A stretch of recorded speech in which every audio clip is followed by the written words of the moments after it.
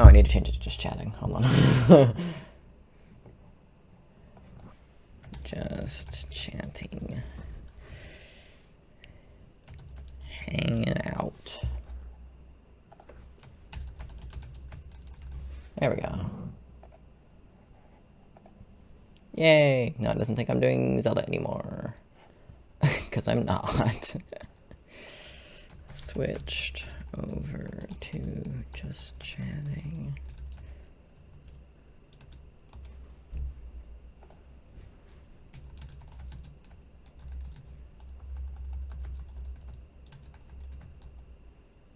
I can't type. Jesus Christ. I mean, we've known this, but still. Something I wanted to say was that I'm actually noticing a difference in facial hair now. Like before, I had to like get like really close to the mirror to see any like hair that wasn't right here or right here. But now I can like at a distance see hairs starting to finally come in on the face that are like thick enough to see. And you don't have to get 2 inches from my face to see, you know? So that's exciting to actually be able to see changes. I haven't been able to see changes in a while, since probably the first year, you know. Jarek, he said, fuck Zelda, I don't want to see that shit. Welcome in. I hope so. That's the goal. My hope is to eventually reach the point of facial hair growth that I can like shave it off and have it all back in like a week. You know what I mean? Or at least have like the 5 o'clock shadow back in a week. You know what I mean? It doesn't need to grow super crazy awesome fast. Like it doesn't need to be insane. But my hope, because my thing is, because when I get sick, I usually get a cold. That's usually what I get when I get sick. I either get a cold or I get super sick. There's not really a middle, you know what I mean? I either get like throwing up all day, every day, or I get, you have a cold. Like there's not a middle. And I just can't imagine having to deal with a cold while having like an actual mustache. You know what I mean? Like I have this, but this doesn't count. You know what I mean? I don't count this. This is just, it's basically just shadow on my face. It's not a real mustache. I'm talking like a real mustache. You know what I mean? I can't imagine having to deal with snot and all that awful shit and have it all in my beard. And like, I don't want to deal with that. So I want to be able to get it to the point where I can just, when I get sick, just shave it off so I don't have to deal with it while sick. You know what I mean? Because I don't ever plan on growing it like long. You know, I just want it like to cover my face. So, or even just like be a 5 o'clock shadow. You know what I mean? I just want it to be visible from a distance. I don't need a big long beard. I have no desire for that. So, you know,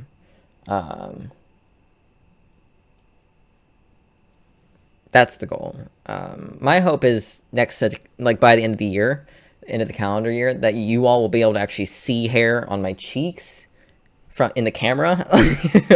That's my hope. At the rate that I'm noticing changes in the mirror, I think that's a reasonable timeline. It won't be a full beard in 6 months or anything crazy like that. That'd be nice, but I don't see that happening. But it'd be nice to have kind of like what I have down here going on along the whole jawline. It's visible, but it's not like thick. You know what I mean? So that's the goal. That's the hope. I told Max, because I'm hoping to see Max, because I'm going to go see Max after top surgery, because I'll have a couple months off of work for top surgery. So I'm hoping to, once I'm healed enough to travel, fly over there and see Max and be with Max for a week or two, before I come home and have to go back to work. And I told Max, I was like, next time I see you in person, I might have actual facial hair. Like, how crazy is that? Might being in big bold letters. Although I'm hoping maybe Max will come here for like Christmas or something, depending on what plans and stuff are. Because that'd be really nice, because Max doesn't have to take off work to come see me, whereas I'd have to take off work to go see them, because they can work from anywhere. So they could always come over for the holiday, because they don't usually celebrate Christmas with their family on Christmas. They usually do it like the weekend before, or the weekend after, because it's easier for people to get off work on a weekend that's not right up, especially because like their sister that they live closest to works for Walmart on the weekends. So it's hard to get off from a job like working for Walmart around that time. So they will usually do it earlier or later, but they're not sure how that's going to work out this year because of other things that are going on. So my hope is that Max can come down for like that week between Christmas and New Year's, because I have Christmas off. It's the only day of the year that we don't have to go into work for a holiday. And it's a Saturday. It's on a Sunday this year, so I won't have to go into work Saturday night, which is nice. So I'll have my weekend free basically. So I'll work Friday night, but then I won't work. I'll just have the 2 days. The 2 normal days, assuming I don't pick up shifts. I'll probably pick up shifts that week as well, but then Max can be here. We can have Christmas together. We can hang out during that week, and then Max can fly back whenever is affordable, and maybe even spend New Year's together, because Max can work. Max can work here while we're here. Like they won't have like a proper desk or anything because they can't bring their desk with them, but they can bring their work laptop and set up in the bedroom. I should have a bed frame by then, so they can sleep in there on the bed and have the room to themselves, essentially. Even though there's not a door on the door thing, they wear earplugs when they work at home anyways, because their neighbors are loud as fuck. So it'll be really quiet. It'll feel real quiet and natural and like home to be here listening to me talking here and stream to you all. Don't you love getting time off? I love getting time off. It just doesn't happen very often. So, especially lately, considering last week I worked every day of the week except Sunday. So, I have tonight off because I got VTO, which was really nice. As you know, you were here for that rant at the beginning of the stream. I'm used to everyone being off for around a week around Christmas. No, I get Christmas Day off. That's it.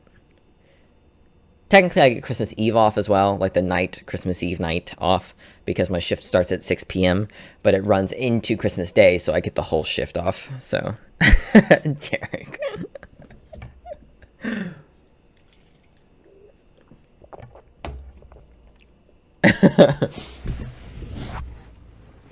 I'm gonna get some actual water. My water I've got sitting over here isn't cold, so I need to put some ice in it. Oh, I gotta show you the Lego thing I built last night. It showed.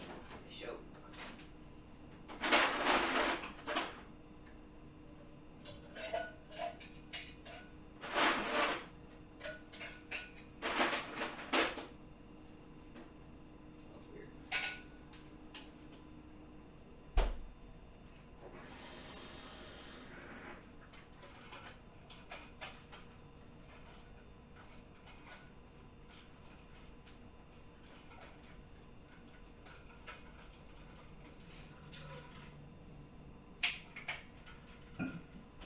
I'm really glad they sent out that VTO.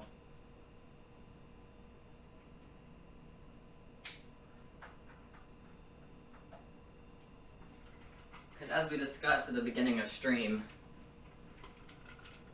I am too tired for this. Let me show you what I built last night. I mean, I built a couple Lego things. I've shown you all my tall neck. Showed you him. But I built this last night. It's very gay. It took like maybe half an hour to build. It is not very many pieces. But it was on sale on the Lego site, which does not happen very often. They don't generally put a lot of stuff on sale, but I bought it because it's gay. And because it was cheap, and I'm on a Lego kick at the moment. And then I've got my bonsai tree that I built last week, which I don't know if I showed. I can't remember. But I've got this. Look at it. It's got a little brown, like, wood. It's made of Lego, but wood stand that this sits on. But it's little frogs. I can't remember if I showed you all this or not. But the pink are frogs. But it looks like a cherry blossom from a distance, and then you get up close and it's frogs. But frogs are like a thing for the Lego sets. I don't know why. But they try to hide a frog in a lot of different Lego sets. Generally just the Lego sets that aren't branded. So like my tall neck doesn't have a, that set didn't come with a frog. You know, I bought it because I wanted to. Okay, I can do what I want. I'm big boy with big boy money. I spend my money how I want. Thank you very much. I kill myself for money so that I can spend it. Okay, I don't kill myself for money just so it can sit there and look pretty. All right.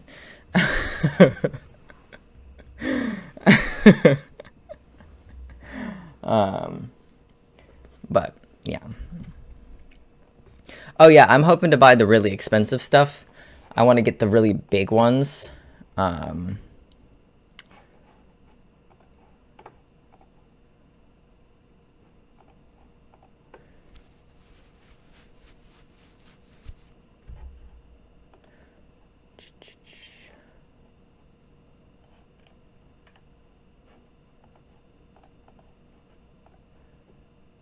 This doesn't have any personal information, does it? Nope, it does not. I want to get the big ones. Like the big expensive ones, like the Titanic, which is 9,000 pieces. And huge. It's fucking huge. Obviously, it's incredibly expensive, but it's 9,000 pieces. That's how much 9,000 pieces cost. It's not expensive when you realize it's 9,000 pieces and a 2-scale model of the Titanic. It is 54 inches or 135 centimeters long, which is just insane. Insane. Is that taller than Max? That can't be right. That can't be right, right? There's no way. There's no way it's longer than Max. But that's what it says. It's 54 inches long. Just don't go for a submarine dive. Yeah. But it's authentically designed. Like they actually like consulted Titanic experts and stuff when they designed it. So there's an inside stuff. Like it is in depth. You know what I mean? So, and it's to scale, which is crazy to me.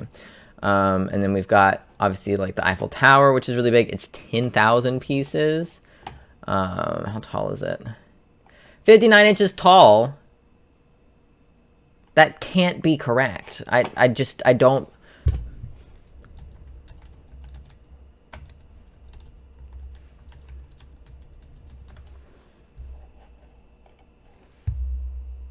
That can't be right.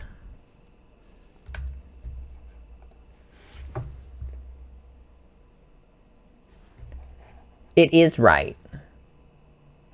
I don't have anywhere to put that. Okay, maybe I can't buy this one. Oh my god, it's huge. That's insane. Dude, that's crazy. Where do you put it? Where do you put it? Where do you put it? I don't have anywhere to put it. Maybe it can go in the corner in the bedroom. How do you transport it is my main question. You know what I mean? What's wrong with it being huge? The problem with it being gigantic is I don't know where I put it. I live in a single bedroom apartment. It is 23 inches by 23 inches. Okay, that's not too big in terms of square footage. I just need to find a spot that it could sit safely.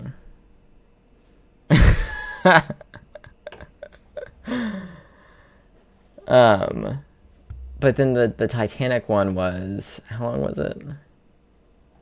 54 inches. 4.5 feet. And the other one's almost as tall as Max. The Eiffel Tower, it's almost as tall as Max. Max is like 5'1". So.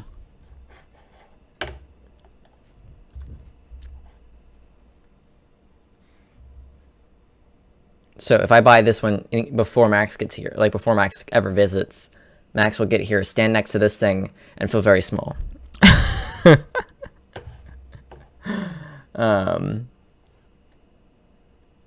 I don't know if I really want this one. It just has a lot of pieces. I'm not a huge Star Wars fan, so I may not buy this one, but I have it on the wish list in case, just in case.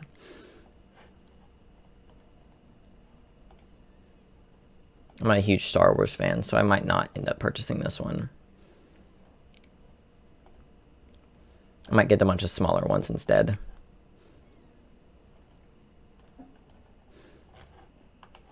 And then I've wanted the typewriter for a minute because it's super cool, and it's, I mean, it doesn't type because obviously there's not ink. Yeah, that's the problem with buying the big Lego things, is how do you transport it when you move? But you can actually type with it, which is crazy. I mean, it won't obviously type because no ink, but the buttons press down and everything, which is cool. Don't give Star Wars any more royalties. But, and then they're putting out a Hogwarts Castle and grounds soon, which isn't very big. It's a reasonable price. The ones they have right now are insanely expensive. Let's see. The one they have right now is $500. I think it's quite a bit bigger, though. Oh, it doesn't have the dimensions listed right here. Where are the dimensions?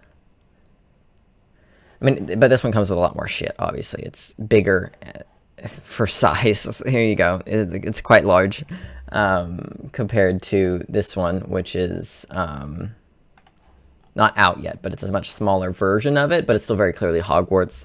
I mean, it's only 2,600 pieces versus this one, which is 6,000.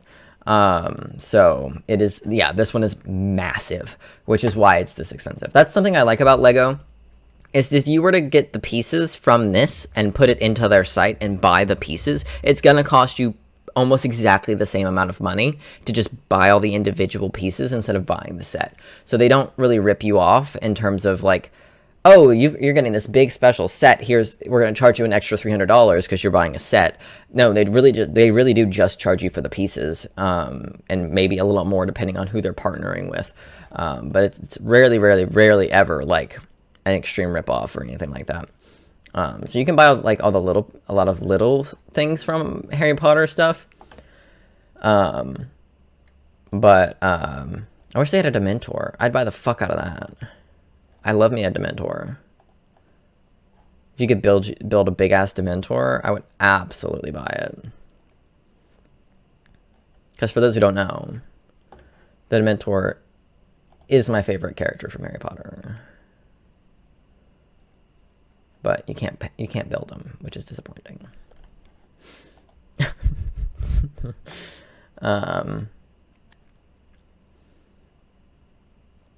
Oh, the Great Hall is cool, but it's a retired product, so you have to like buy it online from somewhere that's not here.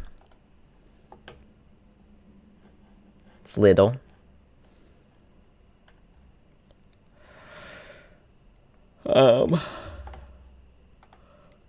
So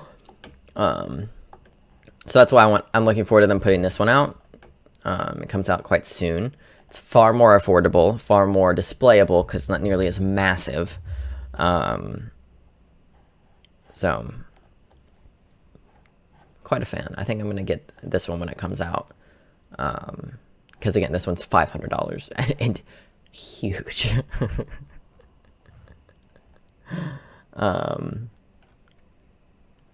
Specifications.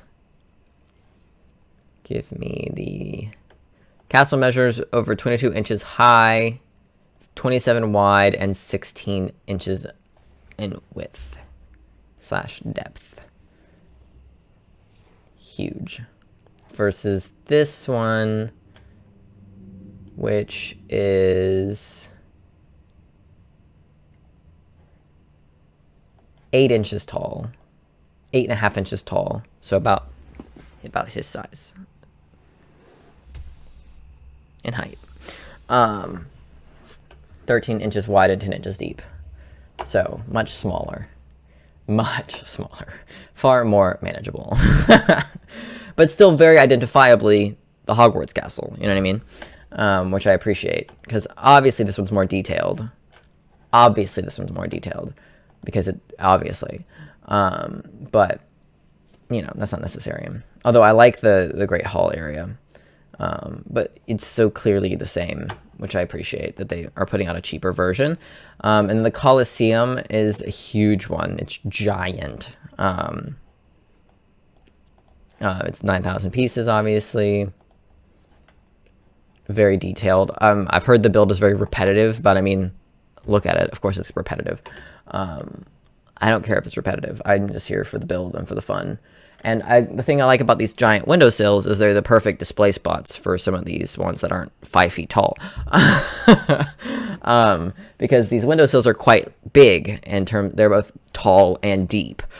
So I can put something like this on it and not have to worry about knocking it over because it's up and out of the way. So that's nice. There's this tree house. And the only Marvel one I've found so far that I kind of actually like is the Sanctum Sanctorum, but I still don't know if I'm going to buy this one. This is one of those ones that I'm going to probably hold off on it for a while because I'm not really sure that I actually want it all that bad, especially not $250 bad. Their Marvel builds usually aren't very interesting. I'm hoping they put out like an Avengers Tower that I'd buy. It's hard to fuck up the Avengers Tower. I'm honestly surprised they haven't already. I've heard rumors about them putting one out soon. Like a proper one. I know they've got one, I think. That's... Yeah, they've got the Daily Bugle, which looks really cool. Holy shit. How big is Hulkbuster to be that expensive? 21 inches tall. That's not bad. Not interested, but it's interesting that he's that large. Thor's hammer. That could be good. It's not expensive either. It's a tiny build, though.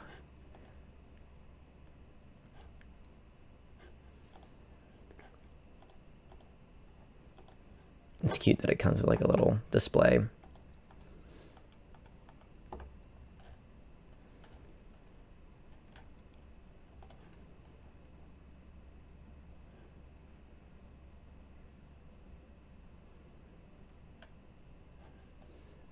$18 inches tall. Okay, that's what I was looking for. But yeah, they don't have an Avengers Tower yet. Or maybe they did and they got rid of it. They don't hold on. Yeah, see, retired product. They don't hold on to them forever. Which I understand why they don't, but it's still kind of disappointing. Especially for those of us who only just recently got money, you know? Who only recently have their own disposable income to spend. That you can't go back and like collect them all unless you go on eBay or something. And then you just have to hope that the one you buy from actually has the whole set.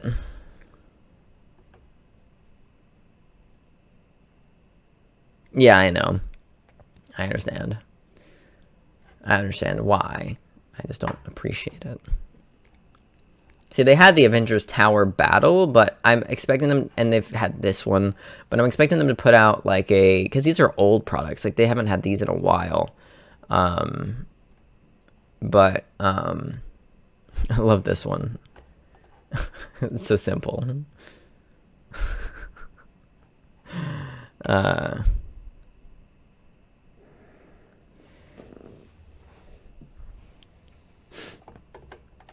But I'm expecting them to put out like an actual, like, more in-depth model, because I remember reading an article about it a few weeks ago of there being like in the works designs for like a big one.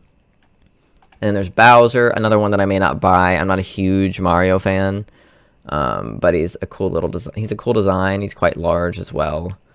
12.5 inches tall, so a foot tall, or you know, that's pretty good. I liked the way the tree looks that I have, so I think I like the way this looks too, especially since it comes with like autumn colors, which I'll probably end up building with those. And it is 14 inches tall, over 14 inches tall. Yeah, I've got a pack of steak quarters somewhere. I've got the little collector folding thing.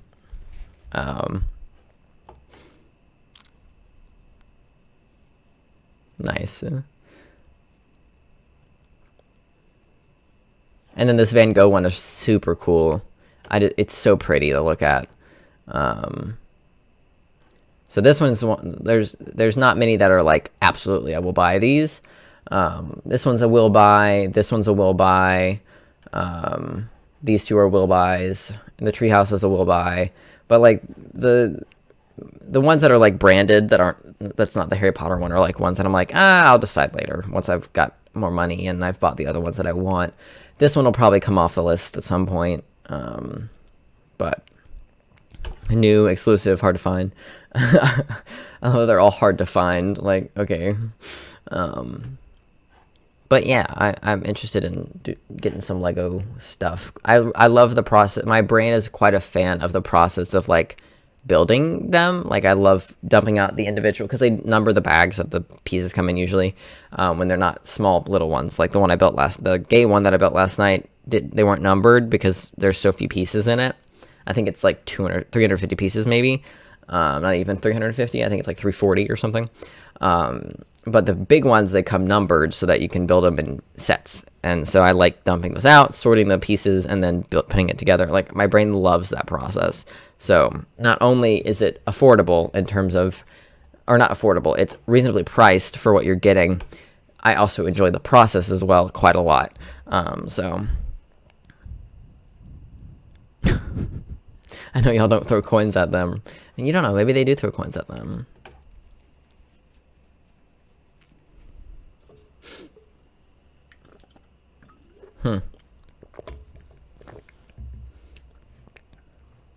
Someone logged into your account. Yeah, it was me. That was me. I did that.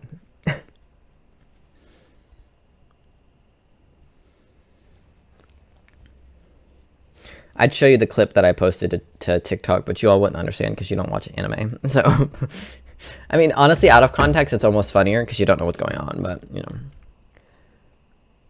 We have £1 and £2 coins, £5 and £10 notes, £20 notes, and £50 notes. So you do throw coins at them.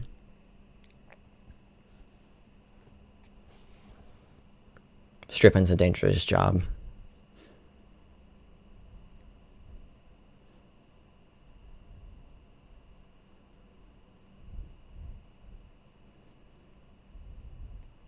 Interesting.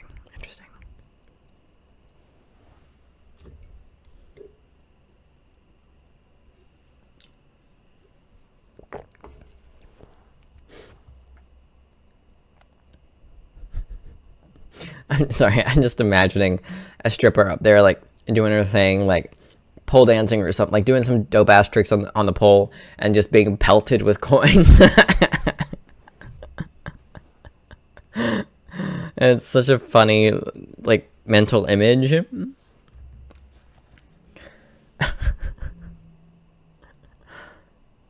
We pay better. You throw fives at them.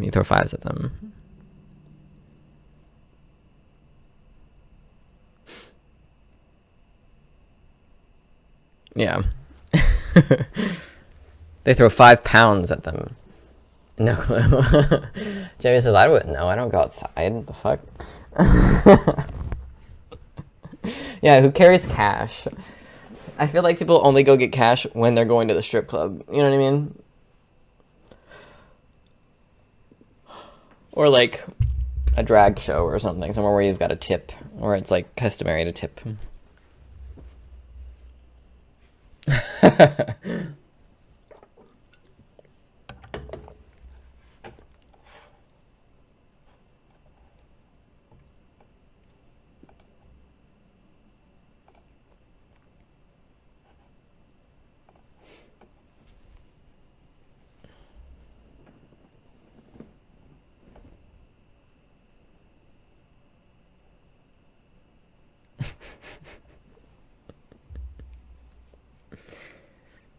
That's fair. That's smart. Yeah. If I traveled as much as you did, I'd probably have something like that in place just to,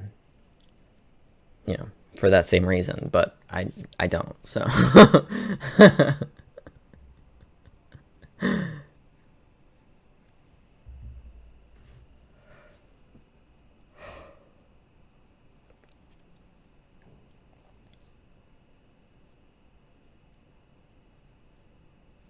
Also, it's 94 degrees outside, and I'm sitting in my apartment with the air off in a sweatshirt.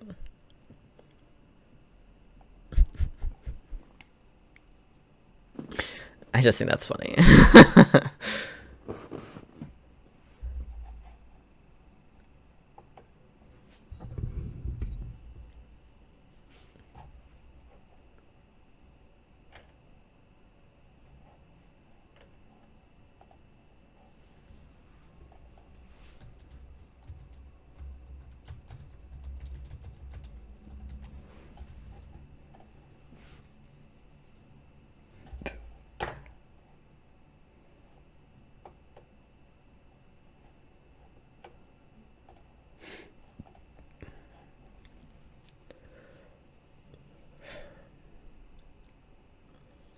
Interesting. I've got my wallet's actually sitting right here. I got $10. I usually hide a 50 in my wallet for like emergency cash, like emergency like gas or something, which actually came in handy when I initially bought all my computer parts, because I was buying a bunch of computer parts with like $1,500 of computer parts. And my bank was like, the fuck? And they canceled my card, but I needed to go home for the weekend, or for break or something. And I couldn't buy gas because my card was blocked. So I had that on me, for that emergency. So that helped, but I don't have it at the moment.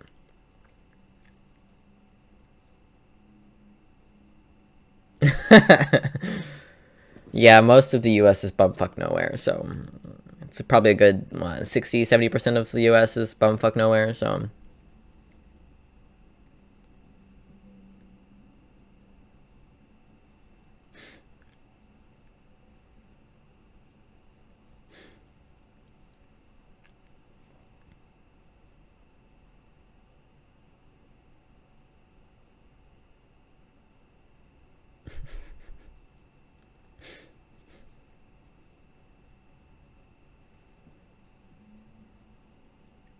Is it Bitcoin? Is it Bitcoin, Jarek, and you're just embarrassed to say? Imagine. Which Bitcoin would you have for to have 75 of them and only be worth 106 USD? It's real currency.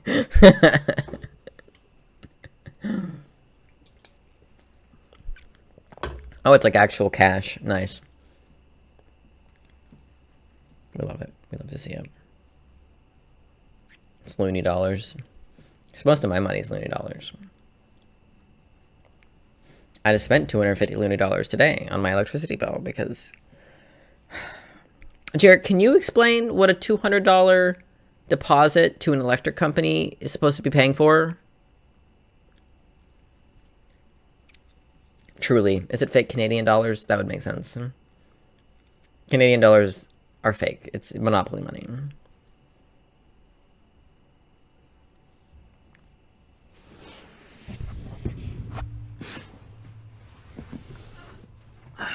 So, yeah, my bill was the $12 monthly service charge, $7 for my actual electricity usage, $44 for purchase power adjustment, $1.50 for sales tax, a $25 activation fee, fair, and then a deposit of $200.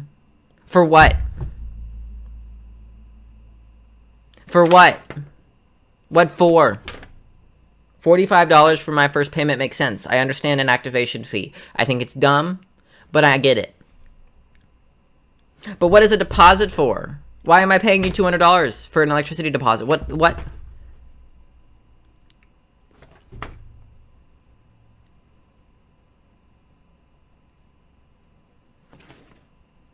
For what?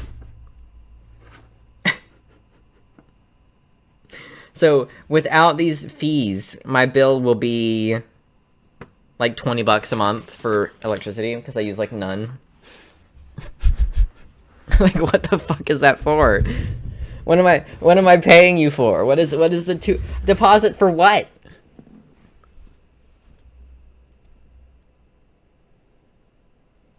nice. So it's paid yearly in Germany. Interesting. Is it just for you, or is that how they all do it?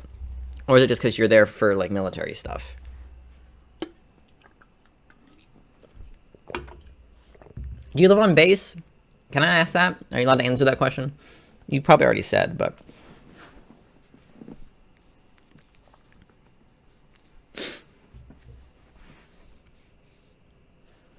Or is that classified information?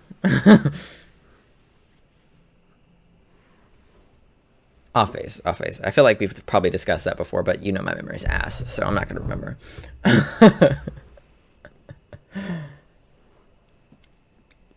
It's not bad, though.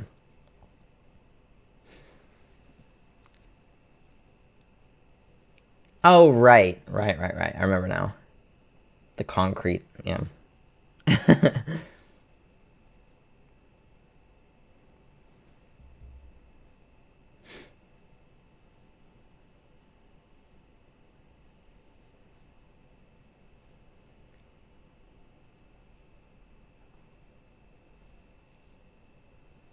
Did it end up being cheaper to live off base?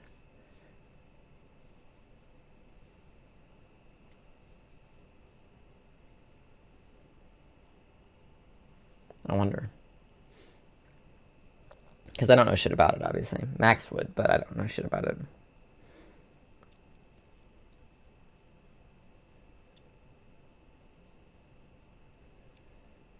Ah. Yeah.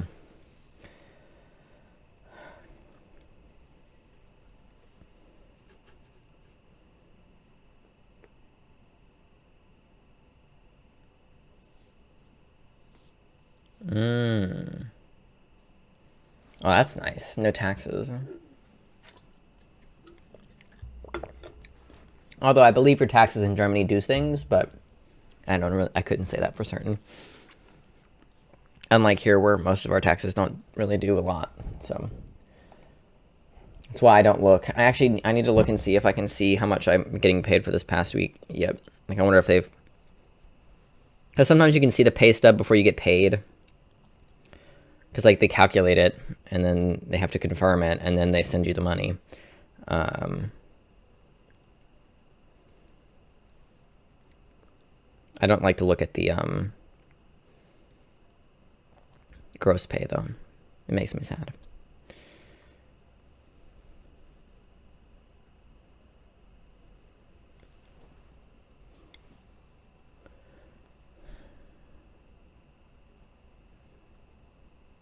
Nope, can't see it yet. I like that it doesn't show it, like when you pull it up. I can show you this page. Like when you pull it up, focus. Like it's covered. You have to click show in order to see it. So I can cover gross pay with my finger and click show and read my take home pay. It's like I hate seeing the gross pay because it makes me so sad. To see how much money could have gone into my bank account, but then didn't.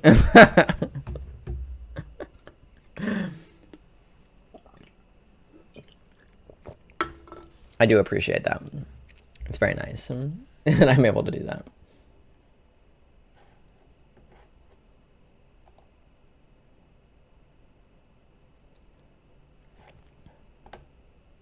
I can't get over how fast this clip is growing. I find it so funny, though. I'm going to show you, because I find it funny. But you probably won't find it funny. I find it funny. I think it's funny with or without context.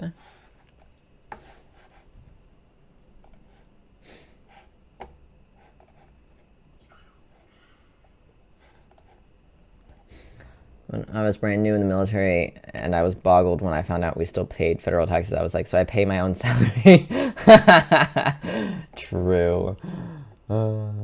Why is it giving my address away? That's also not where I am. I'm not in Nashville. I didn't attach a location when I posted it. That's weird. Hold on.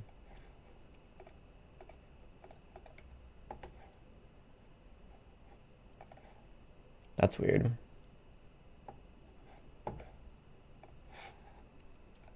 Also, I added I don't know why it's not the description's not here, but I tagged it with a bunch of shit, but I didn't tag it with anime. That was the tag I forgot to put, just hashtag anime. Like, the most obvious tag to put on a clip like this, and I forgot to do it because I'm a dumbass.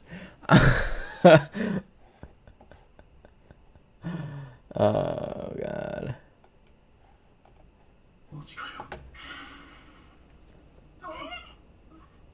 That's Nezuko. She's very small. I love it. I love it so much. She just appears and then sets him on fire. And I didn't mean to cut it there. Like, I didn't mean to cut the video off, but it's cut so perfectly. It just cracks me up. She just, this tiny, tiny little baby just appears and sets this dying man on fire.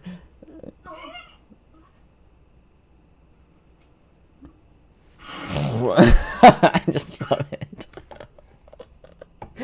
It's funny with and without context. So, I love it. I love it so much. And so do 32,000 other people, so.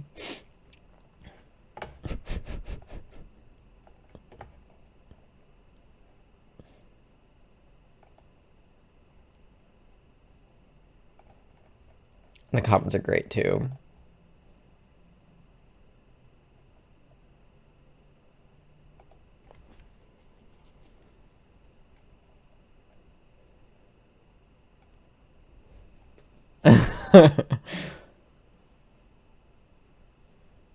The fire did really go, whoom. It really did.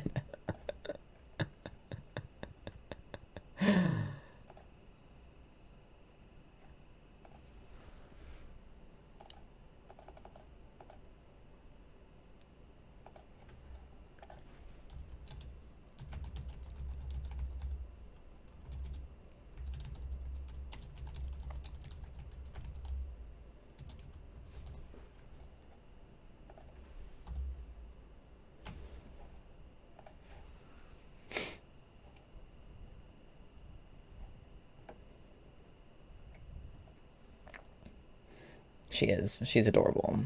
That's why I bought the tiny version of her, because she's so cute when she's little.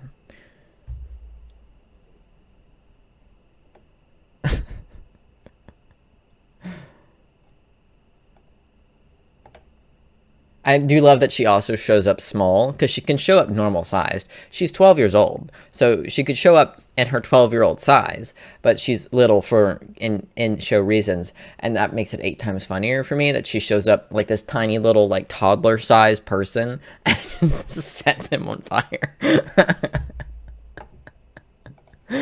Oh, it cracks me up. And cracked a lot of other people up too, it looks like. Let her cook. She did. She cooked. She cooked him.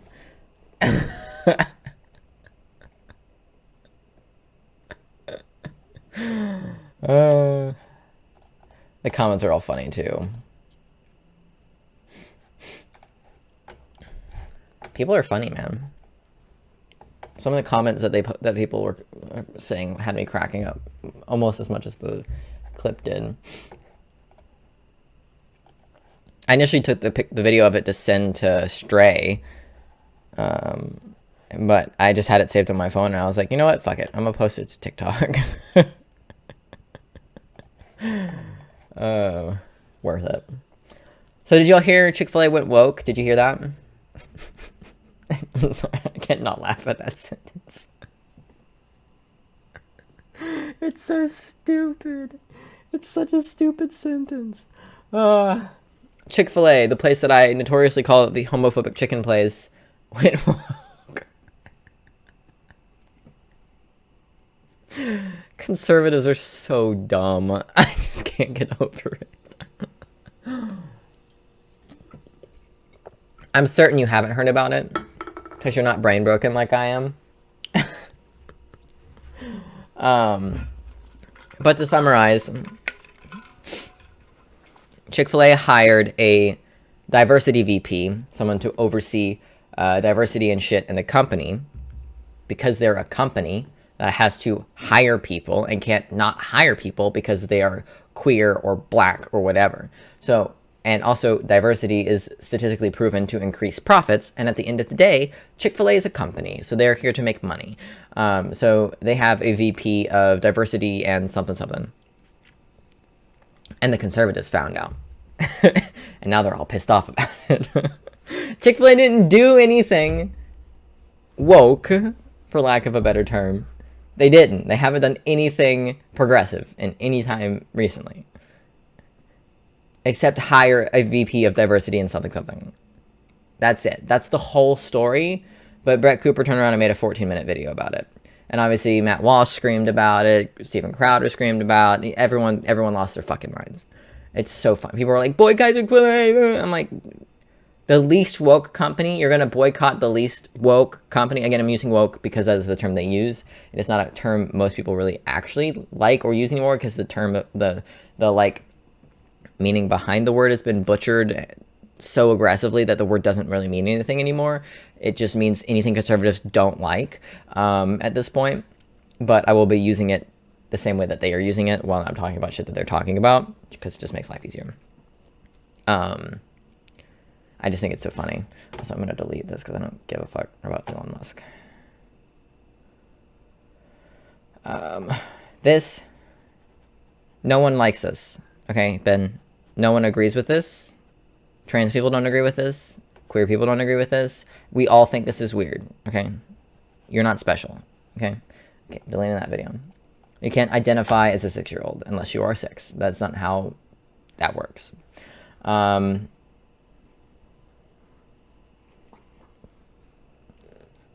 I not watched this one already?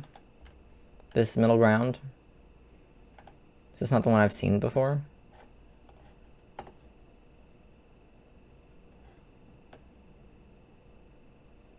Thank you for watching. Oh, this one's moderates.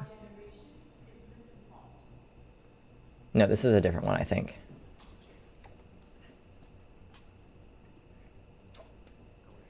I do feel our... Yeah, no, I haven't seen this one. Okay, I just recognize the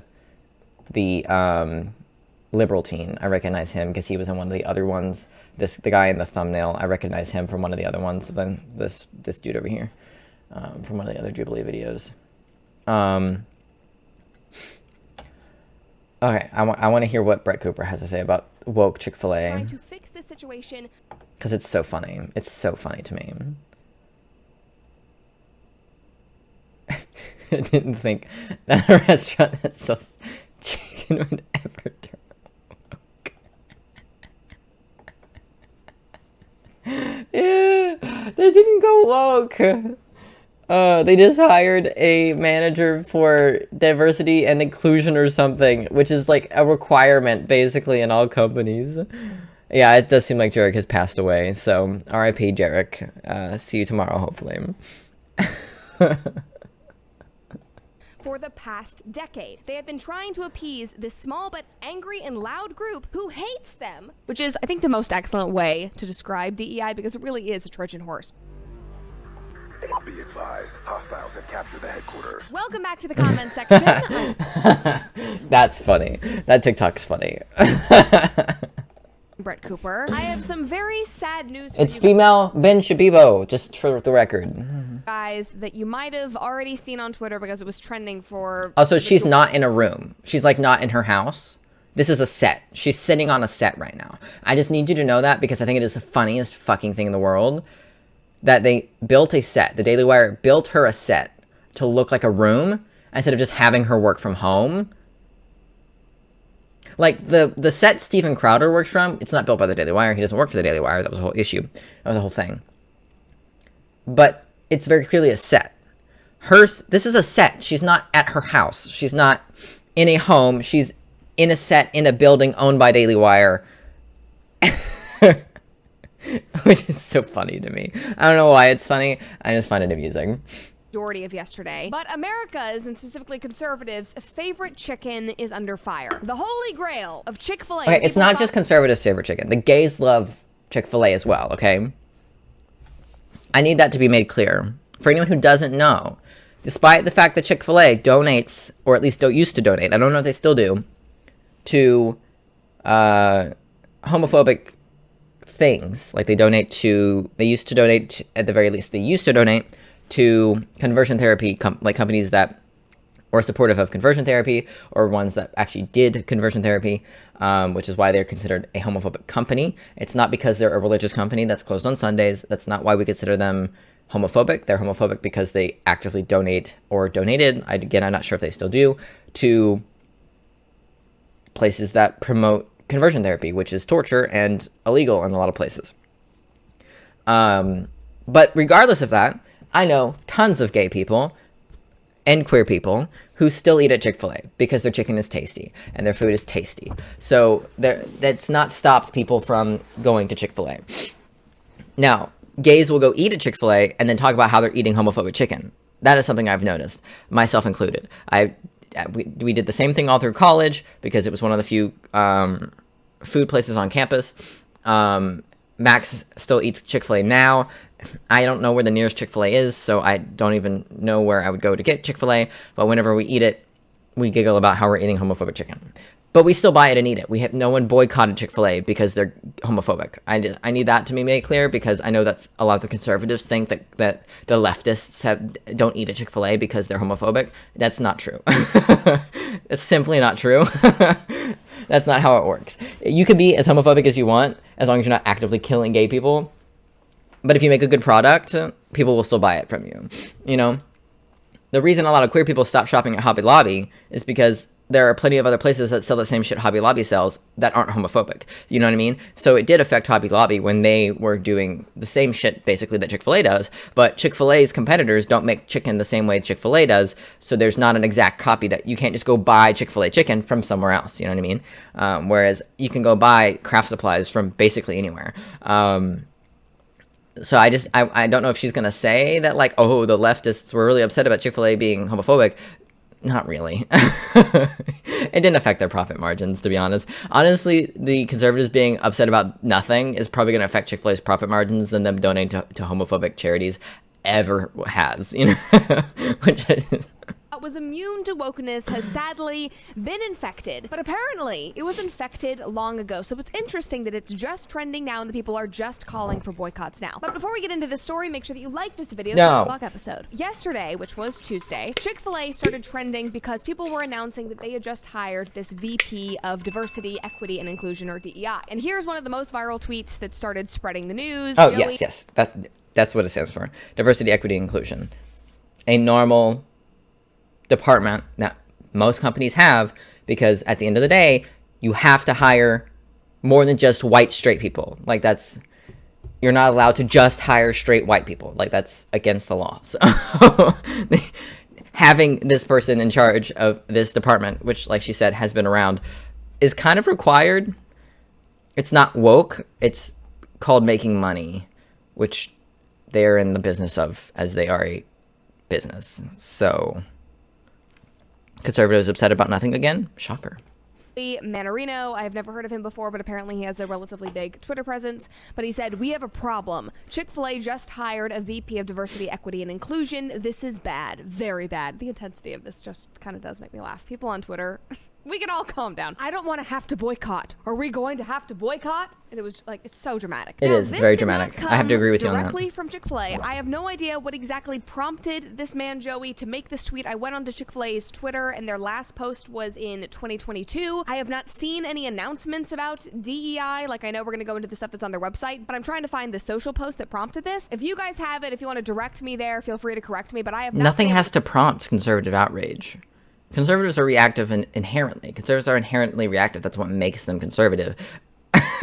So he probably just he was probably scrolling their website trying to order shit and clicked on the wrong page and saw came across the page that like lists like who the CEO is and shit like that, and saw there was a DEI manager and freaked the fuck out. That's probably what happened. Huh? To see it. So this feels like it kind of just came out of thin air. But the headlines started looking like this. Chick-fil-A sparks anti-woke outrage for VP of Diversity, Equity, and Inclusion post.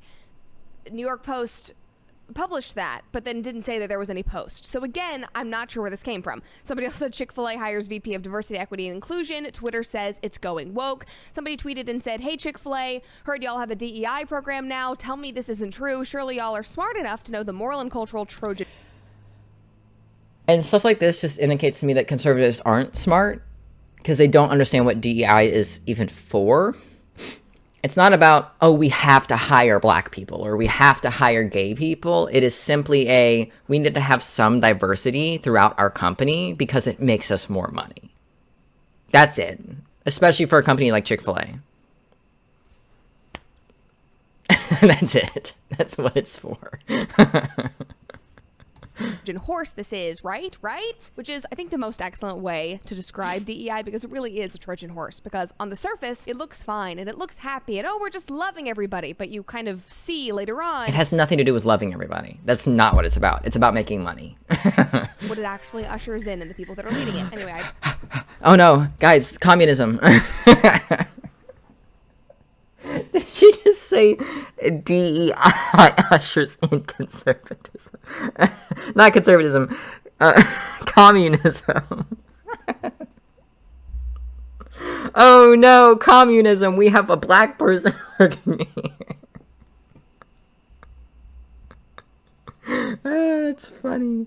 I digress. Somebody else said, now that Chick-fil-A has a VP of Diversity, Equity, and Inclusion, people can finally walk into their restaurants knowing that they will be treated with kindness and respect. Like, of all the restaurants, of all the companies in the world who did not need DEI because they were already great, Chick-fil-A, they are the most efficient, the kindest, the most respectful fast food chain, any kind. I gotta agree with her on that. They're fast as fuck, all right? Well, yeah, you're simply wrong. The military it's a military complex. The entirety of the military is about making money. But, you know, the DEI may not specifically be about making money, but the military exists to make money. So, but also, I'm sure it's different for something like the military versus a literal company. Like, the entire function of Chick-fil-A is to make money, whereas not the entire function of the military is to make money. That is simply a large part of the military is to make money. So it's just a bit more roundabout in the military than it is for Chick-fil-A, a literal company that sells a literal product. DEI in the military, I'm sure, is more used to make sure that,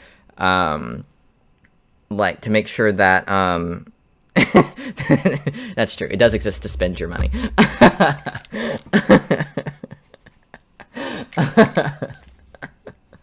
I'm sure DEI in the military is more of like an HR department style thing than it is in like Chick-fil-A. You know what I mean? I got you, Jarek. I'm sure that's probably more what it's used for there. Is more of like making sure that black people don't feel like they're being discriminated against and queer people don't feel like they're being discriminated against, even though they absolutely are, and going to say that there aren't. I'm not an expert on DEI, but from what I do know about it and the way it functions in like Amazon and the way it functions in corporations, it's generally only in a corporation, especially one like Chick-fil-A, so that they don't get sued. You know what I mean? Like, it's there to, like I said, it's there to function in a HR sort of way, and to increase profits, because it is, again, statistically proven that having a diverse workplace increases productivity and increases profits. Because it increases the variety of ideas and increases things like it increases a variety of ideas, which then increases profit. So having like diversity in your higher ups is helpful because having more than just white men in your higher ups is going to increase the perspectives that you have in the higher levels of your company. Sorry, there's a saw going on because they're building a building 20 feet from my window. So that's not even an exaggeration. It's literally 20 feet. But it is statistically proven that companies that have more of a diverse, especially in the higher ups, where the ideas are built. So like for Amazon, having more diversity on like a managerial level versus a level where I am at is going to make a bigger difference. Like having a diverse like base of people working on the decant line isn't really going to make a big difference. But having more diversity in management is going to make a bigger difference, because you're going to have perspectives that are different, and therefore you're going to have different ideas. White middle-class men are going to, generally speaking, obviously not all white middle-class men think the same, but generally speaking are going to be coming from the same perspective. Whereas if you have some white middle-class men, some black middle-class men, a couple women, some Hispanic people, some lower-class people, like, you're going to have more perspectives, and therefore more ideas are going to be generated, and therefore more money is going to be made. That's been proven over many years of study. Don't ask me to list the studies. I don't know them. It's a very simple Google search if you are interested in looking into that more. But that is the reason DEI exists, to my knowledge. That's why it's there, is to encourage that. It is not woke. It is purely corporate. It is purely capitalistic to have it there. Companies don't have it to make themselves look better, even though that is a side effect of it. They have it there to make them more money. Chick-fil-A is a company, so they have a DEI. That's end of the day, capitalism. That is what it all comes back to.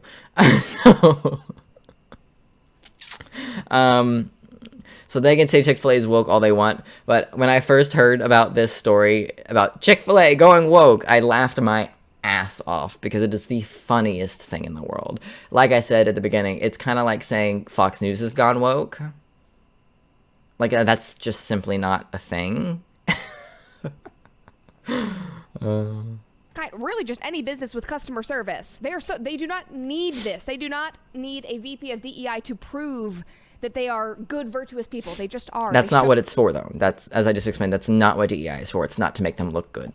That through their actions and how they run their business. It's just absurd. Somebody else echoed this sentiment and said, it's about time. Chick-fil-A has always been such a mean, nasty, cruel place. Thank goodness one can move through the drive-through line so quickly so as not to endure the constant taunts from their employees. So glad they're going to start being kind and respectful to their customers. That's not what DEI is about. There's nothing in DEI that indicates respectfulness towards customers. DEI is fully an internal thing. It's not about how we treat our customers. It's about the people we hire. It is fully an employee-based thing. It's not based in how we interact with customers. So I don't know where people are getting this from, because diversity, equity, and inclusion is about the diversity, equity, and inclusion of our employees.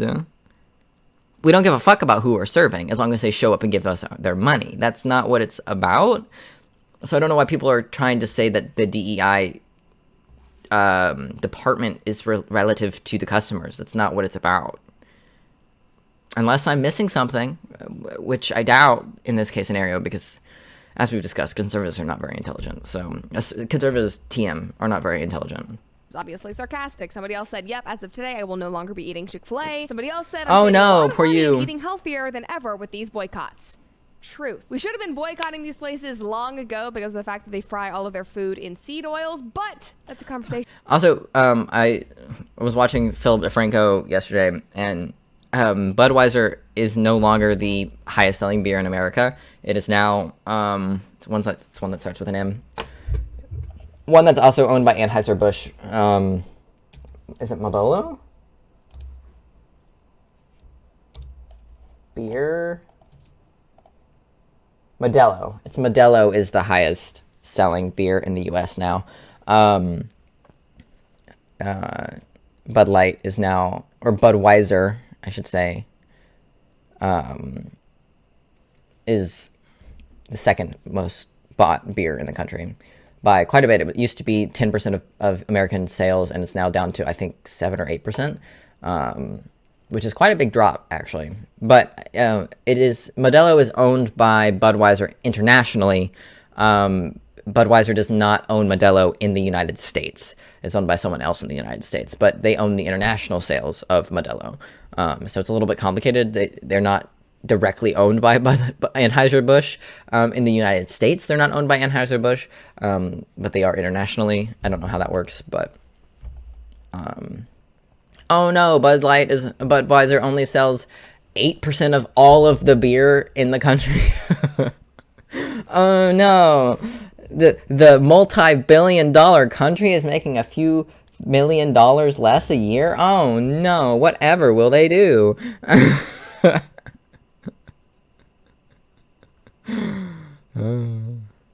Goofy.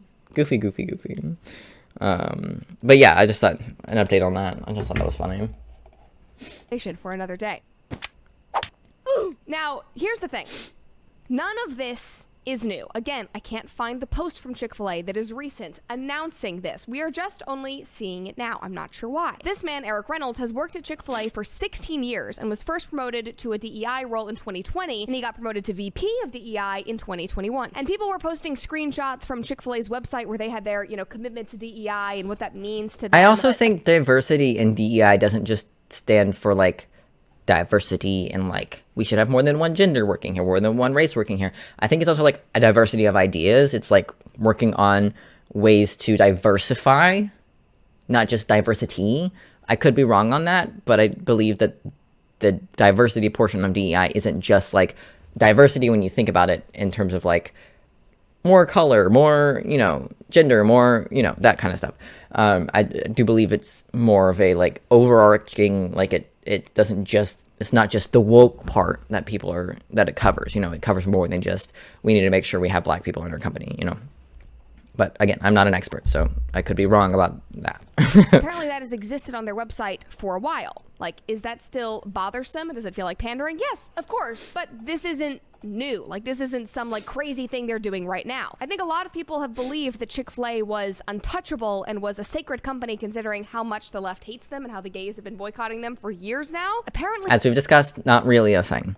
They've been doing the this. People who don't eat at Chick-fil-A because they're homophobic haven't been eating at Chick-fil-A for like a decade. It's not a new thing. The people who are still eating at Chick-fil-A who know that they're homophobic but don't give a fuck and are gay themselves, again, the people who decided to not buy from Chick-fil-A ever again because they're homophobic stopped doing that 10 years ago. So that's not a new thing that's affecting their profit margins. It's not really relevant. For a while. Back in 2020, let's cancel them for a more profitable beer from the same company. CEO, who is the father of the current CEO, pulled this stunt to show off how anti-racist he is, and it's nauseating, so prepare yourself. And at that revival on the this clip, right. I remember Phil also talked about the Chick-fil-A Goes Woke thing, because it was a big deal on Twitter or whatever, so he covered it. But I think he showed this clip in his video. American young, older African American. This is old. Also, this clip I think is from like 2015. It's from a while ago. I don't know if it's as old as 2015, but it's not recent. It's an old clip. Man that was sitting there, and he'd been so gripped with conviction about the racism that was in that local community in a small town in Texas, that he took a... Yeah, we don't need to watch the clip. He says that people should get on... this isn't... The quote that is in this here is not actually what he says, so we actually will watch the clip. But he gets down and he shines the shoes of this black guy. It's very performative and very weird. But it's also an old clip and not in any way related to the DEI thing that people are upset about. A shoe brush. And he walked over to this elderly gentleman and he knelt on his knees and began to shine his shoes. And tears began to flow. So first of all, before he gets up, that part of the story seems relatively harmless, especially if it is an older man. I kind of look at that as like a younger person doing a nice thing for an older person, being respectful. Obviously, there is that veil of anti-racism and all that stuff, but it's like, okay, that's a nice story from a revival. Okay, tell us what's wrong with anti-racism, Brett. What's wrong with anti-racism? Huh? What's wrong with anti-racism, Brett? Would you inform us of that? And he does this. I invite folks to put some words. Hey, Mother of Rod is here. Welcome in. It has been a long time. Anecdotes in general are so meaningless and can be shaped or just fucking invented to support anything or attack anything. Absolutely. I can sit here and come up with a story about my friend Bob all day, every day. I don't know anyone named Bob. You know what I mean? I just can't shut up for long. I mean, I've not seen you in months, so you might have been here, but I've not seen you in chat at all in months. So I'm sure life's been busy because it does that. Life does that. It's very rude that it does that, but it does that. Action here. Oh, you lurk. And if we need to find somebody that needs to have their shoe shine, we need to just go right on over and shine their shoes. He's on his knees. And whether they got tennis shoes on or not. Okay, I don't understand. It's cringe, obviously, because the act of shining someone's shoes on a stage like this is cringe. It has nothing to do with the fact that this guy's black, though. I assume the white guy sitting back here is someone he knows, and the black guy is maybe a visitor or something. I don't know the context of this video. I do know that this video is old. It's not new. And he didn't specifically pick the black man to shine the shoes of to make some sort of racism thing. You know what I mean? On their shoes. He's on his knees. And, Yes, that's how you shine someone's shoes, Brett. You want to just bend over from standing to shine someone's shoes? No, you're going to get down on the floor because it's easier. And he's old as shit. This old ass man isn't going to full bend over. He's going to get down on the floor because it's easier. How else do you shine someone's shoes? It's a performative thing from an old white Christian man. It's going to be cringe. That's how this works. Huh? Whether they got tennis shoes on or not. 2020 was wild.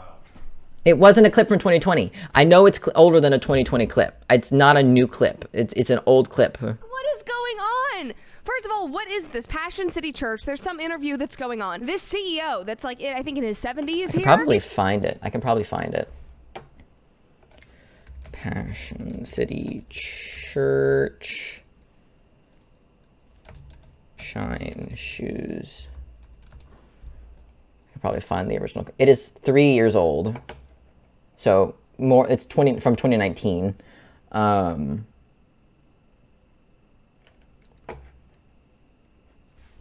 It's a black Christian rapper also. It's not just some random black person on the street. At least it was posted 3 years ago. I don't know if it's actually 3 years old. Some are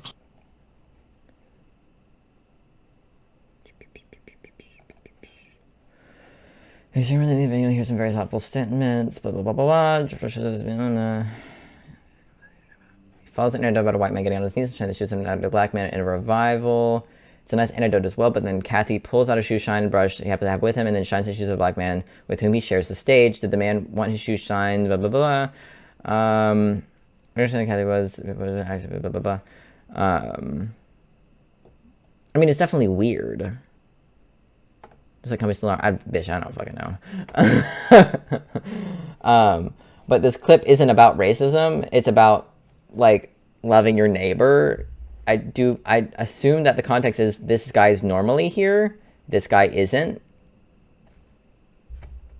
Like, it could be like hey, black people can be Christians too. God forbid we treat black people as human. You know, it is embarrassing for everyone. It's awkward and weird. Not because it's anti-racist, but because it's weird. Who shines shoes in a non-shoe shine, you know, like in a where you're not going specifically to get your shoe shine. You know what I mean? That's not a normal thing. He's just on his knees. Who is this guy? Who is he talking to? And this man's like... They're acting like he got down and sucked this man's cock. Like... He shined his shoes. It is a act of respect, one from the Bible, of like cleaning someone's feet. That is something from the Bible. That's like a big fucking deal in the Bible. And the modern version of that is shining someone's shoes. Like, they're acting like he sucked this guy's cock on stage at a Christian convention. They're acting like it's a huge fucking deal. Like, I love it. There's no outrage like conservative outrage. Yep, you shine my shoes, you white man. Like, what was going on? No, he wasn't, Brett. He was just sitting there grinning at this fucking weirdo who was shining his shoes. He wasn't like, yeah, bitch, get down there, shine my shoes. Like, it's not what... He was just sitting there.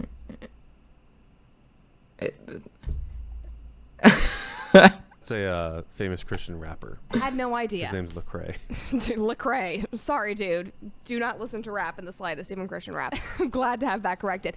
But, yeah, Caleb, you said it best. Did you see the reaction she had to the guy's name? Had no idea. His name's Lecrae. Lecrae. Sorry, dude. Do not listen to rap. So I wonder why Brett would be anti-racism.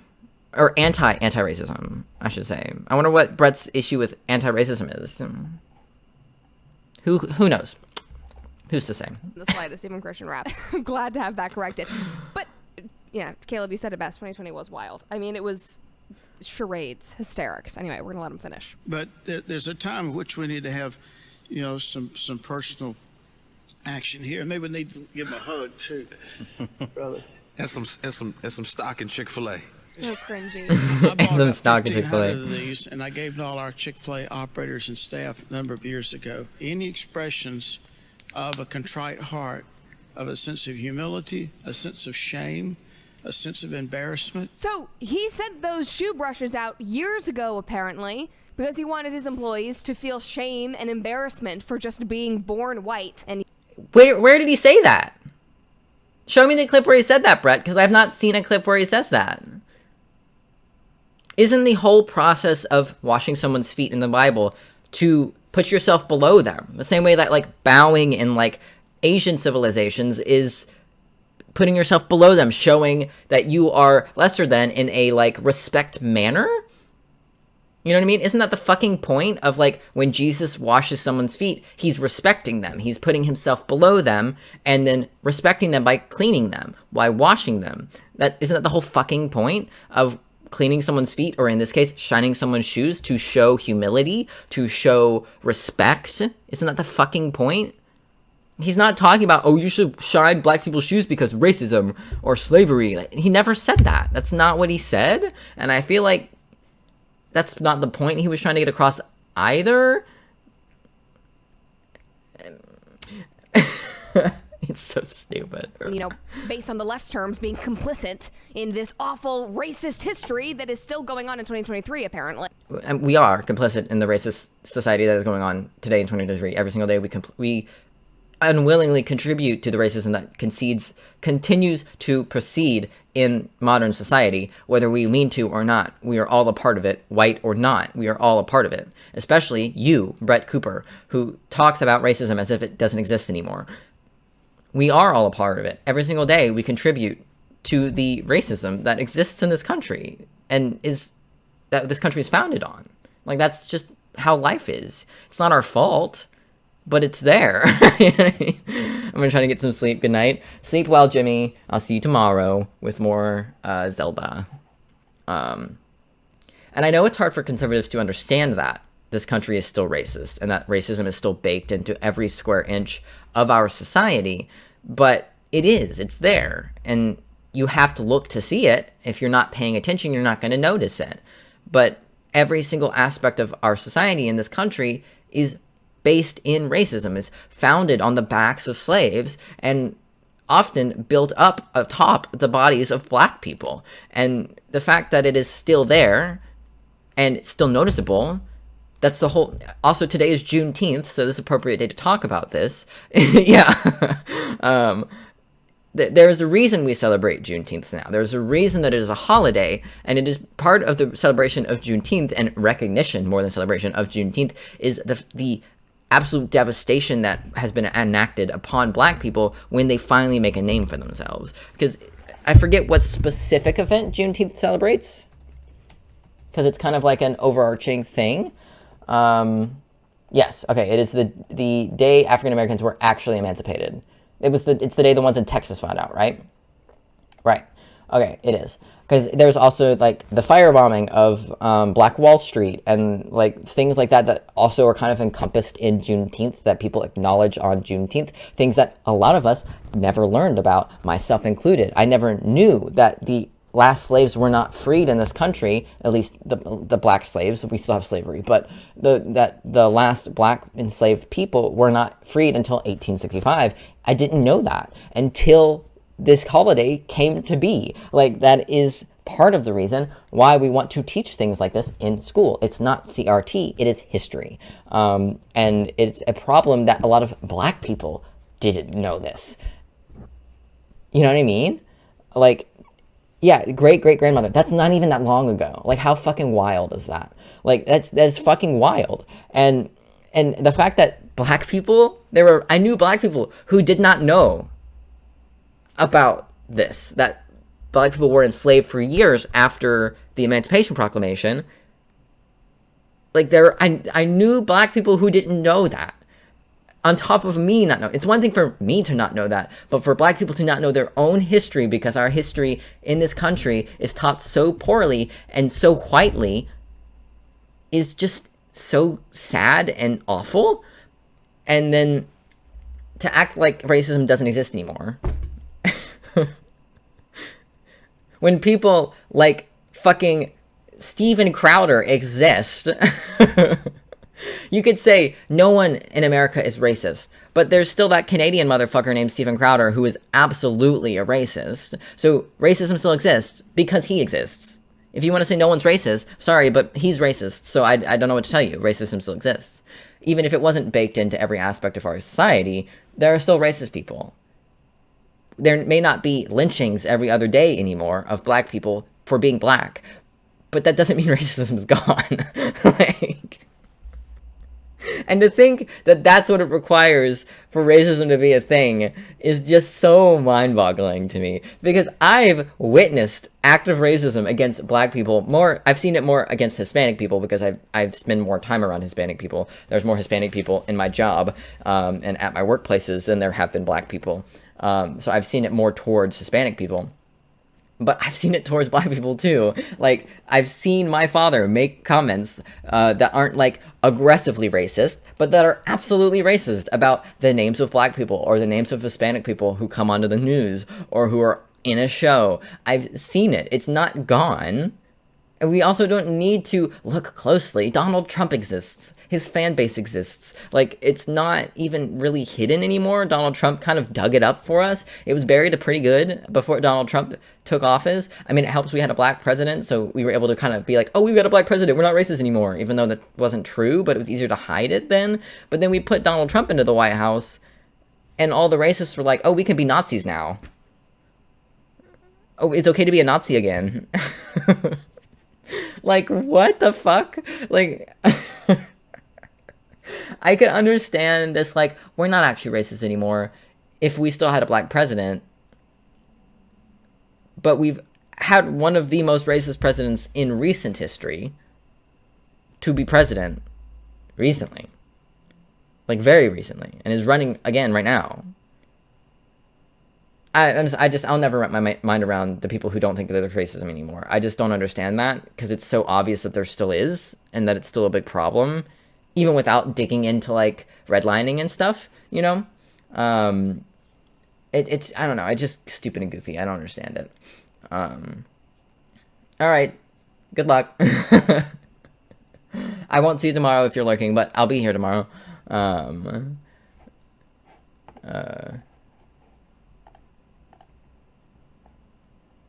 I don't know. I just find it really stupid that I'll never get it. I'll never understand it because you don't have to be like a extreme leftist to notice that it's still a problem. Anyways. Even though we have moved on and we all are equal under the eyes of the law, it's just that was cringe. Except that we aren't, though. We aren't all equal under the eyes of the law, and I think she knows that, but ignores it. And I'm not going to go into it because we'll be here forever. But quite frankly, we are not all equal under the eyes of the law. It was pandering. Again, 2020 was a wild time. This whole thing is there just are stats and everything to back that up as well. Like, black people get sentenced longer for the same crimes under the same circumstances than white people do. So... me incredibly hungry, and now I'm bummed because I can't eat Chick-fil-A because now I don't want to. I guess we're just gonna have to fry our chicken at home, or if you want to make the grilled chicken sandwich, you'll need to use Grill Blazer. Are you tired of waiting ages for your no grill to no ads. Responsible today for what was done back in history? Somebody else said I want.com, promo code Cooper for no one is saying we have to take responsibility. No one is saying to me that I have to take responsibility for the racism of my ancestors. No one is saying that. That's not a thing that is being said. If that's what needed to happen, if we were going to pay black people reparations, and probably Japanese people should deserve some reparations as well, because that shit we did to them was fuck the fuck up. But if we were going to pay reparations to black people, and it was going to come out of our taxes, I would have no problem with that. Because at the end of the day, someone has to fix the problem that our ancestors didn't fix. Someone has to do it. Eventually. Whether it's our generation, the next generation, our prior generation, the older generation, someone has to fix it because it wasn't fixed back when it could have been. We didn't give them the however many acres and a mule that we were supposed to give them when we freed them from slavery over a period of way too many years. We didn't do that. They didn't get the reparations back then, and they are still suffering for it now. I don't feel responsible for slavery because it's not my fault, because I wasn't there, because I don't agree with it and never have in any capacity. So why the fuck would I feel bad about slavery? Because my ancestors partook. For all I know, my ancestors owned slaves. I don't know. I know we've been here a long ass goddamn time though, so it's very likely that my ancestors were super fucking racist. You know what I mean? Like, that doesn't make me feel bad about it though. I didn't partake in that. Like, that's not, if you feel responsible and guilty for slavery, that's a you problem. You know what I mean? Like, that is very much, if you as a white person feel like you're being told to feel bad for slavery, that is on you, because no one is saying that. No one is saying that. I don't know where they pulled this stuff from. 15% off your order, and you will never need to go back to Chick-fil-A for one of their grilled chicken sandwiches ever again. Somebody commented and said, no one is responsible today for what was done back in history. Somebody else said, I won't be shining anybody's shoes, no matter what color they are, for something that happened over 100 years ago that I was not part of. You could have just ended the sentence at, I won't be shining anybody's shoes. You're not a shoe shiner. It's not your job. And being nice to anyone and giving them a hug if they need it, but I'm not going to be blamed for something that I was not a part of. No one's saying you are. It's really that simple. No one's saying you are. Just pandering. The wokeness at Chick-fil-A has apparently been going on for a while. Now, I also saw a lot of people pointing towards ESG scores and blaming this whole Chick-fil-A nonsense on ESG, saying that this is something that Chick-fil-A has to do in order to appease their huge investors like BlackRock and Vanguard, who at least partially own the majority of big businesses in this country. And ESG stands for environmental, social, and governance, and this is a framework that is designed to assess how a company is doing on social and ethical issues for their stakeholders. And it has become so commonplace, the companies are now including it in their corporate documents. Anheuser-Busch has an ESG score. Target is held hostage to ESG, and a huge part of... Funny that you're mentioning only ones that have had boycotts recently and not every single other goddamn company.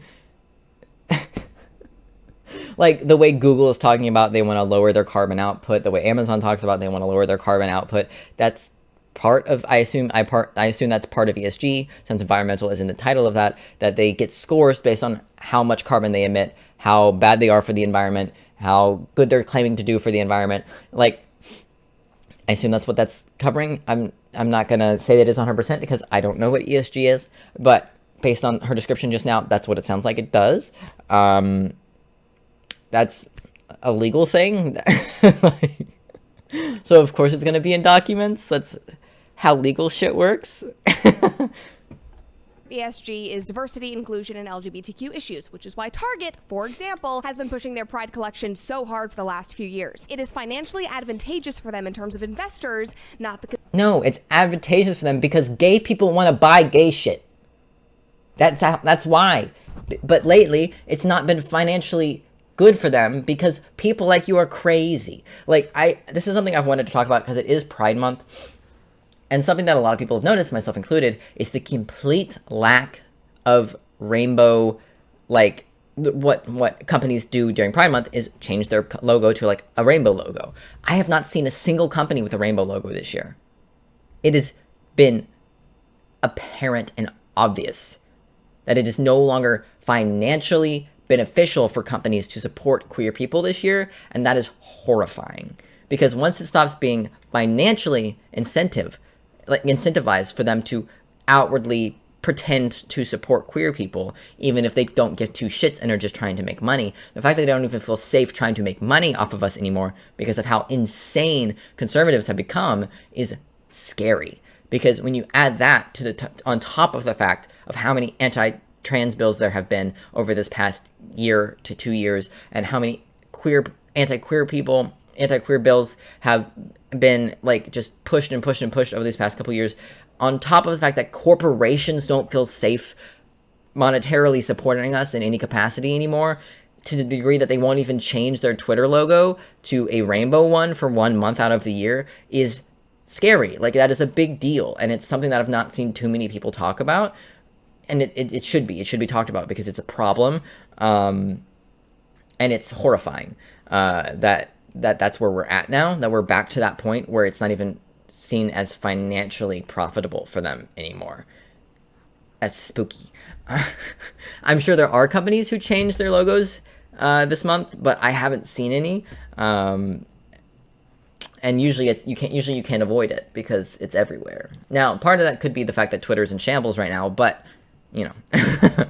consumers. But when a company is that big, what they care about are these huge investors. People began saying the same thing about Chick-fil-A. Somebody said, I'm really sick of seeing these headlines, guys. These companies aren't choosing to do this. They're being forced to by the federal government, not by laws. But if they don't comply and meet the ESG standards, they can't be listed on public stock market indexes that retail investors buy. However, it is important to note that Chick-fil-A is not a publicly held company.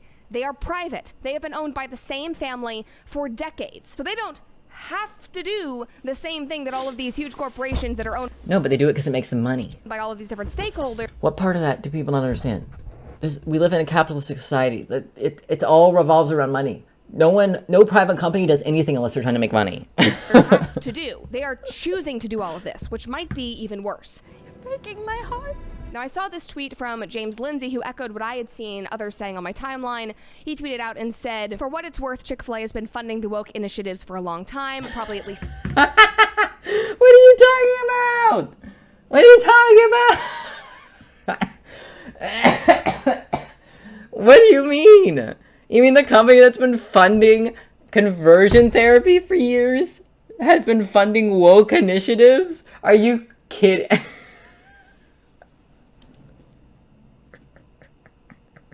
You mean because they promote social emotional learning to kids through their kids meals by providing them apples instead of fries? Is that what they're talking about? When they started offering fucking apples instead of fries like McDonald's does? And like the little packets of like the little applesauce packet? Are you kidding me?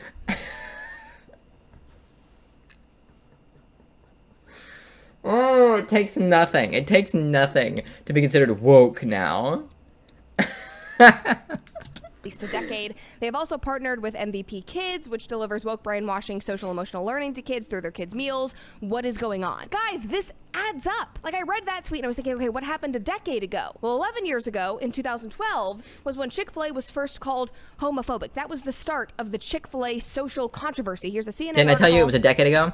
From July of 2012, Chick-fil-A wades into a fast food fight over same-sex marriage rights. So Dan Cathy, the CEO at the time, again, the father of the current CEO, made public comments about how he did not support gay marriages. This was around the time of that big Supreme Court case when it was being decided. And he went on a radio show and said that we are inviting God's judgment on our nation when we shake our fist at him and say that we know better than you as to what constitutes a marriage. And I pray God's mercy on our generation that has such a prideful, arrogant attitude that thinks that we have the audacity to redefine what marriage is all about. And then following the backlash after those remarks, Cathy then told the Baptist Press in an article posted on July 16th that he is guilty as charged and is very supportive of the family, the biblical definition of the family unit. So at least for a bit, he was sticking with his guns. And that is when all the OG boycotts started 10 years ago, and it was incredibly intense. This is part of that CNN article. Philadelphia City Councilman James Kenney sent a letter to Cathy this week telling the CEO in blunt terms to, quote, take a hike and take your intolerance with you, vowing to introduce a resolution at the next council meeting condemning the company, so it was going into legislation. San Francisco Mayor Edwin M. Lee tweeted, closest Chick-fil-A to San Francisco is 40 Which makes sense. They outwardly came in and said,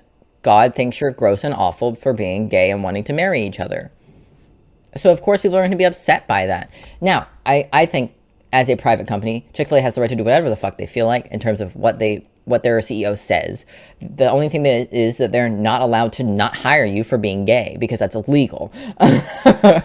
They are allowed to have values that say that gay is bad and things like that. They're just not allowed to kick out gay patrons for being gay, and they're not allowed to not hire people because they're gay. That doesn't mean they don't not hire people because they're gay. I've seen it happen. But, you know, like they're a private company and their CEO should be allowed to say whatever the fuck they feel like, but they have to suffer the consequences of that. That's how it works. If you as a company and as the CEO of a company want to say that gays are gross, then you're allowed to do that, but then you have to accept the fact that gay people may not want to come to your restaurant. Which, if you think they're gross, good for you. You've succeeded in turning them away because you don't want gross people in your fucking restaurant. You know what I mean? Like, I think that, like, Hobby Lobby has every right to be anti-LGBT, in my opinion. They can do what they want. They're a privately owned company. They're not on the stock market. They don't have to, even if they are, they don't have to conform to, like, they're a company. They don't, just like a person, companies are often treated as people. So why should they have to, you know, conform? But at the end of the day, they're still going to have the social backlash. They're not going to be legally backlashed for saying shit like that, but they're going to have the social backlash and they're going to have to deal with that. Like, that's how the world works, you know?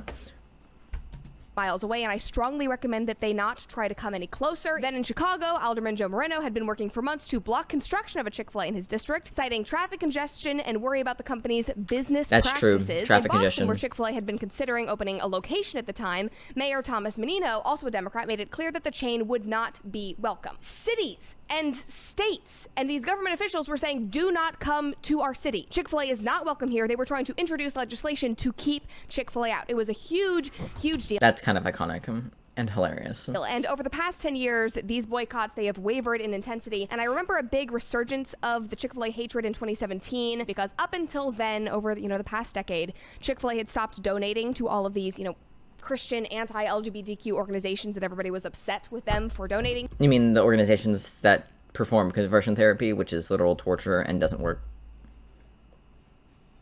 You mean those companies, those little companies?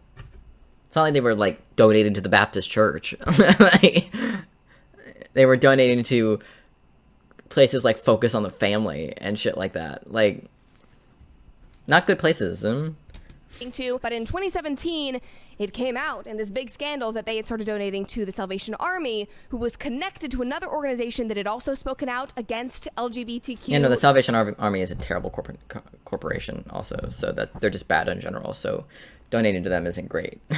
Marriage and rights. And so the whole LGBTQ community decided to boycott Chick-fil-A once again, which brought the drama back. But the point is, Chick-fil-A has been trying to fix this situation for the past decade. They really haven't, They've been though. trying to appease this small but angry and loud group who hates them for the last 10 years. That has been their goal. Dan. They really haven't, though.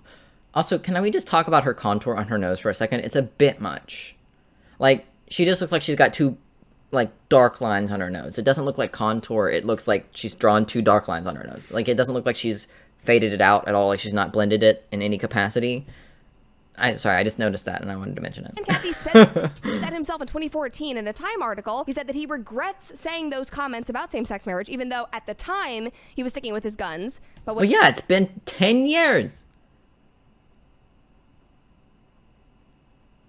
Oh, no, he said that back in 2014. Okay, I thought that was something he said more recently. Like, people change over 10 years. No, he said that in 2014, not long after he said it, probably because the company took a dip in profits. So he was trying to fix that, because at the end of the day, they are a company. And guess what companies want? To make money. As we've discussed. When it ruined their reputation, he was like, no, I take it back. And he says that the company is still working to convince consumers it does not discriminate. And that is still what they are doing today. The DEI crap and the shining of shoes is just them trying to toe the line and not rock the boat more than they already have in the past, which is such a shame. And more than anything, it shows that they really are cucked, because they're choosing to do this themselves. This is a family-owned company. They are not held to this ESG standard by BlackRock or Vanguard, which is sad, because I guarantee that their biggest and most passionate consumer base are people in the South, most of whom are Christian and conservative, who have loved that this family company has apparently been upholding good Christian values for decades. What are you talking about? There are Chick-fil-A's everywhere.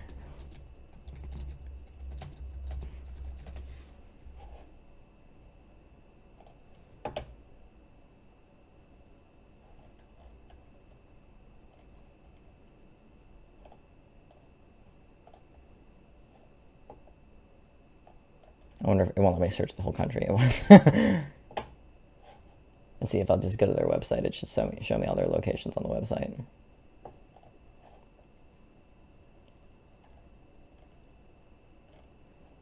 Oh, I just want to see a place.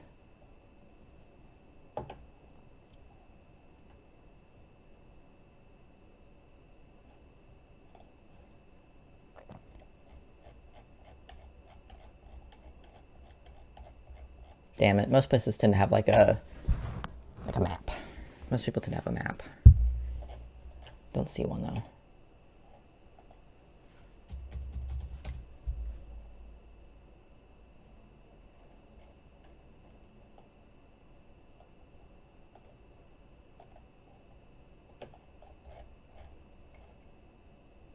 Nope, it won't let me just search the whole country.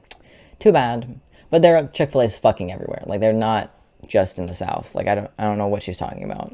That is why people have loved Chick-fil-A, other than the fact that the chicken is fabulous. And that is who Chick-fil-A should be serving, not an angry mob that has not liked their chicken or their company since 2012. It's absurd. Nobody trusts anybody now. But why do you care? Why do you care if they suddenly want gay people to eat their shit? Even though gay people have never stopped eating their chicken. Why do you care if they hired a VP, if they have a VP of DEI and have had one?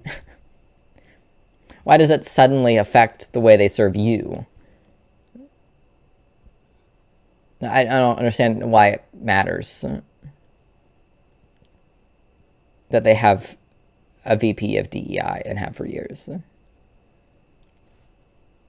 Like, I don't understand how that's, like, disrespectful to their consumer base. Like, you're aware more than just white Christians eat Chick-fil-A, right? Like,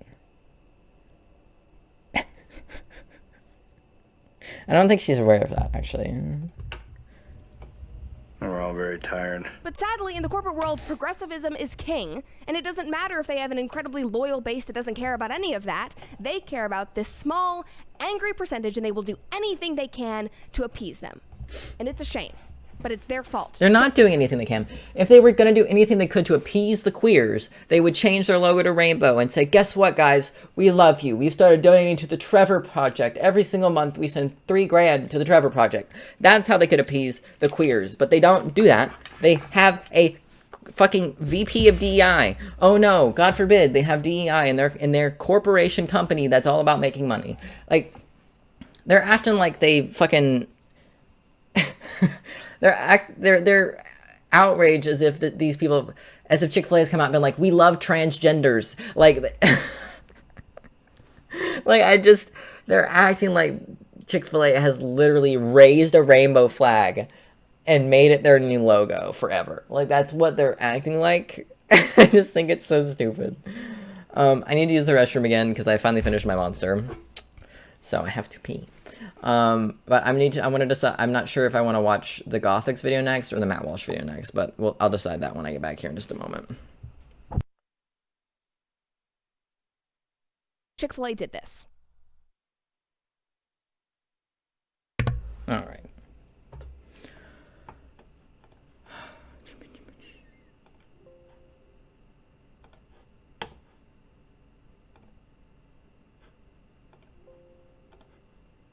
Probably just delete this one. Yep. Goodbye. I don't have my Canon camera set up anymore, so I don't need the scene on Streamlabs that takes me to the Canon camera. What I do need is... There we go.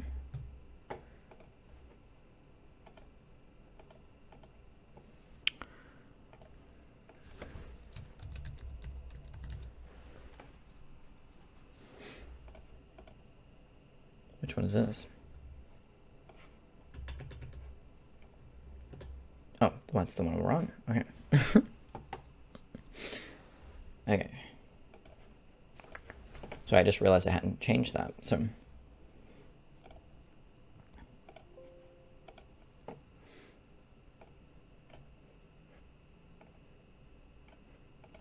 Alrighty.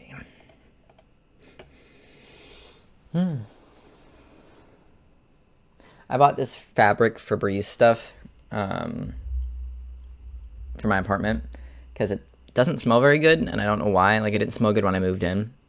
And so I just kind of like douse the carpet with the fabric Febreze like once a week in the hopes that maybe it'll make the apartment stop smelling bad.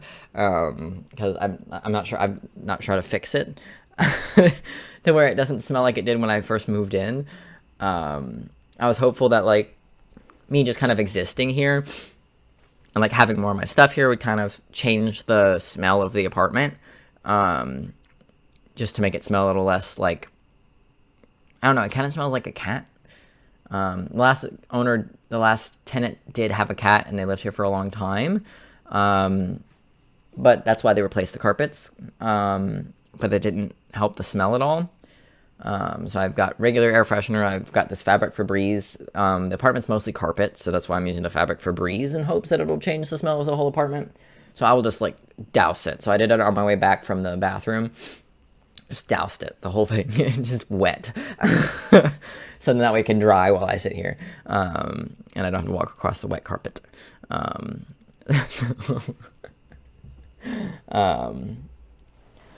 So it smells nice and good in my apartment now. Usually I just don't smell my apartment, like it doesn't have a smell because I'm just in it. So you get like nose blind when you're in the same place long enough, or smell the same smell long enough, as I'm sure you're aware. Yeah.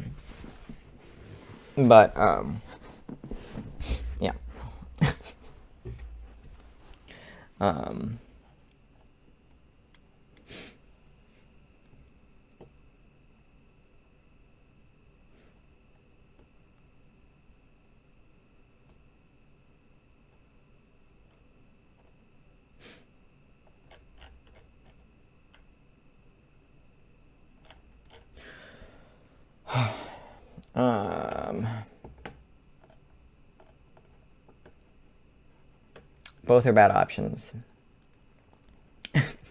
Choosing between Matt Walsh and Gothix. It's a very rough decision. Oh, I have to make it by myself because there's no one here right now. I don't know if 47 VRES is a person or not.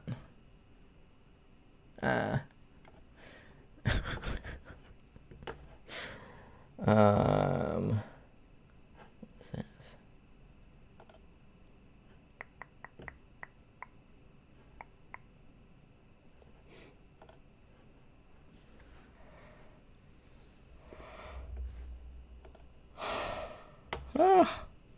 Ooh, sleepy.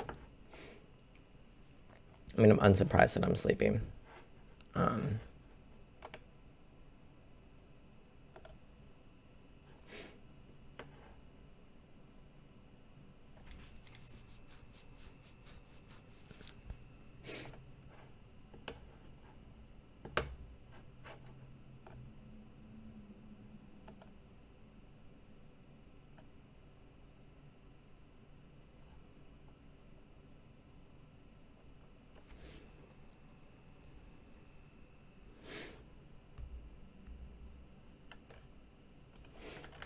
Starting to get hungry again. Why am I getting hungry? That doesn't make any sense.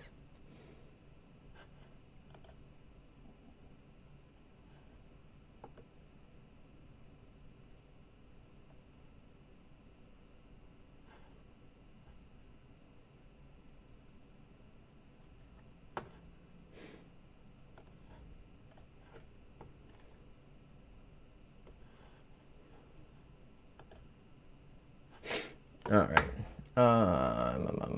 Maybe I'll just flip a coin. Hey Google, flip a coin.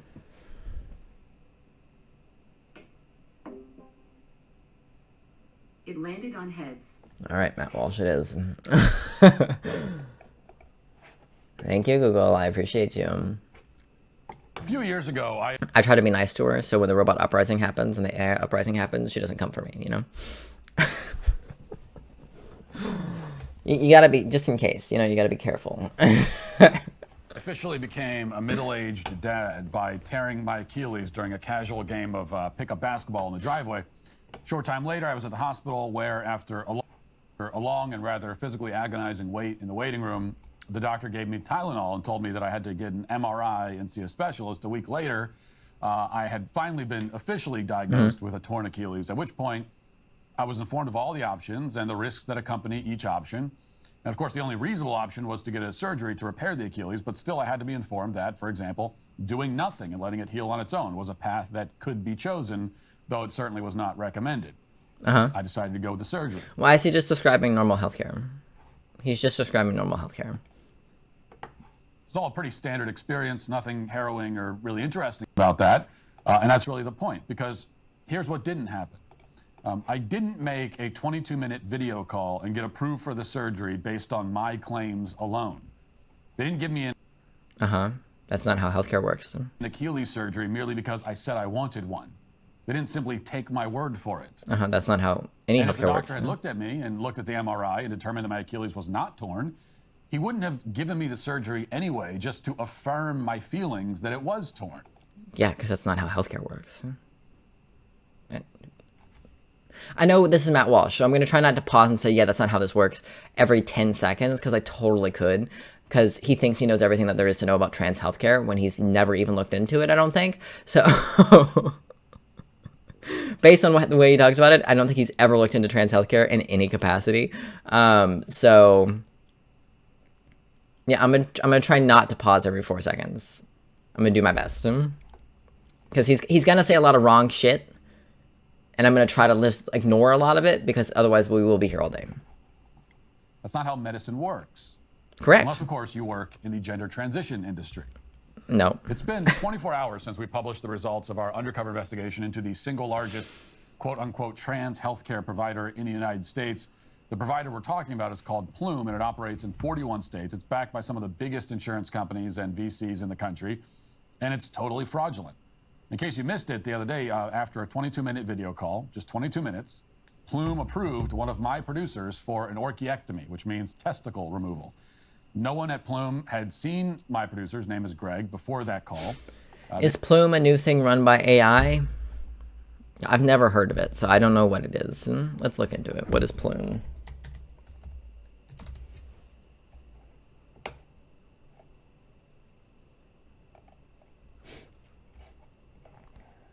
How it works.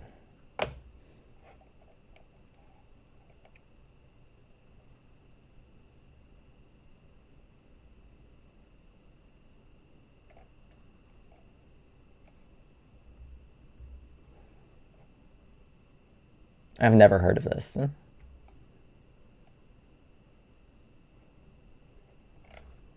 Also, I'd be interested. I wonder if he's going to go into what the person that he sent in to infiltrate them.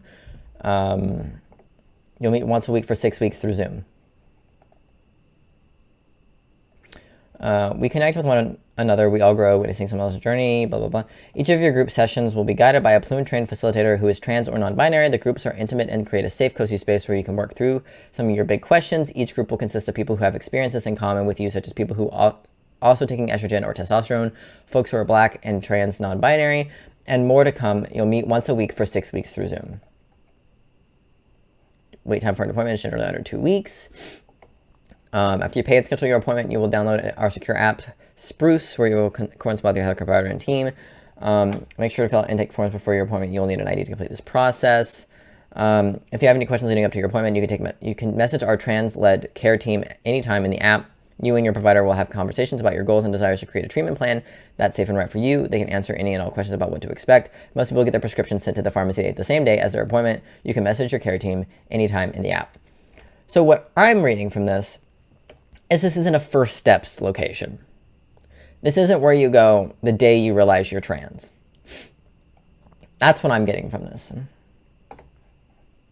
Because it seems you are also informed consent, so the only people who are going to get prescriptions the day they just show up are grown adults who can make their own medical decisions and who can do informed consent, like I did when I originally got my testosterone.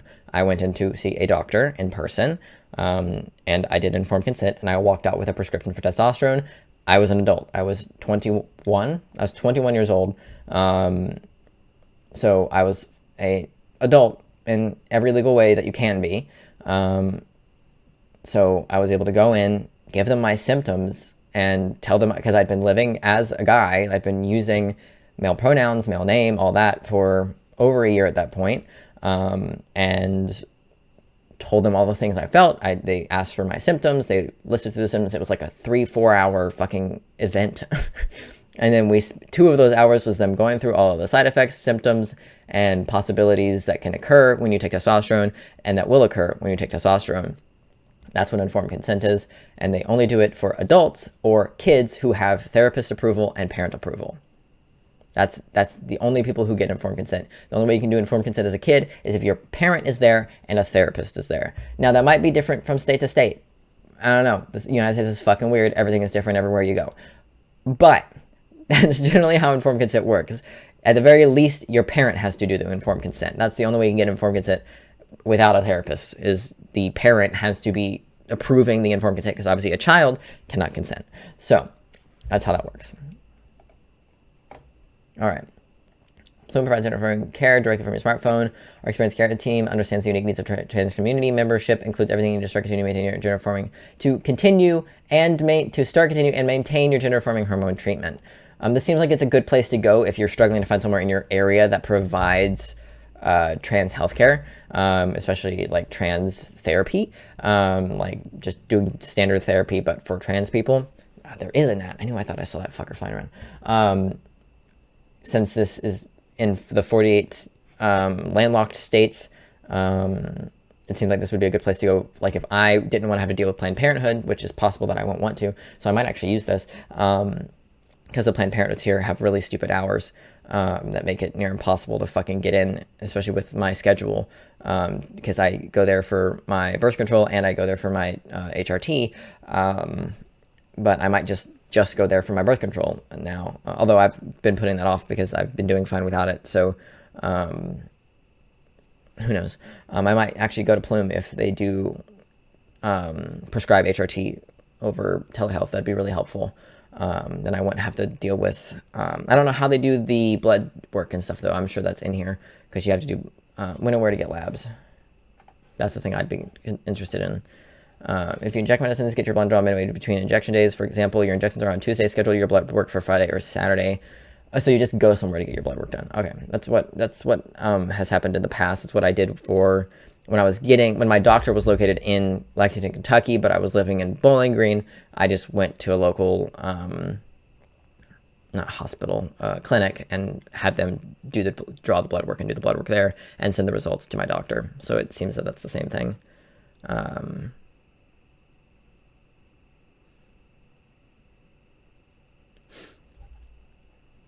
Labs are done on a quarterly basis. Okay. It's different depending on where you get your hormones from, how often you get your labs done. Some only do labs once a year, especially once you're farther into transition. Once you're like 5 years in, you don't need blood work every single month because it's going to pretty much stay the same. So.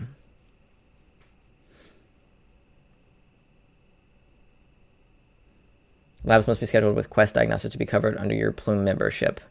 Okay. It looks like you have to pay them for this shit, so I may not actually use them.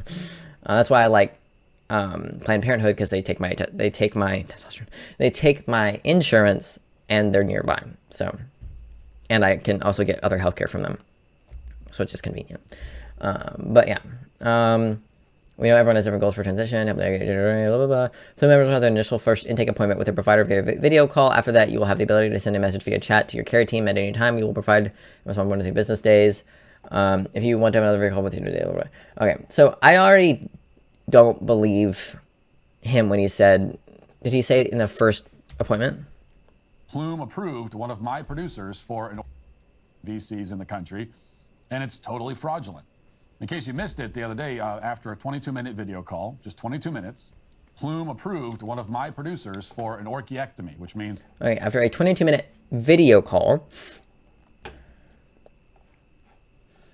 Okay, so you have your intake appointment via video call. So they're not going to prescribe you shit during your intake appointment. If you've ever done therapy at all, you know that that's not how that works. Now, it's possible he got the person that he had go in and be the decoy or whatever, got a shoddy person who works for Plume. That happens. There are people who are bad at their job and don't do their job correctly in every place, like including healthcare. Like it's definitely possible. I simply just think he's lying because you do an intake appointment first, then you come back for the rest of the stuff. You have to do the intake appointment where they take all your information, especially over video call. Like now especially to get a surgery, get approved for a surgery. Now, approved for a surgery might just mean like, yeah, it seems like you qualify for the things that would indicate that you want this surgery. I doubt they were like, oh, let's get you a surgery date. Like, I doubt that that's what happened, because that's not how that works. Okay, let's see what they even offer. Gender-affirming healthcare by a licensed medical provider who is an expert in trans healthcare, digital video appointments for your medical provider, prescriptions, yeah, ordering analysis and costs of all recommended labs, ongoing process monitoring, medical letters for legal neighbor gender marker changes, medical letters of support for surgery. They cannot prescribe you surgery with this. This is a medical letter of support for surgery. Access to 6-week series of support groups, injection instruction, gender affirming care team. Okay, so these people do not provide surgeries. They can get you a medical letter of support for surgery, which is what therapists often do, and is what you will need as a trans kid if you want hormones, if you want surgery, any of that. You will need a medical letter of support, generally from a therapist, especially for, but the only surgeries that they provide for minors would be top surgery, and that's still super rare and generally only for people who are already 16. And depending on the medical consent, age of consent in the state. I know some medical ages of consent are 14 in some states or 15 or something like that. So it could happen then, but they don't provide top surgery to fucking 10-year-olds. So, you know, but you would need a medical letter of support for surgery. A lot of insurances require a medical letter of support for surgery. I'm pretty sure mine's going to require one. I don't know for a fact though. I'm not certain what Amazon's insurance requires for them to cover trans surgeries, but that's how I'm planning on getting mine. Is I'm going to sign up for their insurance when it comes around here in October, and then figure out what all they need me to do for them to help pay for the top surgery, because they can pay for a fuck ton of it. They're going to pay for a fuck ton of it. Like, that's their plan. That's how their medical plan works. They pay for like fucking 85% of it. It's crazy, and awesome, like crazy in the best way, because surgeries are expensive just in general. So these people cannot provide surgery. So when he says that they were approved for surgery, it means they received a medical letter of support for surgery. You still have to go to a surgeon and get them to give you the surgery, separate from Plume. Plume is not going to give you the surgery. Like, we provide medical provider letters for both Plume members and non-members. If you're a Plume member, these letters included in your membership. If you're not a member, you can pay a one-time fee of $150 for an appointment with one of Plume's medical providers. Letter requirements vary from surgeon to surgeon and state to state, so please ensure you have a surgeon selected and get the letter requirements from them before you request a letter. We do not provide letters from behavioral health professionals, etc., etc. Example, therapist letters at this time. We can only offer letters from a medical provider. So it's not even a therapist letter. It's a medical provider letter. So I'm not sure the difference, like how that's going to vary. Because like it says, surgeons require different things. So some surgeons, and generally you get them more for your healthcare like provider. Generally you get it, not healthcare provider, sorry. Health insurance. Generally, it's the health insurance that wants a letter, not necessarily the surgeon. But I'm sure surgeons do too. Don't quote me on that. But I know for a fact that a lot of insurances will not cover surgery unless you have a letter from a therapist or a medical provider. I'm not sure the difference between different insurances and things like that. I'm sure some require one from a medical provider, some require one from a therapist, one will take whatever. I don't know. They're all different, but generally, from what I've seen, you have to get a letter for insurance to cover it. Surgeons tend to prefer you have a letter if you're getting something like gender-affirming surgery, but not all of them require one to do the surgery. They often will only require one so they can guarantee a payment from insurance. So, shocker, Matt Walsh is full of shit. It's testicle removal. No one at Plume had seen my producer, his name is Greg, before that call. They didn't verify any of his information. Yeah, they just said you can pay for one.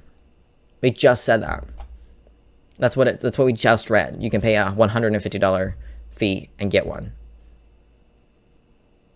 Which was obviously made up. They didn't double... Wait, he just said no one had seen him before. But they had a 22-minute video call. So they had seen him. Unless he means there was no prior, like, meeting before this specific thing, but there's still an intake. I'm not 100% sure how Plume's thing works, but based on what I've read, this makes no sense. So, and also because I'm biased against Matt Walsh because he lies a lot, you know. Check the phony legal name he provided. They didn't bat an eye when Greg identified as Chelsea Bussey and claimed to be a strong, independent woman in need of immediate castration. No one at Plume thought that there was anything... Is he a grown-ass adult? So why the fuck does it matter what he wants to do? Why do you care if a grown male wants to get his balls chopped off? For whatever reason. Trans or not. Why do you care? It's not like they did this for a child. That I can understand some outrage over. But this is, if I, a grown adult, want to go get my titties chopped off, but I'm a girl, I should be allowed to do that. Girls can go get their titties enlarged without needing a fucking therapist letter, so why the fuck can't they get them chopped off? As an adult. I'll never understand the obsession with the healthcare of adults. Of trans adults that you have no involvement with. If I want to go get my uterus removed for any reason, I should be allowed to do that. Trans or not. I should be allowed to go get a hysterectomy without a letter from a therapist, without permission from my parents, without permission from Matt fucking Walsh. I should be able to do whatever the fuck I want. It's my body. If I have the money to pay a surgeon to do the surgery, they should do the surgery. If I regret it later, that's on me. Because I'm an adult. And that's how being an adult works. You have to take responsibility for the shit that you've done to yourself or to others. So I don't understand what the problem is. If this alleged trans woman, that's what his producer Greg went in claiming to be, went to Plume and said, I, a trans woman who is an adult, want to get my balls chopped off. May I please get a letter so I can take that to a surgeon to get them to chop my balls off? And they said, dope, $150, pay us. Cool, here's your letter. Good luck. What's wrong with that? I don't understand what's wrong with that. It's not like some 18-year-old, even though that technically would be allowed as well because they are legally an adult, went and asked for the same thing. This is a grown adult. What's the problem, Matt? So what if your producer wants to get his balls chopped off? Who cares? That's his fucking right. I don't understand. About all of this, even though Greg made precisely zero effort to pass as a woman, clearly had no idea what an orchiectomy would entail or what it even means. Plume just rubber-stamped Greg for testicle removal. Because that's not their job. It's not their job to walk you through what happens during a testicle removal. That is the job of the surgeon to walk you through that. Now, if they were going to prescribe him estrogen, and obviously I'm using him because the producer is not a woman. The producer is a dude who was pretending to be a trans woman for Matt Walsh's show. So if he had gone in asking for estrogen, they would have gone through the informed consent list and discussed everything that can and will happen under estrogen, and then written him a prescription. Because that's what Plume says they do. It said they do prescriptions, right? That's what would happen. But they don't provide surgeries. They provide medical notes saying, yes, this person is approved for a surgery. Go ahead, surgeon, chop their balls off. And then the surgeon is the person in charge of saying, here's what could happen. Here are all the risks of surgery, because they're the fucking surgeon. You still have to go through the whole process of obtaining a surgery, just like Matt Walsh did. He had to get diagnosed with a torn Achilles before a surgeon talked him through the process. They literally laid it out at the beginning. He had to get a diagnosis for it and approval for it. His diagnosis of a torn Achilles was his approval for it. It is different for gender-affirming care because you can't prove someone is trans. You can prove that someone has torn their Achilles, though. Like, that's a pretty obvious yes or no. You know, you know what I mean? Like, well, he literally laid out exactly how this would play out. Greg would get the letter, then go to a surgeon, show the surgeon the letter. The surgeon will go, okay, are you sure you want this? Here's all the side effects that can happen. Here's risk of death, risk of this, risk of that. Do you still want this? He'd go, yes. He'd go in and get his balls chopped off. And then he'd live his happy life as a grown man with no balls. Like, that's how this would work. And I don't understand what the problem is. All he had to do it's so was send stupid. $150 for the letter. Yeah. And in return, Plume sent Greg a letter saying that he has gender dysphoria so that insurance would pay for his testicle removal, even though he repeatedly told them that he didn't have gender dysphoria. What? Say that again. What it even means. Plume just rubber-stamped Greg for testicle removal. All he had to do was send $150 for the letter. And in return, Plume sent Greg a letter saying that he has gender dysphoria so that insurance would pay for his testicle removal, even though he repeatedly... Yes, because that is simply a hoop that you have to jump through to get insurance to pay. Like, that's... Again, this is an adult. We're talking about a grown adult who can make their own adult decisions. I am of the belief that grown adults shouldn't have to have a diagnosis for something to get a surgery to treat it. especially when it comes to gender affirming care, because gender affirming care is so different from standard medical practice in terms of like Matt's torn Achilles. It's very, like I said, it's very easy to tell when you've got a torn Achilles versus being trans. It's very black and white when it comes to a torn ligament or a fucking hole in your heart or a burst lung or a broken bone. Those things are very yes or no most of the time compared to gender affirming care. Like, it's a different type of care, so it is treated differently. I am of the opinion that if you, as a grown adult, walk into a therapist's office or a doctor's office and say, I'm trans, I want to start estrogen or I want to start testosterone, they say, cool, okay, here you go. Here's all the risks. You still want it? Cool. Here's your prescription. Go pick it up. Or you've been on T for 2 years and you want to get your tits chopped off. You walk into a doctor's office and say, hey, I've got 10 grand. I want my tits chopped off. Please do it. They say, okay, cool. How long have you been on? Is this for a medical trend? They shouldn't even fucking ask me questions. They should just go, okay, cool. Let's schedule an appointment. Because it is on me to make sure I want that surgery. It's not on the surgeon to do that, especially in this country where medicine is so capitalistic. It's not their business why I want my tits chopped off. Unless they are literally treating me for like breast cancer or something, in which case they have to do it in a very specific way, then it matters. But if I'm going in for cosmetic surgery, because that's what top surgery is, it's cosmetic surgery, why the fuck do they care? If I went in and asked for a breast enlargement, I wouldn't have to have a therapist letter. So why the fuck do I need one for a breast decrease? Like, as an adult, especially as I'm always speaking to this as an adult. Trans kids is a different situation. Like, I don't understand what the problem is. Okay, I said I wasn't going to pause every 10 seconds, and I'm doing my best, but we're failing. Repeatedly told them that he didn't have gender dysphoria. Now let's pause for a moment to consider one of the ironies of this whole saga, which meant... Also, I assume part of the reason the letter said gender dysphoria is because this is a site and organization specifically created to treat people who are trans and therefore, generally speaking, have gender dysphoria. And that's what the letter is for. It's to prove to the person doing the surgery that you need it, because that's a requirement when you're trans. You have to prove your transness to the doctors and the therapists and the insurance, so they will give you your treatment.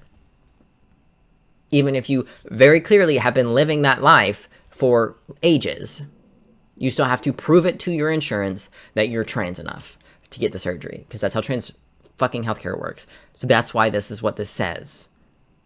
It says this because of the hoops you have to jump through to get surgery and to get trans healthcare.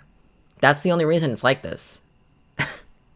He wouldn't know that, though, because he's never looked into it. So, Manhattan Institute fellow Lior Sapir pointed out the other day, it's really important, that the same insurance companies that will invent a fake dysphoria diagnosis for a quote-unquote trans patient...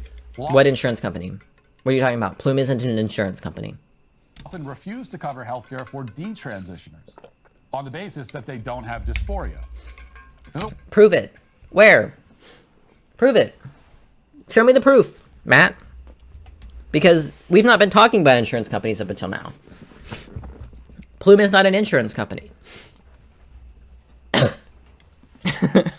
other words, if you say you're trans, then healthcare providers will happily cook the books and say you have dysphoria, even if you don't. But if you say you're... Sometimes. It depends on the provider. ...detransitioning and you're not a member of the preferred class of transgenders, then insurers deny your coverage. Now, I can't speak on the existence of detransitioners. I really don't know a lot about the process of detransitioning, but for a lot of it, you just go off hormones. There might also be surgeries involved. Let's say you transition to a woman, but you didn't get bottom surgery, but you've got tits now, so you'll just do what I did to transition to a dude, and in their case, go off hormones, because when you transition into a woman, you take testosterone blockers as well as estrogen, so you would stop taking those, and you would get your tits chopped off. Like, that's what that entails. Like, it doesn't require extra healthcare a lot of the times. Not always. It generally just requires the removal of current healthcare. So if I wanted to go back to looking like a chick, it's going to take a little bit of extra work because going from male to female is a little bit harder than going from female to male because of the way testosterone works. But I would just stop taking estrogen. Or taking estrogen. I don't take estrogen. Jesus. I would stop taking testosterone, which then would allow my ovaries to start producing enough estrogen to start those changes back. Now, the body hair I have would thin out a little bit. The facial hair I have would thin out a little bit. I already don't have much, so it wouldn't be that difficult to go backwards. My voice isn't going to go back up, but I would just do the voice training that trans women do. So the majority of the detransition is going off of hormones, which you don't have to go get a prescription for. You just stop going to get the prescription for the hormones. Now, it could be a little bit more complicated than that. I don't know. But from my perspective, from what I have seen, and from... Actually, there's one guy that I know who technically detransitioned, but is still a dude, still a trans man. He just went off hormones and takes, like, blockers so that his ovaries don't start doing ovary things. But he's not on testosterone anymore. Like, that's it. That's what the detransition requires. Now, if you go get bottom surgery and all this other shit, it's a little more complicated, but, like, it's the same process as transitioning. Detransitioning is the same process as transitioning, except backwards. So, I take testosterone, get top surgery, get bottom surgery. If I want to go back the other way, I go off of hormones, get top surgery, get bottom surgery. Like, to my knowledge, it is the same process, but I'm not a fully 100% knowledgeable on the process of detransition, as I have never done it. I am quite knowledgeable on the process of transition, however. So I will not speak 100% to detransitioners' experiences because I don't know. I just know, from my perspective, you just stop taking the hormones you're taking, especially if you're not really, really far into it. So, you know. Because your identity now aligns with your biological sex. You see how that works? This politically motivated barbarism... Also, he just says this shit and then doesn't provide any evidence of it. Like, he didn't show us the medical form that was given to Greg saying that he could go get his balls chopped off. He didn't pull up any statistics here showing that detransitioners have a harder time getting healthcare that they need than trans people do. He just says stuff and doesn't prove it. Now, I know I'm saying shit, but I'm speaking to it from an informed perspective. I am trans, so I've done a lot of the stuff that he's claiming you can just do. I did just do it, but that's because I am an adult, huh? But still, as the adult, they still ask me, how long have you known? How long have you been this? How long have you done that? Here's all the informed consent things you have to do informed consent. That's how informed consent works for gender confirmation surgeries, genders like HRT, fucking regular surgeries. Like, it doesn't matter what healthcare you get. Informed consent is still part of pretty much every process of the healthcare system. And you can access it for most healthcare things. It's pretty much only... gender affirming care, to my knowledge. Granted, there's healthcare is very big, so I'm sure there's some others, but it's the most common one where you have to actually like, get a therapist note in order to access healthcare. So, you know, but I just find it funny in all of it. He doesn't even pop up like little Dave and Buster's 2017 as like a reference of where he's getting this information from. I just came up with the first thing that popped in my head, and Dave & Buster's was the first one to pop up. I don't know why, it just was.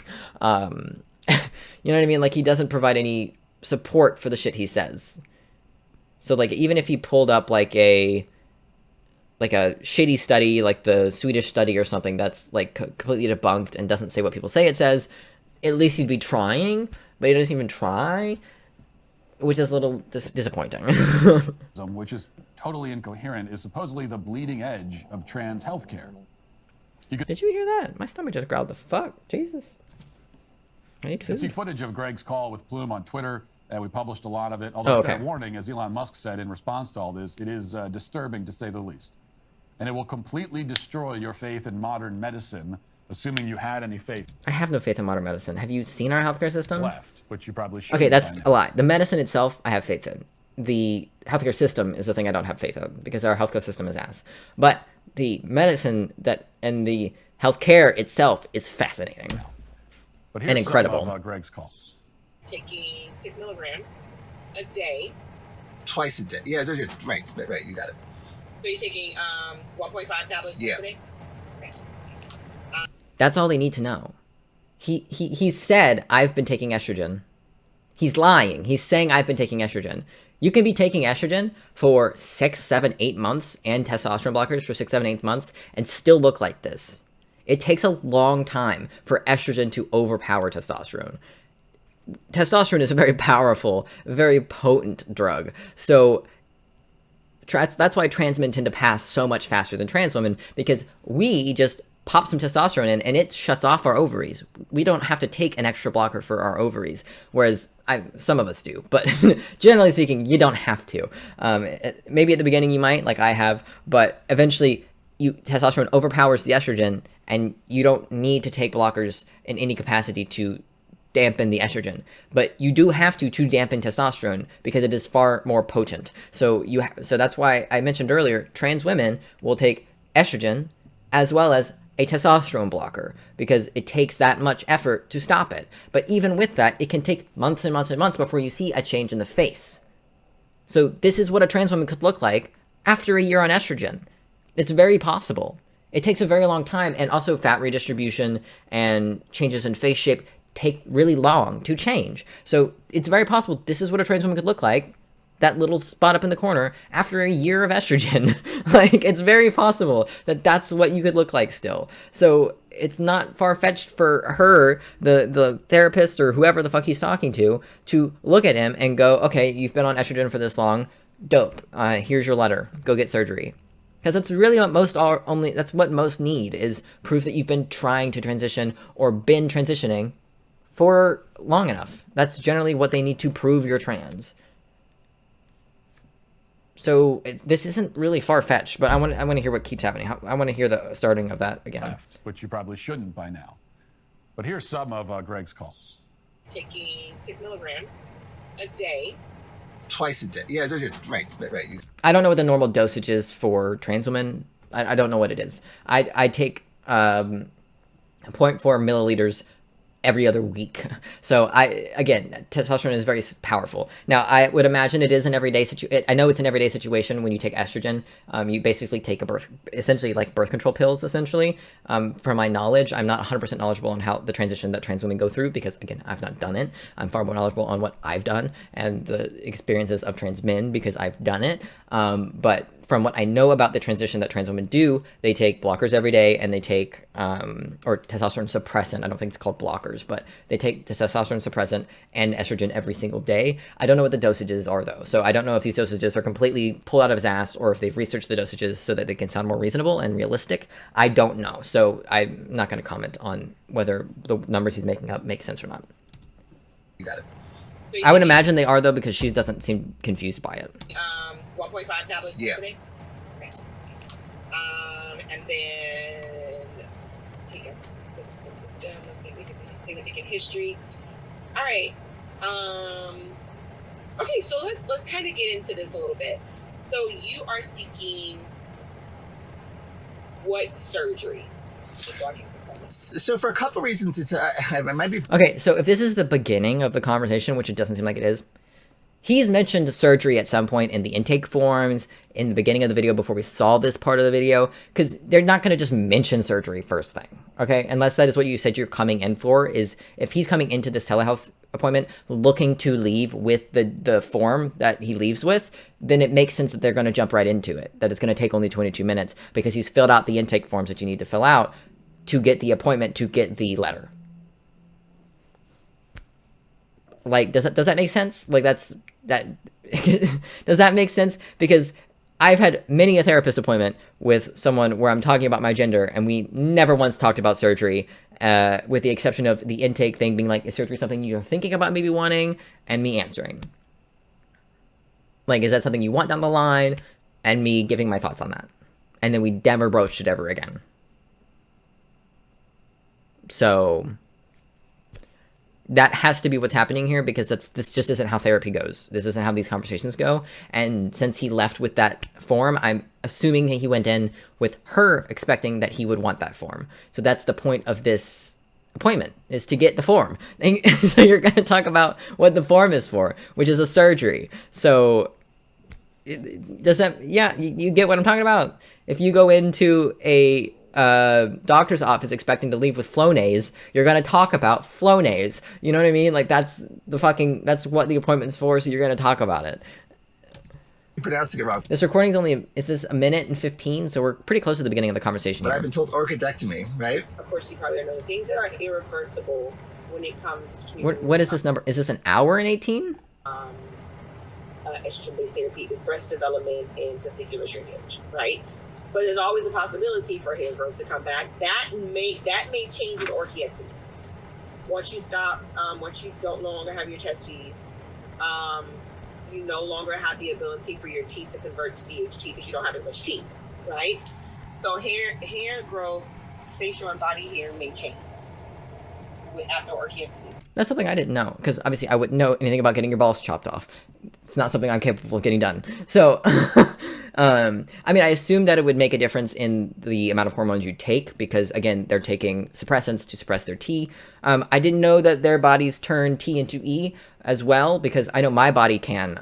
That's something that can happen if you have the wrong dosage of testosterone.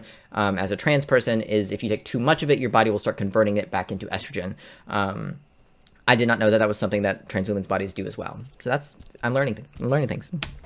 Fat redistribution is affected by the estrogen.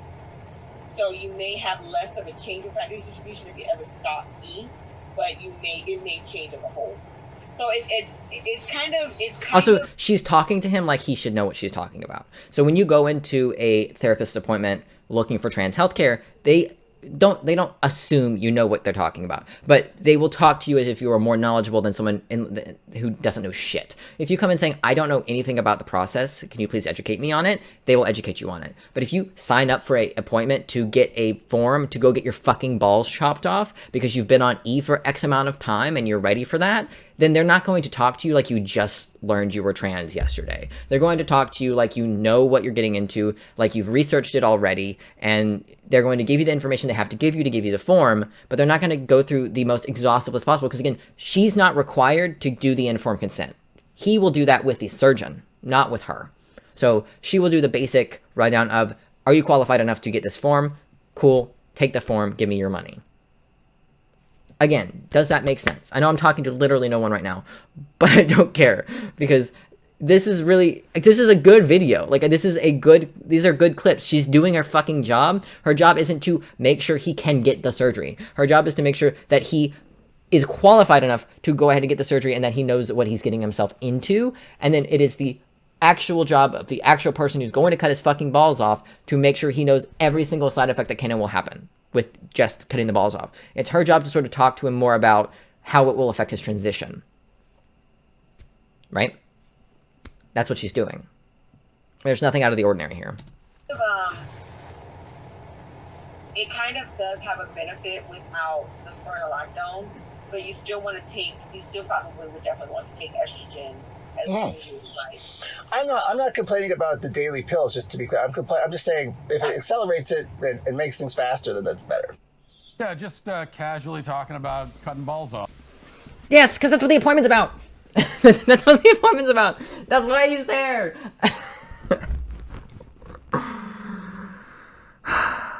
It's not like this is the intake appointment. If this were his intake appointment, I would be concerned. But it's not his intake appointment. He's at this appointment to get this form. He's filled out all of the intake forms, and this is his appointment to get the form he needs to take to the fucking surgeon. This isn't his intake appointment to start treatment with Plume. This is his appointment to get the form from Plume. Does that make sense? This isn't like the first time he's talking to a therapist ever, and this is the start of their relationship. This is just him going in to get the one form that he needs from them to then continue his process away from Plume. I don't understand why that's so hard to wrap your mind around.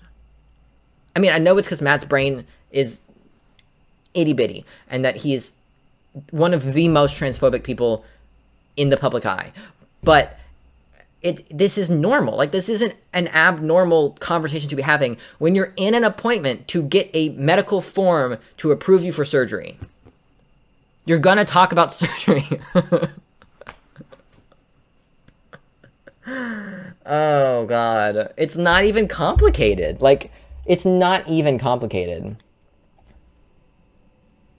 This is literally the opposite. The entire video is full of lies.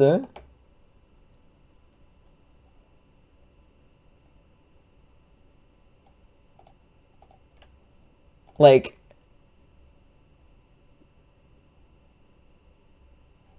no, do not blame trans people for your insurance not paying for insulin. That is on the fucking insurance. I'm sorry. My mom's insurance stopped providing her with insulin because of the limits of her policy. Yet they're providing... So why the fuck are you mad at trans people for that? That's not the fault of trans people that your insurance is being shitty. What? What? What are you talking about?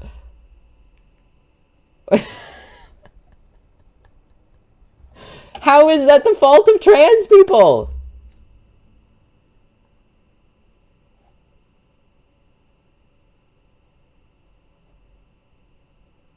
Oh, but when you go to Mexico to get your fucking shit for cheap, it's not a problem. But when trans people do it, it's the worst thing that could ever happen.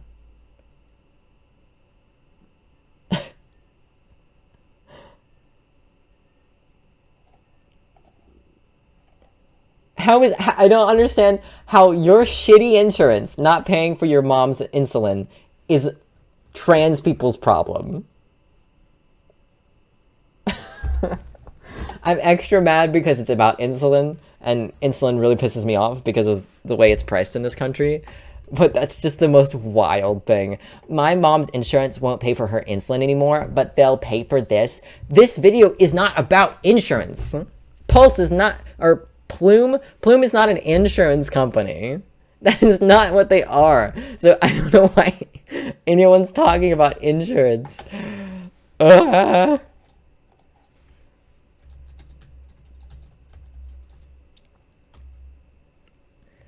Like, this was actually semi-educational in terms of Plume. Like, this is, like, I'm gonna make sure to share Plume with people that I know who are looking to get bottom surgery, because if you can get the medical letter that so many insurances need to pay for your bottom surgery, this is a great way to do that, because sometimes getting those letters is a pain in the fucking ass when you've been on E for 5 fucking years or longer. So it's incredibly difficult to get some of these forms. So the fact that they are making it easier for grown motherfuckers who have been on their transition journey for years is fantastic, because there are people out there who have been transitioned for 10 fucking years who struggle to get the forms necessary to go get an additional surgery. And that's just ridiculous. It's just ridiculous. You know what I mean? Like, it's ridiculous.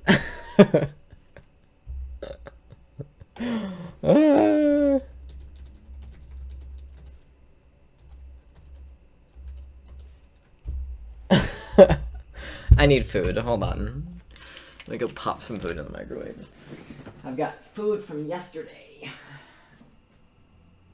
Yeah. That's plenty. Food. Very exciting.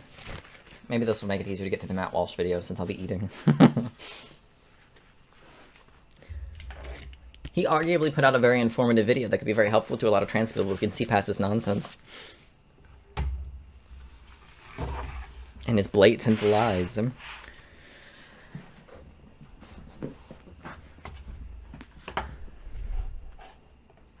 Off is all. And, you know, the one thing that, well, there are a lot of things that jump out at you when you watch that the clip and you see that we have more footage that you can go to the Twitter thread and see.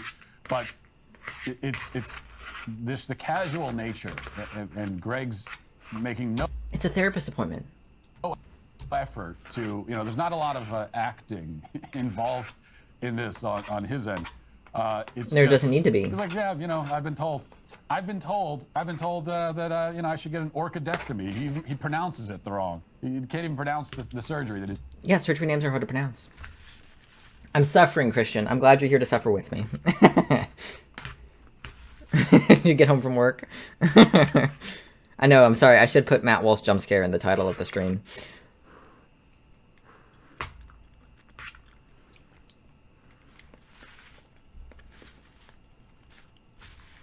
God damn it.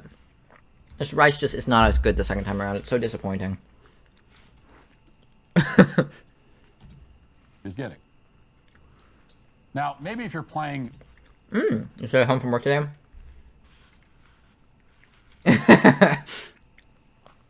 Yeah, I took tonight off. I'd picked up the shift, but they sent out VTO, and I just don't have the energy, so I took the VTO, and I'm not going in tonight, which is why I'm still here. If I had worked tonight, I would have ended stream an hour ago. Because I like to get a few hours in before I have to actually leave to go to work. Yes, he is the brain parasite. He's talking about... He's exposing the trans healthcare system. And, of course, he's talking about trans women's healthcare, so I'm not able to talk quite as much as I'd like to about it. But you can watch the VOD later if you're interested in seeing me rant about it, because we've covered it quite a lot. I don't know what else he's going to say in the next 10 minutes. I'm sure there's an ad in here somewhere, but... I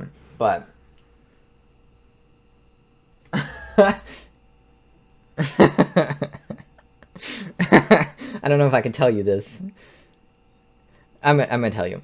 Max is high at the moment, because it's just you here. So there's if there was like a billion people here, I wouldn't say anything. Max said, "I took shrooms 5 hours ago, and I'm still high. Remind me to never do this ever again."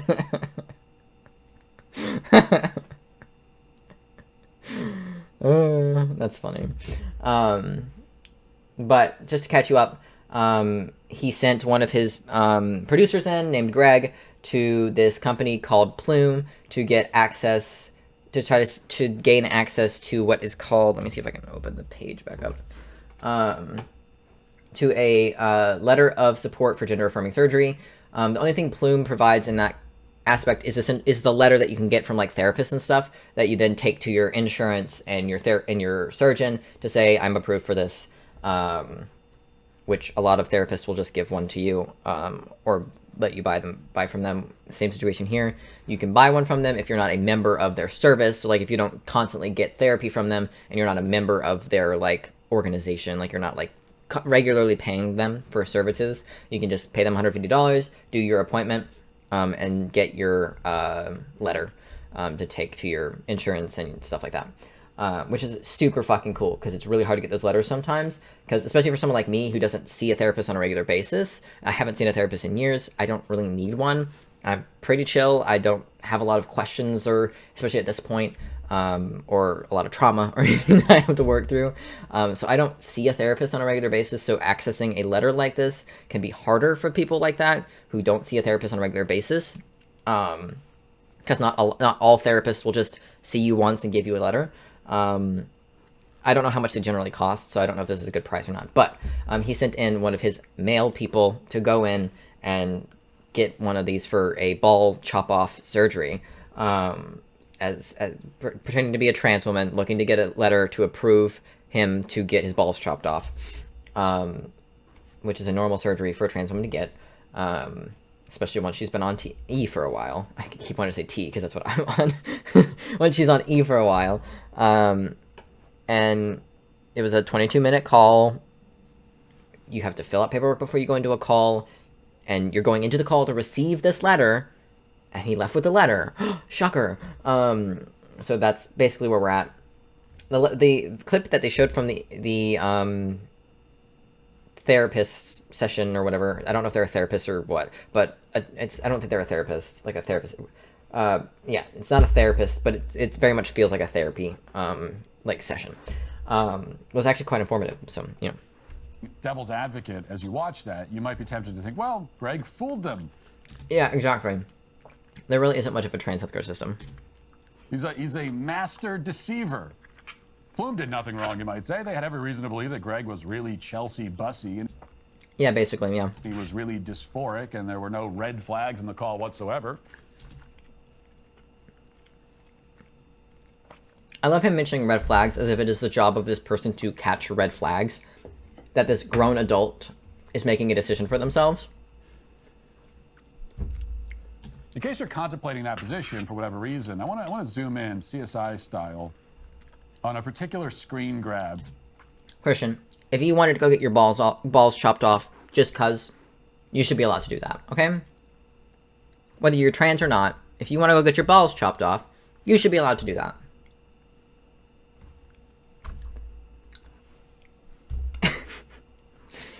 I think the guy that should get his balls cut off because he's clearly Matt's bitch. Yeah. From Greg's conversation with Plume. Here it is. Now, this is the moment that Plume's nurse told Greg about the consequences of removing his testicles. Okay, so this is a man finding out what it means to have your testicles cut off. Not what it means. The effects it will have on the transition. And the specific parts of transition that will be affected by the loss of your testes.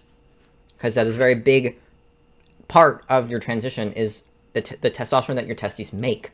It's a very big part of all the drugs you take during HRT as a trans woman. I want you to notice, again, he's making no effort at all. He's making no effort. And as we've discussed, and I discussed earlier, you can be on E for a very long time before you see actual results in the face. Or just in general, but especially in the face.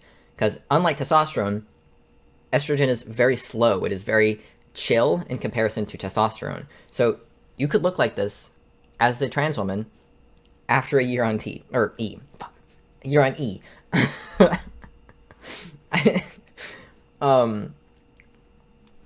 Like, do most trans women tend to put in a little bit more effort to pass? Yes. Do they all? No. Is it required? No. So do they all do it? No. So for her to question him would be fucking weird. Especially since he's claiming to have been on E for a while. Effort at all to pretend that he knows what's going on when he goes into this. Making no effort at all. Notice his reaction to the news that he's about to lose his gonads. He doesn't seem happy about it. You think that maybe the Plume nurse would have... But he's literally there. That's what the appointment is for. He's there because he wants the surgery. That's why he's there. It's not her job to gauge whether or not he wants it. Because he's at an appointment to get a piece of paper saying that he's ready for it. I'm not going to walk into a surgeon's office to get my titties chopped off until I'm ready to get my titties chopped off. It's not their job to decide whether or not I want it. I'm there. You know what I mean? Like, what? Have noticed that reaction? You think that would be part of what she's doing? No. She's paying attention to him and his cues and evaluating. But of course, she wasn't paying any attention whatsoever to what Greg was doing during that call. Not him misnaming his own fucking worker. They also didn't care about what Greg directly told them. As he said, again, that he didn't have dysphoria, and yet they wrote a letter. You don't need to have dysphoria to want your balls chopped off. I don't necessarily have dysphoria about my tits 24/7, but that doesn't mean I don't want them chopped off. Dysphoria is not a requirement for being trans, okay? It is to the healthcare system, but it's not a requirement to be trans. You know, they probably did this multiple times at different places. Well, this is mainly an attack on Plume. I don't know if he's going to talk about another one, but this is mostly an attack on Plume. So, you know. Saying that he had it anyway. And that's striking because it goes without saying. Also, you have to write that they have dysphoria on a piece of paper because that is the diagnosis in medicine for being trans. There isn't a diagnosis in medicine that says, you are transgender. The diagnosis is gender dysphoria. That's what it is. That's just the way it's coded in the healthcare system. That's just how it is. So that's how she has to code it in order to get him to get the surgery, because that's how the healthcare system works. Because the healthcare system says that trans people have to have dysphoria to access healthcare, which is stupid. Saying that any reasonable and ethical healthcare provider would have taken one look at Greg and listened to him and said, this is ridiculous. Or at the very least... Greg, it's a grown-ass adult. If Greg can't make his own decisions, that's his own problem.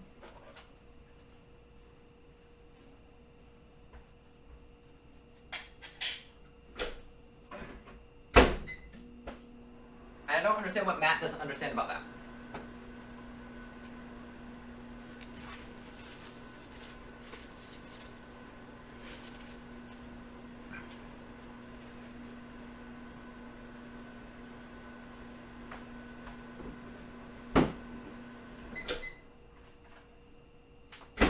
Probably heated that up too much, but it was cold, so, you know, gotta do what you gotta do.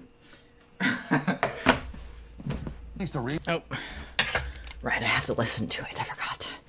reasonable and ethical provider would have pushed back a little bit against the idea that Greg needed his testicles removed, but Plume never did that. Because that's not their He just job. took Greg's money and sent him a letter authorizing his castration. Yes. He said he wanted it, so he got it. That's what the fucking appointment was for. That's what the appointment is for. You see, read this. Read it, look. To prepare your letter, you'll meet with one of Plume's licensed medical providers to determine if you're medically eligible for the letter. The rest of the care team will be able to provide additional resources for support. For letters, we have a guaranteed 1-week turnaround time. Look at that. If you are a Plume member, they are included in your membership. If you are not, you can pay a one-time fee of $180 for an appointment with one of Plume's medical providers. Letter requirements vary from surgeon to surgeon, so make sure you know what you need before you show up. That's what the appointment's for! This isn't an intake appointment where they're trying to decide if he's trans or not. He's coming into this with their knowledge that he is already trans and transitioning. I know it's confusing that I keep saying he, but it's because the person who went in here is a dude. It is not a trans woman. That's what they are. That's what with the knowledge that he is signed up with is that I am a trans woman who wants my balls chopped off. No one who isn't a trans woman would do that. Like, there is no actual cis person out there doing this for a non-video purpose. So they don't need to determine if he's trans or not, because that is not their fucking job. If you are showing up to get the letter that you need to go get your balls chopped off, they are going to assume that you know that that's what you want, and that that's why you are there, because that's the fucking point of being there, is to get the letter to go get your balls chopped off. That's the point of the appointment. Like I said, if I walk into a surgeon's office and say, I want my tits chopped off, they're not gonna go, oh, are you sure? Because guess what I've done? Showed up to the fucking office with the information and letters that I need and the money to get my tits chopped off. I've clearly already made the decision. It is not their job to decide for me. It is their job to provide the service to me that I'm asking for. That's what Plume is doing. That is what they did. They did a great job, and I will absolutely be recommending them to trans women that I know who need this kind of service. So thank you for advertising Plume to me, Matt Walsh, because they seem to be very helpful in providing these letters that people often need to get their insurance to cover the surgeries they need to not fucking kill themselves. Matt Walsh, on the other hand, increases my desire to die. At the end of the day, I don't even think you need a letter. This is the United States, do whatever you want. You do need a letter if you want insurance to help you pay for it. If you don't need insurance to help you pay for it, then no, you don't often need a letter. Some surgeons require it, some don't. But if you just have the money and don't need help covering it from the insurance's perspective, then you don't always need a letter. But almost every insurance that helps cover surgery for trans people requires a letter. So, yeah, what happened to freedom, honestly? Did you know our friends at Genusolve? Oh, no, fuck off. No one wants your shit. Flaking spending and further devaluing with the help of Birch Gold. Jesus. And insane is that, of course, first of all, it's depraved, and the question after an investigation, for example, are doing care. And as we reported on Twitter, this fraud extends far beyond Plume. Several other trans healthcare services that operate in nearly every state in the country, like Folks, F-O-L-X, for example, are doing the same thing. So, I'm part of them. So what now? That's always the key question after an investigation like this. What are people saying about it? Is there going to be any change? Or are we all just going to move on? There shouldn't be. And forget about it. Well, over at Media Matters. Again, he's talking about grown adults getting surgery and getting approvals for surgery. Who cares if they do or do not need it? That's none of your fucking business, Matt Walsh. Like, why do you care? If it was trans kids going in for these surgeries, I could at least kind of understand where he's coming from. But this is a grown adult that we're talking about. So who cares? Predictably, they're hoping you ignore our investigation entirely. One of their flacks wrote this, quote, if you're an adult and you want to remove your testicles, it is not the job of a medical professional to stop you, and it certainly is not Matt Walsh's job either. Thank you, Ari. This is not difficult. The principle that the Media Matters flack is outlining is indeed pretty simple, also stupid. What about my freedom, Matt Walsh? What about my freedom to get my balls chopped off, huh? Isn't this America? Don't I have the right to do to my body what I wish in this free country of America? That adults can do whatever they want. If an adult wants to carve up his testicles, then that's his right. It is. Well, the problem with that analysis from Media Matters is that, of course, first of all, it's depraved and insane. So what? He's not trying to chop off your testicles. Although someone should, because God forbid you pass on your genetics. Any moral person would not stand by while someone else butchers themselves. I mean, if you... But it's none of your fucking business. Do you know what happens when you carry through a pregnancy? Your body kind of butchers itself. I don't see you stopping people from getting pregnant. Do you know what happens when you go in for heart surgery? They cut open your skin and break your sternum and crank it open and then cut into your heart and remove pieces and replace them and then sew your sternum back together. Is that not butchering your body? I don't see you stopping people from getting heart valve surgery. So why the fuck do you care? There is no difference. It's surgery. Surgery is surgery. Surgery is butchering your body however you want to fucking look at it. Like, I have seen what open heart surgery looks like. It is butchering the body, let me tell you. I have seen what the inside of a body looks like because I have witnessed open heart surgery multiple times as a teenager. So it is gruesome and terrifying because guess what's happening? They're cutting open a body and pulling it apart and taking pieces out. That's exactly the same shit that they do for trans surgeries. Is they chop off little bits. It's not that big of a fucking deal. I don't understand why they're talking about it like they're trying to cut their face off and replace it with another face. Like, that would be crazy, okay? If that's what we were doing, that would be crazy. But that's not what's happening. We're just chopping off some extra meat. That's it. That's it. People get their tongues split. People get the ends of their noses chopped off for cosmetic reasons. Is it fucking weird? Yeah, but we're not outlawing that. You know? I think Matt Walsh is anti-American and he's anti-freedom, which means he's a dirty authoritarian communist, or at least that's how we should frame them, since he doesn't like freedom because Republicans would freak out if you tell them what to do and call you all that stuff. It's weird. I never had that reaction whenever I see someone cut a body for surgery, and my head is framed as they're trying to help them and heal them, you know? Exactly! These people that I've watched go in and get open heart surgery were gonna fucking die if they didn't get open heart surgery. Like, that's why they're there. That's what it's for. But Matt Walsh doesn't know what that is. If you saw someone about to stab himself in the stomach or cut off his own... That's not the same thing! ...hand... That's not the same thing! ...or his testicles... It's not the same thing. Doing it yourself is not the same as going and having a professional do it. That's not the same thing. If you witness someone trying to, say, burn the old tattoo off of their arm, you're gonna think they're fucking crazy. But if they go into a professional to have it removed, that's not any fucking different. They're still burning your skin. That's how they remove tattoos. But you don't look at that as butchering or mutilating the body. It is very different doing it yourself versus having a professional do it. So these comparisons are not compatible nor realistic. If you, Matt Walsh, the thing he mentioned at the beginning was he tore his Achilles tendon because he's old. That was his words, not mine.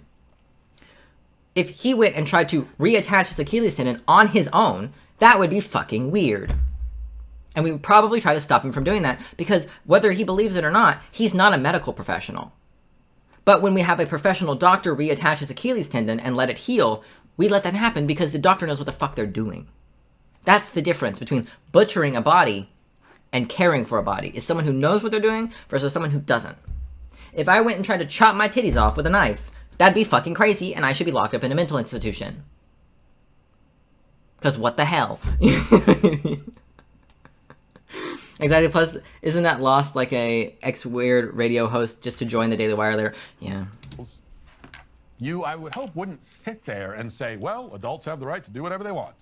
Mm-hmm. Instead, you would intervene, realizing that this person is in deep psychological distress and must be stopped for... Yes, because if you are irrationally going at your body with a knife, that's weird.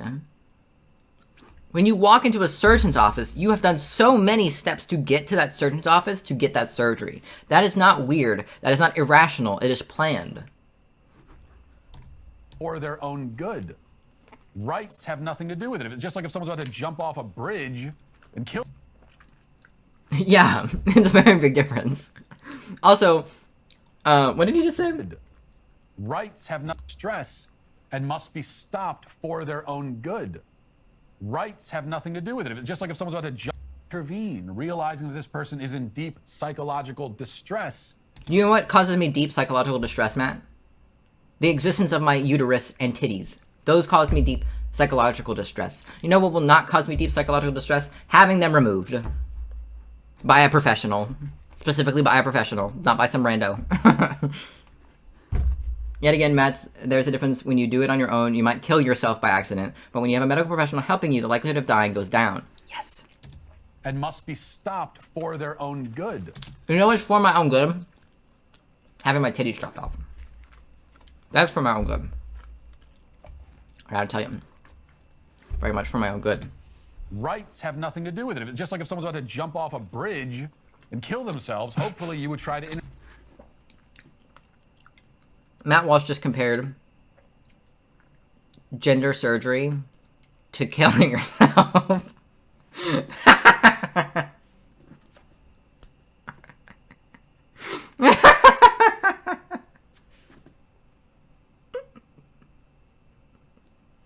Matt. Is that why you're so pissed off? Is that why you tore your Achilles tendon? Is it because you tried to kill yourself and someone stopped you, and in the process of stopping you, you tore your Achilles tendon? Is that why you're so pissed off? And I really do feel bad for the person who stopped you, because he really, whoever they were, did a disservice to the world. He just compared surgery to killing yourself. Does he not hear how fucking insane he sounds?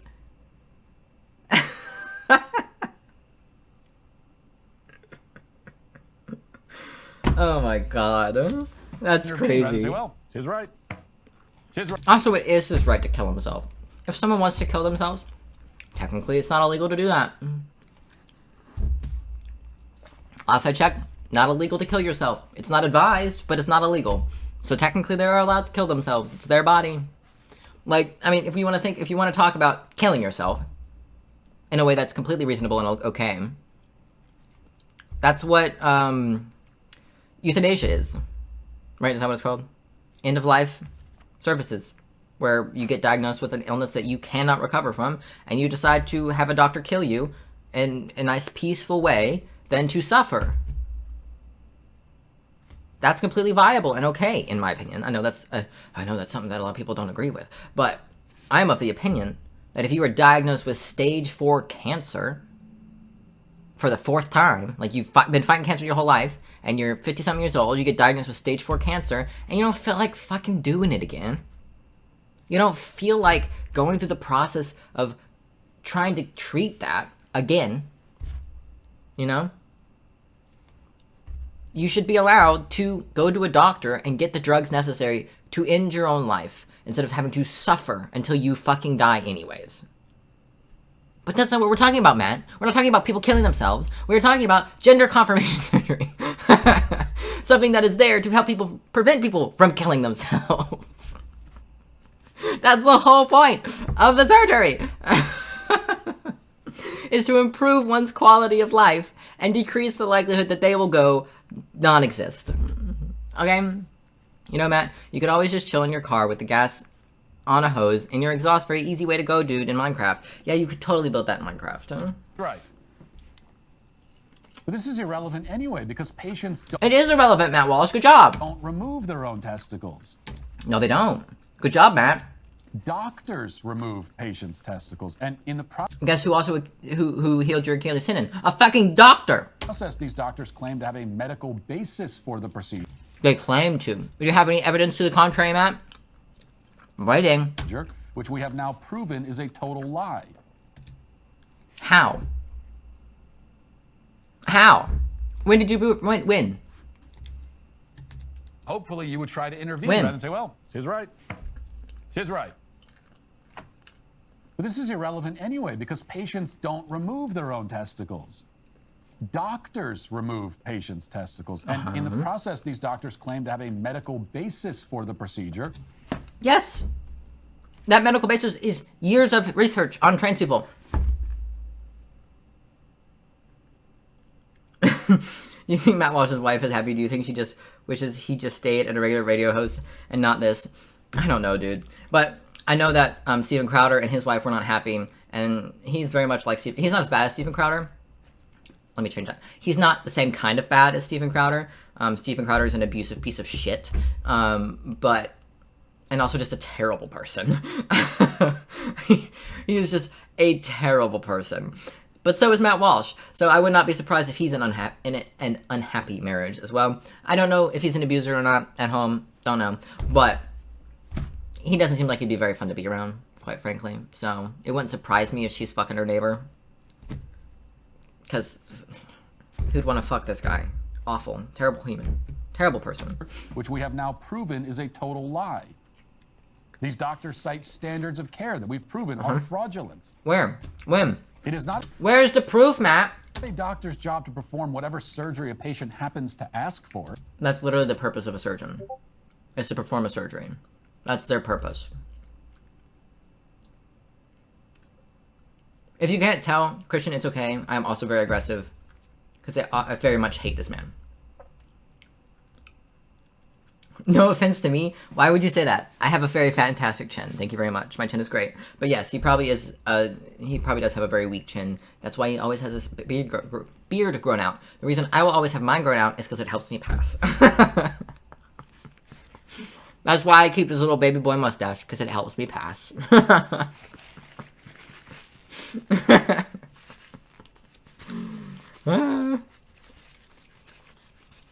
I feel like seeing Matt Walsh without a beard would be is like seeing Ben Shapiro with one. It's very weird.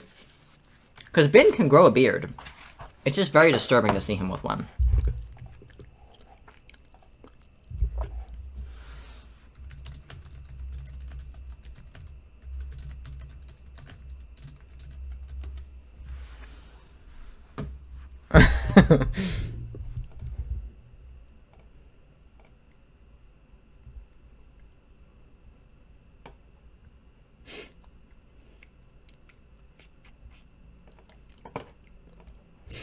It's very goofy. It's very goofy. He's very goofy. It's a very nice mustache. It looks wonderful on you. Thank you.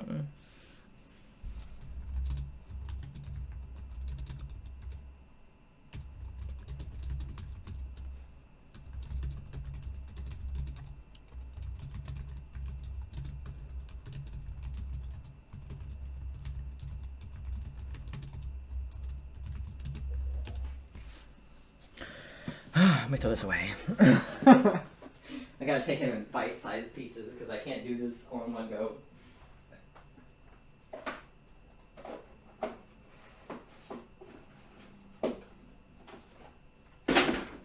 Also, I want the drink with some flavor. Give me that sweet tea, baby. Not testosterone tea. T-E-A-T. If I can get the fucking thing open.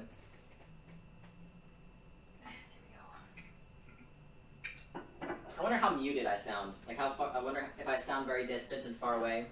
Probably. Probably quite echoey. Tasty.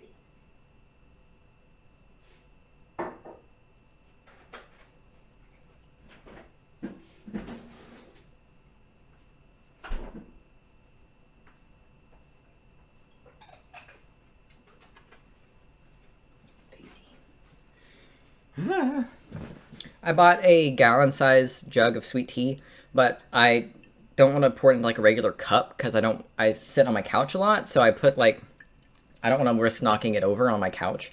So I've got this Calypso Strawberry Lemonade glass container. I just pour it into this, and it's perfect because the tops are the same size. Like the top of this is the same size as the gallon jug, so it pours in beautifully. Mm-hmm. You drink Snapple. I always prefer Arizona's. I used to drink Snapples a lot. I haven't lately though, and I really only drank their strawberry kiwi flavor. I was never really a big fan of their other flavors.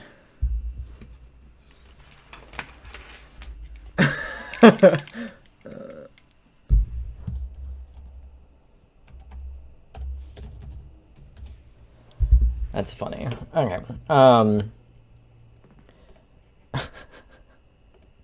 Did I sound very far away when I walked off? Could you still hear what I was saying? That's my main question.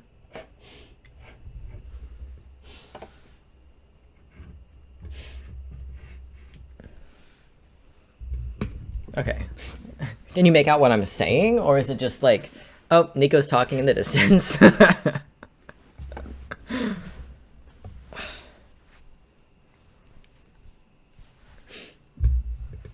Ooh, I might have to actually turn up the lights because the sun's finally starting to go down. No, I can make out what you're saying. Okay, cool. So I just sound very far away. That's cool. That's good.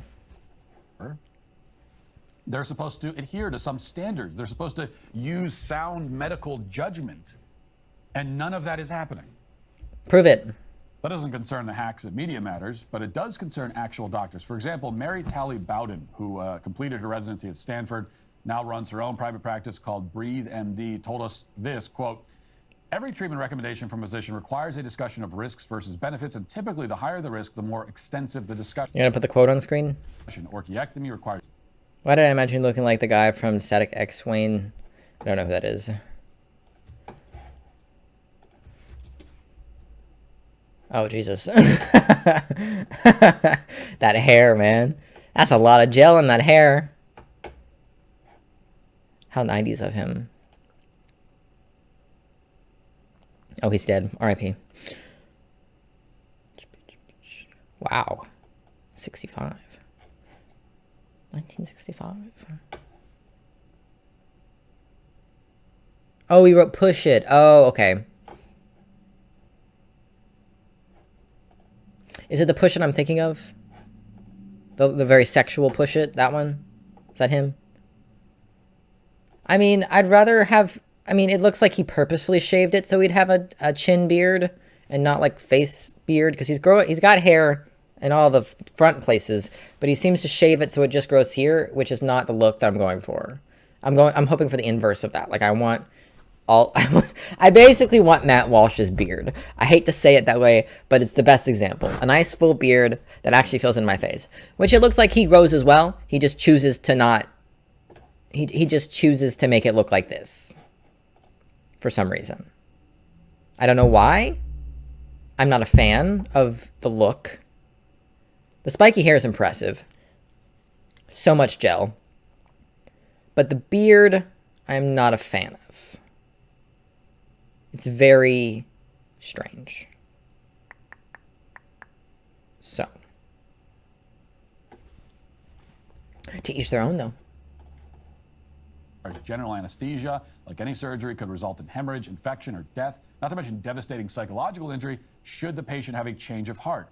It's not appropriate to declare someone fit for surgery, especially one this major, over a 22... Okay, they're missing the point of the piece of paper that he was receiving from Plume. Yeah, 2014. It said he died in 2014. The point of the piece of paper is to get the insurance to pay for it. That's pretty much it. It is up to the surgeon whether or not they want to perform the surgery. At the end of the day, the surgeon can say no just 'cause. Also, it is not on the person with the piece of paper, like giving them the piece of paper, to tell them the risks of surgery. That is the job of the surgeon. Which you would know because you asked a surgeon. 2-minute Zoom call with a nurse. None of those complications came up during Greg's conversation with Plume. Because it's not their fucking business. They didn't warn him of any complications, in fact. They did. They warned him of the complications that it could cause to the transition. That's their job. That's it. She probably doesn't know all of the potential side effects or things that could go wrong during surgery. Because guess what? She's not a surgeon. That's not her job. She's not a surgeon. Not every medical professional is a surgeon. Why do you say the guy he said to this name is Greg with a beta? Yeah, because that's the name of his producer is Greg. So, and that's crazy because as Bowden told us, telehealth is, quote, appropriate for minor health problems and low-risk treatments. Yes, getting the piece of paper is minor. It's a big deal. You need it. It's a very big part of it, but it's not supposed to be some big grand thing. By contrast, orchiectomy is not a low-risk treatment. Last time I checked, Matt, he didn't get the orchiectomy on the fucking video call, did he? Did he get his balls chopped off virtually? Is that what happened? Did I miss that part of the call? That's what it makes. It's what he makes it sound like they're trying to teach you how to do it over the phone. Also, I need to switch my camera because I'm looking the wrong way. Am I looking the right? No, I'm looking the right way. I hate these kinds of videos more than anything because they're almost right, but they're wrong. Like they're on the right track in terms of actually how the trans healthcare system works, but they're reporting it completely incorrectly. They're missing the point and reporting it wrong. This is part of the process of receiving transgender healthcare surgery, but it is not the receiving of the surgery. It is a step on the way to getting the surgery. It's like talking about someone starting HRT when they had their first therapy session with a gender therapist. They're not getting their fucking hormones yet. First of all, they're 10. Second of all, it's their first intake meeting with a therapist. Like, they're talking about the process that happens, which this is a part of the process that happens. But he's not getting the surgery today. The piece of paper doesn't even have a date on when he's supposed to get the surgery. It's just a piece of paper saying, this person is approved, they can get the surgery. Because it's the only fucking surgery that you have to get one of those for is fucking trans healthcare. Because it's another fucking hoop you have to jump through. You don't have to get one of those. You know what those are called for other surgeries? A fucking diagnosis. That's what it is. That's it.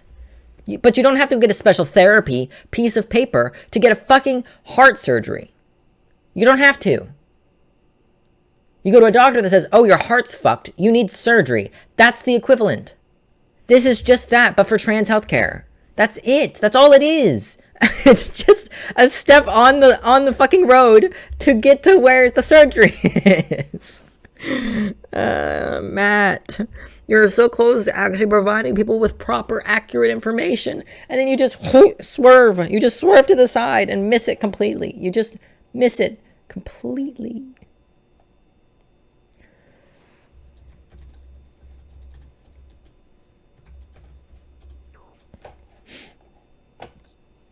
It often takes days to approve. Great.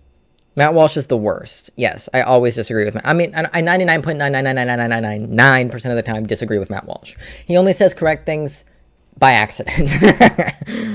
That's the point I'm at. He gets close to give you the right stuff, and then he completely does 180 and lies to you straight to your face. I know, and it's so disappointing because he's got such a big audience. Relatively speaking, he's got such a big audience, and he could be providing people with accurate, helpful information to teach them that trans people are not evil. Like, and that the healthcare system helping trans people get their surgeries doesn't fucking affect them, you know? And after Matt Walsh, we're going to switch to someone who's just as annoying, Gothix, and talk about atheism and why it's so scary and dangerous.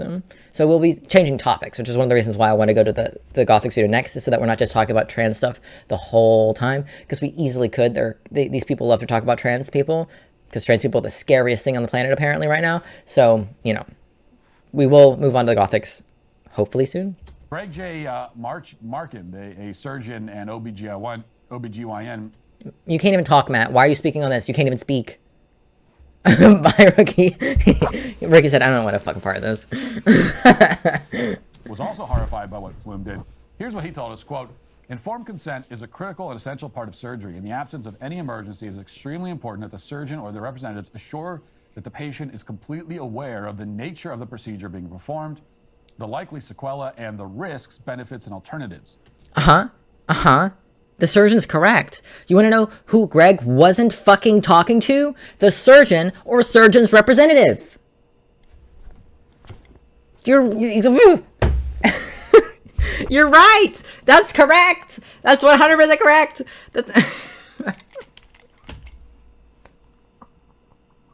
If Plume worked directly with the Surgeon Center, right? Let's say Plume wasn't just like a therapy type organization, all right? Let's say they were the place where I got my testosterone from, UK Healthcare, All right. Let's say they worked directly with UK Healthcare, because UK Healthcare in Lexington, University of Kentucky Healthcare, not the UK, not the UK, but University of Kentucky Healthcare, actively has surgeons that they work with who are part of that healthcare system. So if I went back to the person who I originally got tea prescribed from and went to talk to them about surgery, it would be on them to start the process of giving me all the potential side effects of the surgery itself, because they are going to recommend me to a surgeon that works in the same system. So they are part of a representative for the surgery. But if I go to some random ass therapist on BetterHelp, it is not their job to teach me the ins and outs of the surgery that I want, because they are not a representative of the surgeon, right? Okay? Now, they might be the one to give you the letter to take to the surgeon, and most importantly, to the healthcare provider, or not healthcare provider, fucking shit, the insurance provider, to prove that I'm trans enough to get the surgery, because that's ultimately what the letter is for, is to prove your transness. And then it's on the surgeon and the nurses that work for the surgeon to walk me through the process of what's going to happen and what the side effects are. You go through a whole consultation process separate from getting the letter and doing the therapy. You do all this separate shit with the actual surgeon. You will go in for a consultation where they check your titties out and determine which type of surgery, which type of top surgery you are like good for, like which one they're going to give you. And then they talk about potential side effects. They talk about, oh, it might look like this, it might look like that. This is the aftercare. This is this. Blah, blah, blah, blah, blah, blah. They talk you through all of it during those 1, 2, 3 different appointments that you have before you even get the fucking surgery. And then you have all the aftercare that they do with you as well. That's when they start talking to you about it. You don't do that with, you don't get the letter from them. You're going to the wrong place to get the wrong information. If you want the information about what happens when you get your fucking balls chopped off, go talk to someone who chops people's balls off. Who would have thought? You know what I mean? That's why we don't go to Matt Walsh for fucking healthcare advice, because he doesn't know a goddamn thing about it. You know what I mean? He's in no way qualified to talk about trans healthcare. So that's why we don't go to Matt Walsh for trans healthcare advice. And you want to know how I know that the woman that Greg talked to knows what she's talking about? Because she knows what she's talking about. I've talked to people who talk just like her and talk about the same shit that she's talking about. And she clearly knows what she's talking about. She's talking about weight redistribution, body fat redistribution. She's talking about the way the hair will be affected. She's talking about the way the hormone levels will be affected. Because those are the things that she's trained to know about. She's not a surgeon. That's not her fucking job. She's not chopping his balls off. That's not what she's doing. This is just so infuriating because we're right there. We're so close to being in the right spot where we can actually talk about the thing that he's trying to talk about. We're right here, and we need to be right here. We're so close. Oh, it's just so frustrating because he's so close to being right. Because the surgeon that he just quoted is completely correct. It is on the surgeon and their assistants to inform the patient of all the risks and side effects and potential alternatives. That is the job of the surgeon. But Greg didn't talk to a surgeon. And Matt Walsh is conveniently leaving that out. To the million fucking people, 500,000 people who've watched this fucking video in the past 10 days. He's conveniently leaving that part out. A life-altering decision, such as permanent castration, has serious, irreversible consequences. The fact that a medical institution was willing to undertake this surgery only 22 minutes after the patient... They're not providing the surgery, Matt! I'm going to comment. Plume does not provide surgeries.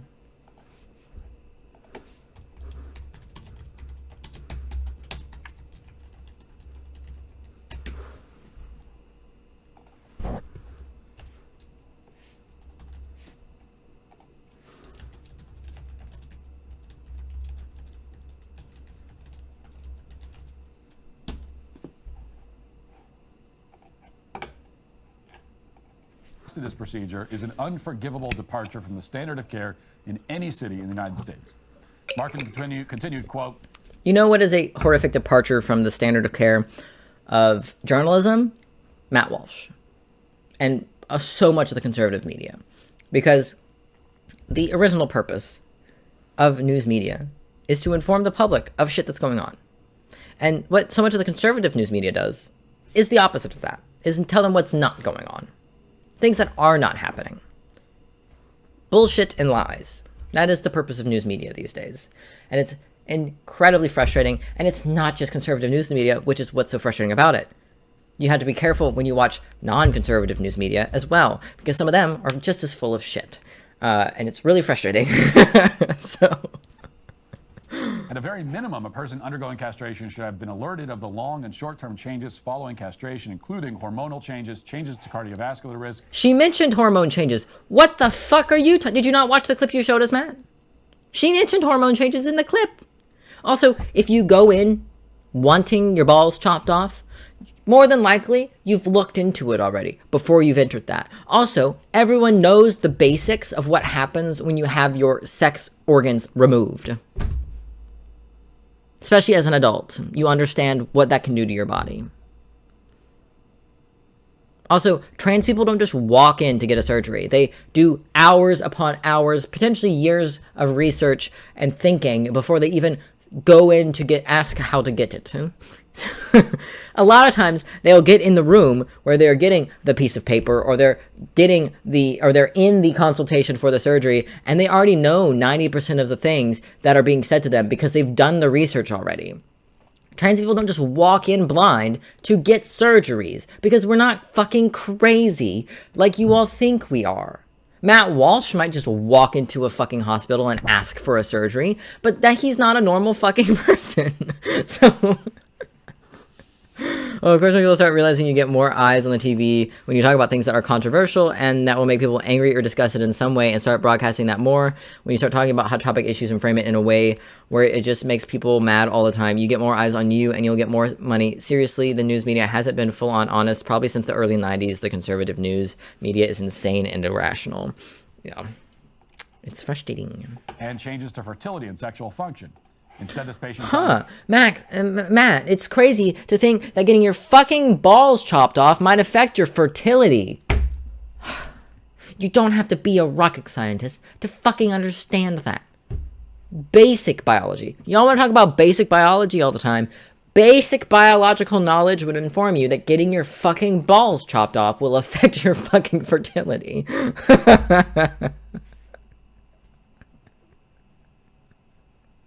You shouldn't need a doctor to tell you that. That's like going in for a hysterectomy and then thinking you can get pregnant afterwards. That's not how it works.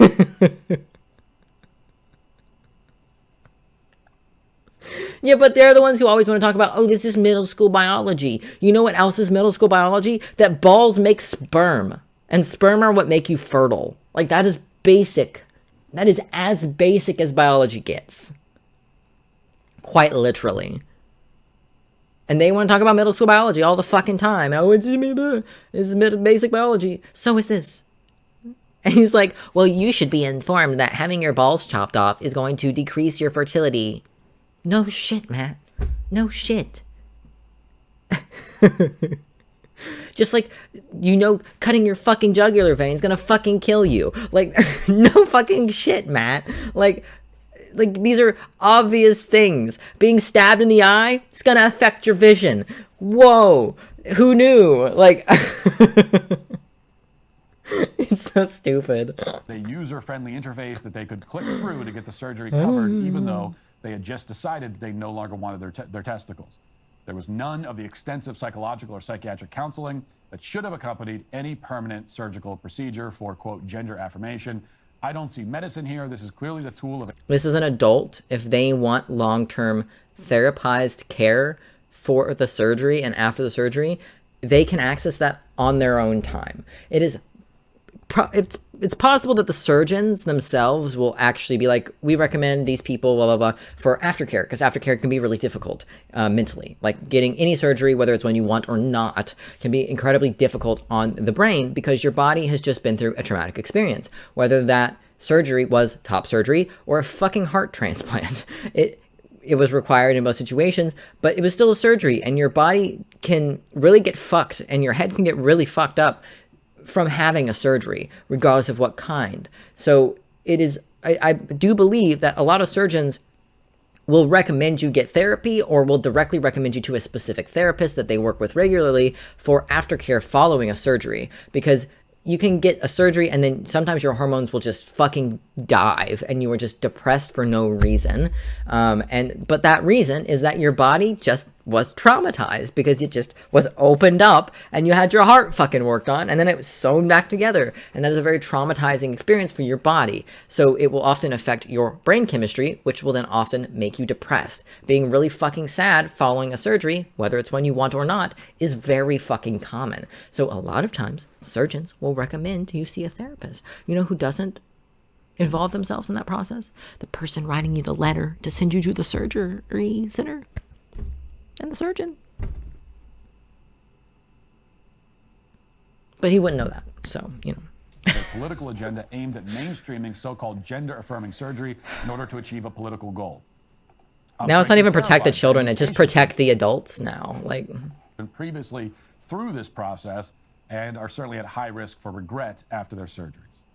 Says who? That's the consensus from every serious medical expert that we've spoken to after our investigation. Says who? Prove to me that trans people who get trans surgery regret it later. Where is your proof, Matt? Show me the evidence. Where are the numbers? Show me the numbers and I'll fucking believe you. Except I probably won't, because you'll probably pick numbers from a fucking study that's either 2 decades old or has been disproven. Matt Walsh being some authoritarian shit right now. Seriously, guys like him are like little dictators, honestly. It was published yesterday. Little We dicks scoured dictators. news reports, social media for any contrary opinions from credible people. Couldn't find any. Oh, from credible people. So people you find credible. Well, Matt, see, I don't find you credible in any capacity. So you could tell me a complete truth. I'm not going to believe you because you are a fucking liar. So you not believing the fucking NHS or whatever the fuck the American Medical Association is your own fucking problem, because they've proven themselves to be truthful and know what the fuck they're talking about, unlike Matt Walsh, who has never once proven himself to know what the fuck he's talking about, especially when it comes to trans issues. Except Media Matters, which we're not counting as credible. So the question is, if these trans telehealth services are so obviously fraudulent, what's going to happen that will shut this down and save thousands of patients from this butchery? As of today, we haven't heard anything from Aetna, Cigna, United Health, which are the 3 providers that work with Plume. That's strange when you think about it. Anyone who pays into insurance they work with plans from any of these companies is funding these fraudulent surgeries. Oh, what? Are you going to have people start boycotting the insurance companies now?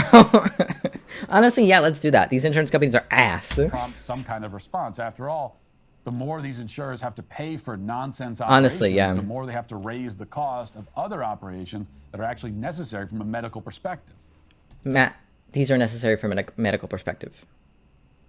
There's countless literature to prove that.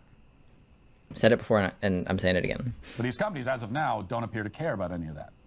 We also haven't heard anything from... Also, why does he have so many copies of his book in the background? Is he having trouble selling them? That's all. Kraft Ventures, David Sachs, or the other investors in Plume. And folks, we're going to keep trying, though.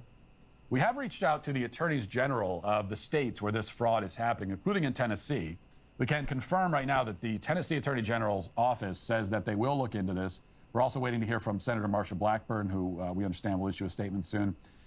And we have received some responses from other key officials. Jack Johnson, the baby thing is so creepy. Tennessee, where both Plume and folks operate, issued this statement, quote, "Another disgusting attempt to label the mutilation of children as healthcare. I appreciate Matt Walsh for exposing this derangement." When were children ever mentioned on Plume's website? Or even in the investigation Matt Walsh conducted? There were no kids involved in that. Oh, I have no idea. I don't watch it enough for him to know. Behavior. This is a real battle, and it is a real battle that we will win.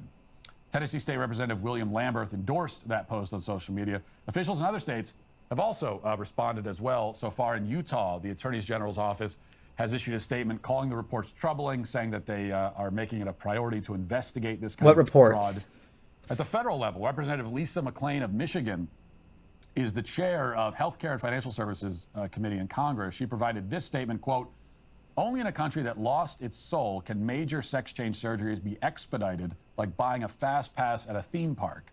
This is That's not what this disgusting, is. and we cannot. If this is the opposite of a fast pass. This is an extra step you have to take to access a surgery. How is this a fast pass? How is the extra route a fast pass?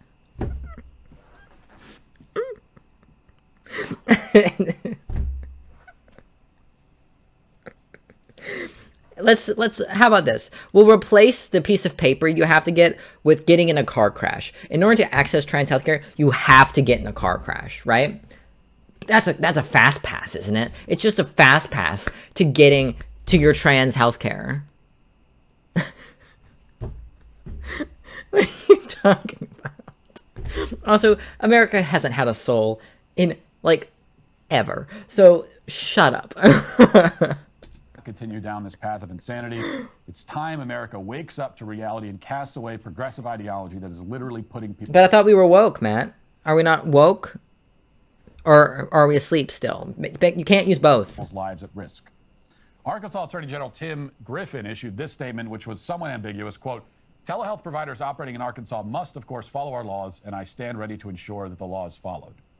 Now, it's not clear exactly what Tim Griffin is waiting to see or what he... Okay, I need to state that these insurance companies are not going to work with Plume if Plume is actively and openly breaking the law. Okay?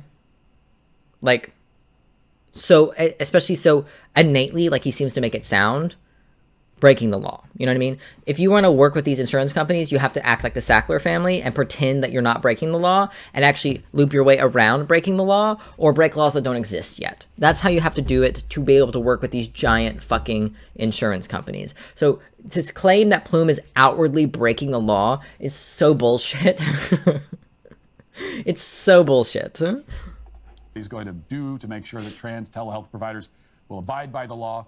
We have a lot of evidence that these telehealth providers are operating in Arkansas and ripping off insurance companies in the process. Hopefully Tim Griffin will look into that. Oh no, those insurance companies, they're being ripped off. Oh, fuck the insurance companies. Well, it's his job. Overall, it's been only 24 hours since our investigation was published, and we're already getting these responses from officials who have the power to do something about it. And we're going to make sure that they do, in fact, do something about it. Because that's what matters. On your misinformation, you mean? You know, we don't chase down these stories and publish them just for the sake of having viral content. We intend to get results and hold people accountable. If we publish a story and it gets a lot of attention, absolutely, and then everybody moves on and nothing happens, to us, to me personally, that's a failure. We have failed. The results are all that matter. And we're going I hope you fail. I do. I'm done with this video. I think it's basically over anyways.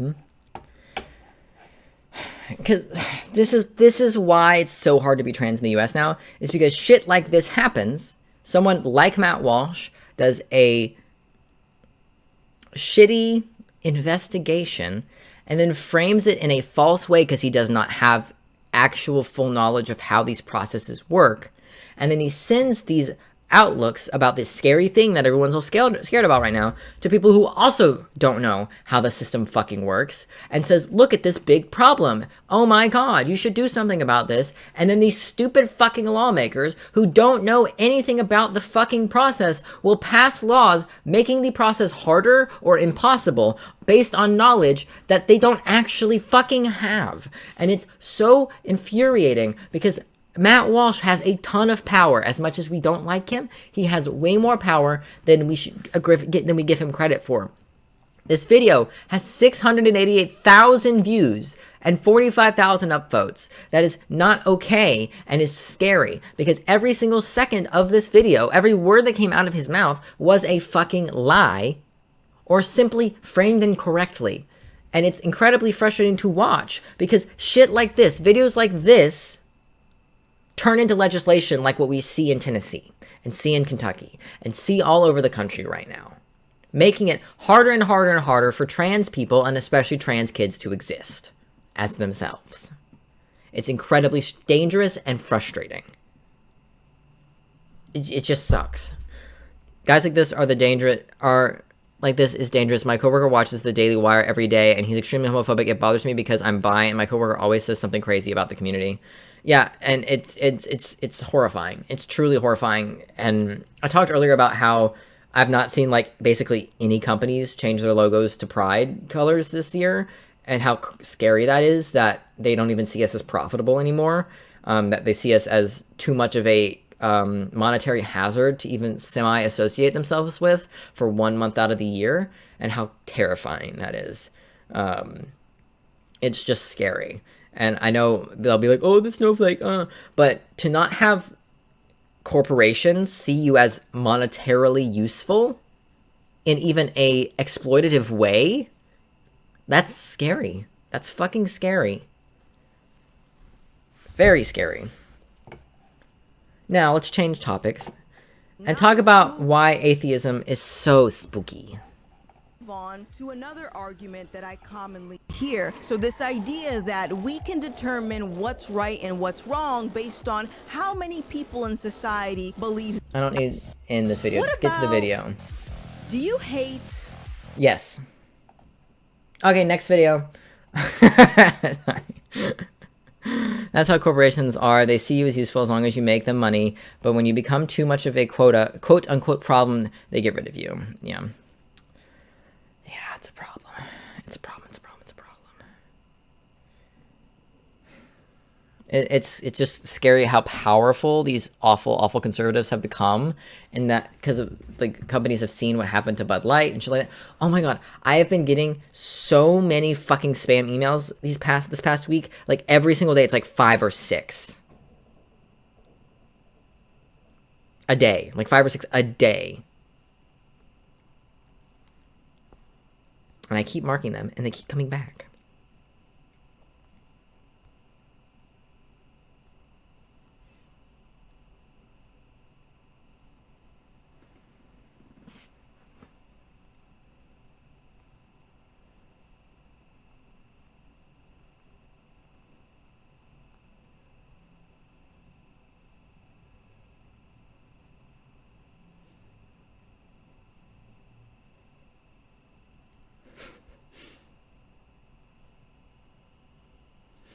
Christian, you don't watch anime, do you?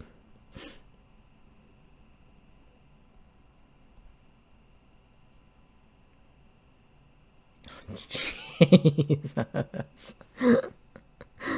Oh my god. The video has gone up 100k views since I mentioned it earlier in stream. Dear God. I wonder if it's going to surpass my most viewed video.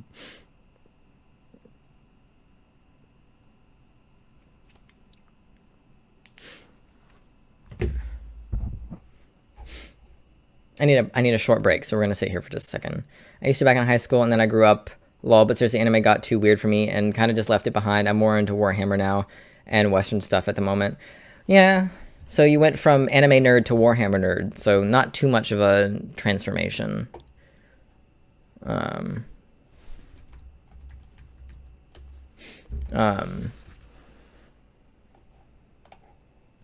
I've been watching not a lot of that shocked you? Was it something that was difficult?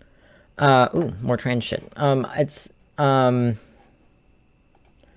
it's so bright.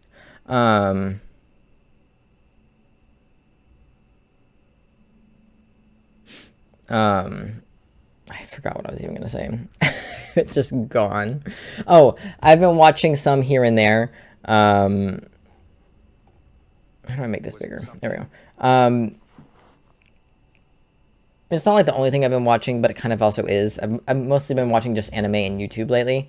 But I've been watching Demon Slayer. I just finished the newest season because it just came. The final episode of the season aired on Sunday, and I posted a clip from the show. Not the new episode, but from the show, and it is blowing up on TikTok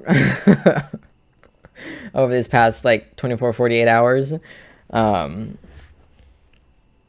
So it's just a short little funny clip, but the TikTok has just been the thing. It just grabbed it. The algorithm just grabbed it.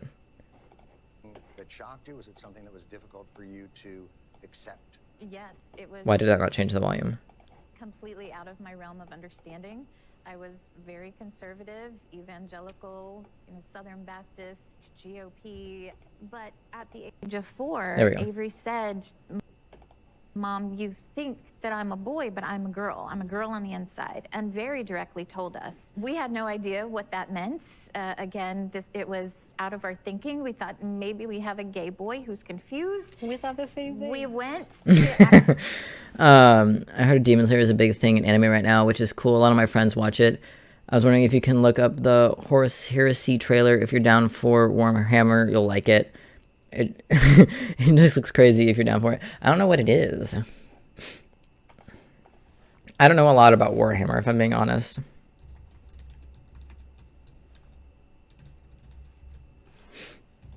I know there's Warhammer 40k. This one? The year-old one?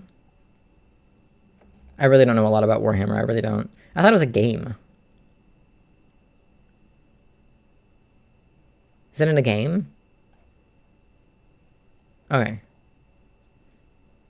Is it like one of those games like League of Legends that has like all the characters have like backstories and shit?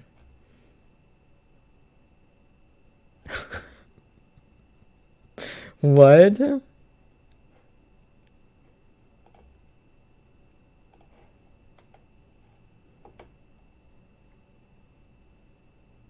Fuck off, Brett. No one likes you. Okay. Ah, okay. I probably wouldn't be into it then. I'm not a big fan of tabletop games, especially tabletop games like this one. But is it this trailer? Is it just wild?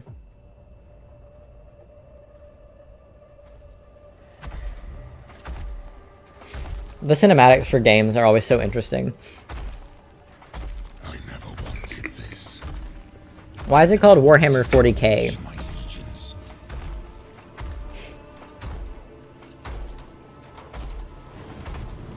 Together we banished the ignorance. It looks heavy. Night. But you betrayed me. You betrayed us all. You stole power from the gods and lied to your sons. It's a great voice. Mankind has only one chance to prosper. I can barely hear him over the Then music though. It's hard to know what's going on when I don't know what the fuck's going on. So let it be war.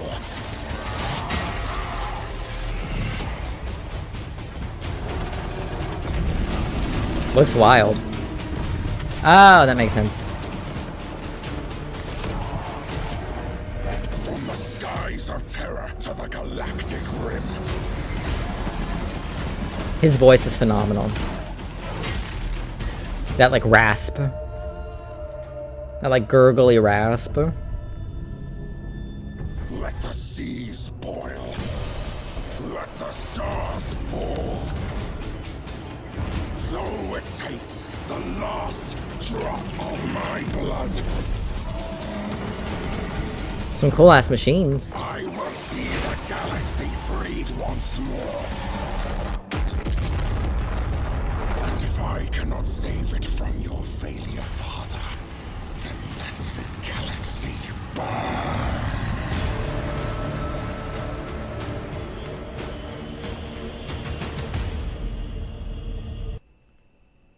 Oh, yeah.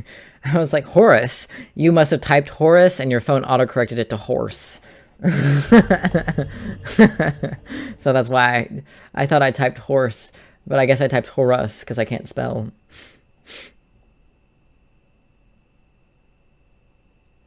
Oh, in the year 30k, they start a fight and then it keeps going for 10,000 years? That's a long time. Or did you mean to type 40?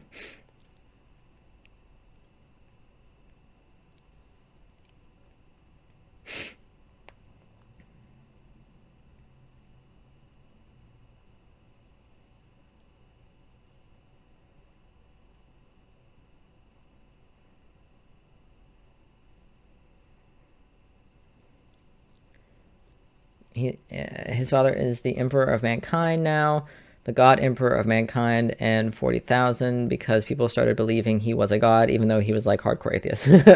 Love that for him. Do you love that Henry Cavill is a massive nerd? Because I love it. Kind because he's the whole package, because everyone thinks nerds, like, can't be attractive, and then Henry Cavill, one of the most objectively attractive people on the planet, is just the most massive nerd you've ever met. It's fantastic.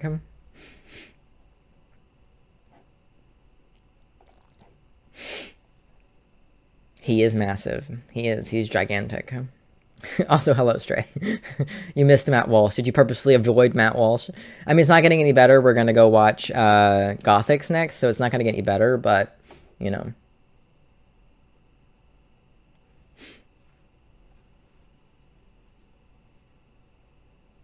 Is he? Hopefully they actually do it justice then if they've got him on board for it. See, would have to be my Warhammer stuff. We're talking Games Workshop, aren't we? Yeah.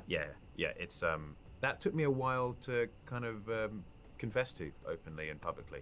Dare I say it? I know exactly what you mean. A collection of white undercoat spray paint that just lurks in the back of the cupboard. Yeah. I was like, what's this? For graffiti? Underarm deodorant? You know how it is. Yeah. Sometimes I paint Cal. Certainly not Warhammer. No. No, that's a great answer. It's hard to top it, isn't it? It really is. Yeah, I love it. And I've that's the stuff I've done in, as far as hobby stuff, the stuff which my escapism is concerned. All the reading I do outside of work is normally based around that or fantasy authors. So yeah, and I've been involved in the Warhammer world for 40,000 years. 40,000 years. Oh, well, longer, depending. But since I was probably 10. Nice.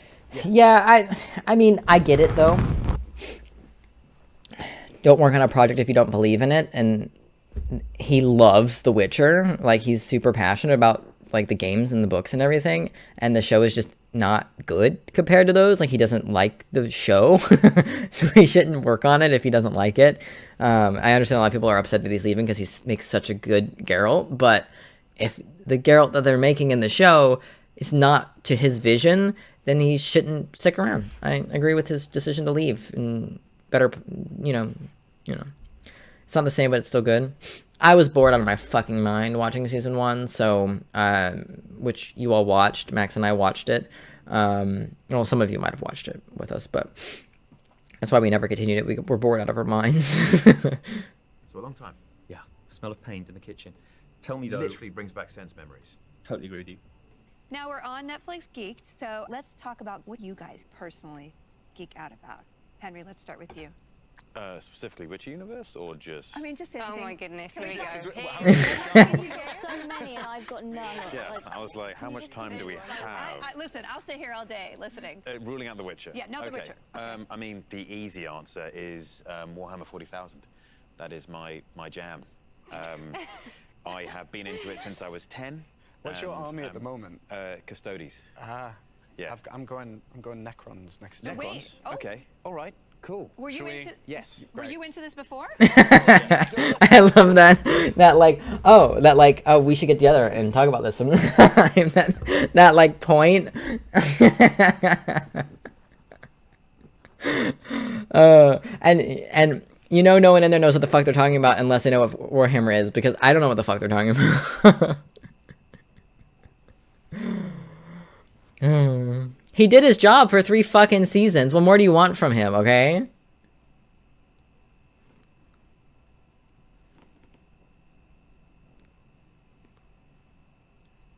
I think you just challenged him to a game. Maybe. Yeah. But that's the thing about a Netflix adaptation of a movie/game or a book/game is they're going to drag that shit out for as long as they can make money off of it. So finishing it could be a big commitment. Also, it's not his fault they cast fucking Liam Hemsworth as his replacement, alright? That's not his fault. I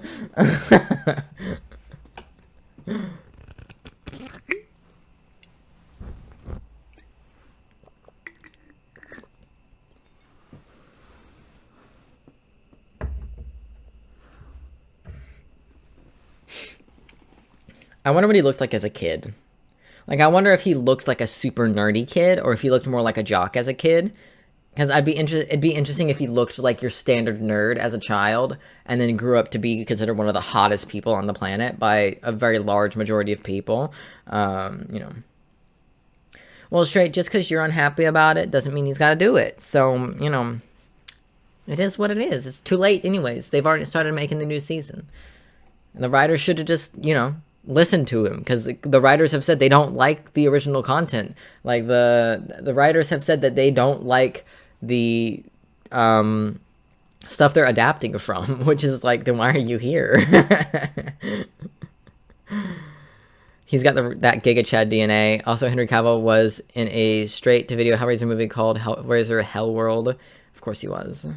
Makes sense. Yeah, he does have the Giga Chad DNA, though. Like, he's literally, like, that Giga Chad photo, you know the one I'm talking about? It's almost Henry Cavill. Okay, be ready to get a jump scare. 3, 2, 1. Oh, Big Mama! There we go. Hot damn. Look at you. She's a big lady. Looking great. Yes, you. The titty physics, goddamn. Well, at least I know they got the jiggle physics. Yeah. them jiggle physics are all are doing it. Damn. Those knuckles, those brass knuckles do a lot of damage. Look at the sound. Even though the freaking, you know what? No, I can't do this. YouTube will hate me. The titties were actually two separate pieces. That you never see that in game design.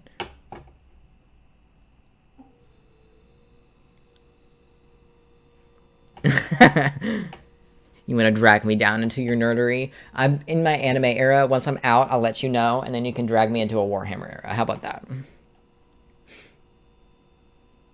Because I'm sure I'll be out of it eventually, so no telling how long it'll take, though. I don't think I can nerd out about more than one thing at a time is the thing. Like, I even only watch one anime at a time so that I can just full hardcore get into it and then move on to the next one. It's also helpful that it's helpful that anime takes like 5 years to put out a new season, so then I can just binge like 80 different shows at like in between a new seasons. All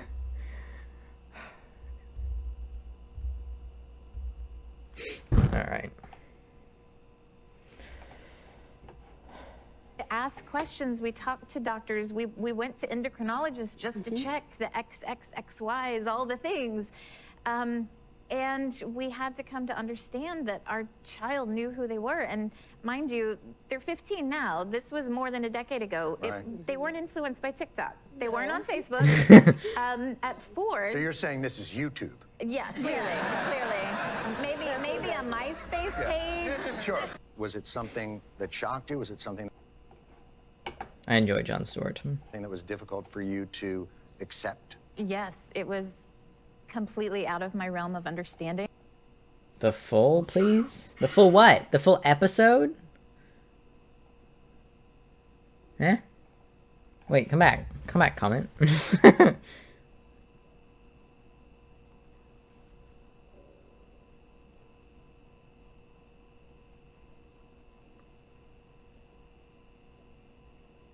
Cremation breathing. That's funny.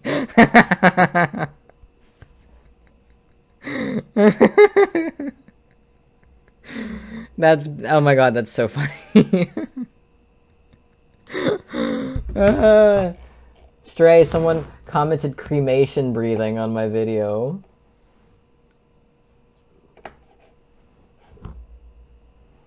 Where's my audio at? Hello?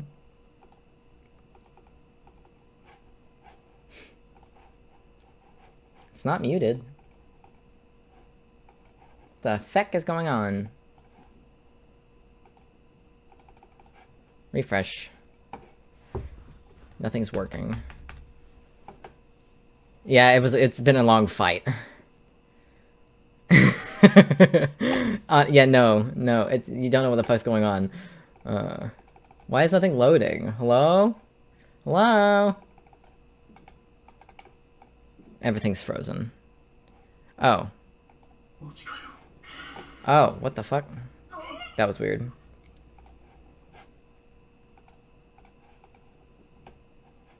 I don't know why it mutes it.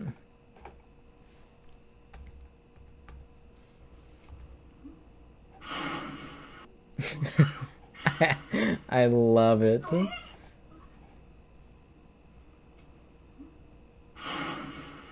And now the audio is just off. Okay, we get it, TikTok. You don't like it when I make you full screen. Or give you audio, apparently. Maybe it wants me to pull it up through my profile instead of through notification. TikTok on the computer never works. Yeah, she is. Did you watch the new season? I know you said you stopped, but did you watch the new season? Because shit is happening and the season just ended. I can't tell you what because spoilers.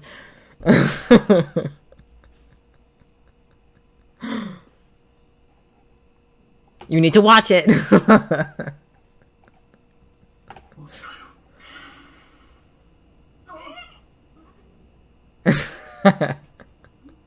I'm just gonna end up spoiling it for you by accident. That's the only thing you risk by not watching it.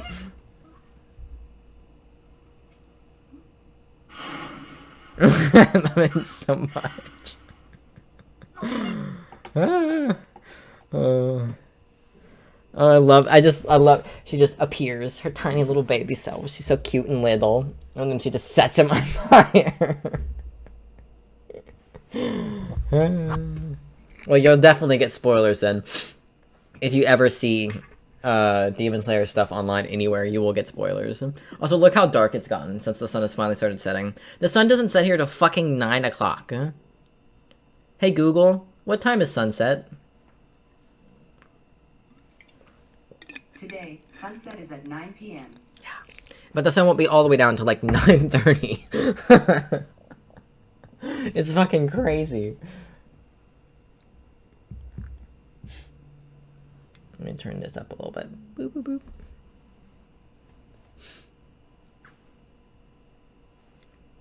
boop.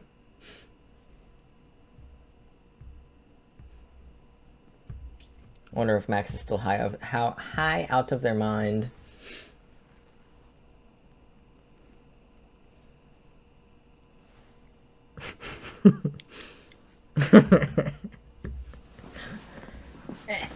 I'll probably just turn on those lights over there because I don't want to turn on the direct ones. They're too bright.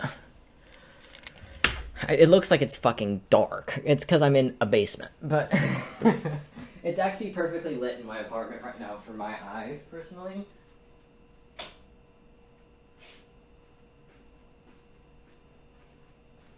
I'm gonna go pee while I'm up, and then we'll start this Gothix video.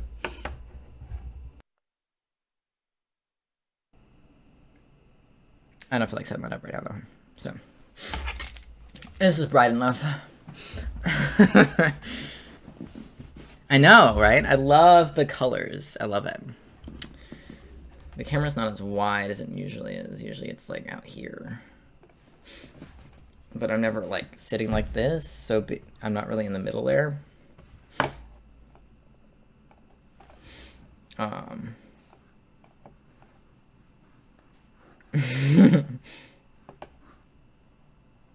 Oh, straight damn, you beat me to it. That was quick. Oh, and to answer, I don't know if we determined this already, but Nezuko's muzzle doesn't prevent her from talking. Like, she just can't talk. I don't know if we had established that already. Like, I don't know if that was an established thing, but she just can't talk. So it's not like she's being prevented from speaking with the muzzle. The muzzle's literally just to keep her from biting people.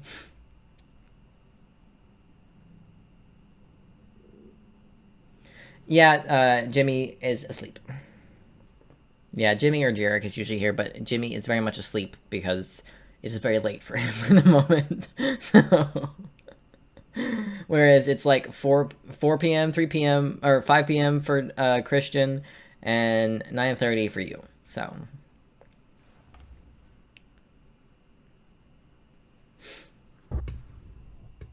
It's actually quite early for Christian. Wait, no, Christian's in my time zone. Fuck, I don't remember. Either you're here or on the West Coast. I don't fucking remember. I can never remember who is where. Except for Stray. Are you no, you're in Central Time too. 8:30. Who is it that I'm thinking of that's on the West Coast? I know Rot was here earlier, but that's not who I'm thinking of. Fuck, who is it? I don't know. It's not gonna happen. Yeah, okay. I was like, I said you were on the West Coast, and I was like, wait a minute. That's not right. I'm here. In the Midwest, baby. Living hardcore in the Midwest now. We in the proper Midwest now. I'm more Midwest than you now.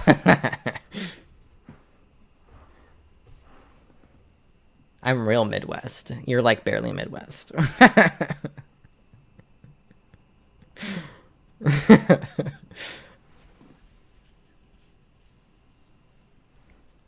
Okay, I'm not quite ready to jump into Gothix yet. I lied. I'm still reeling from Matt Walsh.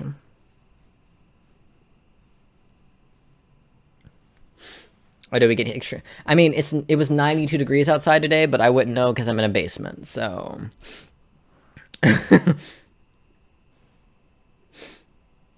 It's kind of dark, actually. I might get a lamp and put it up and try to light up the scene a little bit. It's also so dark. The one back there is just for mood lighting. It's not actually going to light my face at all because it's fucking behind me. So I might need to go actually get my lamp and put the bulb in it. Okay. I gotta get the bulb out of its box that I shipped it in. Yeah, baby. I live in a basement. It's lovely. Not my mom's basement. It's my basement. My mom's basement would be a lot cheaper. Financially, anyways. Be more expensive emotionally. Yeah, I packed up my light bulbs into like into a little box. And then I wrapped it up in some of the PlayStation, like, what is it called? Tissue paper. So that they wouldn't get damaged. Although they're LEDs, so they're not gonna get like super damaged. Wow, that one's a lot heavier than this one. Heavy boys. Oh, that's the Govee one. That's why. That's the one that goes up in the. Where's the? Oh, there it is. I was like, where's the one that? Because I've got one that's not LED that goes in the lamp. One that is LED that goes in the lamp, and then the other LED goes in the China ball, which I haven't hung up yet, and I don't know if I'm going to. Yeah. But,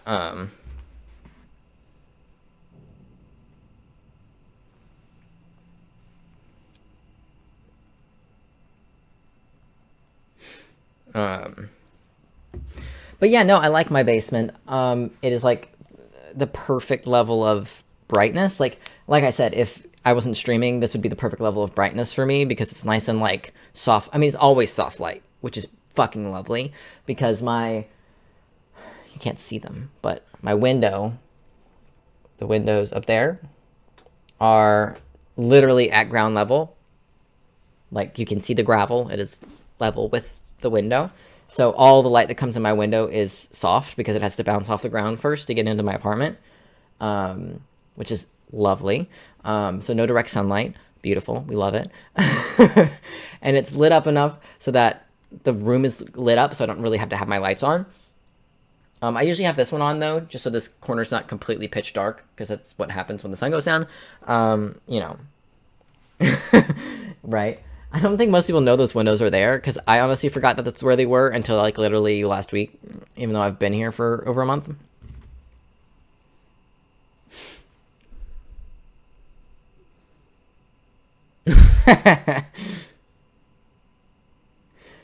That's the thing, the table would be too tall. True.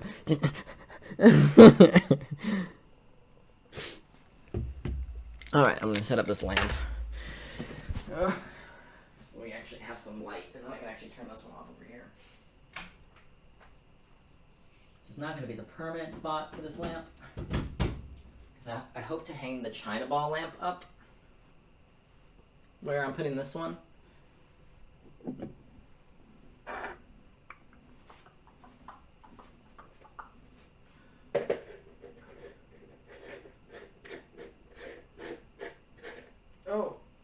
Oh, we're on. Okay. Jesus. I'm blind.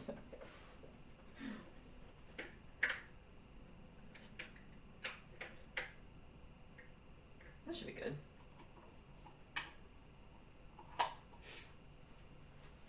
Nice soft light. I'm lit. It's a nice orange light. I'll just put this one under here where it's nice and safe. I don't listen to metal, so I couldn't give you any. Closest I get is pop punk, so if that tells you anything. My chair wants to turn, and I don't know why. I'm not doing this. Stop turning. I don't know why it wants to turn that direction, but I don't appreciate it. Honestly, I don't know. Like, I'll just adjust, and then I just.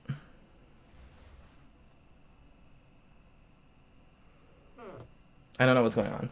I don't know why it does that. Texting Max right now. They finally finished their high, so took way more than they probably should have, and did not have a fun time. Yeah, look at this. Look. So I'll adjust in my chair, and I'll lean back, and then I just. Oh, he didn't do it that time. Max fixed it.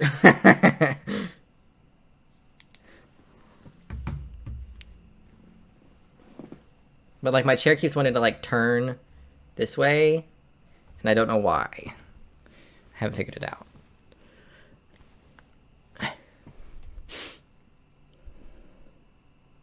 Apparently, the moment you leave, it'll go back to turning though. I don't know why. It just stopped doing that. Yeah. Rude. Somebody clip it. send the fucked up one to Max.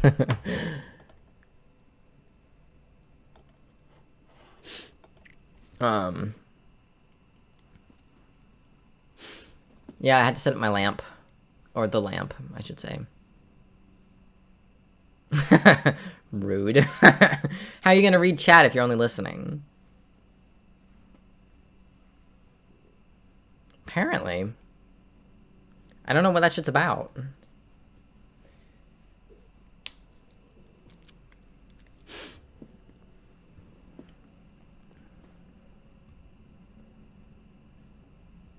Oh, well, Max is getting ready for bed. It's possible Max just has the volume down too much. Max doesn't like to listen to things very loudly, so. It's a thing you can turn on? What do you mean? What? I'm confused. I thought it was just something that came on. Like when you had your volume turned low. Oh, it's just a tag? Oh, I did not know this. The more you know. I don't know what I'm doing. Oh, interesting.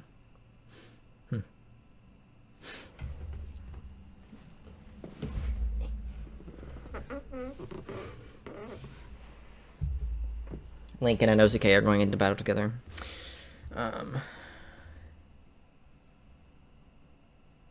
Yep, it turned off immediately. Yep, it hit 92 degrees outside today, and my apartment stayed at a nice 72, and I didn't have the heat on or nothing. No AC, nothing. Not a damn thing. I gotta say, this orange light, not very flattering. Right? I think this other one's white, so let me switch them out. Hold on. Although the bulb I've got in there is huge in comparison to this one.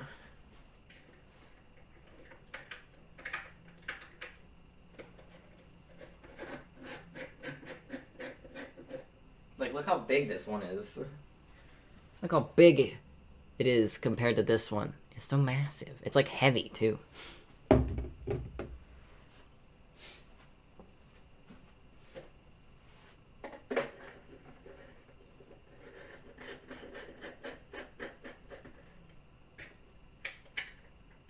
Yeah, white light, baby.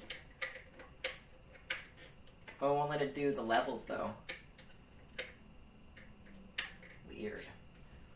I like the white light better, though.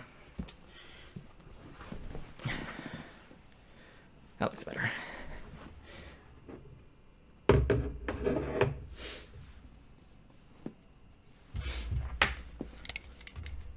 It's a little more harsh on my eyes, to be honest. But that's the one I would put in my China ball lamp later.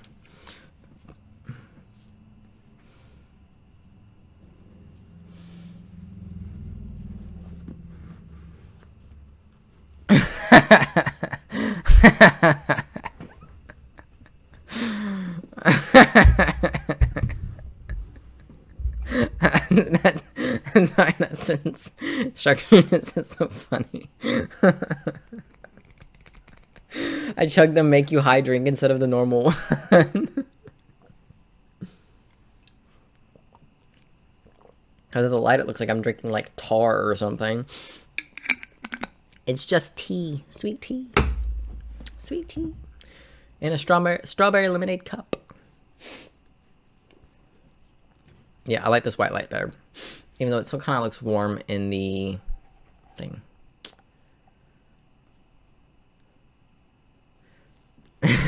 Well, Stray doesn't sleep anyways, so, and just woke up, so it's not a big deal. Yeah.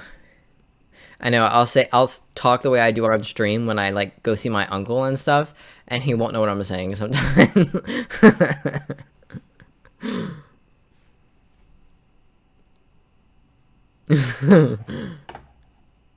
See, Max needed that information earlier.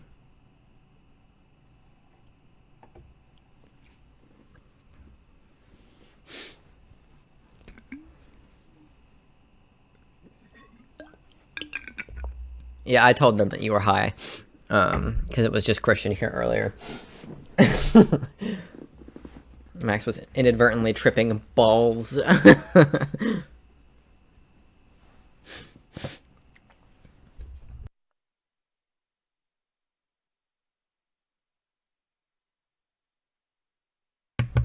tired of having the sick. I'm just sick enough where it's a problem. Where it's annoying. I got like that bubble in my throat.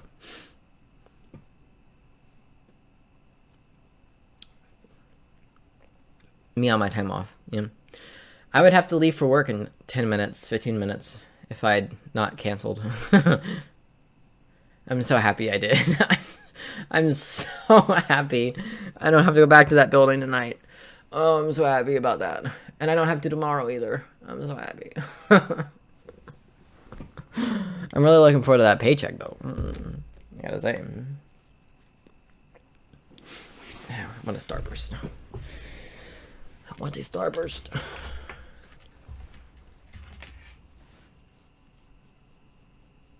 True. Yeah, Max had the day off because of Juneteenth. Max gets holidays off because Max works a normal person job.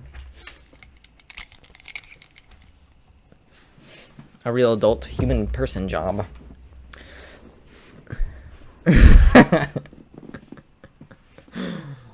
See, there it goes. It's turning on its own. I'm not doing it. I do have a stain on my shirt, though. Don't talk about it. I got some Chick-fil-A sauce on my shirt last night. And it's just high enough that it stays in frame. It's okay. I'm doing laundry later. It's alright. I do need to order a second one of these, though. Chick-fil-A sauce, baby. I was eating Cheddar's.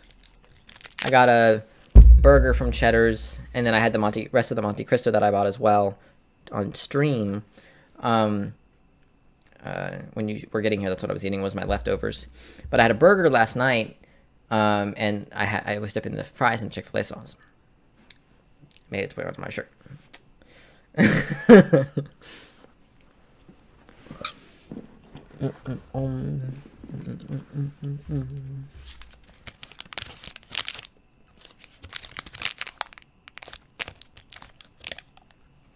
I know.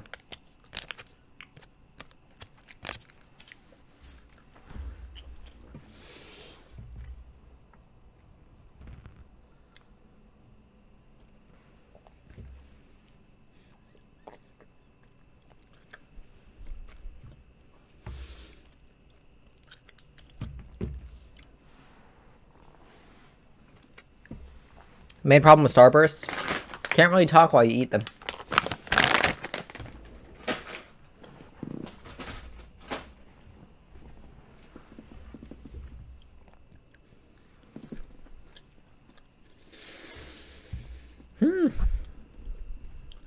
I know.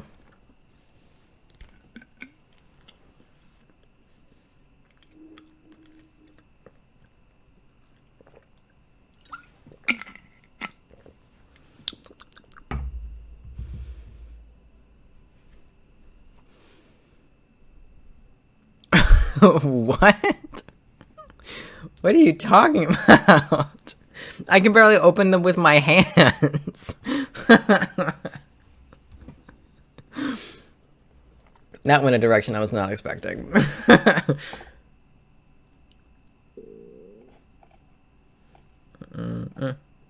Oh.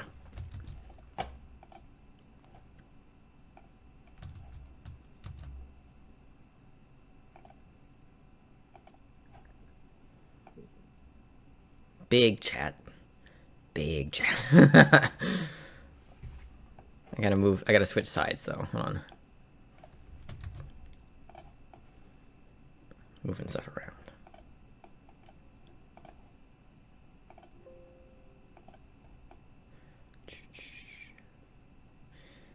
Yeah. I decided to make things big.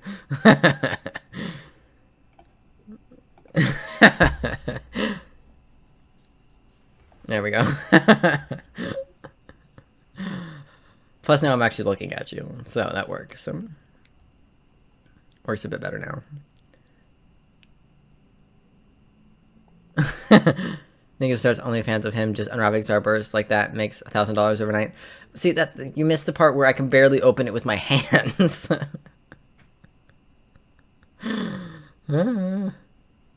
Yes, you all are massive now. I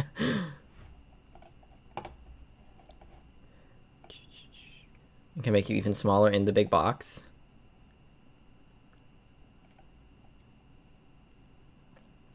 What? No, it's not. I mean, I've never tried, so maybe it is, and I just don't know.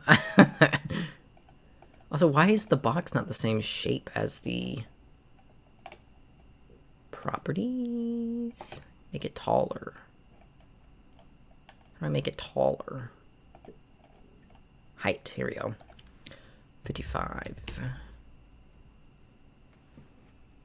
No, too tall. Too tall.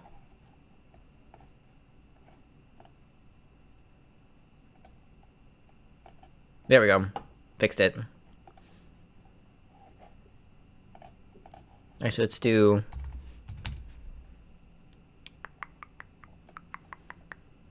I want it perfect. There we go. I don't know why it does it like that, though.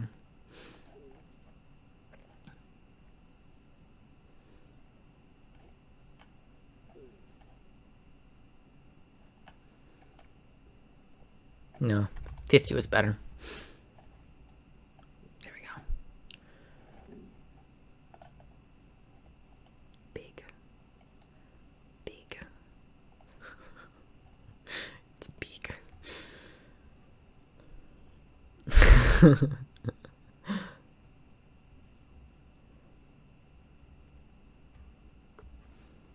I mean, the pudding cup thing is, I think, normal.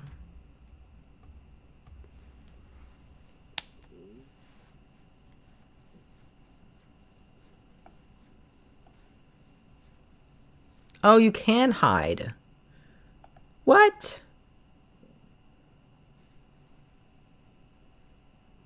I didn't realize you could hide. Huh. I didn't know that was a thing. It's on a setting. I didn't know. Someone type something. Anything.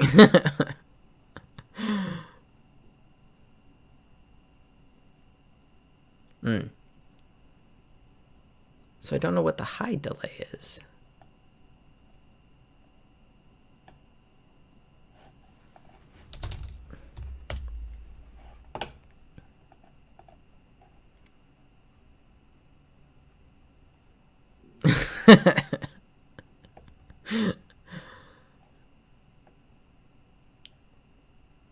So there's a hide delay of 15 seconds, but it doesn't ever hide the text. So I'm confused by the title hide delay.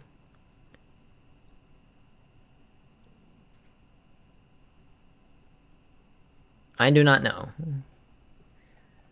Because I've always liked, I want to be able to turn it on for when I'm playing a game, because sometimes I'll play a game and it's only Jimmy here. So Jimmy will comment one thing and then not say anything else for 5-10 minutes, and then he's just got that one thing on screen, and it would be nice if it would like disappear because of the way I have it set up for gaming. Because for the console one, it's just a clear background. Like there's no background color. So where's the... Oh yeah, I've got the other webcam too. Where is it?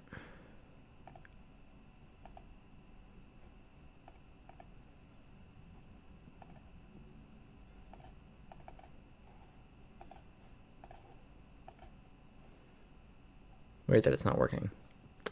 Oh. See, it shows up down here with no background on it. See? So if it went away, then the screen would just be empty again. But like, I want like a 2 minutes. Like it goes away after like 2 to 5 minutes or something like that. Where it's not going to be relevant to conversation anymore. You know? But I don't know. I would only want it on the console one, not necessarily on the other ones for when we're like actually like chatting and hanging out.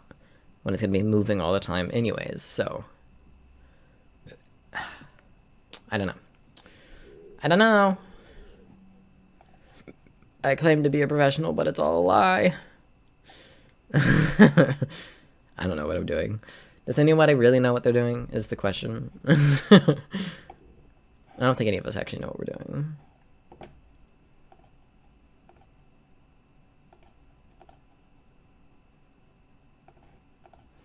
So many emails. I wonder why I have so many emails. Is it because I've been getting 800 goddamn fucking spam emails a day? Probably. The fuck is this? Oh, this is from PXT.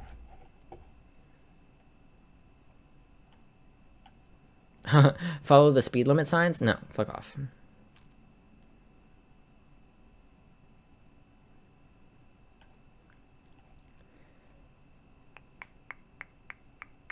Oh, it's down to 1,000 now. Weird, all the signs still say 3.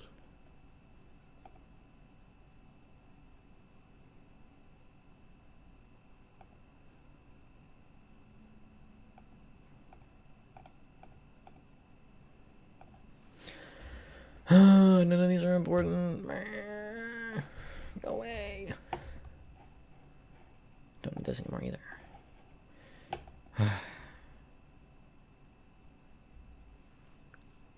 I wish. That'd be helpful. That was weird. Car just drove by and it like vibrated my headphone. Like the headphone itself like vibrated and I felt it vibrate against my ear. That was strange. Okay, I guess I should quit stalling. We should watch the video. Reacting. Why do I have a different one? Oh, is this for when we would do stuff with like Max? Look, another angle. Where is it at?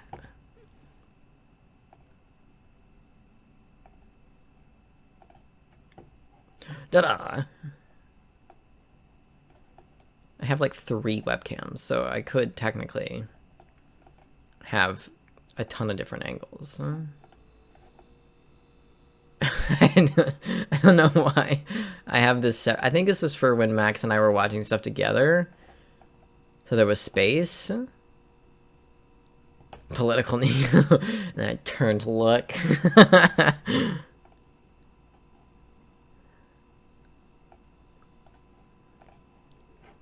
Oh, she glitch.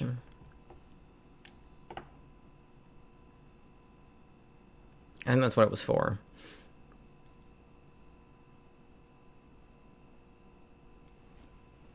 Although you get a nice side profile of my acneed face, and you can actually see the chin hairs because you're from the side.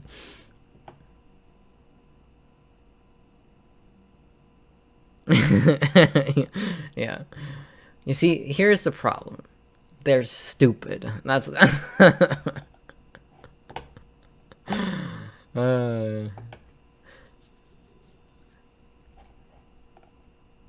I don't know why I'm not big over here. Make me big. I wish I could make it a nice size where it covered all this stuff over here, but it's not as easy. Because I can only make the chat so big before it starts covering stuff up. And you can't read it anymore.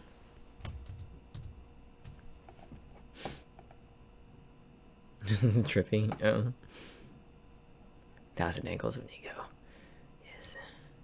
Good night, Max. I think we might do Reddit tomorrow. If you're down for that, we could call during that, and you could Reddit with us. But I haven't decided yet, so we can chat about it in the morning. In my morning, not your morning. My morning. Your morning is too early. Sleep is good.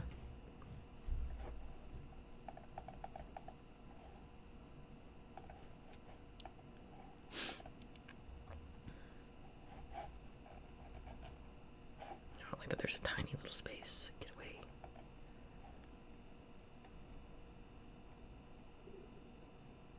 Gross. Why? I mean, I also wake up significantly early.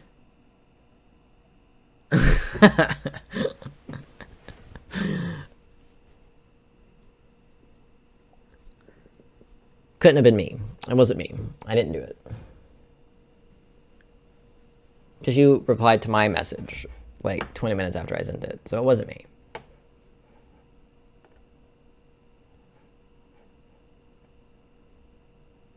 "30 minutes after I sent it, actually."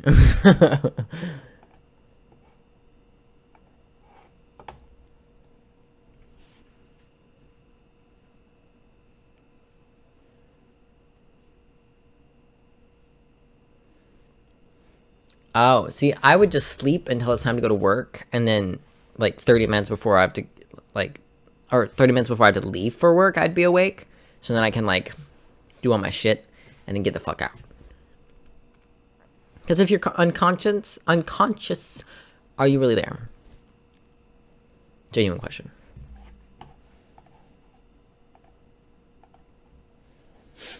There are so many not real people in the chat right now. So many bots.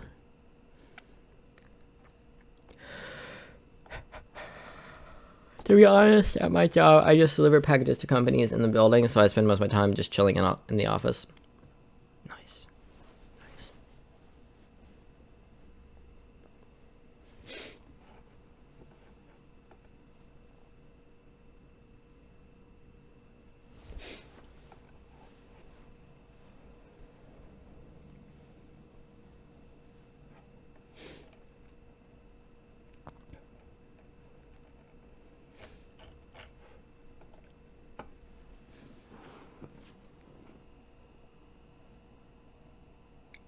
Returning again without being told to. Stop it. Ah. Okay. Okay. I don't wanna. I mean, I do, but I don't. You know what I mean? Child abuse. Okay, we gotta turn up the volume because I can't hear her. What about gang violence? Do you hate that? Maybe you hate. Now we're gonna move on to another argument that I commonly hear. So this idea that we can determine what's right and what's wrong based on you hate murder in general, taking an innocent life. What about that? What about child mutilation? Yeah. You hate the sexualization of children, or maybe you hate sex trafficking in general. Do you hate communism? If you answered yes Not really. to any of these questions, and I could keep going, but if you answered yes, then you should also hate atheism. Now, let me make myself very clear. I didn't say you should hate atheists, what I said is you should hate the player, not the game. atheism. Yeah, love the sinner, Why not the is this sin. Yeah. important? Sounds about Most right. of you know, I used to be a Democrat. I used to. Oh no, the horror. Political candidates based on. I agree, Stray. That's basically what I'm going to be saying over and over again during this video, because you can have morals without having a god that you are being moral for. I don't murder people because murdering people is bad, not because some god told me not to. I don't rape people because raping people is bad, not because someone told me not to. You know, like, you can form your, not only are you taught right and wrong as a kid, or at least you're supposed to be, but also you can form your own moral judgments based on basic logic and facts. Like, maybe don't take someone else's life. Not a great plan. You know, not exactly, that doesn't seem very good to do that to someone else. Taking away someone's ability to exist, not great. You know, would I like this enemy or someone I care about? No? Cool. That's wrong. Exactly. You don't need a god to shape your thoughts and feelings and outlooks on the world. Also, I don't think this lady realizes all the horrible things people have done in the name of religion and God, like crusades, inquisition, mass killings, conversions, destroying other cultures, and people's belief systems. Yeah, and that's just Christianity. There are countless other religions that have also all done horrible things in the name of their God. And honestly, I think we're probably the worst in that. And by we, I mean Christians. Christians are probably the worst in that because there have been so many Christians for so long. But I mean, like, people were murdering people because they believed in a God. You know, like, that's not okay either. We've rotated again. I keep having to turn myself back this direction. And it's not okay. It's not okay. We shouldn't have to say it, that it's not okay. But, you know. Yeah, the Romans were pretty bad. So... yeah, exactly. And, like, you'll tell someone something bad happened to you, and they'll say it's God's plan. And it's like, but why? You know? Like, the best example I can think of is, like, why did Jesus die on the cross? Why was that necessary? Why did Jesus have to suffer and die for God to forgive us? Why did God create a person whose entire purpose was to suffer and die at the hands of the people that needed to be forgiven, just so they could be forgiven by the person who created him? Like, that doesn't make any fucking sense, you know? Yeah, why was my family burned alive in a war? It's God's plan.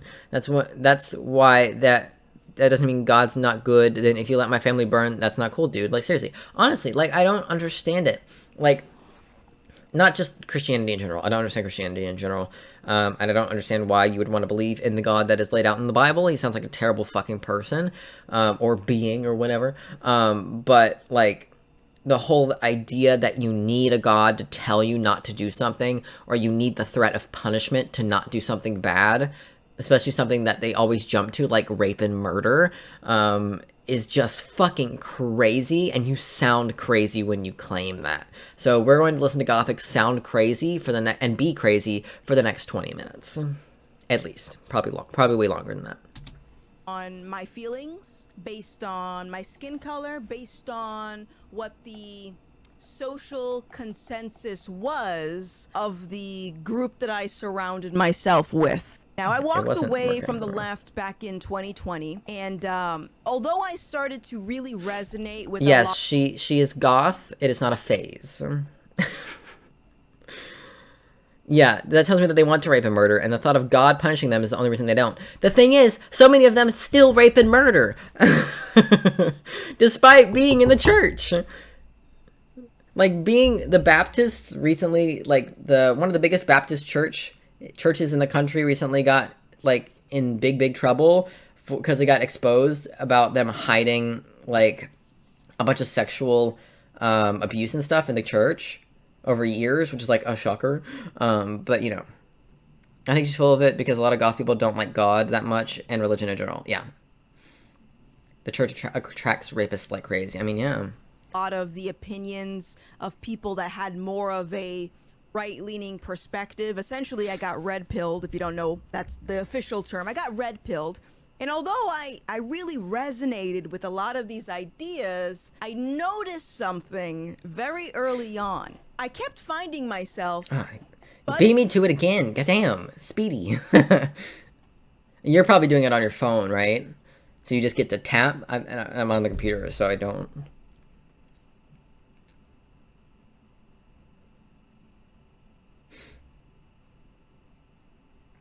No, you're on the computer?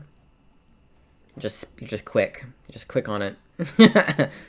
Heads. They are masters of cover-up. A lot of people that were essentially on the same side, right? We shared the same core beliefs as it came to the red pill movement, with the exception of certain issues. Sorry, can we just talk about her lighting for a second? What's happening here? Why is there a big red spotlight? Why does it stop here? Like, it looks like she's got a flag, like what's called a flag in film, covering the light. So she's got a light spotlight and then a flag to block it, make a line, and it's red. And there's a blue one back here, very bisexual, by the way. And then we've got this fake-ass brick wall back here. At least it looks fake based on the lighting. Like, what's happening with this background? Yeah. That all tied back to morality. So let me give you an example. There was this one YouTuber, I thought we were cool, and then all of a sudden this person starts screaming at me on social media because I started to become more outspoken about how I was against abortion. So all that to say, despite me taking the red pill, I came to the realization that the red pill cannot provide us with objective morality. So now we get into the territory of, well, hold on. But you can't talk about abortion when it comes to objective morality, because there is no objective morality about abortion. There's nothing objective about the morality of abortion, because at the end of the day, the way you see abortion is based on when you believe life begins and what kind of life you prioritize. And that is fully a personal choice. That is fully a personal belief that people hold, which is why not every religious person holds the same belief about it.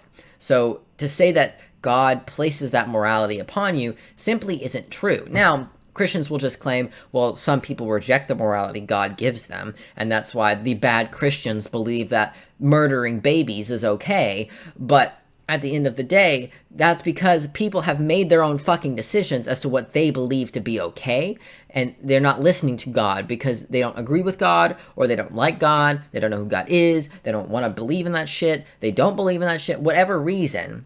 So, of all the topics to talk about this about, abortion is not the one, because the abortion argument exists purely based on unobjective, personalized morality. That is the only reason anyone has a problem with abortion is because they believe babies are being killed.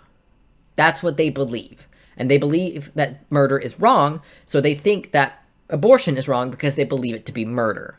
Because they think that the fetus is a living being that is a person. So the entire abortion argument revolves around personalized morality. So to bring it up in an objective morality conversation already puts you off the wall and completely in the desert when it comes to making any progress in terms of conversation. You could have picked literally any other scenario to talk about objective morality on except abortion. That is the only one that you can't, there's no objective morality around abortion because we don't know when life begins. There is no way to prove when life begins.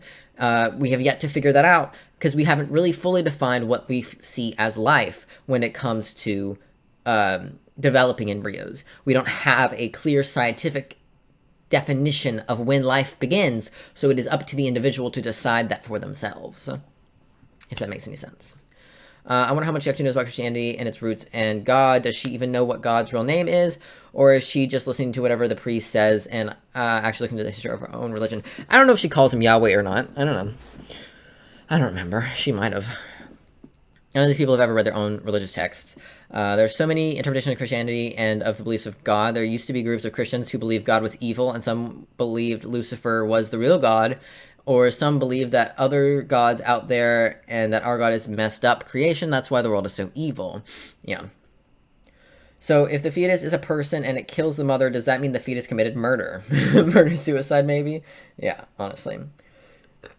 Now, the one good argument I have seen from people who are anti-abortion is that if it's not murder, why is it when you kill a pregnant person, you get charged with 2 deaths?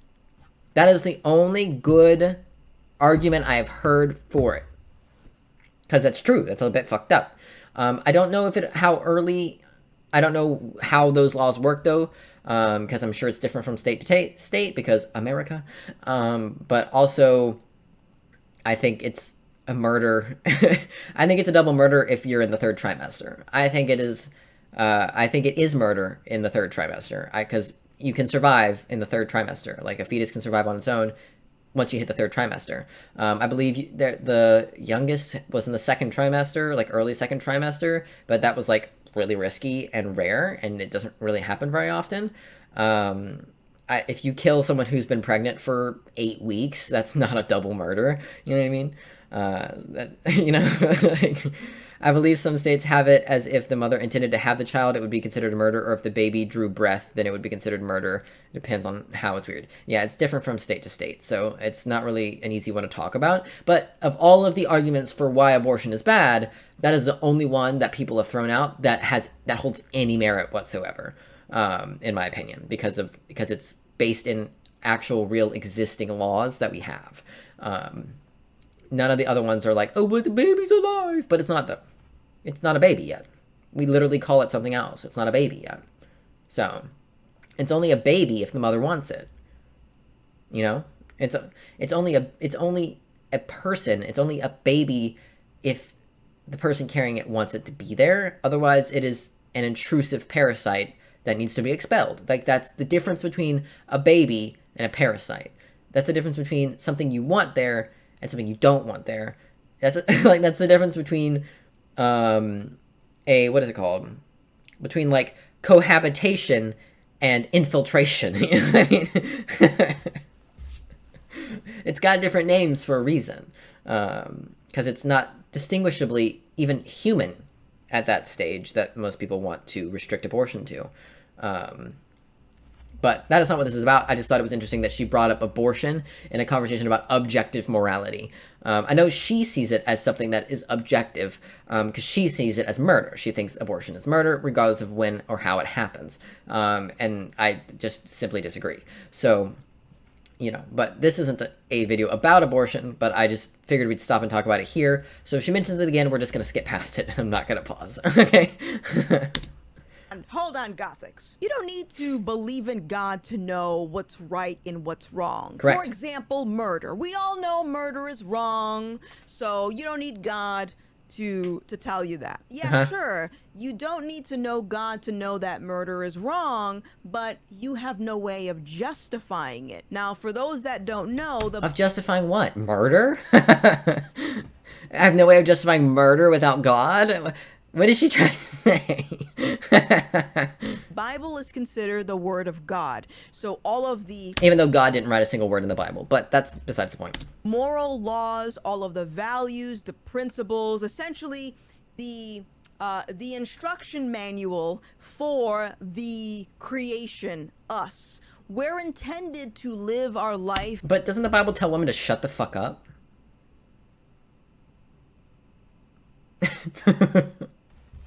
Doesn't it say that? Am I wrong? Isn't that what the Bible says? Right? Like, they're trying to, like, ban gay books. I'm like, have you read the Bible? Like, have you seen the shit that's in there? You think, like, this is violent? Have you seen the Bible? You know? There's like rape and murder in there. What the fuck? But you want it to be taught in schools? But Fahrenheit 451's too much, huh? 2 books I haven't read. Woo! I have not read Fahrenheit 451, and I have not read the entirety of the Bible. So, because I ain't got that kind of time or fucks to give. In a particular way, and the Bible gives us insight as to how we're supposed to live our life. So before I unpack this... Yeah, the Bible has a lot of stoning in it, but you don't see that happening very often, do you? Why not? Bring it back. I want to first start off by establishing a few principles. Was she talking about you just find murder whether you believe in God or not? The Bible literally says believe and don't question. Yeah, but the Bible also tells you to murder people. It tells you to put people to death literally all the time. So doesn't the Bible condone murder in certain circumstances? The Bible absolutely condones capital punishment at the very least. But I find capital punishment to be murder, regardless of if it feels justified or not. This is an anti-capital punishment stream, by the way. Yeah. It literally has, is it Abraham try to fucking kill his kid? Like, it's like, Abraham, kill your child for me. And Abraham's like, huh? And God's like, do it. And he's like, okay, fine. So they like hike up a mountain or whatever. And then he goes to kill his kid. And God's like, haha, psych, JK, I'm just testing you. Like, isn't that like, that's the guy you want to worship? That's the guy whose morality you want to follow? Really? The fucking YouTube prankster? That's who you want to follow? Okay. Principles found in the Bible. In Romans 2:15, it talks about how the law is written on our hearts. Truly, Most of us understand right and wrong. Most of us understand that murder is wrong in particular, since we're talking about this example. But the problem is our conscience was distorted as a result of the fall when Adam and Eve ate the forbidden fruit that God explicitly told them not to eat. You mean the fruit of knowledge? Can we just talk about that for a second? Like, he was trying to keep knowledge from them. Like, that's kind of fucked up. He, like, just created two beings and then was like, I'm never going to teach you anything ever. Don't eat that. But not why. Just don't eat that. Don't eat from the tree of knowledge. Just stand around naked, not knowing you're naked because you don't have any information on anything at all. You know? Exactly. If everything was God's plan, then they were supposed to eat the apple. God would have eaten the apple. They were created in his image. And you can be like, well, Satan tricked them into it. Well, who created Satan? God. That's the problem with religion, is you can justify fucking anything with that stupid fucking book. How about the religious freaks focus on judge, not that ye be not judged, or whatever. Yeah. If ye judge... the whatever cast the first stone thing. Which is why, for example, I think abortion is child sacrifice and other people think abortion is healthcare. Now, this is why we need a savior because I'm sorry, can we just watch that presentation again? Told them not to eat. Which is why, for example, I think abortion is child sacrifice and other people think abortion is healthcare. Now, what the fuck is that? What the fuck is that? Part of me wants to put my hair up. I don't know why. I've been wearing it up at work lately because I get really hot and sweaty. So it helps keep my hair from getting all gross. Judging is God's job, isn't it? Exactly. Seriously, Satan is God's creation, and if God didn't want Satan around, he would destroy him. There's a point to have Satan around if God still has him around. I think that Satan is actually just part of God. I think they're just... You know, I think Satan and God are just the same fucking person, and then, but they like split in half, you know. There was like the reasonable part, Satan, and then the unreasonable part, God, and they like split apart, and then Satan was like, hey, y'all, eat this fucking apple, and God was like, Satan, what the fuck, and he cast him out again, and Satan was like, suck it, bitch, and you've got knowledgeable beings now, asshole, and then, so now Adam and Eve, like, no shit, and now God's all mad at them, even though he should be mad at Satan, aka himself. And then... This is literally what Christians sound like when they talk about their God. Like, they sound fucking crazy.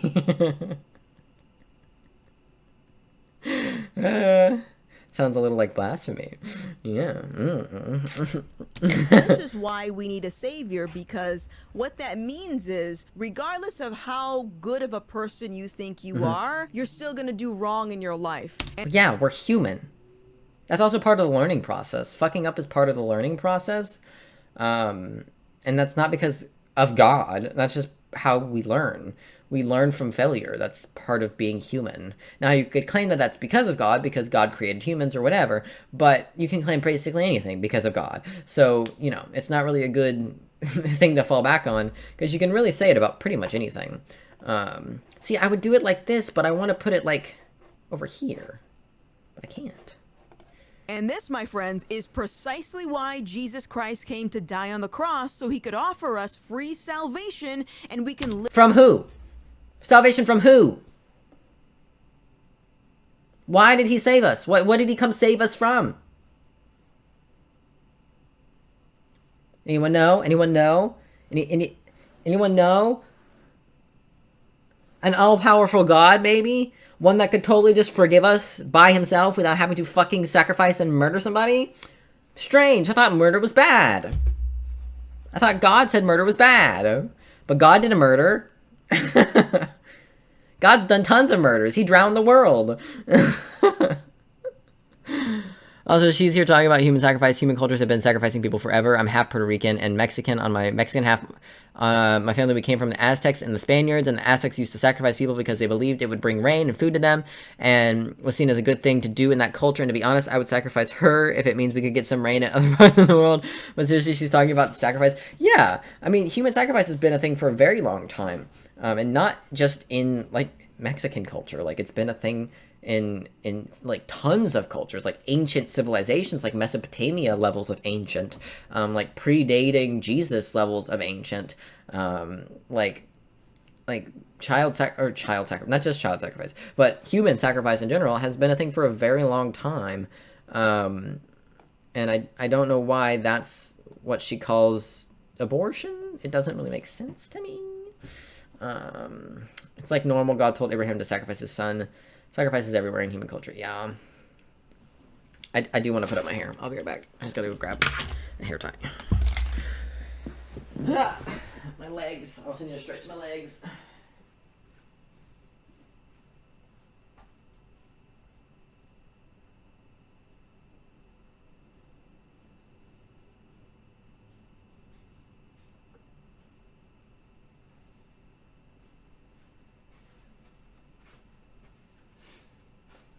Also, my hair is greasy because I need to shower today. I was going to shower after I got in from work, but then I didn't go to work. And putting it up will make it all dented and weird, so that I won't forget to shower. It feels weird putting my hair up, though. I haven't done it in a long time. But when I started doing it again, for work, it was, like, really strange. I was like, oh, I remember how to do this. Weird. And make it not look all that bad, either. I also don't feel as self-conscious about my face and my hairline anymore, which is nice. Because that's one of the big reasons I didn't wear it up for a really long time, was because I really felt like I needed the framing of my face. Although I've discovered I have to have it up in like a bun type situation, because if I just let it hang down, it like slaps the back of my neck when I walk, and I don't like that at all.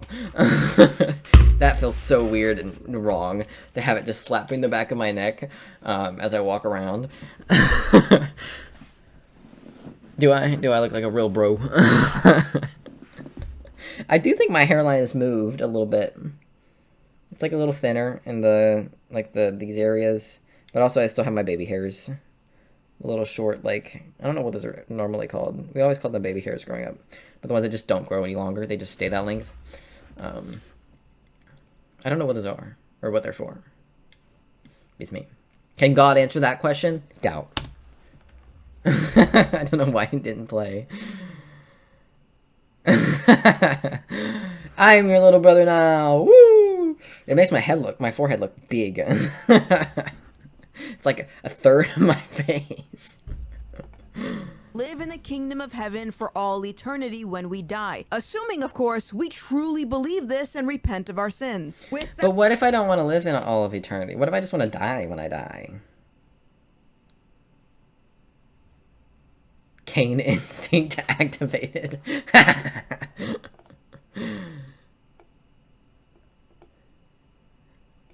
Seriously though, what if I just want to die when I die? What if I just want to not? Like, what if I want to just not come back when I die?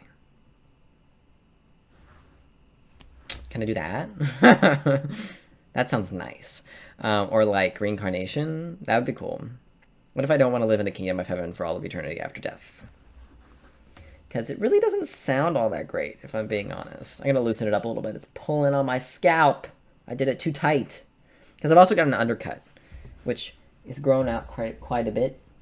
I have no idea if you all can see it at all. The undercut, it's quite long back here. But, you know. What if when I die, I want to become Ghost Rider and pull pranks on ghost hunters? Right? Like, that sounds like fucking fun. I don't want to go to heaven. That sounds so fucking boring. I gotta go worship God for the rest of time? No, thank you. That sounds like my hell.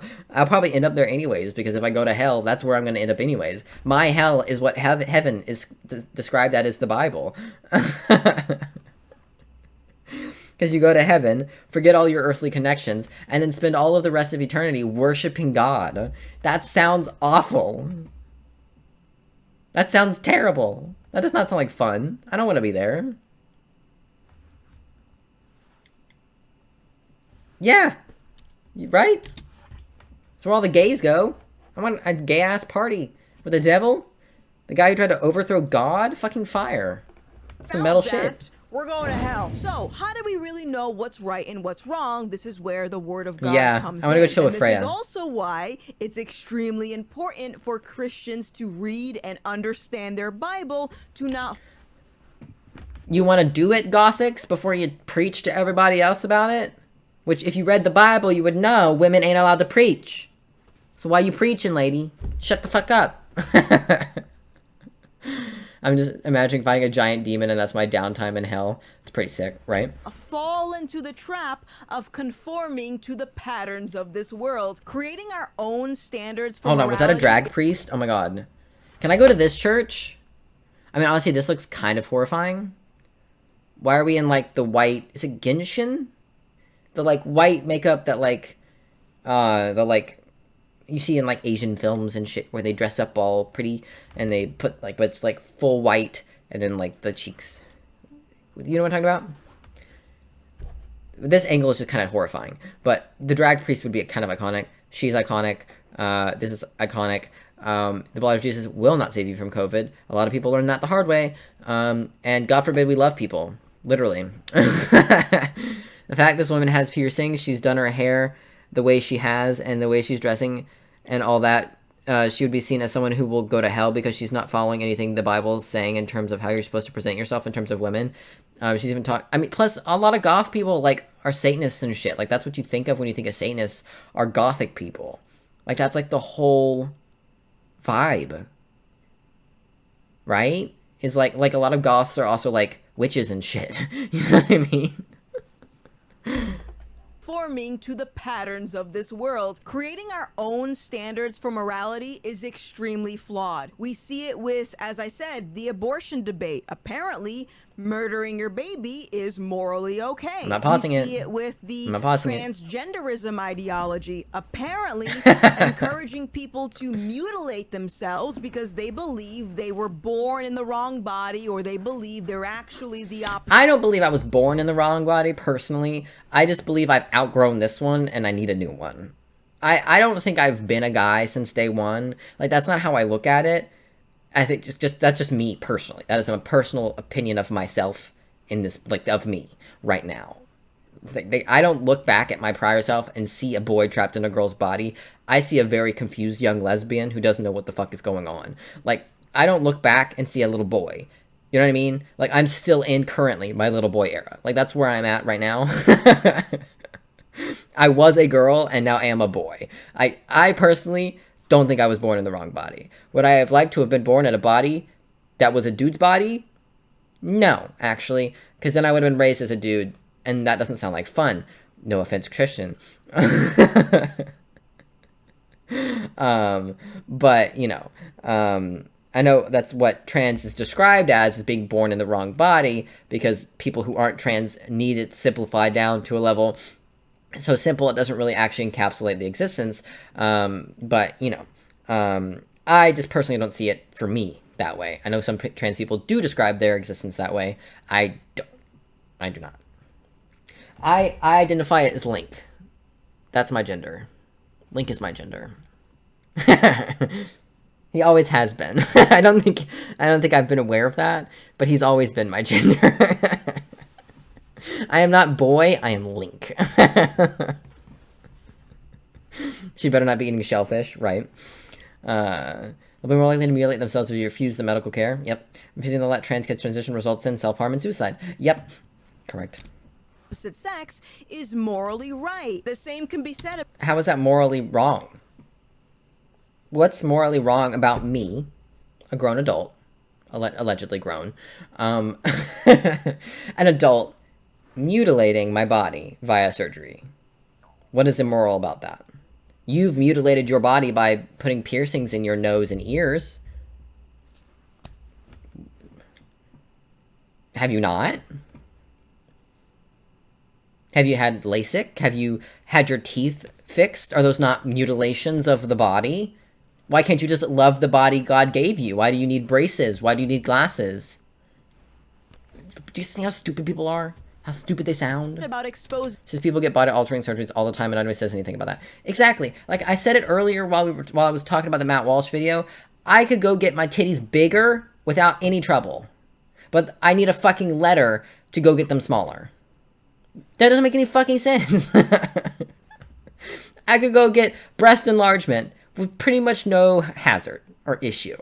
I could walk in and be like, I want some bigger tits. They'd be like, cool, come back in a couple weeks. And I come back, I get my bigger titties, and I go home. But I go in and I say, I want top surgery, chop my titties off, and it's a whole big thing. Why? Why is it any different? I don't understand. I do not understand. Exposing a child to sexually explicit material, including wrong body, or they believe they're actually the opposite sex, is morally right. The same can be said about exposing a child to sexually explicit material, including a drag show, a pride parade. Drag shows are not sexually explicit. This is gross. I personally don't like this. I think the thing she has on screen right now is fucking weird. I think that's really fucking strange. Personally, because what they're wearing is kink play attire. That's what they're wearing. Drag is not that. I think putting drag and kink play stuff back to back is completely wrong and misleading, because drag so often is not sexual at all. So often. And a lot of times they could not be more clothed, you know? This, different. I'm a no kink at pride person, personally. But that's partially my asexuality. I personally don't want to see your kink at my pride, personally, especially because a lot of people see being gay as a kink. So it feels weird to me to have gay people who a lot of people will look at like bi people and see it as a kink, that they're just integral sometimes, you know, that's kinky, you know, and then also have shit like this there that is literally a kink. I think it's weird to mix them, personally. It's not... I know there's a lot of overlap between the kink and queer communities. I'm aware of that. But I think Pride, especially during the day, is very much a family event. So if you're going to wear your kink stuff, wear it to the nighttime stuff. That's just, again, my personal feelings on kink at Pride is no thank you. There is a nighttime Pride. There is daytime Pride. People bring their kids to day Pride. Wear your kink to night Pride. Not to mention, this is weird. I find puppy play to be so fucking weird and creepy, and I completely understand why conservatives look at this and go, get that away from my kid, because that's how I feel. I feel like, get that away from me. So, so this is weird. I agree that this is weird, but she said drag and then pulled this up as another thing on top of that. Like, that exposing them to drag is somehow exposing them to sexual content. That's not true. Exposing them to this is exposing them to sexual content, because this is a kink. This is not dress up. This is not play fun time. This is play sexy fun time. Whereas drag is just play fun time. Get my drift? We all on the same page here? Cool. Oh, teaching them how to pleasure themselves, because apparently...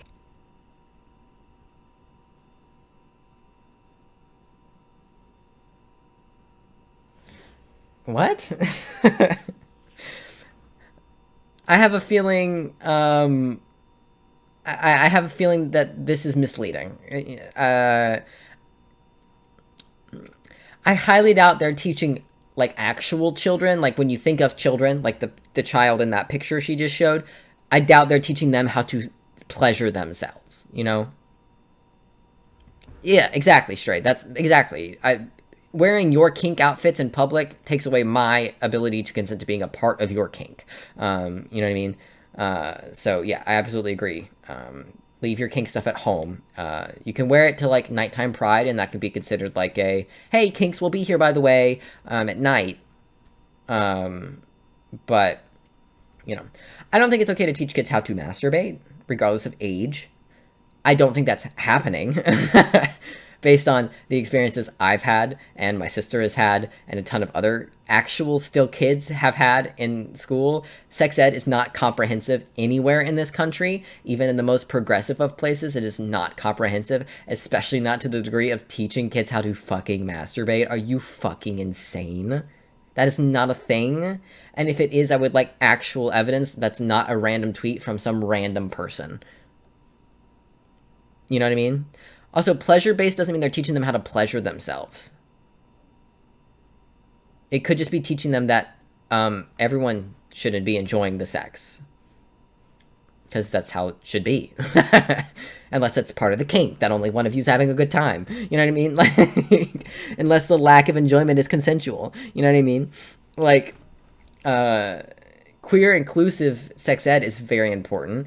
Because condoms are important even if you're not having straight sex or even having penetrative sex. You know, like there's a lot of information about sex that teenagers, calling them kids is misleading, because when you hear kids getting sex ed, your brain doesn't think about teens. It thinks about elementary school kids. You know what I mean? I think elementary school kids, once they hit 4th and 5th grade, need to be taught about puberty, about all puberties, not just the one they're going to have. And then once we hit middle school, then we can do comprehensive sex ed, where we talk about condoms, we talk about birth control, we talk about like the process of gestation and things like that. And like there needs to be actual comprehensive sex ed to lower the amount of teenage pregnancies that are happening, which will decrease the need for abortion, which people seem to hate so fucking much. So if we want to decrease the abortions that are happening, increase the amount of sex ed that is happening, increase the accessibility of condoms, increase the accessibility of birth control, and then we will decrease the amount of abortions that are necessary. It's really not that complicated. Teaching them how their body works and that you need to consent for all things isn't unreasonable. It's basic safety. Exactly. They'll guess and guess wrong if nobody teaches it. Exactly. Now, I think expressly teaching them how to masturbate is not okay in schools. I think it'd be very awkward for everybody involved, regardless of the age of the kids in school. But again, I don't think that's what this person means by pleasure-based sex ed. Not to mention that this person could be being sarcastic, because it's some random tweet from some random person. So, you know. That's a curriculum that kids really need to know in school. Who's to say these... It's a thing. It's a curriculum boys really need to know in school, in my opinion. I think middle school boys knowing how to jack off and knowing that it's okay to do so would save a lot of people a lot of time and a lot of hassle. I gotta say, middle school boys would be a lot less insufferable if they knew what they were doing. I'm just saying. And maybe don't teach them how, just tell them that it's okay. Because a lot of them think it's not okay. And then they're just insufferable all the time. As someone who did it recently, did the whole middle school boy thing recently, insufferable. Concepts aren't morally good. If we're setting the standards on our own, then this is what we end up with. What do you mean? What boys are you talking to? All boys. All boys are insufferable. What are you talking about? But especially middle school ones right when they hit puberty. Fucking insufferable. Guys in general are insufferable. Myself included. Well, there's a lot of kids in school who grow up with parents like Gothix who say that fucking masturbation is bad. So then they don't do it, or they do it in secret and feel bad about it when they shouldn't. You know what I mean? So teaching them that masturbation is okay and isn't a sin and isn't going to make their penis fall off and isn't going to make them, go to hell, Because that could be super depressing because you're super fucking horny when you hit puberty as a dude. And sometimes even as a woman, but especially as a dude, you're super fucking horny. And so, and the only outlet you have for that, because you're in middle school, is masturbation. So, better to just get it taken care of and not be fucking insufferable to both yourself and everyone around you. The girls wouldn't admit doing it. Yes, it is considered, I think, more shameful for girls in general to do anything sexual at all because of the patriarchy. But masturbation in the church is taught as bad, period. Boys, girls, doesn't matter. But since boys are more likely to start doing it more because they are hornier in general than girls are when they hit puberty, I think it is important to not teach them that masturbation is bad, because it's not. It doesn't fucking affect anything. God wouldn't have created masturbation if you weren't supposed to do it. Granted, he did put the apple there when you weren't supposed to eat it, but what the fuck does that cunt know? You know what I mean? So I just think the whole, like, oh, comprehensive sex ed is bad. Like, how? How is it bad? Well, yeah, but would you say they were right when they started puberty? Or would that be once we've hit high school? Really? Because every guy I knew in high school and middle school were insufferable to be around. All the ones that used to be fun to be around became fucking insufferable and mean little assholes.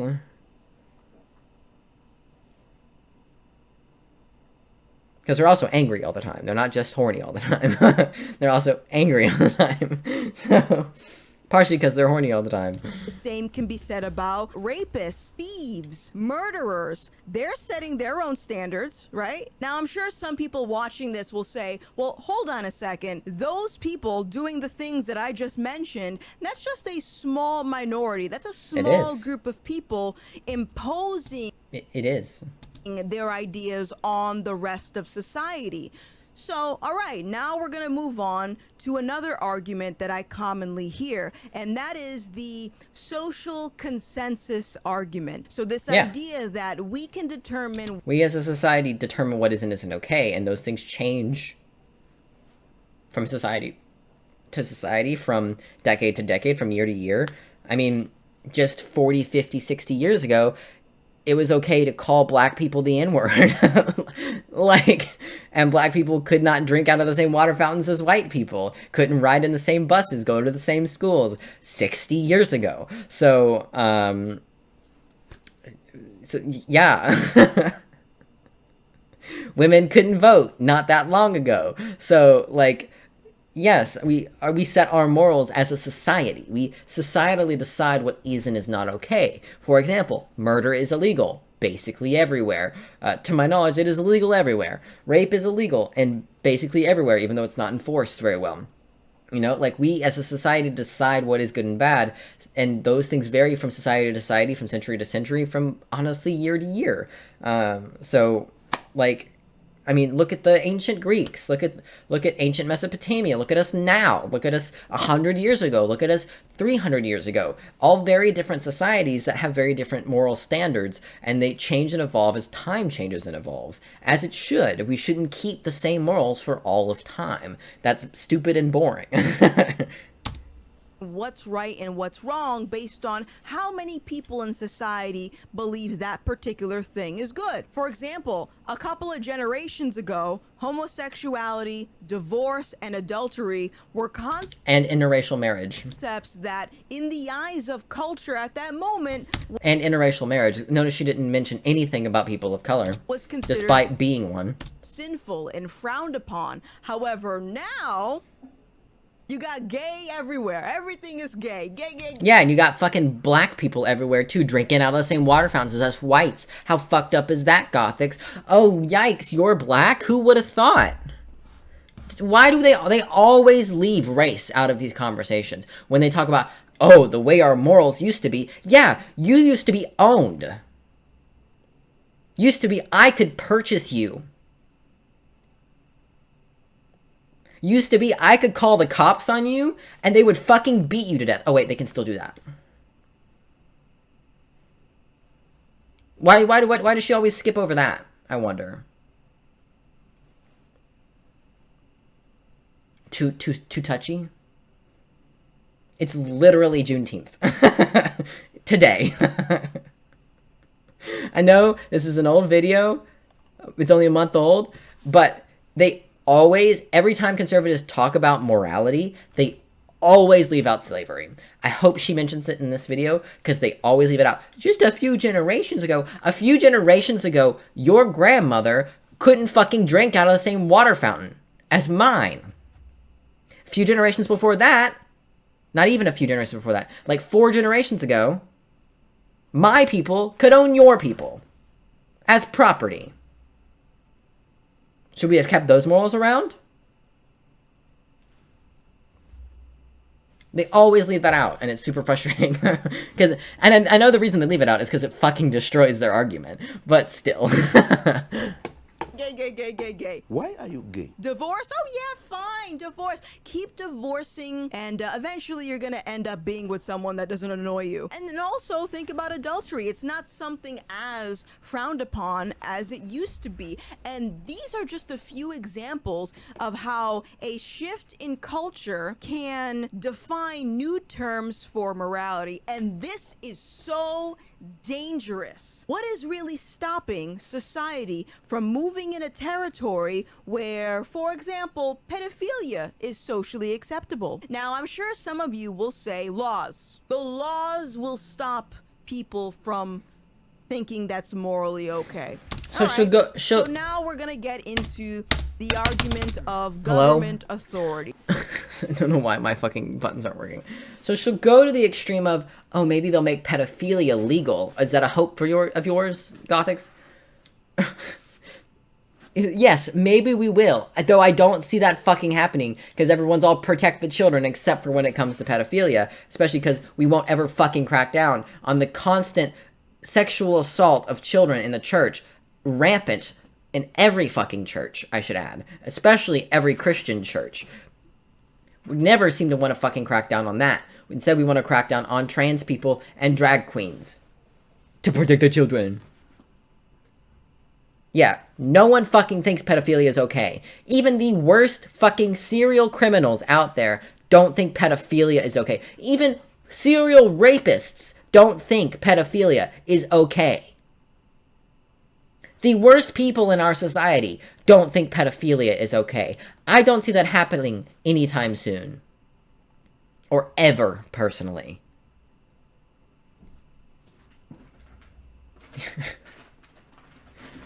Yeah, even when it's it's technically, up till recently, it was technically legal to have sex with a 13-year-old in Japan. But people didn't think that was okay.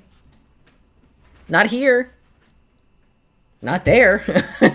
A lot of them there didn't think it was okay either. That the laws are responsible for giving us our sense of right and wrong. So if a government... They aren't responsible for giving us a sense of right and wrong. They're responsible for enforcing our sense of right and wrong. We set the laws. At least we're supposed to.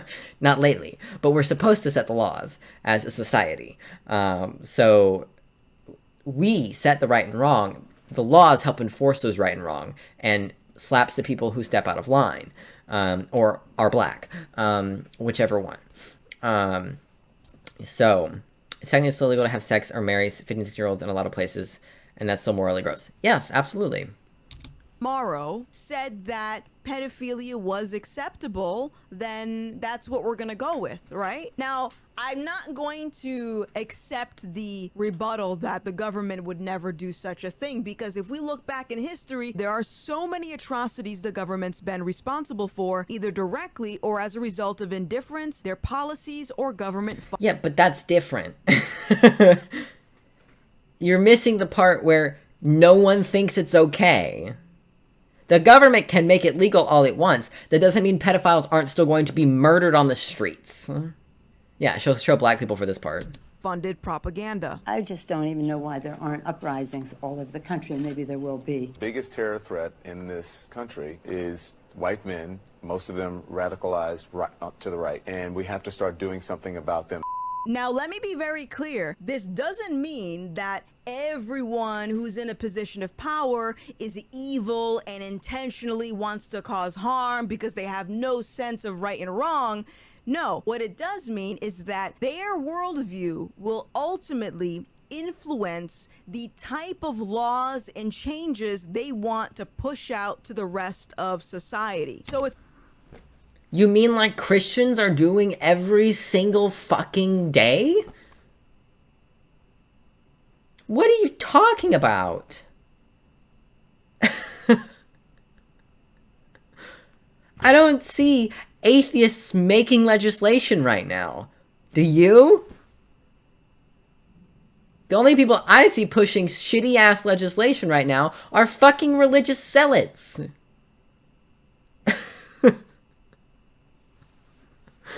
It's always comical to me when people say, I don't want a Christian in office because I don't want them to push their beliefs on everyone else. I love getting comments like this. It brings me so much joy. John says, coming from an atheist, I myself don't want an atheist in office. This is one of the most common comments that I don't care what religion people do or do not hold when they are in office. All that I care about is they don't force that religion onto me. That's it. If you're an atheist, you don't force your atheism onto others. If you're a religious person, you don't force your religion onto others or into your legislation. That's it. Plain and simple. Yes, it is. And it really fucking doesn't. I get from atheists that I love. Because they'll say... Yeah, but you'll never hear a Christian say that. That's the difference. Have you ever heard a Christian say, I don't want a Christian in office? You might hear them say, I don't want that Christian in office, but they don't say, I don't want a Christian in office. They'll say, I don't want a Muslim in office.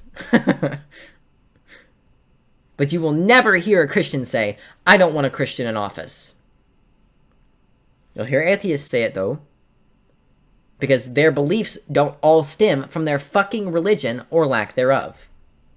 I'm an atheist. I don't believe in God, but I'd rather be in a society filled with God-fearing Christians than an atheist society. That's not what this person said. I'd rather follow the values that come from the Bible than the values prescribed by culture. That's not what this person said. That's not what this person said. But I'm still an atheist. Oftentimes, when I try to illustrate what a persistent atheistic worldview could potentially lead to, I usually will talk about the Holocaust. And I'll say, look, this is what atheism could lead to. And what?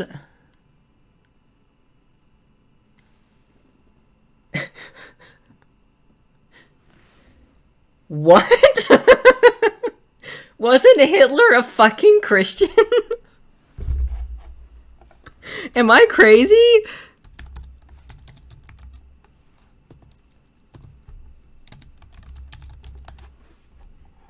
He was a fucking Christian. What are you fucking talking about? What are you fucking talking about? Maybe she's gonna make a point. Hold on. Maybe she's gonna make a point. Doubt, but maybe she's gonna make a point. you know what people usually say? Hitler was a Christian. Uh-huh. I believe it's the 6th commandment in the Bible, thou shalt not murder. Another... Guess who murders all the time? God! Command is to love your neighbor as you love yourself. Which you don't do, Gothix, so shut the fuck up. Okay, including loving your enemies. Another passage is in How is this relevant? Matthew, and it reads, beware of false prophets who come to you. You will recognize them by their fruits. Essentially, you will know if someone is truly following the moral laws that God has created for us by their behavior. So again, don't murder. But he was doing it because God told him to. That was his excuse. What are you talking about?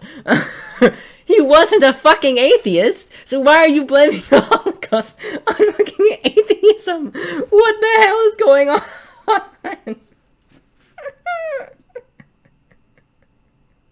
I don't understand.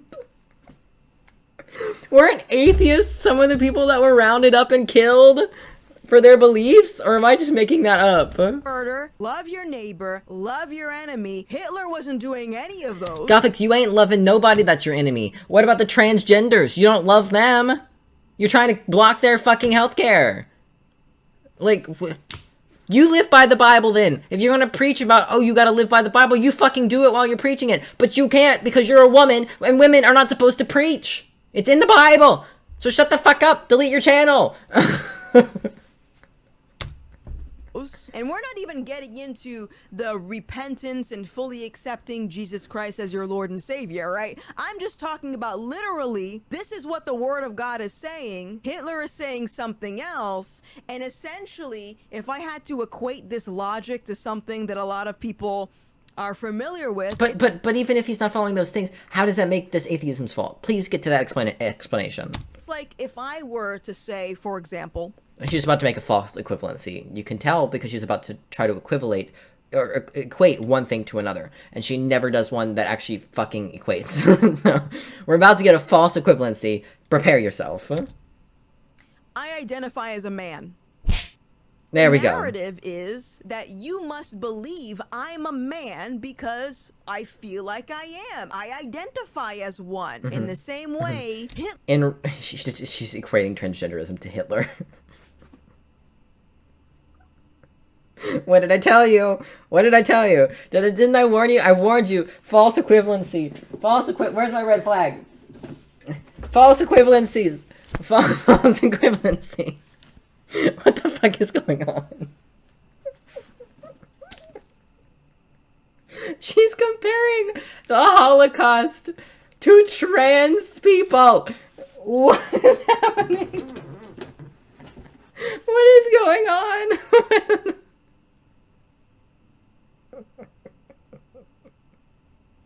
I don't know what's happening. Hitler is a Christian. Why? Because he said so. Because other people said so. Now, how do you know the difference? You check my birth certificate. You check my DNA.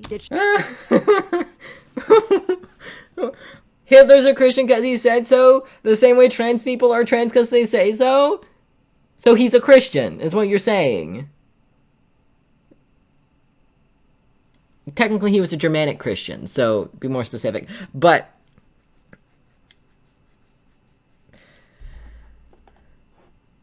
let's just do a little bit of reading. He declared himself not a Catholic, but a German Christian, a Protestant group that supported Nazi ideology.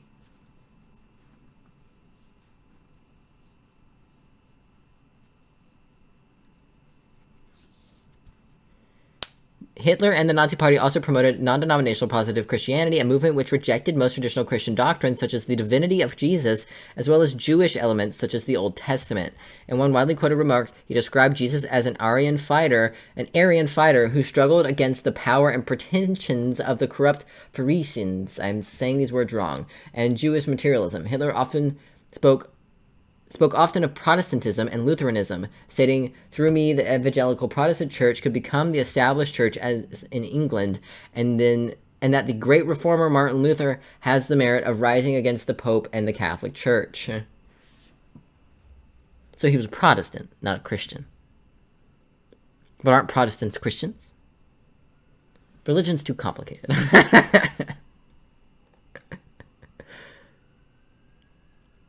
The Protestant Reich Church, and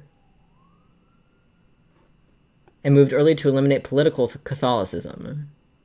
Nazi leadership was excommunicated from the Catholic Church. Hitler agreed to the Reich Concordat with the Vatican, but then routinely ignored it and permitted persecutions of the Catholic Church. Several historians insisted that Hitler and his inner circle were influenced by other religions. In a eulogy for a friend, Hitler called on him to enter Valhalla, but he later stated that it would be foolish to reestablish the worship of Odin or Wotan with Germanic paganism. Some historians argue that he was prepared to delay conflicts for political reasons, and that his intentions were to eventually eliminate Christianity in Germany, or at least reform it to suit a Nazi outlook. So he wasn't a Christian. But how is that related to atheism? I still don't understand how this is related. Still a religion. Yes, still a religion, so not atheist. How?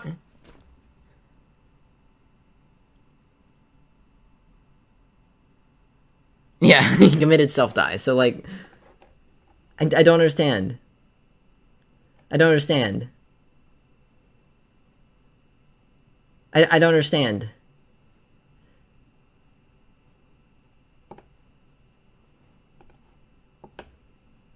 How could Christianity possibly be dangerous?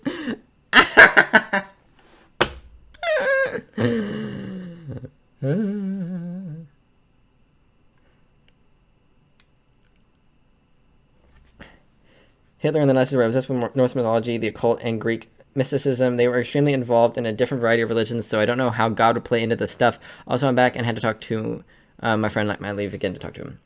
No biggie. I will still be here. But he still believed in a religion, which means he wasn't an atheist. Even if that religion wasn't Christianity, he was still religious, therefore not an atheist. So how the fuck are the Nazis related to atheism? You're making no sense. Even if he wasn't an atheist, he created his own religion of Nazism as a religion. He wasn't a non-believer in a god, therefore not an atheist. I don't understand. I mean, I expect to not understand when I watch Gothix video, but I'm always shocked. Check my bone structure, you'll know I'm a woman. But the bone structure doesn't fucking matter. Bone structure, I hate the bone structure argument. It doesn't matter what the fuck my bone structure is. It doesn't matter what the inside of me looks like, because when you look at someone, you don't see their insides. I don't know if Gothix has a uterus or not. I have no way of knowing if she actually has a uterus or not. So I don't know if she was a woman or not, but she presents feminine and looks like a woman to my eyes. Therefore, probably a woman. Right? You look at me, I'm presenting masculinely. I've even got a fucking stain on my shirt. So you're gonna look at me, not my fucking wide birthing hips, which I do not have, or my fucking bone structure. Like, that's not how we identify gender, and that's a completely different conversation. Why are you bringing up trans people in a conversation about objective morality and atheism? Yes! It's like 1% of the whole fucking population of the planet. Or it's the same amount of people are intersex that are redheads. Which is crazy. Yeah, he wasn't an atheist. He saw Nazis and all that stuff as a superior race. He was involved in a bunch of crazy occult religious stuff. So yeah, he wasn't an atheist. He got the Aryans and the Atlanteans and the Jews were all part of an ancient elder race that were fighting each other for control of the world. Yeah, he was a fucking psychopath, but he wasn't an atheist. Because no, there are very few psychopaths that are... No, I'm just kidding. If you check the Bible, you know that Hitler was not a Christian. Now, I want you to imagine for a second, if there's someone else...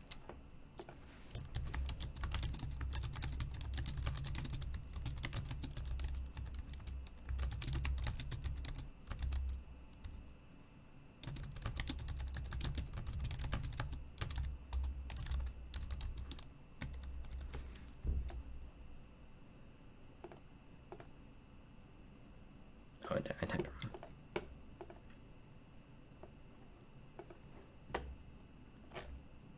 Yeah, it does sound pretty Christian. You can say that about a bunch of inquisitors who kill people for God and say they weren't Christians because they weren't quality following the Bible, but they still were fighting for God and torturing people for God, so they were still religious. Yes, you have to be non-religious to be an atheist. That is the only qualification for being an atheist, is not being religious. That's it. If you are religious, you are not an atheist. That is the opposite of what the word means. It always baffles me when people bring up the Nazis and Hitler, because it so rarely is warranted. else in a position of power or influence at this very moment who's also using God as a means to conceal their true motive. Dark Brandon. How would you know? A man and a woman. Sometimes you gotta open up the Bible to know what... Yeah, get your fucking Bible out of my political office. Get your fucking Bible out of my hospital room. Get your fucking Bible out of my space and out of my way, because I don't believe in your fucking Bible. It's really that simple. It's funny she used Hitler because of his occult stuff and his insane obsession with cult and religion. She should have used Stalin. At least he wasn't religious. But yet again, Stalin saw himself as a god. Yeah. Can we bring the part where Jesus beats the crap out of rich people into office? I'm down for that. Yeah. You're looking for. So again, the logical outworkings of atheism will inevitably lead a lot of people to rape, to commit murder. But where? You didn't prove that. Because you never proved that Hitler was an atheist. Or atheistic. Or that he followed the teachings of atheism. Because there are no fucking teachings of atheism. The only teaching of atheism is there is no God. That's it. There is one teaching in atheism. No God. That's it. That's the whole thing. You never proved this, Gothix. You never fucking proved it. You just went on a tangent about Hitler and the transgenders and then came back around and said that proved your point when you didn't use it to prove your point.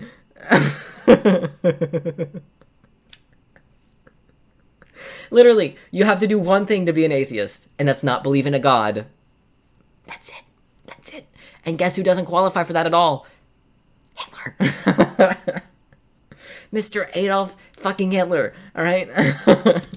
School shootings, to do all these bad things that we... School shootings? What are you talking about? Do you know how many Christians do school shootings? What is she on?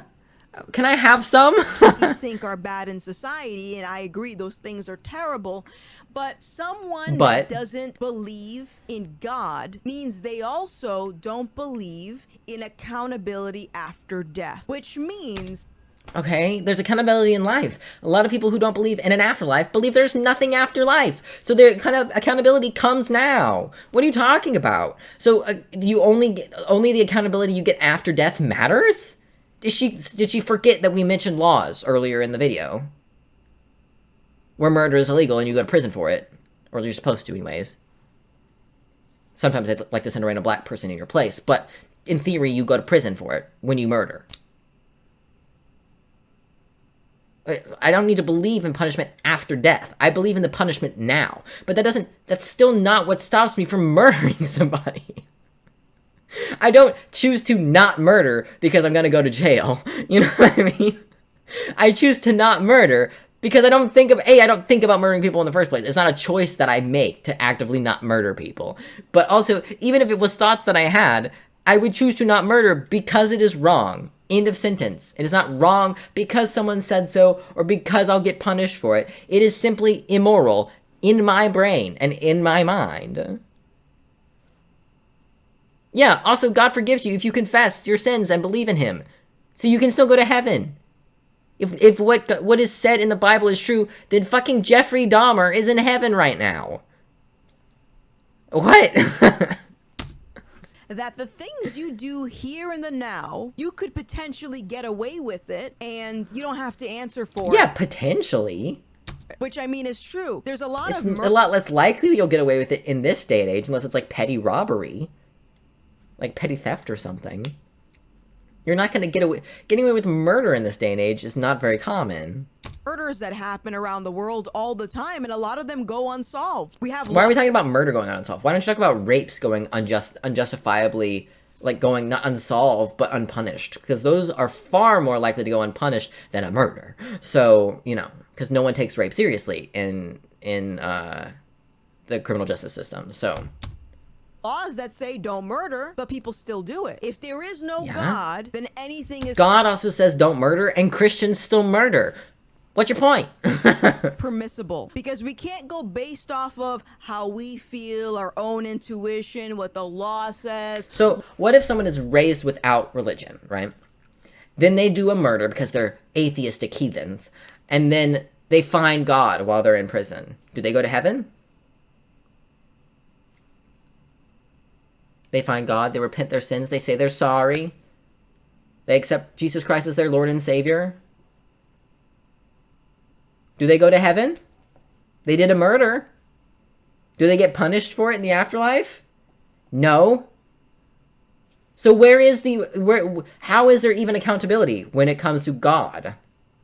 When all you have to do is confess and say you're sorry. Where is the accountability in that?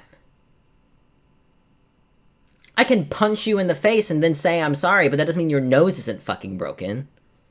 Like, this is so stupid.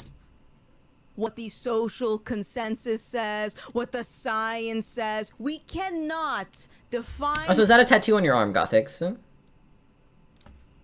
What is with all the, maybe she got the piercings and the tattoo before she became a Christian. Before she left the Democrat side of things. I don't know, it just seems like she's breaking a lot of rules. I don't know. Morality or allow other people to define morality. We don't have the authority to do that. We need a moral lawgiver, a moral arbiter of the universe. How is God moral? How do we know God is a moral being and isn't an amoral being? How do we know? I have not seen any proof that he's moral. Or good, even. Not just moral, but even decent. Because we can get into all the awful shit he lets happen on a daily basis. On a second-to-second basis. The objectively, morally bad things that he in his book says are bad, that he allows to happen on a daily basis. He's all-powerful. But he lets terrible things that he says are bad happen all the time. And why? Oh, well, he gave us free will. Why? Why would he give us free will? If he's aware, if he's all knowledgeable and all powerful, he knows we're going to abuse that free will. So why? Why give it to us then?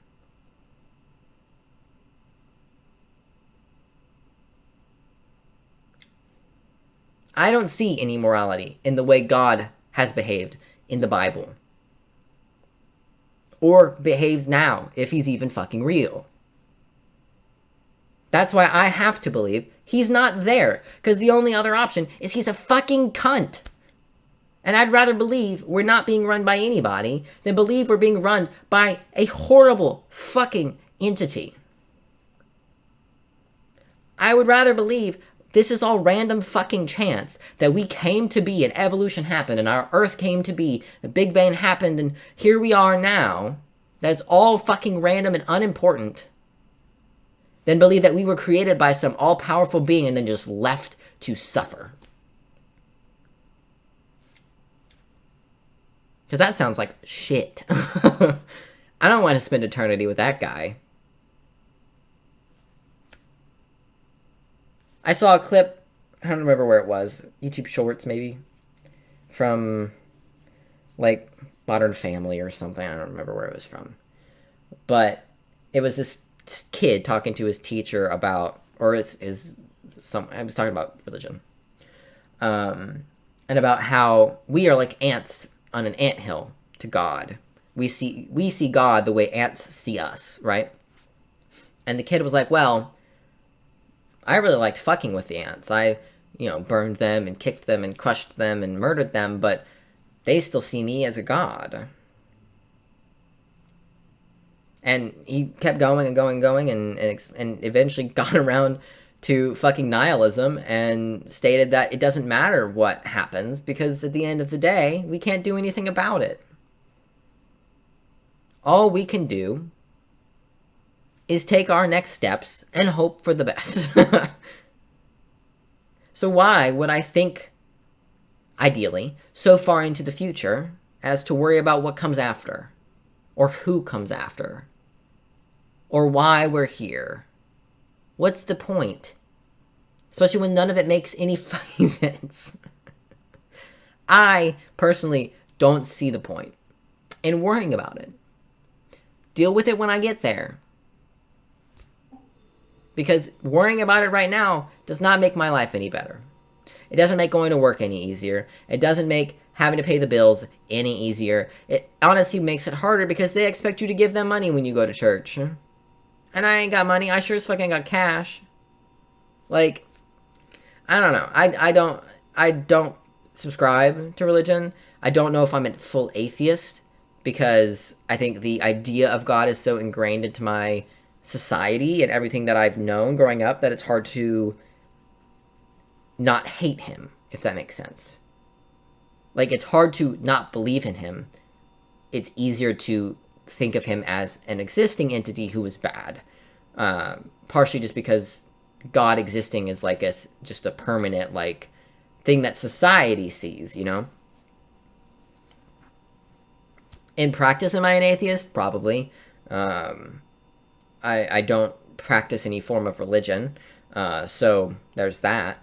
Now, whether I believe there is a God or not, I don't know. I don't actively go about believing in one, but I don't actively go about not believing in one either. So, agnostic, I guess. I don't know. But it doesn't matter, because at the end of the day, I don't do bad things to other people because doing bad things to other people is bad. End of sentence. End of story. Like, you know? I don't not do it because there's a punishment later. Especially all the big shit that they want to talk about, like rape and murder and shit. Like, no, you just don't do those things because they're bad. Like, it...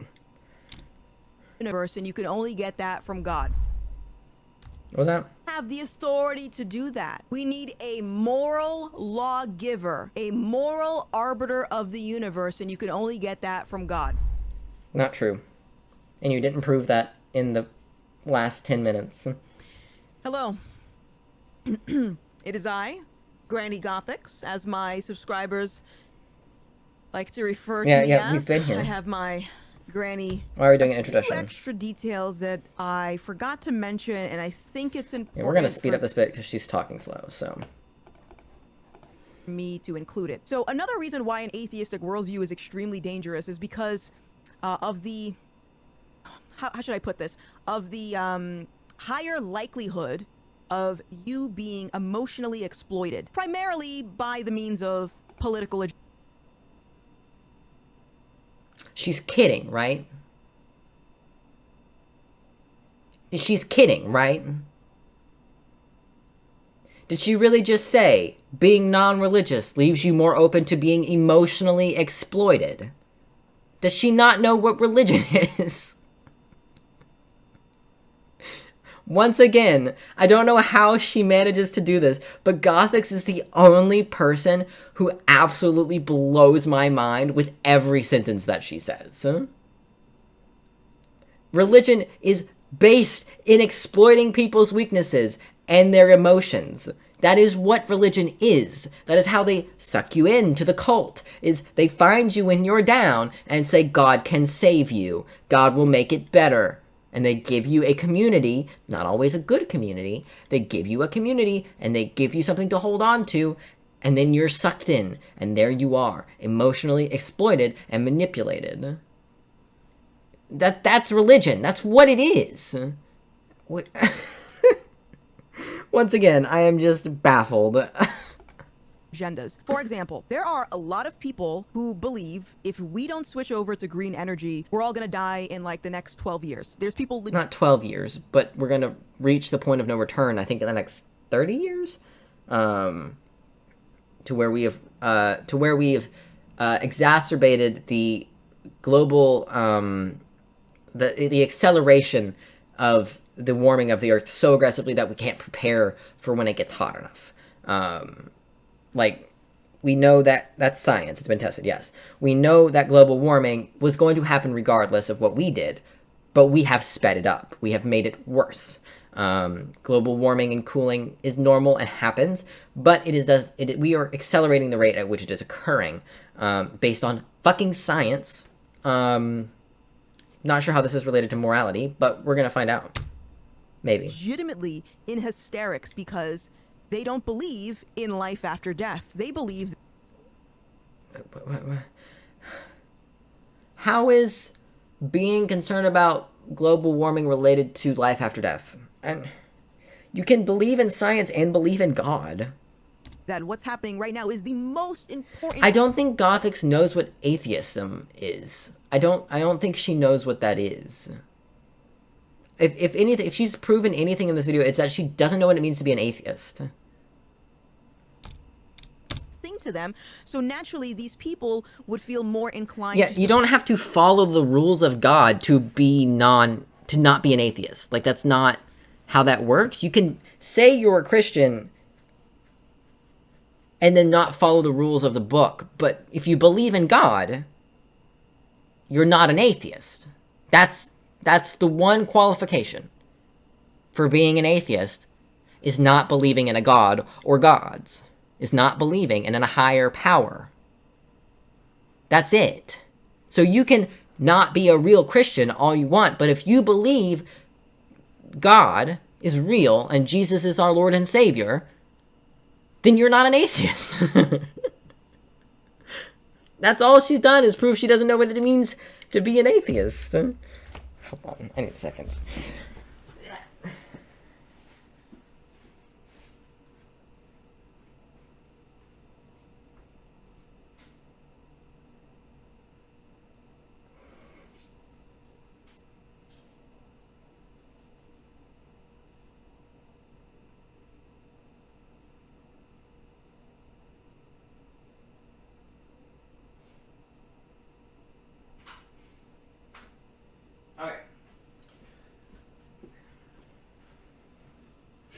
What's the temperature? Is it up to 72? 73? Ooh! It's the warmest it's ever been in my apartment. 73 degrees. I've got this one hair that doesn't want to go up in the hair bun. I don't know why. It's the only, like, section of, like, it's not one hair, obviously, but it's the only bit that won't go up in the fucking bun, and I don't know why. I have been live for 8 hours. That's so fun. It's been a while since I've been live for this long.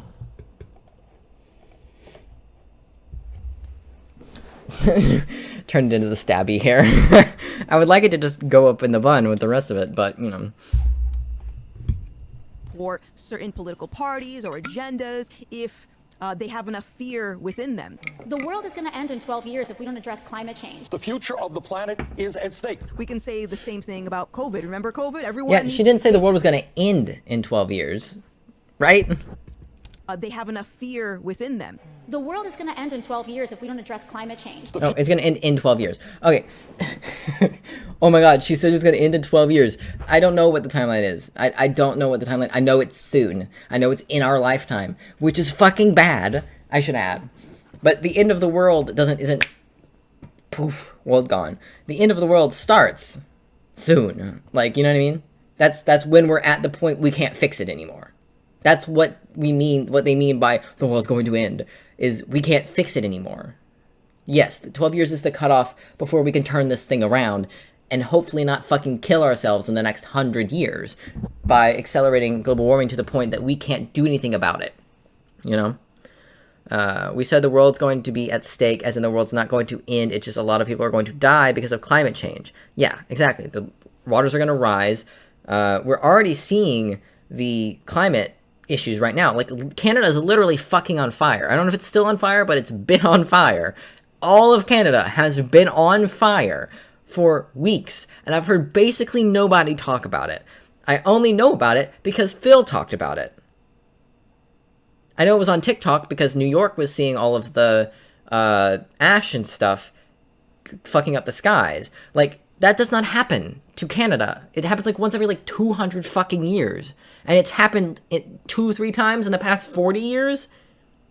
That's bad.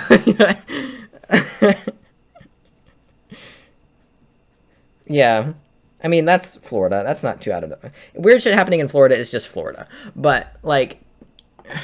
Them saying the world's going to end doesn't mean that we're saying the world's going to fucking blow up in the next 12 years, which is what they're treating it like. No, we mean the point of no return is coming very, very soon. Future of the planet is at stake. We can say the same thing about COVID. Remember COVID? Everyone needs to take this vaccine, and if you don't, you're going to kill your grandma. You're going to kill all of your grandma's friends. Do you know how many people fucking died? Over 1 million people just in the US died of COVID. There are people whose entire families fucking died of COVID. What are you talking about? Like, it wasn't the fucking Black Death, but we also have way better medicine than they had back during the Black Death. If the Black Death happened now, we'd be fucking prepared because we know what it is and we have ways to make They didn't have vaccines back then. So we prepare for the worst so we don't end up with the worst, Gothix. I know she wouldn't know that because she doesn't know how basic shit works, but still. kill literally Because she doesn't understand that not believing in, that not following the rules of the Bible doesn't make you an atheist, but still. every other person. An old person in my apartment building had to have emergency services break in and take her because COVID. Yeah. Because this vaccine won't work unless everyone takes it. If you listen to the media and people Yes, it's also how vaccines work. White House or just politicians in We're not getting into it. general, you'll hear a lot of anti-Christian rhetoric. You might hear Jesus. things like Christian extremists, or Yeah. they'll talk about Christian nationalism, and they'll put that Marjorie Taylor Greene. Yeah, that's how vaccines work. If people don't take it, that means the virus doesn't go away. Exactly, because there are people who don't have the immune systems to even support the vaccine. The only way to protect them is for everyone else to be vaccinated, so no one can spread it to them. That's how vaccines work. That's literally how we've eradicated shit like fucking polio, you know? And it's only coming back because there are anti-vaxxers out there. on the same playing field as the Ku Klux Klan, like the alt-right. But I have said this before. Yeah. Those are the same people. What are you talking about? Christian nationalists and the KKK, a circle. That diagram is a circle. What? And it's been in print. I don't know what the difference between our Christian right and the Taliban is. Feel like it's like Because there's not a difference. Girlie's right. I don't know who that is, but she's fucking right. But I have said this before, and it's been in print. Patty Lupone. I never thought I'd agree with Patty Lupone, mostly because I don't know who she is. I agree. You know what? Let her not take vaccines. Let her go to a hospital and breathe in all of the air of the sick and dying and see what happens. Yeah. I don't know what the difference between our Christian right and the Taliban is. feel like it's a Because there is no difference. Religious extremists are religious extremists. It is what it is. Like, clown show. I love her. To decipher what your little. Oh, I didn't realize these clips were for Young Turks. I didn't realize that. Yeah, she probably is vaccinated, yeah. Has to say about these very real political issues. And the reason they're doing that is essentially to demoralize Christians, because Christians are a lot harder to scare. And if you can't scare Christians, it's going to be a lot harder to manipulate. I thought, I'm sorry, Christians are easier to scare? Is that what I just heard? The reason they're doing that is essentially to demoralize Christians, because Christians are a lot harder to scare. And if they're you can't harder to scare. Christians, it's going to be a lot harder. How is it harder to scare Christians? How is it harder to scare Christians? Is it because they're, like, brain dead? Like, what? Like, they're literally scared all the time. Like, that's literally their job. Is to fear God. You're gonna go to hell if you fuck up. That's what part of being a Christian is. Both part of the same Abraham dream. Yeah, Allah is God. Allah is the same God as our Christian God. Jews, Christians, and Muslims all believe in the same fucking God.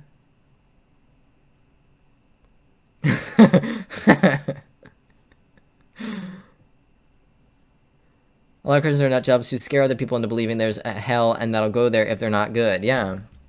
Harder to manipulate them into supporting certain political agendas, ideologies, social justice causes, things of... Ma'am, Fox News exists. I don't see it scaring leftists. I don't see it scaring atheists. I see it riling up and scaring the shit out of our Christian right. What is she talking about? Of that nature. Now, why is it that Christians are harder to scare? Well, I'll give you a few reasons. Well, I want to start by fully disagreeing with the statement that Christians are harder to scare, so we're going to disagree on this entire segment, but I'll let her talk. Number one, as I said already, if someone believes that Jesus was sent to die on the cross for our sins, then that Christian recognizes that time on earth is just a small fraction of all of eternity being in heaven. So there isn't a reason to fear. Even though things are really bad, there's no reason to fear because it's harder to educate, that's true. The battles so that she's saying that the media is flooded with liberal lies, even though, yeah, we have Fox News, OAN, and Newsmax, and the Daily Wire, all conservative outlets of news saying whatever they want. Also, we cannot let her into Chicago when the water wars began in Chicago, Illinois. Also, to go around the Great Lakes, it's the only place to get fresh water. Yeah, also, Fox News is the most watched news network in the country. Tucker Carlson had the most watched network show in the country. You know, until they fired him, which is so fucking funny.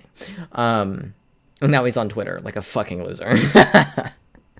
That's just the funniest thing. Yeah, our media is aggressively right-wing. Like, Yeah, there are gays on TV sometimes now, but our media is aggressively right-wing. My local news said a drink a day is good for you and then proceeded to advertise a beer company's new product. He can easily by Fox because he did a show on Twitter, and he's not supposed to do that until since he's still under contract. Yeah, I heard about that before he did the show. Already won. The other aspect of this, why the government wants to demoralize, and not just the government, the media too, and celebrities, influencers, you get what I mean. The other aspect is... Is she aware the government's not literally run by Christians? Is she not aware of that? That's literally who runs our government, are fucking Christians. We have literal Christian, self-proclaimed Christian nationalists in our highest levels of office. Multiple of them. Not just one. We have multiple self-identified Christian nationalists running our country. What is she smoking? That she thinks that it's not the Christians running everything. Yeah, that's called alcoholism, yeah. Because we are commanded to submit to governing authorities. So we're told to obey our government. However, we're all... So why aren't you doing that? Shut the fuck up. I love what she says, the government, and acting like Republicans aren't part of the government, and acting like they don't know what is going on in the government, and don't have a part in doing some of the stuff in the government, where Republicans, just like Democrats, have power in the government and do stuff all the time. She's ridiculous to think that the government is like some liberal machine. And our Democrats aren't even fucking liberal. Like, and I don't think Americans understand that. Being a Democrat doesn't make you on the left in this country. And basically every other OECD nation, I think that's the acronym, every other developed nation, our standard Democrat is a right-winger in every other fucking country. Like, the only people who qualify as left wing in other countries are people like fucking AOC and Bernie Sanders. Like, those are like the only, those kinds of people who believe that kind of stuff are like the only ones who are actually on the left on the world political scale, on the developed world political scale. We have terrorists and Democrats, yeah. For real, there are a lot of people and corporate Democrats that support companies, but they're socially liberal, yeah. Also told to obey God rather than man. So what that... Fuck man, don't obey man. That means but God is a man, isn't he? I thought God was a man. Or is he above gender? Which one is it, Gothix? Is if the government, for example, tomorrow passed a law that said we are legally allowed to kill our neighbor because they voted for someone that we didn't agree. People already do that. It's just illegal. They still do it though. With, even though they made that law, we would still obey God rather than our government, even though our government said it is okay to do that. And it's because... Not necessarily. Laws that God sets should be prioritized above whatever nonsense the government sets. So in the pursuit of, for example, a communist society, these people in power recognize that they're not going to be able to effectively achieve that if there's a population of people that they can't manipulate because they see God as the #1 priority, the #1 authority, essentially the final say, rather than whatever laws they put forth. Now, that isn't to say that we shouldn't watch out for one another and we shouldn't do the right thing, but again, what are the standards for the right thing? Who makes those standards? So society. Yeah, we've discussed this that already. Was really the extra stuff I wanted to include in this video. I hope it's helpful. If you still watch this and you still have questions, leave them in the comment section below. I may not have all the answers, but I'll try to find out the answers and get back to you. And there are a lot of believers out there that are willing to engage in this type of dialogue. I think the worst thing that you want to do is shut out the conversation simply because you disagree with it. And I don't think in society right now, the way that the world is... Absolutely shutting out the conversation because I don't believe in it, because it's bullshit. Going and how crazy people are acting, how violent people are acting, that is going to keep getting worse. The more you move away from God, the more things are going to get worse. Actually, before I end the video, this is a good point. I can't call them because they're asleep right now, but Max's life has gotten infinitely better since they left God. So I know that's anecdotal, so we won't use it as end-all be-all, but it's a very good example of someone who was born into religion, raised in, surrounded by cult-like religion, was miserable, in every way you can be. And when they got out, their life and mental health greatly improved. And that's not a unique experience. There's a reason that the numbers of the church are dropping rapidly. And it's not because there's more transgenders out there. It's because the church kind of sucks. For real, people are already killing each other because they voted for someone they didn't like. Also, God is not supposed to be part of the government. We added all that God stuff in the 50s because we were scared of communism. I'd sooner worship the same thing as the main character in... I don't know what that is. In the Christian God. Sorry, not sorry. I don't know what we're talking about.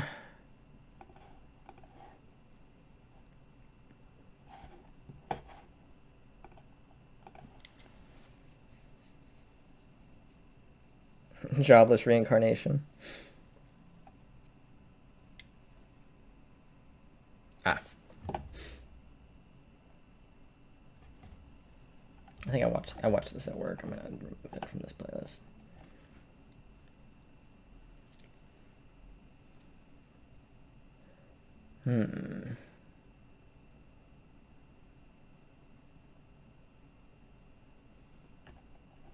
Racism. Let's do racism. Well, folks, everything in America has... He talks too fast. We can't have it at 1.25 speed. People... I mean, he talks a correct speed, in my opinion. I like how fast he talks, but not in 1.25 speed. That's too much. Seriously, people who say the closer to God are ones doing most of the killing right now in America. Yeah. To bring it back around to Warhammer, humanity is a bunch of religious nutjobs who kill everything that isn't human or kill people who don't believe in their religion. Their society is a nightmare.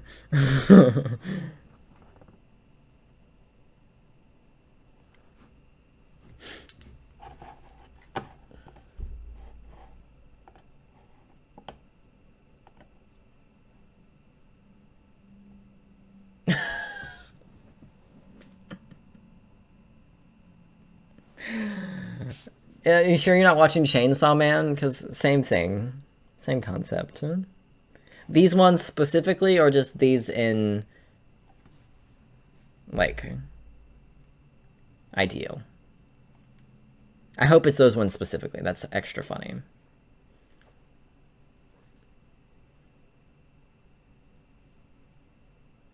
Also, how did you find that so fast? I guess you just Googled what it's called.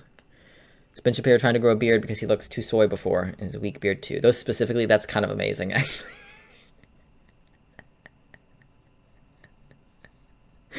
That's actually kind of funny.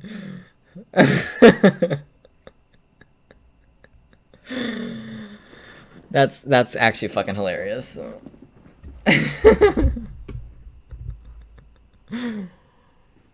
should have plugged in Link so he could glow. Be all colorful and bright in the back. He's surprisingly light.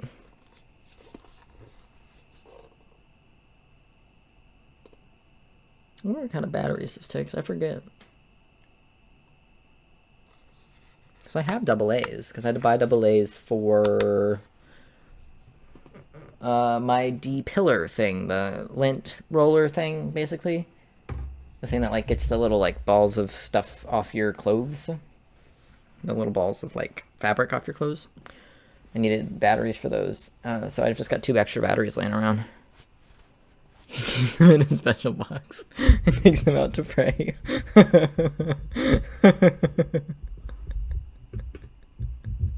That's so funny. And so anime.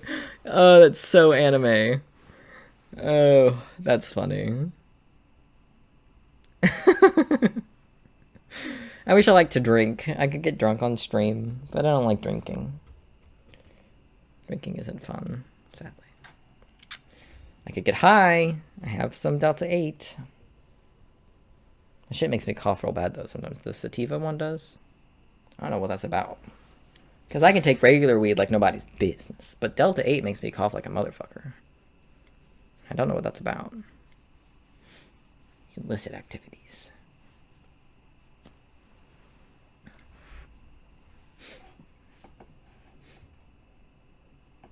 I wonder if this meme one will have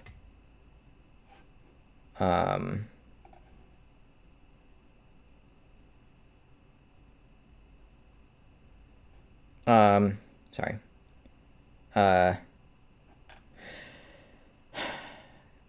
What's the word? Copyright music in it. I don't think I'd be very interesting high. I'm kind of like, just like, when I'm high. I'm very chill. I'm getting tired. So I think I'm actually more entertaining that way.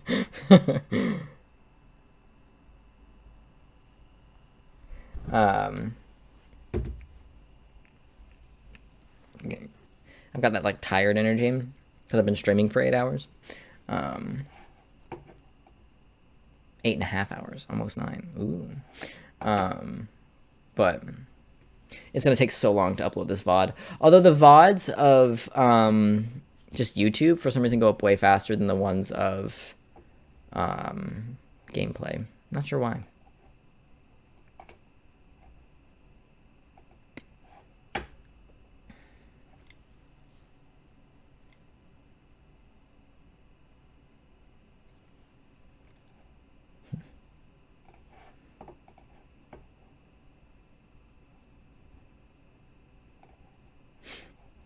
Shabibo time. We haven't hit the Shabibo today, so we must. Has now become racist. All the things, because here's the thing, Americans aren't racist. So all the people who hate the system, they have to come up with some excuse for why they hate the system, so they're just looking for new excuses. We have a real problem in the United States. We have a serious shortage. The supply lines are broken on racism. There's just apparently not enough for it for the media. There just isn't enough of it. And I love that he thinks he's funny. Like, he thinks his jokes are funny, but they're not. And the demand has now dramatically exceeded the supply. See, here's the thing about the United States. The people of the United States are not particularly racist. By every available poll, the American people are not racist. They don't mind having people of different races. They don't think they're racist. Living near them. They don't mind interracial marriage. None of the... They aren't outwardly racist. There's a difference between being outwardly racist and just being racist. Like, not everyone's going to call black people the N-word or animals. You know what I mean? Like, no, that's not generally acceptable anymore. Not everyone's a Nazi. So, like, you know, like, that obviously not, the majority of Americans don't think black people deserve less rights. That doesn't mean America isn't racist. The people in it may not be super fucking racist, but the societal structures are racist. And that's the problem. These things bother the American people in any significant numbers. And that's true across the nation. They're not significant.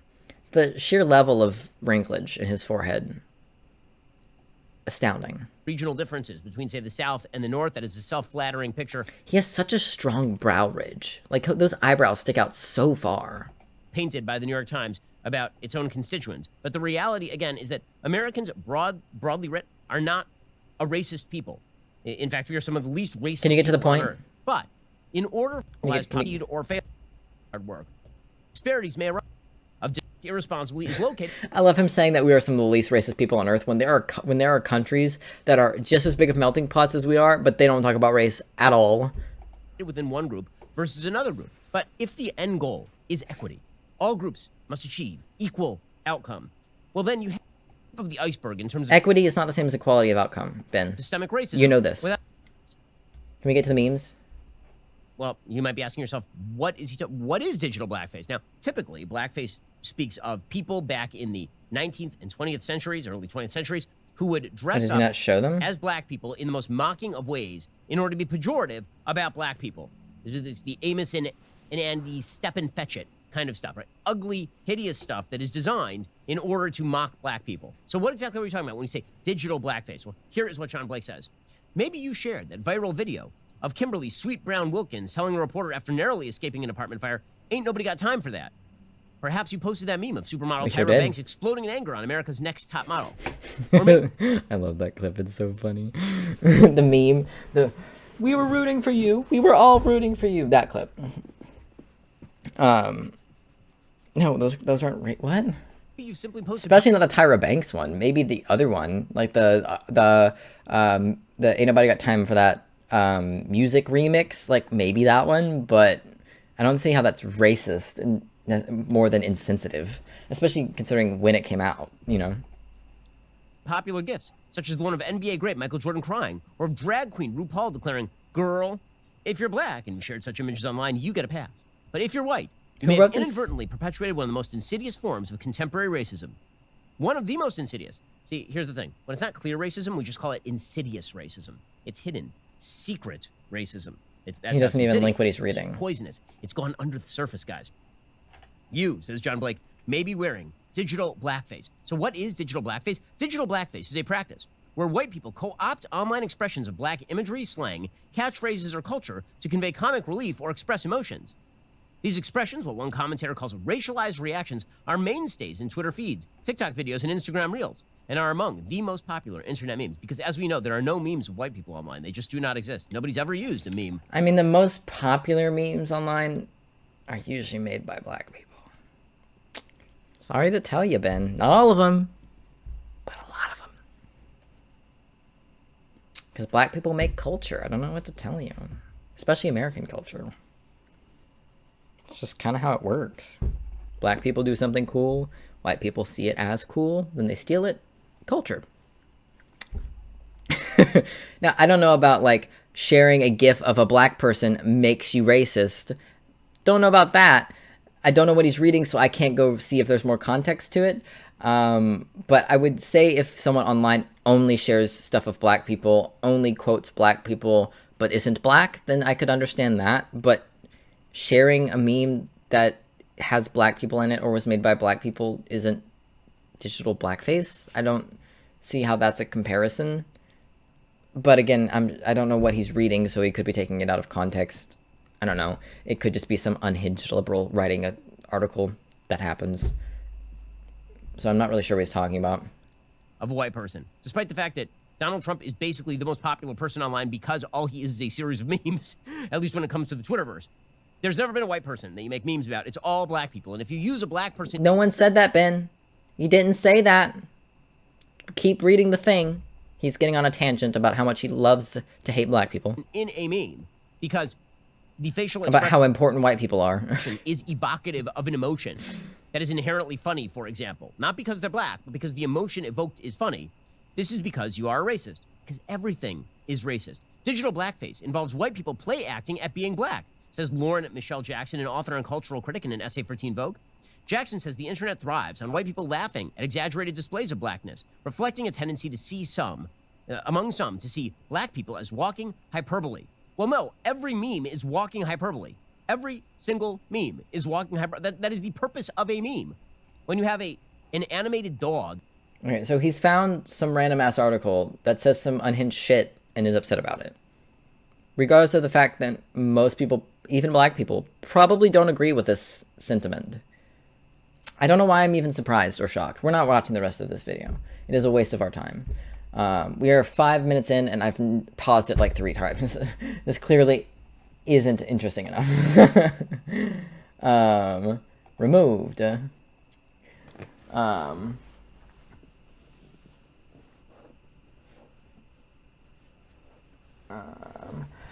Let's do another Gothix one, but this one's gay. Because Happy Pride. Gay.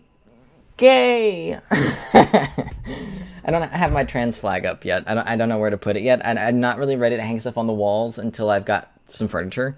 A lot of my wall space is very segmented because of the windows. But I'll start hanging stuff up once I start getting some furniture. Because I already kind of got an idea of where I want to put the majority of the furniture that I need to buy. I need to buy a TV stand, a bookshelf, and a bed frame. Those are the main furniture bits I need to buy. Probably in that order. I might switch up the bookcase and the bed frame. I almost said book frame. I'm probably gonna end up buying the TV stand either towards the end of this month or the start of next month. And then go from there. I need to buy a coffee table at some point as well, but that'll be the last one that I buy. Or I might buy it before the bed frame. The bed frame is not really important because I don't sleep on the bed because I don't have one. I've got a blow-up mattress. But I need to hang up. I don't have anything hung up on the walls. The most decoration I have are these posters, which are sitting on boxes. And there's one off camera that you can't see that is sitting on my green screen. And I've got a little spider friend back in the corner. He made himself a nice little home. I saw him there last night when I went to get one of the lamps that like a little desk lamp that I had sitting in the floor back there that I use when I build Lego because the floor is not well lit enough to really read the instructions, especially since I'm usually building it once the sun's gone down. Just chilling back there. I killed one that looked like it the other day. It's got one of those, it's got like the Charlotte's Web body, where it's got like a fat ass, you know, and long legs. The body's pretty thick, but because there's some spiders where like the body's really thin and like flat. This one is bulbous. She got an ass. So I'm fine with them as long as they don't get in my computer. I will have to occasionally check the inside of my computer because I don't leave the glass panel on the side. Yeah, there's actually these spiders now. I don't leave the glass panel on the side so it stays cooler. So I'll have to keep an eye out on that, make sure there's no spiders getting in it because it's facing the wall. The opening is facing the wall. Just that's the way the case is designed. When I upgrade my computer bits, I might buy a new case for it as well. Jarek gave me a money estimate on upgrades, and it's really not bad. It's only $850 for all the new internal parts that I would need to upgrade. I might buy a new casing as well, but we'll see. That, again, is not an important thing to purchase at the moment. What the fuck, Stray? What the hell? I still have your chat open.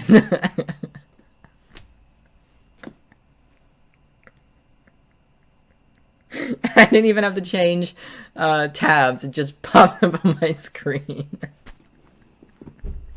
The funny part is the GIF isn't playing, so I have to click on the GIF. Oh, there we go. No, that is not what the spider looks like. It's funnier once I see. The GIF didn't play when it popped up. It's just the opening still image, so I didn't even have the full context of how it was related. It's just a still image of titties. Now that I've clicked on it, it plays the whole thing where it actually shows the spider. I was so confused for a minute, and then I finally clicked on it, so now I get it now. I'm still confused, but I'm not as confused.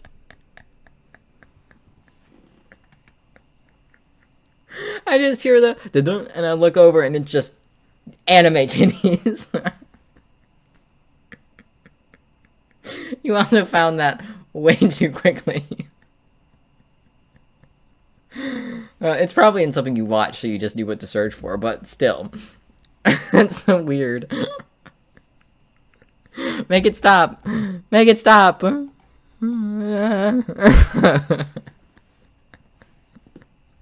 It's just playing on a loop now as I scrolled up, so it's not just on the screen anymore.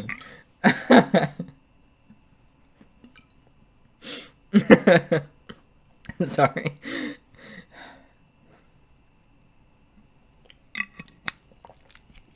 It looks cursed. I thought maybe you'd send me the mosquito lady from, like, One Punch Man or something. Or the dominatrix lady from also One Punch Man. Although those wouldn't be spider-related, but they are both very sexualized characters for no real reason. But that's anime for you. He's a spider. I found you a spider. The body's fat enough. I could probably take a picture of it. Like, the one that was in my bathroom that has since vacated the premises, and I'm going to vacuum up the bathroom corner where he was chilling, because he's not been back in like 3 weeks. So, squatters' rights have been revoked, and he's been replaced by this guy over here. I wish they'd get up in the top corners so they can actually catch the gnats. They keep picking the floor, and I don't know why. I don't appreciate that. They're not very helpful down there, especially in the bathroom. I really would like one. I mean, the AC comes out there, but it's never on, so they could, if they built up in that corner, I'd be super fucking happy. Gnats, not ants, gnats.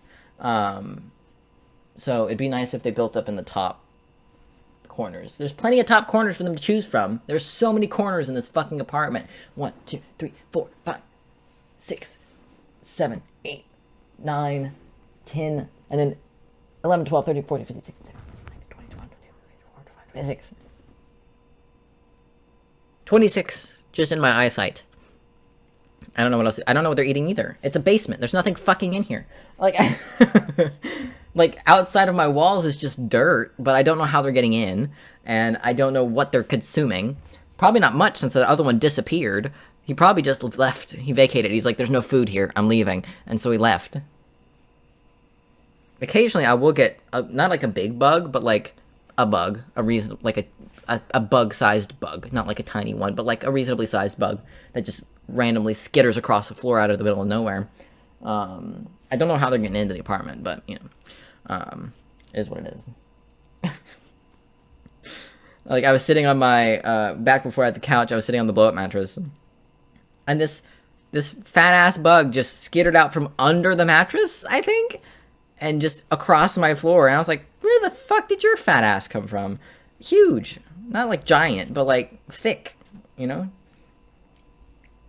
And this carpet I have is fairly lightly colored, so it's pretty easy to see, whereas on the old apartment, the carpets were darker, so it was harder to see when bugs were skittering around. Also short carpet, too, so it's not, so it's easy for them to skitter across. I had a spider do that, too. It was a quick boy. I've killed that motherfucker. We don't do quick boys in this household. No, no, no, no. You gotta be a slow, lazy bitch just like me if you want to live here. I'm sorry. That's why I like the one that was in the bathroom, because he never left that bathroom. I never saw him outside the bathroom once. He was usually in the exact same spot. Until one day, he disappeared, and he never came back. Don't know where he went. Never saw him again. It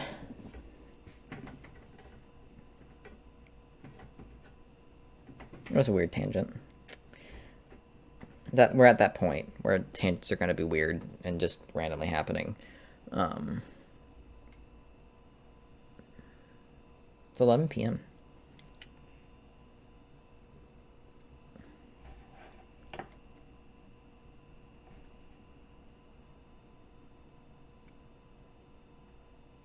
I'll stop when I want to.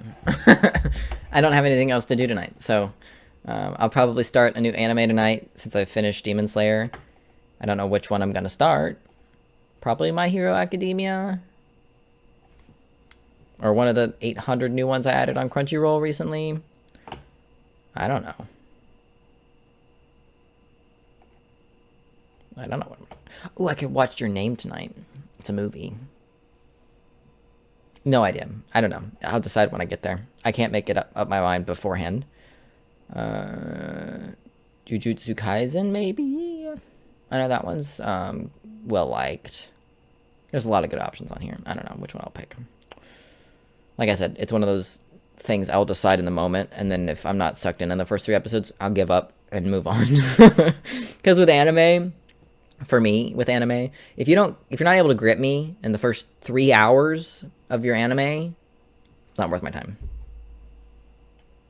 Because anime can do so much with so little time, or so little with so little time.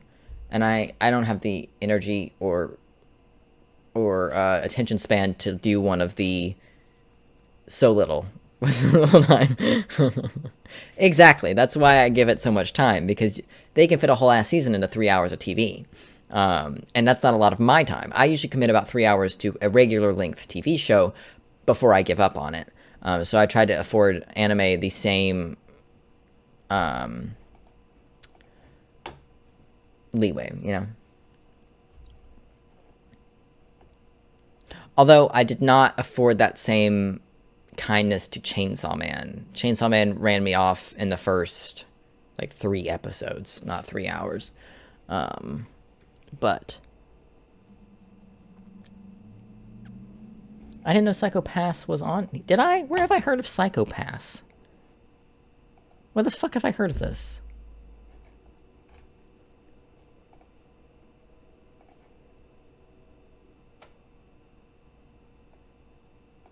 I feel I've heard of this show somewhere, but I don't remember where I heard of it. For Chainsaw Man, yeah. He was way too focused on Booba for me to give a fuck about him, so. I just got rid of this notification. Why did you pop it back up? The meme solidified the no. I think I'm going to watch the people I've been watching react to most of the animes that I've watched. I think I'm going to watch their reaction to Chainsaw Man, that I don't have to watch it myself. Plus, it like cuts each episode in half to watch a reaction, which is really nice. It is my favorite way to rewatch an anime, is to watch reactions to it, because it cuts out all the fluff.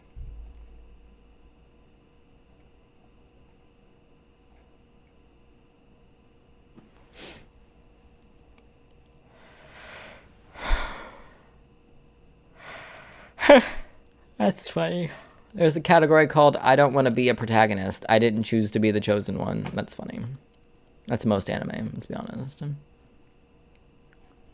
I've watched several of these.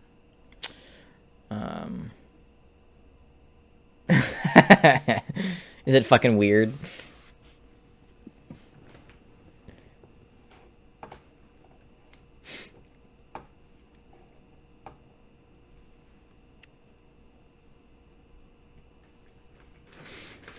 I mean, from what I saw of it, it was weird. I mean, it's very booba-based, but, you know. Inosuke's bottom sword looks really bent, but it's not. Weird. It looks like it curves down. I mean, you know, I had a little bit curved down because of, like, gravity, but shouldn't that much. Beats me. I should get Nezuko and put her on the desk. She's over there, under the TV, chilling on one of the banker's boxes. She was sitting underneath my monitor that I used to watch stuff, but I moved her when I was building Lego, so she'd be nearby. Put her back here.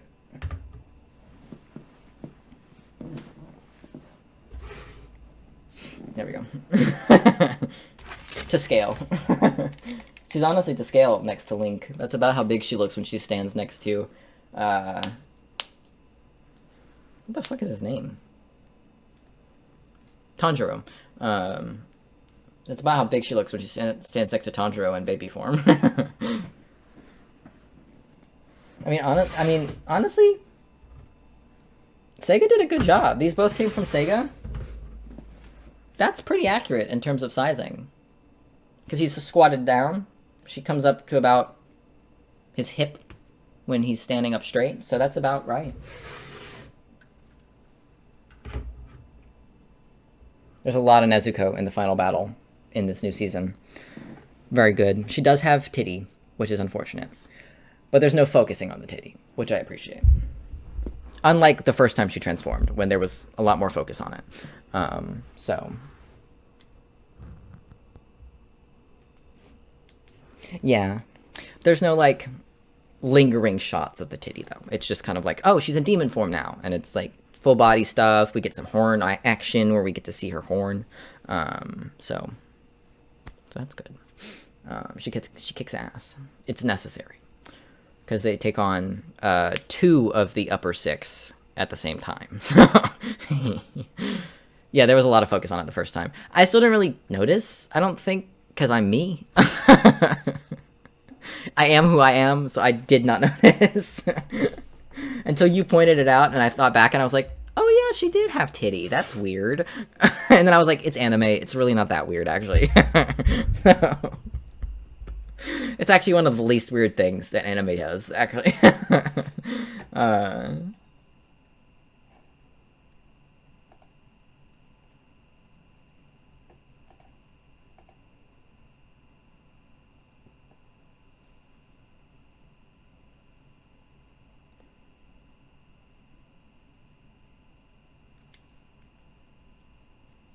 Oh yeah, it was literally, we were talking about it, and it actually showed up for the first time in the episode I was in the middle of watching, but I had paused the episode because I had to go to work. So, yeah, I texted you while I was at work because I was finishing the episode on my break, and I was like, oh, there it is. I was right there. And yeah, that is the only reason I noticed, was because you mentioned it. which I thought was really funny. And that we talked about it, and literally that episode that I was on is where it was.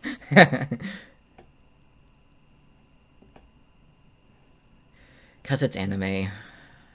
We knew what we were getting into when we started this shit, okay?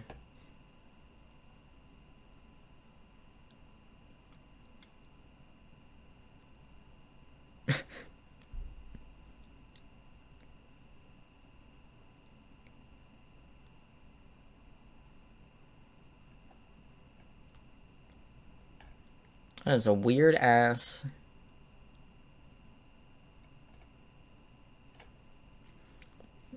description mixed with a weird ass title.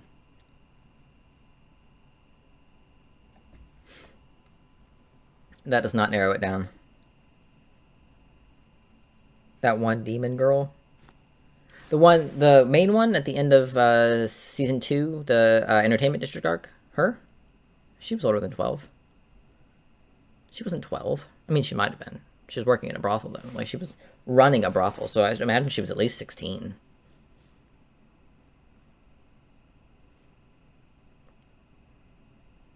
She definitely looks older than Nezuko in the face.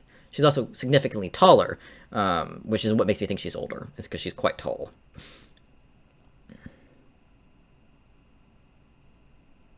Well, yeah. Because I think he said how old she was during that. But then they struggled for a little while longer, and then Muzan found them.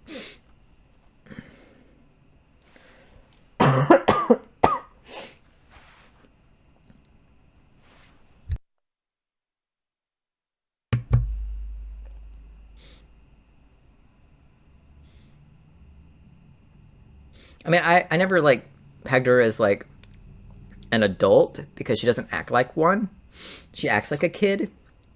Not like a child kid, but, like, you know, like a teenager. But I never thought she was as young as Nezuko. But I think he said how old she was until you turned whatever age. Well, yeah, I think she looked more like a child in non-demon form. And then maybe just because she's so sexualized in demon form that my brain is just like, oh, a teenager, an older teenager. Maybe it was just me giving the anime too much credit. Yeah. Because, like, in the bits where, in the backstory where she's not, you know, dead yet, she just looked like a kid. And then the demon version is very adult in design. So I think, yeah, I think I'm giving the anime too much credit. I never thought about it. I know he was older than her by a few years. I think he was like 5 or 6 when she was born, so that would put him quite a bit older than her, but I got this.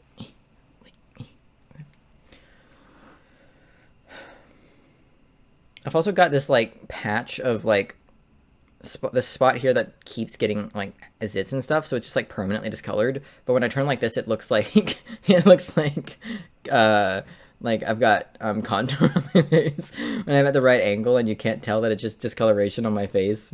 It looks like my face is contoured, which is funny. I'm gonna buy the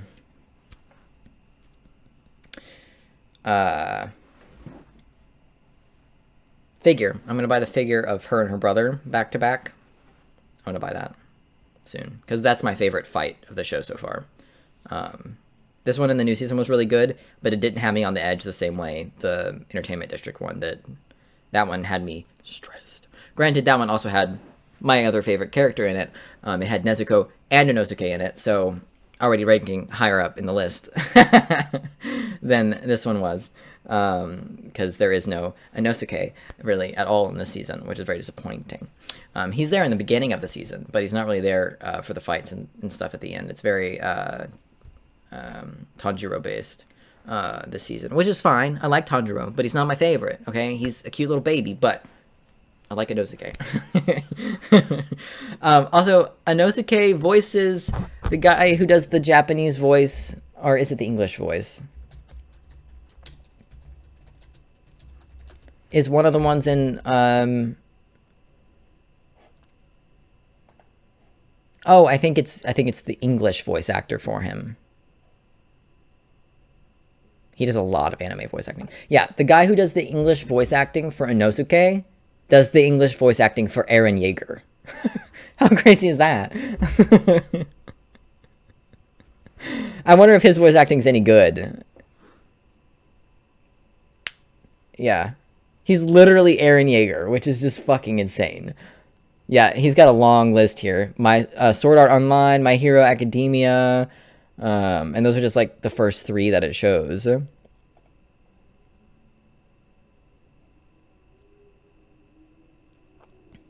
All the Attack on Titan things, obviously. Blue Exorcist, 7 Deadly Sins,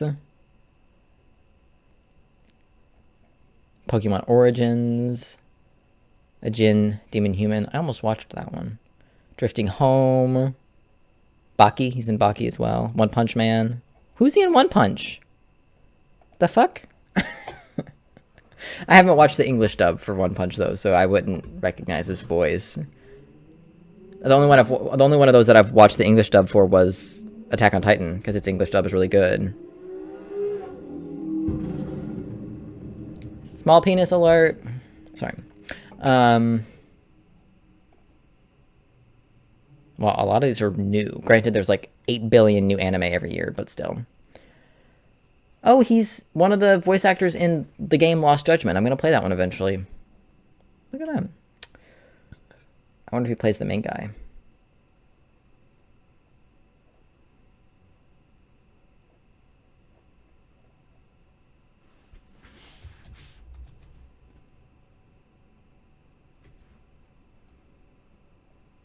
Oh, he's not like someone important in One Punch.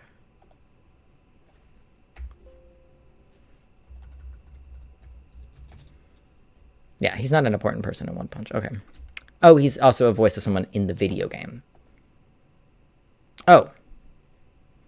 I don't know who that is. Who the fuck is Paradiser? No, I don't want to click on it. Eh. Go back. Is he?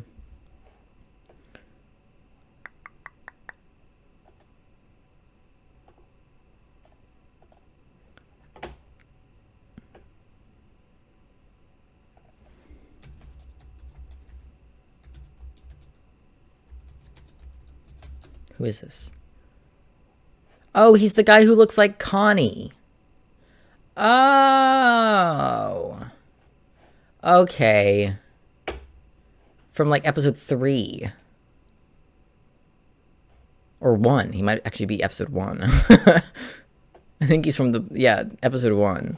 Have you watched One Punch? He voices this guy. I don't know if he voices him in this form, but he voices him when he's in his human form, when he looks like Connie from Attack on Titan. Again, I've not watched the English dub of it. I watched the Japanese one, so I didn't know. Which is why it surprised me when I found out he was Eren Yeager and Inosuke, one of my least favorite anime characters, and one of my favorite anime characters. So that was fun. Why does the framing keep changing? Oh, I guess it's a little different for the, this one. He's in so much shit, though.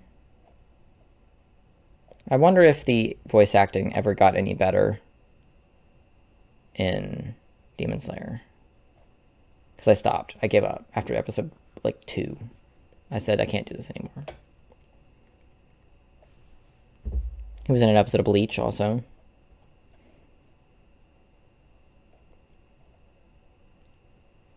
Kojias as well. Powerpuff Girls Z. So much anime. Wow. Yeah, again, the only one that I've seen him in, Attack on Titan, because that's the only one I've watched an English dub of. I don't think I've watched any other anime. I think I watched God of High School's English dub. But I think that's the only one I've watched the English dub of. No, I watched Erasked's English dub. That was one that I was like, I couldn't tell if I couldn't remember if I'd watched the English dub of that one. Until, like, even when I was rewatching it, I was like, did I watch this in English? I can't remember. Because I don't know why I love that one so much, but my brain was like, did I watch it in Japanese or did I watch it in English? I don't fucking remember. You weren't here, but when I was playing Zelda earlier, I was dealing with the Rolly guy. I don't know if you were there for any of the recent Zelda stuff. The Goron guy. And he was really annoying because he wouldn't shut the fuck up. But there's not a way to turn him off. Like, turn off his speaking because he's like a companion, so I can't like make him not talk.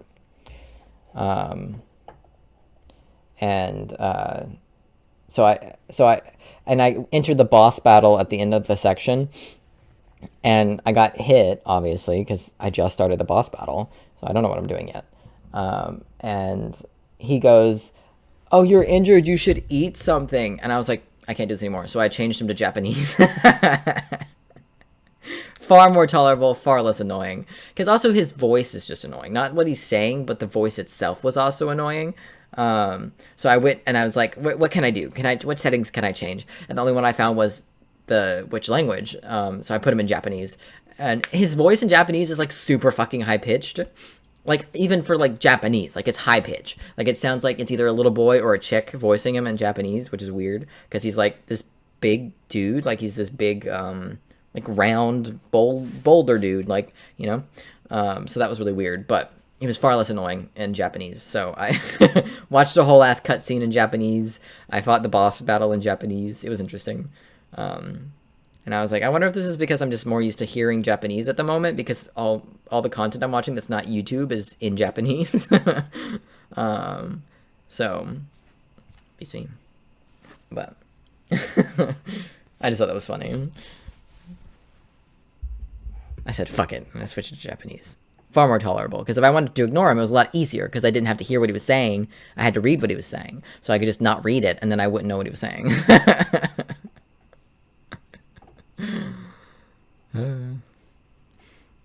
If it works, it works. If it works, it works.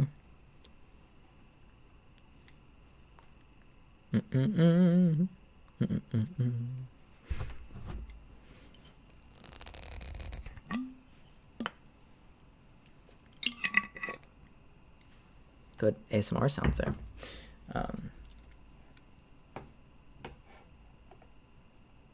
9 hours, baby. I don't think I'm gonna stream this long tomorrow.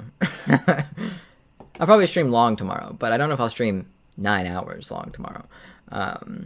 Maybe like 6. Maybe do a nice little 6-hour stream tomorrow. We'll have to see what happens.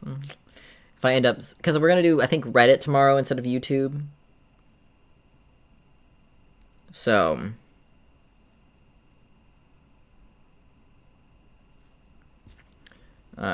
in theory, that will end sooner. R.I.P. Guess you're stuck here with me. All alone, too. I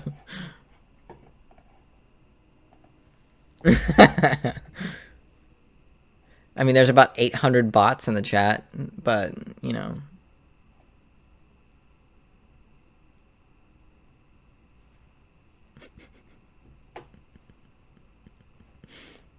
Just me. Me and you, Stray, me and you.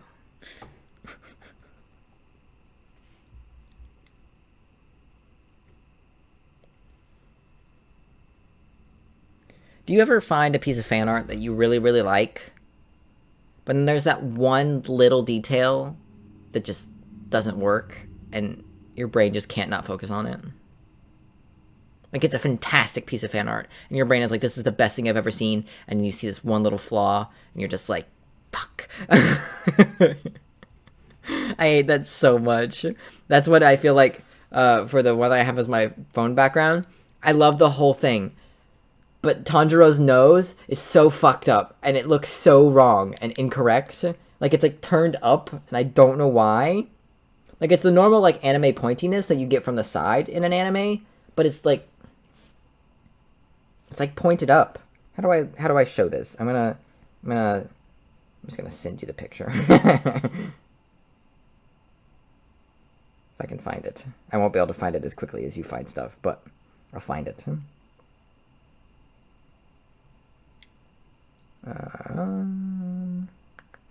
This one. Send.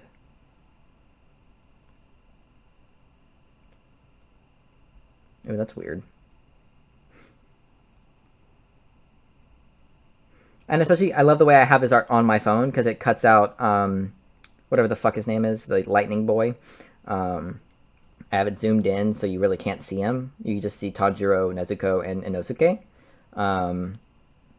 So even better, I improved it by cropping it. Not that he looks bad or anything, I don't really enjoy his presence most of the time. I like him when he's asleep. He's pretty badass when he's asleep. But, which makes no sense if you don't know what the anime is. But do you see what I mean by his nose? Why does it look like that? Why does it look like that? Why? Why does it look like that? It bothers me so much.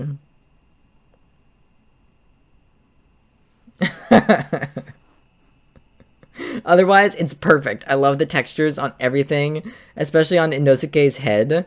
Like, the texturing on it, like the, like, cross-hatching, I think is what it's called, on him is so good. I love it. But then his nose is just so fucked, and I don't know why. Why must you do this? As long as I don't think about it, I don't realize it's there. I do my best not to think about it. Oh yeah, there's a gas station here called the Come and Go. And it's spelled like this. Focus.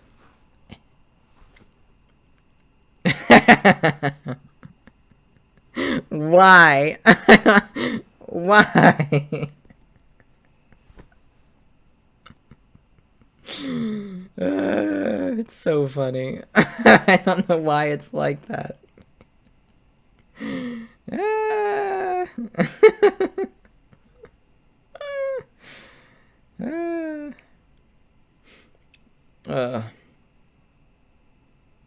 Good shit. Good shit.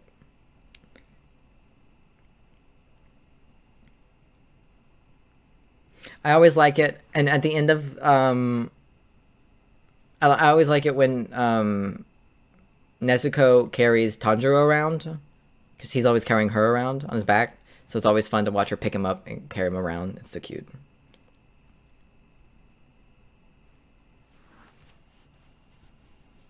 The fact that this was like the least sexualized fan art I could find of Nezuko, where she's not baby, is so frustrating to me. She also, they're trying to draw her eyes where she looks like human and shit. I'm like, no, she's supposed to be anime. Why are you trying to make her look like a person? Like a real, like, live person. Also, why does she have a butterfly? I don't understand why she has a butterfly. I do like the background, though. The background's fun. Even if their faces look really weird. The background's fun. Because it's like, Inosuke is like chasing an animal, and then they're chasing after him, which is in character, but their faces look like they're trying to look like real people and not anime characters. Yikes. I honestly don't know why I saved that one. I'm gonna delete it. Get out of here.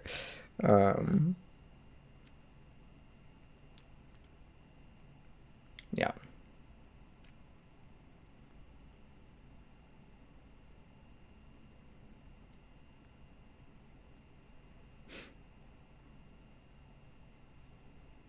But once I start a new anime, I'm gonna be out of my Demon Slayer phase, which is why I'm waiting to buy the more expensive figures until I've started up a new anime to see if my brain is like, okay, we're done with that. Time to move on. Got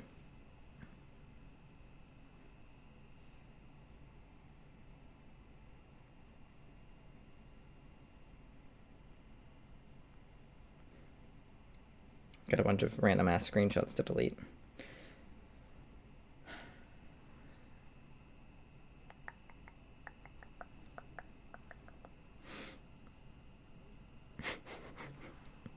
Is it wasting money if it's money that I want to spend?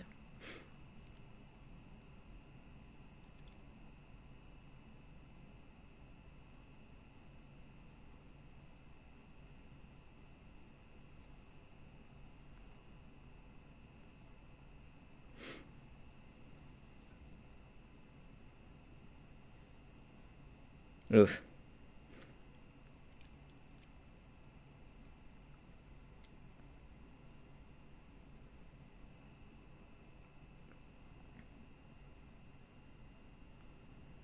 Finally, we got to the end of the random ones.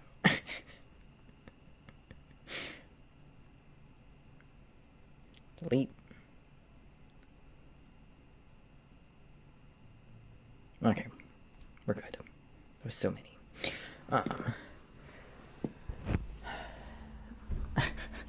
How much even is Diablo? Isn't it like fucking $70 or something?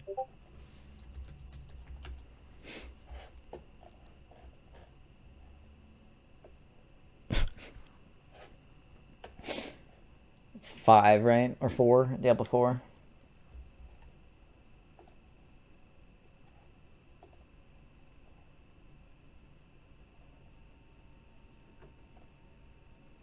That's not that much.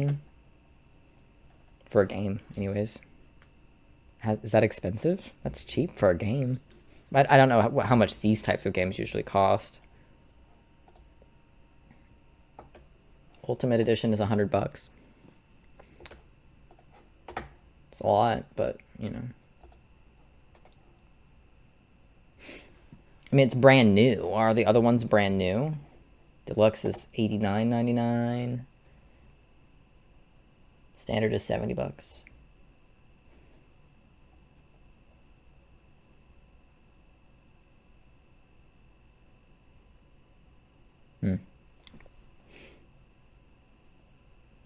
It's not my style of game, as you know.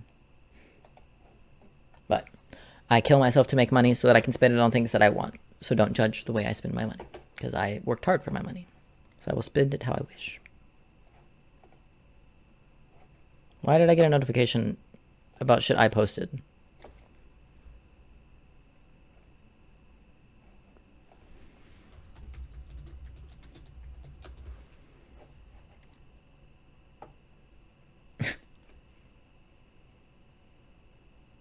That's true. I had heard of Diablo before the new one came out. So.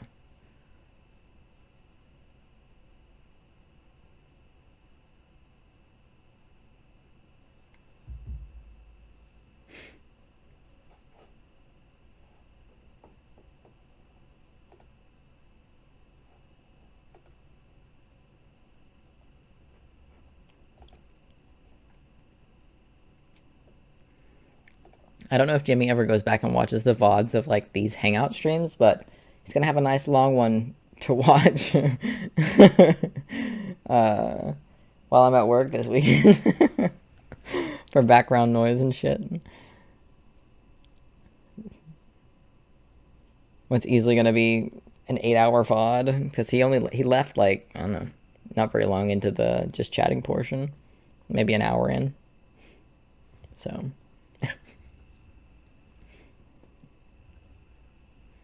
I don't know if he watches the VODs for these, though. I know he watches the Zelda ones, but usually he does, anyways. If he misses anything. Like if he has to leave in the middle or something. It's interesting how many views my VODs get. Like, some of them get like 13, 20, and some of them get like 2. I find it interesting that any of them get any views, to be honest. Like, all of them have at least 1 view. Most of them have more than 1, which I think is interesting. I wonder who's watching my VOD content, but not the live thing. Probably some people who are like West Coast, because I usually am streaming before West Coast is like off work. So, and honestly, before most people are off work. So I usually start at like fucking 1 or 2 p.m. Not a convenient idea for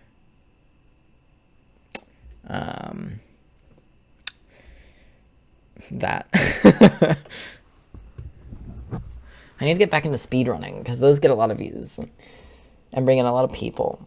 Even if I'm bad at it. Like when I was speedrunning Stray, posting those videos got quite a lot more views. Like my Stray speedrun VOD is still the most viewed one that I have on the VOD channel by a lot. It's got 130. Oh, no, that's Spider-Man. Spider-Man Day 8 randomly has 135 views. I don't know what that's about. 7 has 18, and Day 9 has 2. Truly, I was speedrunning you. Like, what is this? I'm just going to show it, because it doesn't show any of my personal information, so... Like, why does this Spider-Man one randomly have 135 views? That doesn't make... Like, the ones around it have so few. I don't understand why this one randomly... I don't know if anything special happens in that episode. I don't think so. It doesn't have any likes or dislikes. But it has 135 views. I wonder if the algorithm just picked it up for like a couple hours or something.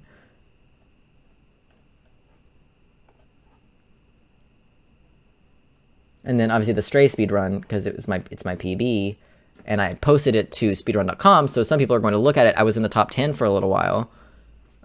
So some people are going to look at it simply to approve it for the speedrun.com, so it's going to get some views, but it's obviously the most viewed one. But then there's that random ass Spider-Man one that has 135 for no goddamn reason. I don't understand. And then you go back to the older ones, and there's a lot of ones, a few zeros and stuff. But the newer ones all have like well over 1. Obviously, they're all the early days. Where I love how Forbidden West has none. Which I always think it's funny when one has like a single dislike, and that's the only interaction with the video. That always cracks me up. I'm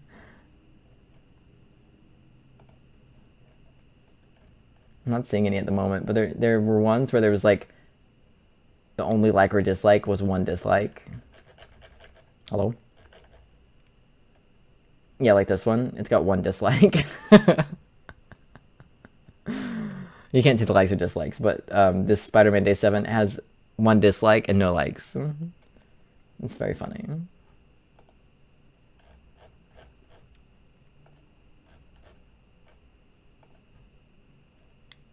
And then Rain Day 1 has 1 dislike, but 5 views.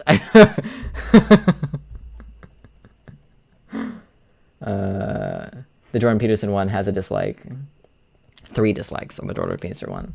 And the Ben Shapiro one has 1 dislike. God of War Day 7 has 1 dislike. I like that the Jordan Peterson one has 3. Right? I can't really think of times where I only dislike content that's like people making fake trailers for stuff. I'll leave a dislike for that to show YouTube that I don't like it when it promotes fake trailers to me. I hate it when people make fake trailers and don't indicate in the title that it's not a real trailer, especially when it's of something that's coming out soon that there could conceivably be trailers of. And I know they do that to get views, but like, stop recommending fake fan-made trailers to me. Like, you know what I mean?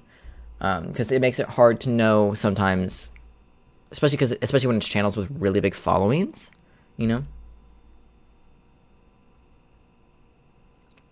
It's possible. I mean, I'll take the view. I don't get many of them on the VOD channel, so... I mean, I don't get any of them on the other channel either, because I don't post there anymore, but...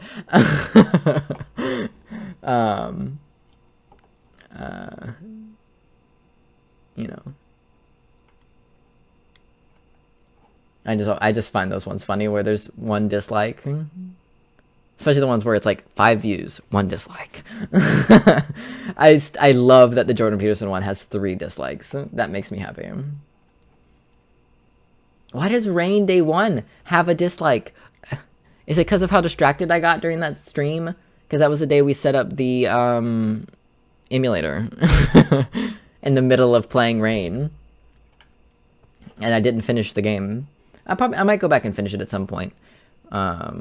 Maybe to break up a Zelda day, like do Zelda the front half, Rain the back half, and do like just chatting during Rain, because Rain's just like it's just a puzzle game. So do some puzzles that I hate in Zelda, and then switch over to Rain maybe, where they're a bit easier.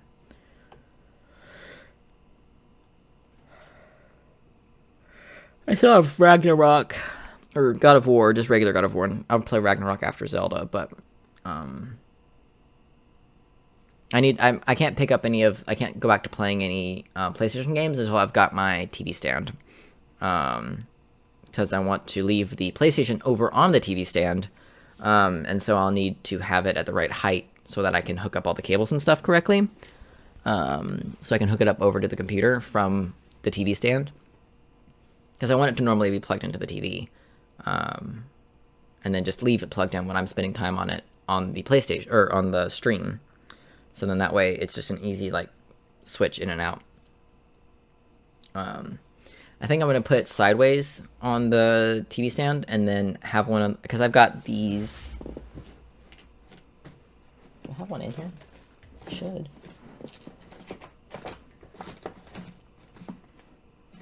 These.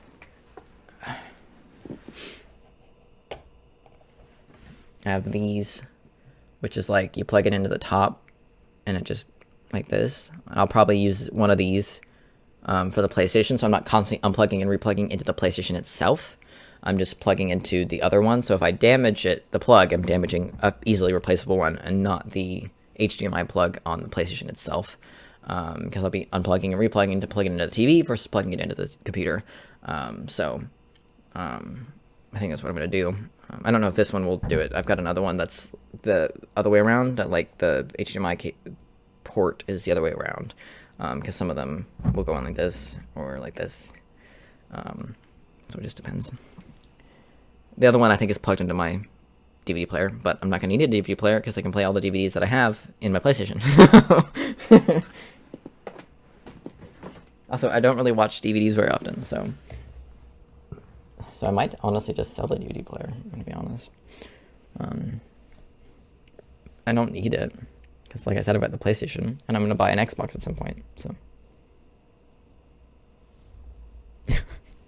I have to. My PC can't handle gaming a lot of the time.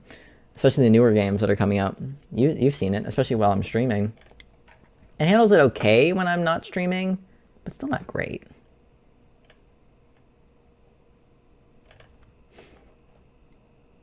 I'm gonna. That's a purchase that's on the list for purchases in Omaha. Is new PC stuff, which I mentioned earlier. Jimmy's been shopping for me and determined that to buy all the new things that I would need to buy to upgrade the pieces I need to upgrade is about $850. I mentioned that I might buy a new shell just because the shell I have, the part that stays open faces away from me, which honestly might be better, so I might not, could be, but I can't afford to drop $150 right now, but I can't afford to drop $100 here, $100 there, because I've got more important things to buy right now that aren't a new computer.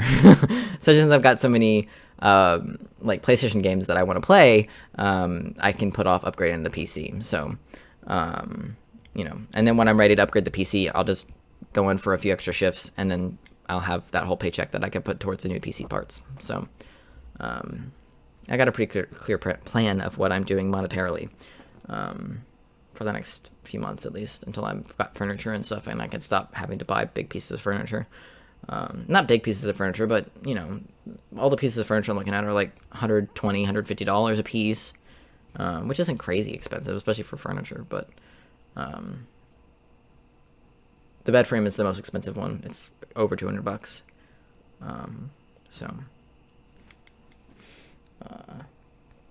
The Xbox also will be expensive, but I might upgrade. How much is the Xbox? I don't even know.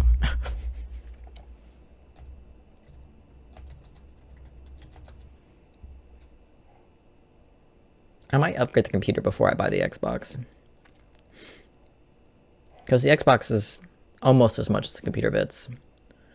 $459.99, $500. More if you buy it bundled with games. I could upgrade my computer and then see if the game, because there's a few games that I want to play, but I want to be able to play them full quality. A couple of them are available on Steam. One of them is available on Steam. I know for sure. I don't know about all the others, but so if my computer can handle it, then I don't have to buy the Xbox games. I can put off buying an Xbox until much later into the future. until there's like a game I really, really, really want to play that's only released on Xbox and not on PC. Because that's the main problem with not having the consoles, is having to wait for them to release on the PC.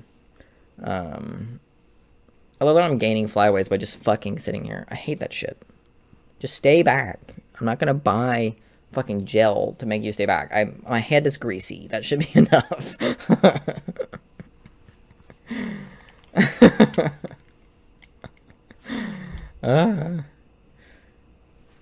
But again, those purchases, the PC upgrade, the Xbox purchase, those are all distant purchases that I'm not concerned about at the moment. I'm more concerned about filling up my savings because I've got a top surgery to save for, and the main thing I'm saving for in terms of top surgery is paying rent while I'm not able to work following the surgery, as well as travel that I want to do while recovering from the surgery. So that's the main thing to save for at the moment. But at the moment, I'm just trying to recuperate funds so I'm not living paycheck to paycheck anymore. So I don't have to worry about paying for rent and stuff. I don't have to be like, oh my god, I have to pick up 3 shifts this week or else I can't afford rent. So I'm trying to get out of that hole where I have to check my account every time I buy stuff. Which is why I picked up fucking 3 shifts this past week. And I'm picking up a shift this week and 2 shifts next week. Maybe 3 next week. And I get a max paid back, which I'm almost done with. So I got a lot of money stuff I'm juggling in my head. Which is why I'm spreading out my big purchases, like my extra fun purchases. Like I'm allowed to buy 1 figure a month. I'm allowed to buy 1 Lego thing a month, you know, things like that. Spreading out when I'm allowing myself to buy things like that. Now that I've had my fun little spending spree right after I first got here, where I bought several figures, bought some manga, bought this and that, while I was busy spending money on things I need, I allowed myself to kind of be a little willy-nilly with my spending while I was buying stuff I needed, because I was spending so much money on stuff I needed, but not really getting to buy anything that I wanted. So I allowed myself to be a little loose there. But now that I'm done buying the things that I need to like just get by day to day, like random grocery shit, things like that, I'm going to start limiting myself on figures and stuff like that. So, which is why I'm not going to be buying that Demon Slayer figure until next month at the earliest.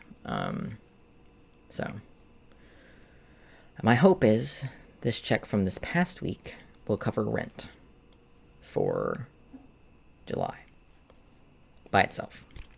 And then I can put the paycheck from this current work week that's happening into savings. So I have some savings again, because I have like $10 in there or something. I have like no money in my savings account right now because I had to use some of it to pay for a subscription service, a year one, for my website that I use that I forgot is in June. I forgot the subscription for that's in June. I used to have it in my calendar, but I think when I got a new phone, it removed. I got a new calendar as well, like a new phone calendar. So it didn't have that in there, so I didn't know it was coming up, and it doesn't let you know a week in advance because it's not a real site. So it let me know, like, hey, your thing expires in 24 hours. And I'm like, fuck. But so I was able to pull that 100 out of the savings for that. So I need to throw money back in there. I've got my water bill, my electric bill paid.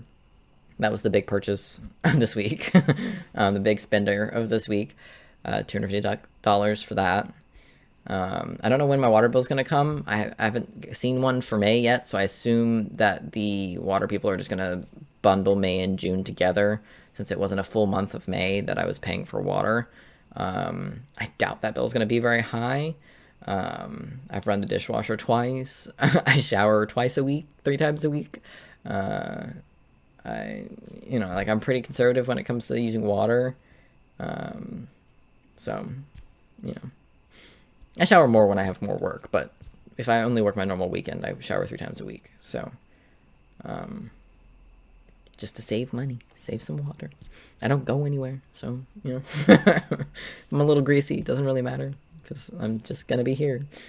And I kind of always look greasy on camera. I can't really do much to not look like my hair's a little darker than normal, because of the lighting and stuff. So,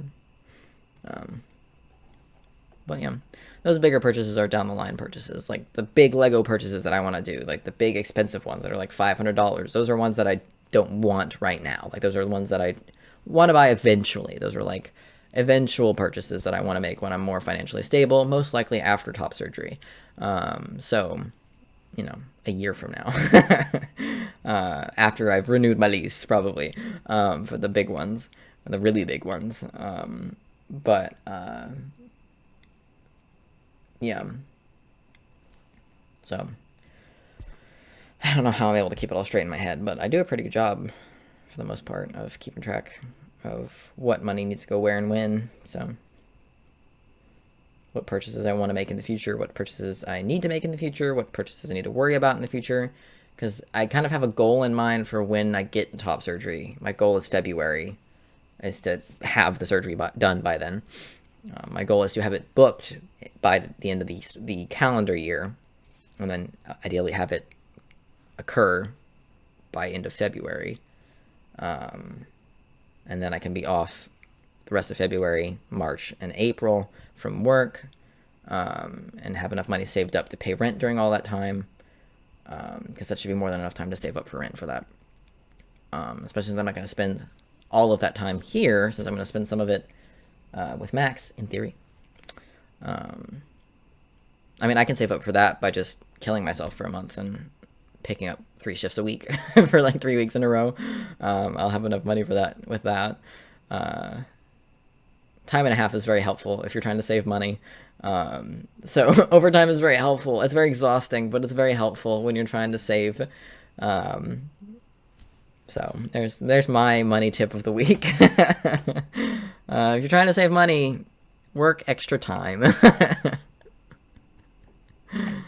The view count has gone up, but the list of viewers hasn't really changed.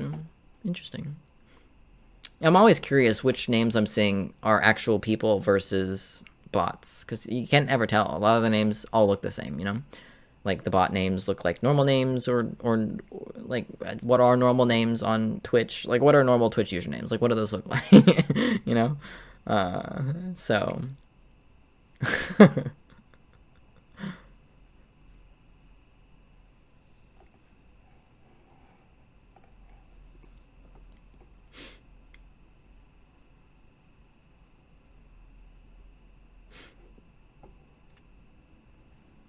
Did I bore you to death, Stray, with my money talks? Rookie's still awake.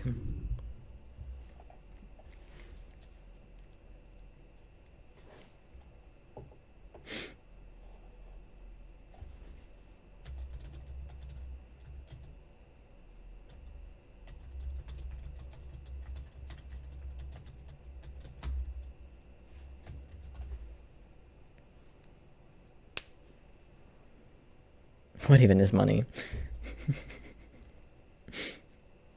A pain in my ass. That's what money is. Money is a pain in my ass.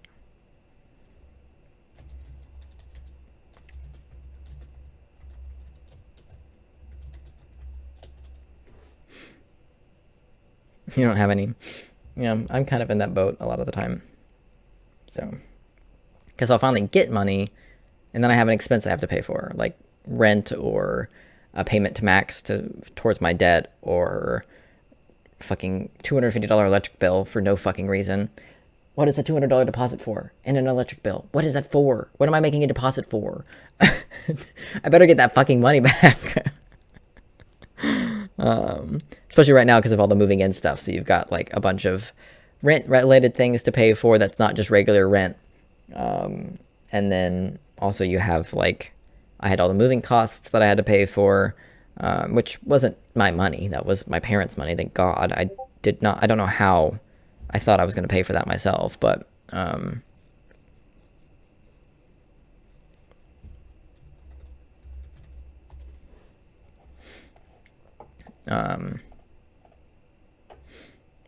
you know,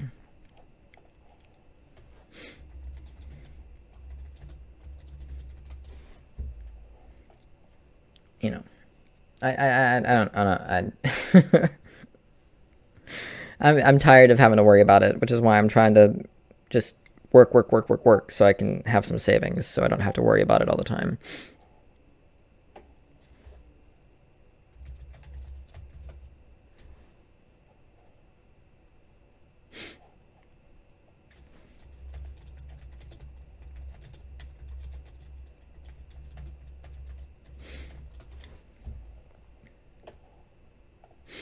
Yeah, I'm tired of having to check my bank account every time I go buy groceries or buy gas or shit like that. So,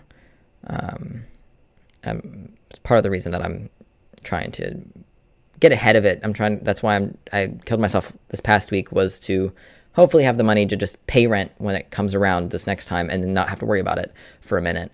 So I don't have to worry about June or July rent I don't have to worry about July rent because I'll have it already. And then I can just put the rest of it into savings and leave it in savings. I'm going to put the rent money into savings, so I don't think I have it to spend. But then it's there ready and waiting for when I need it for rent. Because Max bailed me out for the first month of rent because I just was not prepared to drop $1,000 on that first month. But Max isn't going to be doing that again, so I gotta have money. And normally, once I get back on my feet in terms of not being in that moving state of having money and not having money, I'll be able to pay for it with normal work weeks. I probably will still continue to pick up at least a shift a week just so I can have savings, of course. But I'm not going to have to do 6 days a week like I did this past week as much anymore. Which I know 6 days a week doesn't sound like a lot. Like, there's a lot of people who work 5 days a week. But for me, 6 days a week is 55 hours. So it could be more if I picked up 10-hour shifts, but I don't want any part of that. I could easily top 60 hours. I could hit 66 hours if I wanted to. I don't have any desire for that. The paycheck would be fucking incredible, but I would be dead. I wouldn't have to die. I would already be dead. I wouldn't have to kill myself. I would be dead already. So my body would just stop running if I tried to do a 66-hour work week. God, no. Thank you. None of that.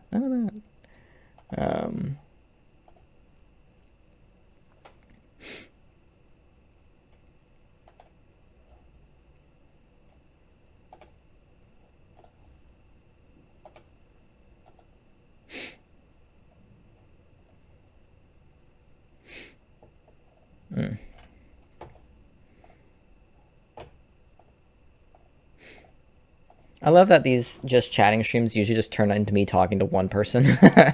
I kind of like that. It's kind of like, I don't know. I feel like having like a massive following, or like two people. Like sometimes there's 2 or 3 people chatting.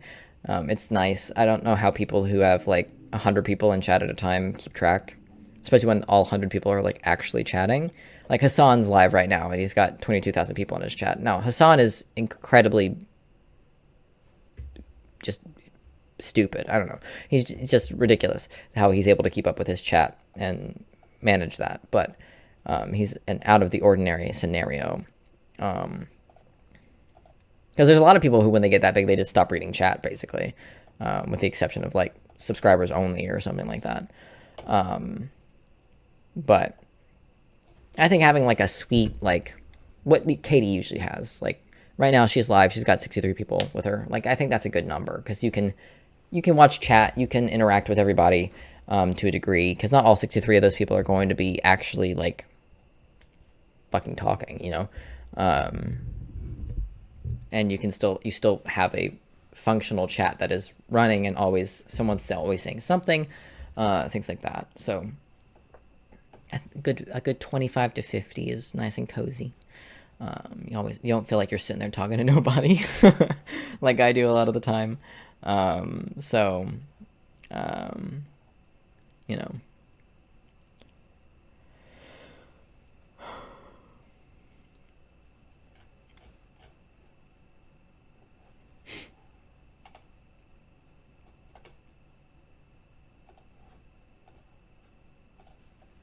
I am nobody. Not necessarily. You're here. Usually it's just Jimmy, but not at this hour. Usually during the day it's just Jimmy. Occasionally Jericho will pop in when he's available. Occasionally Rookie will pop in when he's available. You know, and usually Rookie will pop in either at the very end of my stream or immediately before he goes to bed. So he's not usually there very long, but he pops in and says hello. apparently have lurkers who don't appear in the users in chat list, which is interesting. Yeah. Sometimes you're also there. So there's always someone around, generally speaking. But I was alone for a couple hours today, between when Jimmy left and when you showed up. I was just kind of talking into the wind, which isn't abnormal for me, even when I'm not streaming, So not very out of the ordinary, to be honest. I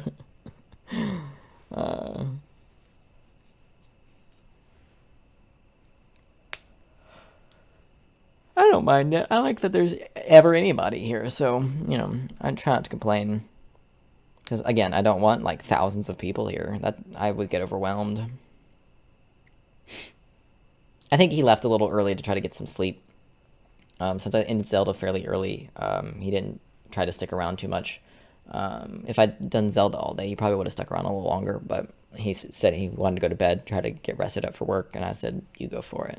Good luck. Because I ain't doing work tonight or tomorrow. So I finally have some days off. I'm taking it. I understand where his priorities lie, which is completely understandable. I'm going to be honest with you. I wouldn't be able to sit down and watch my streams. I find myself to be very boring. So, like, watching when I was editing my streams, not my streams, when I used to edit my videos, like, sometimes I'd find myself really funny, but towards the end of making videos, I got really bored with myself, mostly because I was really boring towards the end of making reactions, which is why I stopped. I wasn't enjoying as much, and I wasn't very entertaining to watch. And not just because the content we were watching wasn't always all that good, but just because I wasn't as reactive anymore. So that was one of the reasons that went into me stopping making videos, was I wasn't enjoying it. I wasn't enjoyable to watch, and I just didn't want to do it anymore. I was tired of paying for Premiere all the time. Now I just pay for Dropbox once a year to keep the Patreon up and going. Which I will randomly get people who show up and drop a few dollars in for like a month, and they'll fuck off, and it is what it is. I definitely am losing money in that because I don't post anymore, so I don't make enough on Patreon on a regular basis to pay for the $120 for Dropbox a year. But if people come across the channel and want to watch full length reactions, I want to leave them up, especially since I mention it in every goddamn video after I make one, because that's how you get people to go over there. So I don't mind losing a few bucks a year, a year. It's a year, so I don't really notice it. I don't really notice that I'm losing money because it's a payment I make once a year. So, whereas paying for the Adobe suite was absolutely just draining my account because it's the fucking $30-something a month. The thing, I probably pay about that much in monthly subscriptions and stuff now because I pay for WoW Plus and I pay for Crunchyroll monthly. So, but together those are like $10 or $15. I need to actually cancel my WoW Plus because Trixie and Katya haven't been posting anything lately because they stopped recording when Katya got her hip surgery. So, so the YouTube one's been catching up. But again, it's not expensive, which is why I've not bothered. It's literally $5 a month. Like, it's not a noticeable amount of money. That's nothing. Especially when it comes out monthly. It's not noticeable.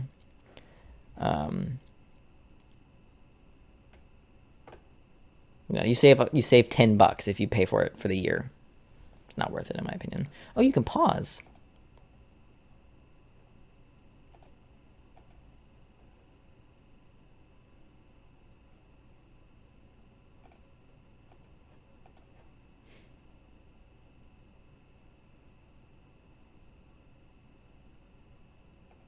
Oh, it will auto-resume in August.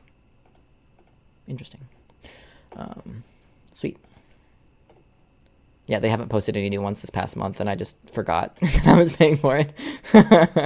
So, I'll probably pause it and then it'll immediately start back up and I'll have to come back again and start paying the $5 again. I don't know if I've paid for this month yet for WoW Presents Plus.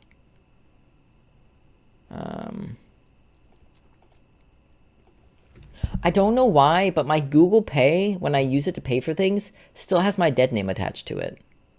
I don't know why. All the cards that are on the account are not attached to that name.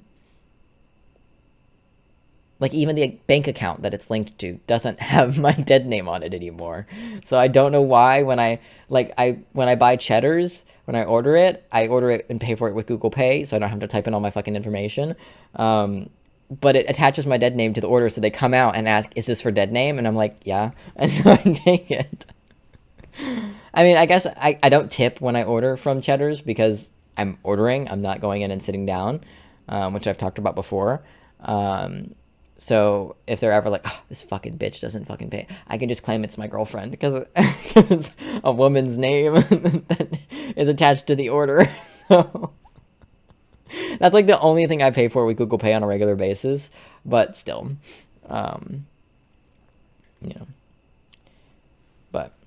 I like this last time I tipped 23 cents. I just moved the slider down almost to zero, and they didn't come out and ask me to sign for anything, which was great. Because I hate having to stand there and write 0 on the tip while they fucking look at me. I feel like such an ass, even though I don't feel bad about not tipping for that because I'm not paying for they're not doing a service, so I'm not paying them for anything, you know. I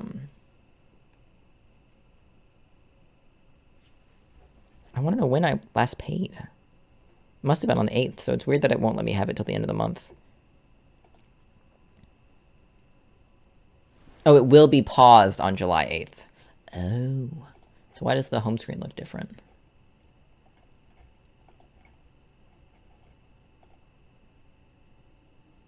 Oh, weird. Okay, so if they post this week, I'll know that I paused for no reason. That I paused the subscription for no reason. But if by the time it resumes, they'll be posting them onto YouTube. I'm just paying to access them free, or early, I mean. It's not really worth it, but at the same time, it's not expensive. You know what I mean? If it was like $10 a month, no shot I'm paying for it. But $5 a month to access this stuff literally like 2 months in advance. Worth it. And then Crunchy's like $8, $7 or $8 a month, which is so cheap. Especially considering how much I fucking use it.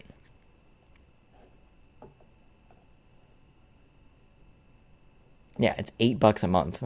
That is so cheap. Yeah, I just got charged for it. Like yesterday. Or 2 days ago.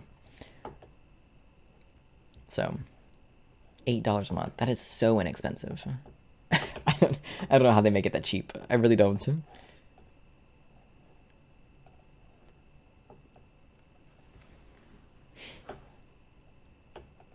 I just hit 10 hours. Woo! 10-hour stream.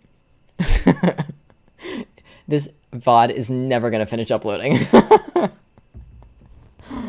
I might just upload the gaming one tonight and then not worry about uploading this one until like later in the week, like Wednesday night when I go into work. Or like Thursday after I'm done with the regular streaming week. Make sure I get the gaming stuff up in order, you know? Because no one's going to go back and rewatch this whole fucking VOD. Like, even someone like Jimmy, who might have it on the background, is not going to watch this whole fucking thing, you know what I mean? It's a VOD. It's not like it's going to cost me anything. I don't use my computer on the weekends. If I'm not streaming, I'm not on my computer, so I'm sitting on the couch watching TV, so, because I've got a smart TV, so I don't even need to have it connected to my computer to use it. It costs a time. No, it doesn't. It sits over here and does it on its own while I go to work or sleep or whatever. So I've got a smart TV where I can access Crunchyroll. The only thing I can't access on my TV is my website that I use, the illegal one that I use for shit. And most of the stuff I watch is on something I already have access to. And I'm not opposed to like renting something if I, you know,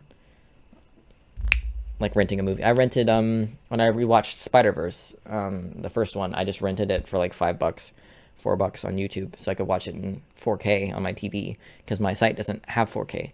So, and I wanted to watch it in 4K. So I spent $5, you know, I think it was $4 actually, 4.5. I think it was 5 after taxes. Or it was like some weird number. It was like $5.19 or something like that. But I have access to Netflix, access to YouTube, access to Crunchyroll, only 3 places I'm ever at. So I'll eventually have access to Hulu whenever I start watching Bleach, because it's not on Crunchy, it's on Hulu. But you know, I'll pay for Hulu once I get around to deciding to watch Bleach. So is the I think I've looked up the dub versus the sub for Bleach.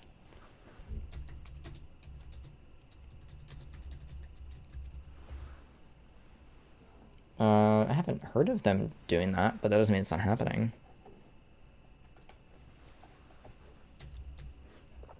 Let me Google it. Hulu merger. Disney and Hulu Plus will be merging their content libraries. Oh, so I won't have to pay for... Is it going to cost more? It's going to make Disney Plus cost more? Because we already have Disney Plus, which I can also access on my TV. Yeah. Potential Hulu and Disney Plus merger. As we inch closer to 2024, we may finally see Disney own Hulu in its entirety. This will lead to a potential merger with Disney Plus? Question mark, question mark? I mean, probably, but hopefully not the anime. Because, I mean, they've started putting R-rated stuff on Disney Plus, so they shouldn't really delete too much stuff. Hulu is a particularly unique streaming service, not because of the content or overall quality, but bizarre circumstances of its existence. If you live outside of the United States, you may not even be aware that Hulu exists. Yeah. Whenever Amanda the Jedi talks about VPN stuff, she talks about how they don't have Hulu in Canada. Content branded as Hulu original in the U.S. of A may be seen as a Disney Plus original somewhere else. It's a service that remains isolated to the U.S., and though it's an international venture was briefly attempted in 2011 with Hulu Japan, the service has since bought out and now operates as an independent entity. Interesting. I didn't actually know that. I just thought it wasn't in Canada. I didn't realize it was only in the U.S. I just assumed it just wasn't Canada. It's far from struggling. The cost to keep the service running compared to scrapping it entirely may be more justified in comparison. My ear is ringing. Oh, that's where most of FX's stuff goes. Interesting. It's not a guaranteed thing, but it's being talked about.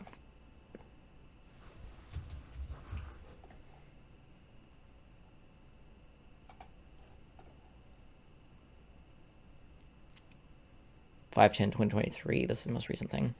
Disney Plus and Hulu will be merging their content libraries into one app, though the streaming services will remain separate. How the fuck does that work?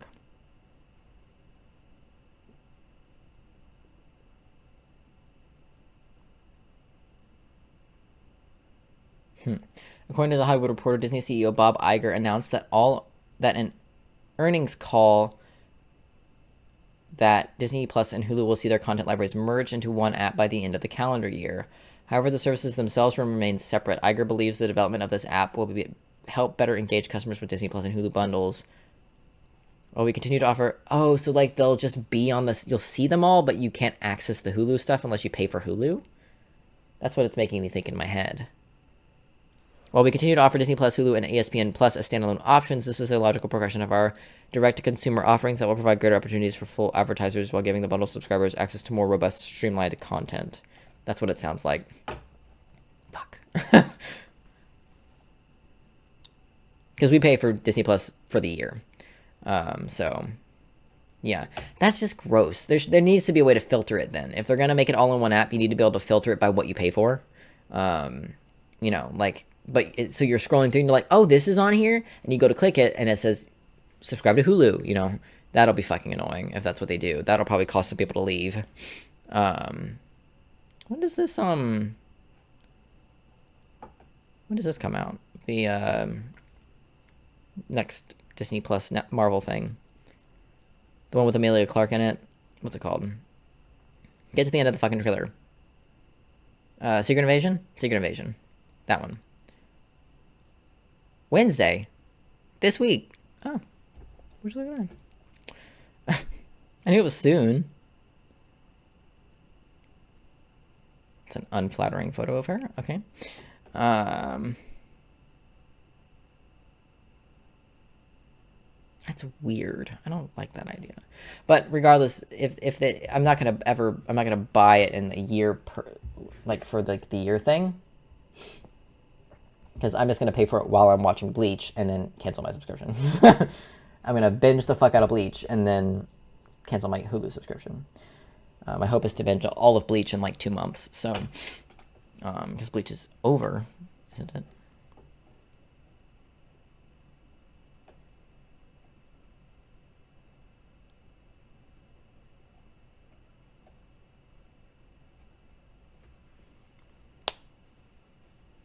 Both repeatedly and entirely. Okay, I'm looking at, should I watch Bleach in sub or dub? I think Hulu has both. So, a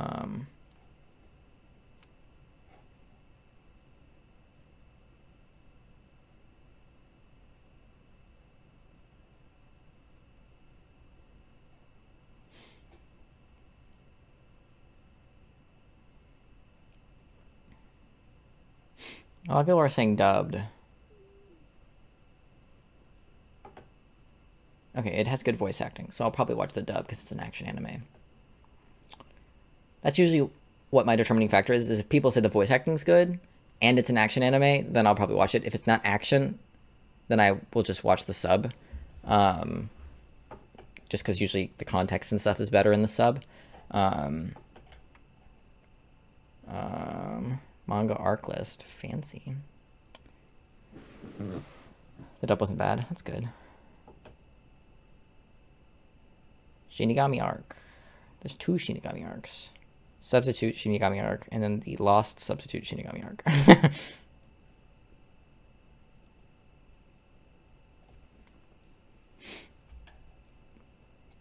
I see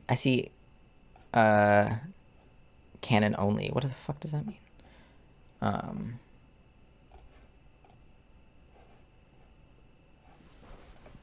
Bleach is over. The anime ended 4 years earlier. Okay. But the anime stopped before the end of the source manga. The final one is considered one of the worst due to its many plot holes and underdeveloped characters and loose story threads. But it's good till the end, is what I'm reading here. A lot of people don't like the last season, but part of that's probably because they didn't actually finish the story. Cool. I'll probably forget that I determined dub was fine and then search it again once I finally get around to deciding to watch Bleach. It's gonna be one of those like, okay, I want to watch Bleach tonight, and then I sub to Hulu and then binge it. It's not gonna be like, ooh, I think I'll start Bleach tomorrow. It'll be like literally like, okay, let's sign up, watch right now. You know, like, so.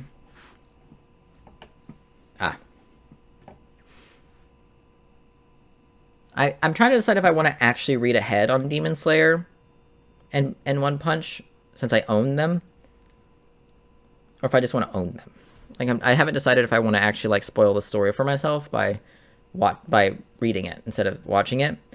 You know, except for the fact that the main thing that's leading me to want to read ahead on Demon Slayer, is that the season just ended. So I'm gonna have to wait like 3 years for the next season to come out, 2 or 3 years. So I might just read ahead, at least through the next arc. Whereas like One Punch should have a new season coming out soon, because the last season came out like 2 years ago. One Punch Man, season 3.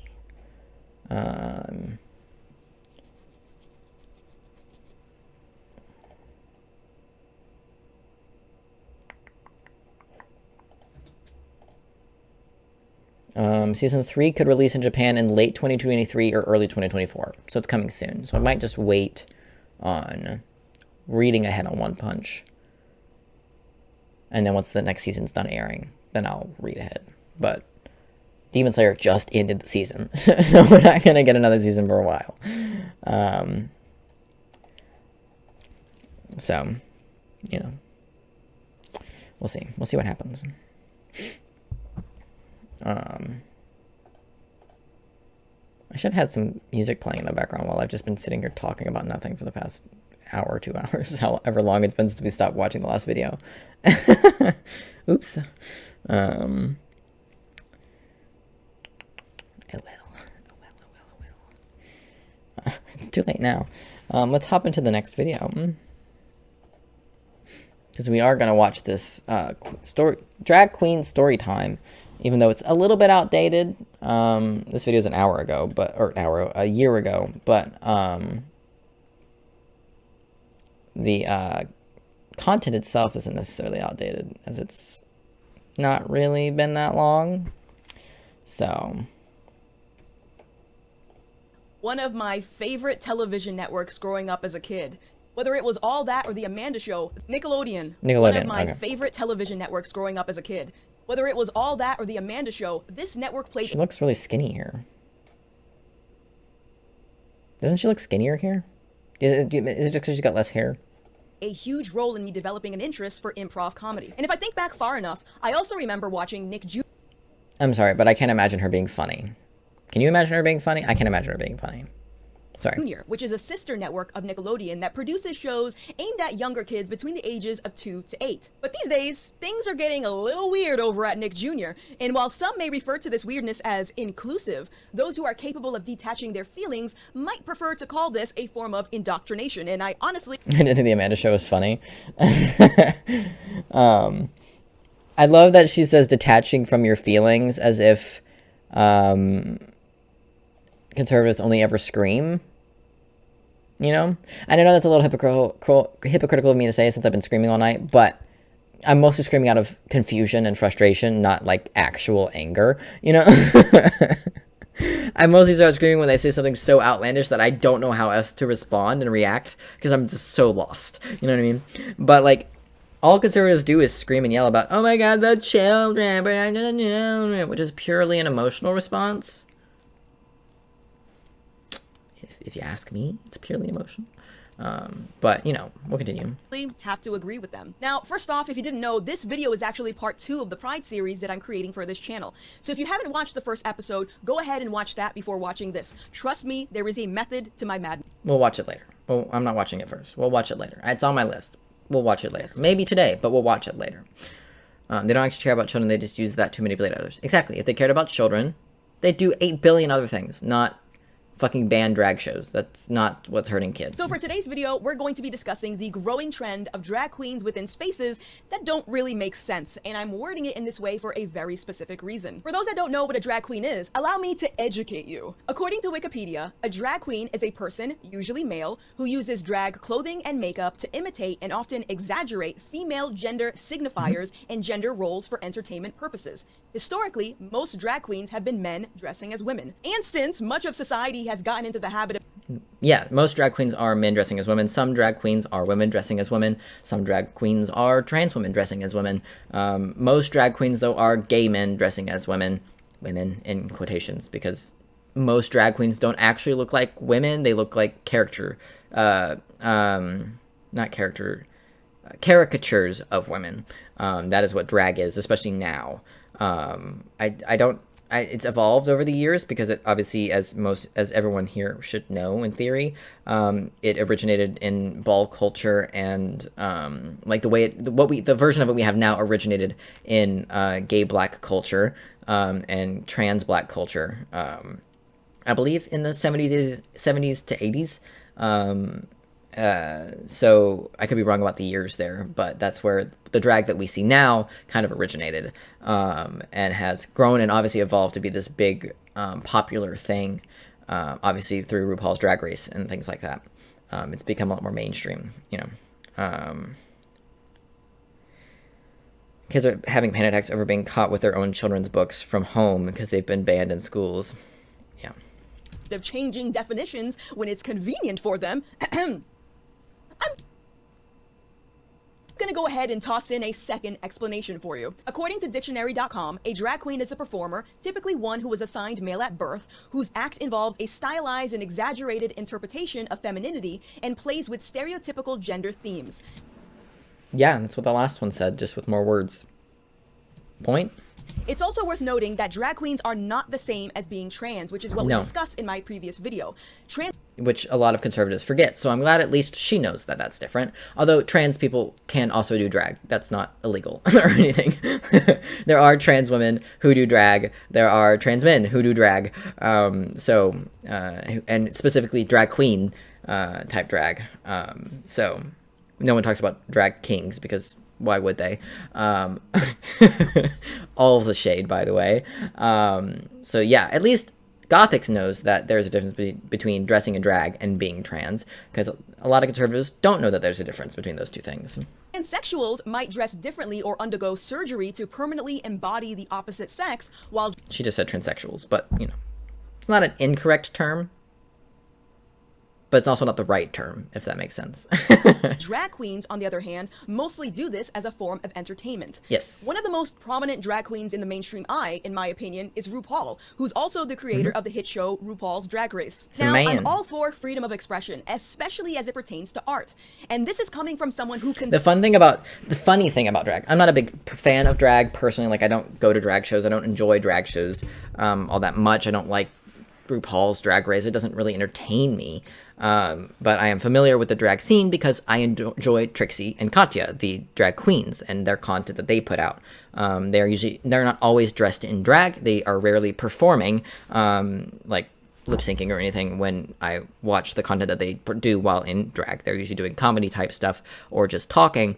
So I'm not really fully entrenched in the drag culture. I forget where I was going with this. I had a point when I started. I got lost. There's so much on the screens. What was the point? Maybe, what did she say? In my opinion, is RuPaul, who's also the... Oh, yeah. And my point is a lot of the drag queens, especially the big popular ones, RuPaul being one of them, and Trixie Mattel being another, is that they're quite masculine outside of drag. RuPaul less so than Trixie Mattel. Trixie is still a flaming homosexual outside of when not dressed in drag, but dresses is very clearly passes as a man, and it could in no way be questioned to be anything else. Honestly, is the same in drag as well, because she is a very exaggerated form of drag compared to some other drag queens like Katya's, for example. Katya's makeup is far more reserved for drag specifically most of the time. RuPaul, I would also say, has a fairly reserved makeup style a lot of the times that I've seen her dressed up. Anyways, a lot of the times that I see her dressed up, it's mostly the outfit that is very flamboyant and big, not necessarily the makeup. But I think it's funny and entertaining, not funny, but interesting, how a lot of drag queens are very masculine in their day-to-day lives when they're not in drag. That's part of the point, is they're performing a part, they're dressing up, being someone that they're not when they're doing drag, which I think a lot of conservatives are very confused by and can't wrap their heads around, even though it's very simple. Like, why would a man want to dress up as a woman? Like, they just can't wrap their heads around it, which I think is kind of goofy. They can wrap their heads around, like, Robin Williams and Mrs. Doubtfire, but they can't wrap their heads around RuPaul, and I don't understand that. But, you know, I don't understand a lot of things conservatives don't understand. Like, I don't know how they don't get it, but, you know. Creator of the hit show RuPaul's Drag Race. Now, I'm all for freedom of expression, especially as it pertains to art. But we're going to get an exception here. And this is coming from someone who consistently dressed up for my live streams when I was a performer over on Twitch. But drag is a performer over on Twitch? That's a weird way to word that. A very different type of artistry, and depending on who you ask, some might take anywhere between an hour to 5 hours to get ready for a performance. Yep. Keyword, performance. Let's actually go back and look at these definitions. Performance. I mean, being in drag is a performance. Like, walking around in drag is a performance for a lot of drag queens. But yeah, when they say a performance, they mean the actual act of lip syncing and dancing and shit like that. Like, that is what they mean by a performance. When they are reading at a drag time story hour, they aren't doing a performance. They are simply in drag. Are we going to get confused by definitions now? Is that what this video is going to be? again. Almost every single definition I looked up mentions the phrase performance or entertainer, which are generally professions that you do as a form of entertainment for other people. Yeah. So things like stand-up comedy, late-night talk show hosts, or even YouTubers would fall into this category. Or fucking actors who dress up and pretend to be someone else all of the fucking time. Trixie Mattel's name isn't actually Trixie fucking Mattel. It's Brian fucking Fergus. So, right? Fergus is the great Brian, right? They're both named Brian. Trixie and Katya are both Brian. I believe Trixie's is Brian Fergus. Like, it is a performance. When Brian dresses up as Trixie, he becomes Trixie. And now he behaves like Trixie. He's far more reserved around, like, when he's not on camera, when he's by himself, and, you know, he's not as flamboyant and big and loud and, like, cocky and stuff when he's not dressed up as Trixie. Like, these are performances, even if they aren't dancing and, you know, stripping, like fucking conservatives seem to think they do. That's why it's called a performance, because it's an act a lot of the time. Generally, people don't dress in drag to go behave like themselves. So, you know, like that... You know what I mean? Now, I don't believe that people should be barred from participating in discussions or projects that are outside of their field. For example, celebrities talking about politics, assuming they actually do their research, because otherwise... Gothix, you don't get to talk about doing research when you don't know what the fuck you're talking about 90% of the time, but, you know. They just be another mouthpiece for propaganda, and I could understand why so many people believe that celebrities should stick to doing celebrity things. So when I heard about drag queen story time or drag queen cameos on shows that are advertised to kids, I once again have to ask, why? Why would we as a society want... Why not? It's dress up. I know she's like, oh, it's sexual performance. It's not. It's dress up. And who does dress up more than fucking children? Like, who enjoys dressing up and playing pretend more than kids? You know what I mean? Like, I can't think of a better audience for drag queen story hour than literal children. Big, fun, bright colors. Like, what? Socialize children with drag queens when drag queens are classified as entertainers or performers. One might say... What? So we're not allowed to have kids around actors or stand-up comedy shows or take them to late-night talk shows? So do we have to keep all kids away from all performers? Like, that's... You just compared... doing drag to doing late night talk show and stand up. So do we have to, but we have to keep kids away from drag queens. So does that mean we have to keep them away from late night talk show and stand up comedy? Like, is that the argument that's being made? Because that's what it sounds like she's saying. You let a clown or Disney cosplayer into a kid's birthday party. It's the same thing. Yeah, I would dress up as like I'd be in one of those like Scooby-Doo, not Scooby-Doo, like Cat in the Hat suits, you know, at KET once a year. I would dress up as one of the characters or whatever, put on those costumes and like hug kids and like take pictures and shit like that. Like, what's the fuck's the difference? Like, there isn't. That's the key. There's not a difference. A clown's a dude in makeup. Exactly. Say, well, it's to promote inclusion and diversity. Okay, let's go with that. Realistically, how many drag queens do you think the average American encounters on a day-to-day? But it's not about that. It's about difference. It's about kids seeing that there are different ways to dress, that there are different ways to be. It is not necessarily about, oh, they need to accept all drag queens. Like, a lot of drag queens are fucking gay. Like, drag itself is gay. Like, drag is gay culture. So it's exposing kids to gay culture and normalizing it, which I know is, oh, terrible, awful, scary. But it's not bad for kids to know that dressing up is okay, and that it can be fun, and that adults can dress up and have fun too, and things like it's not...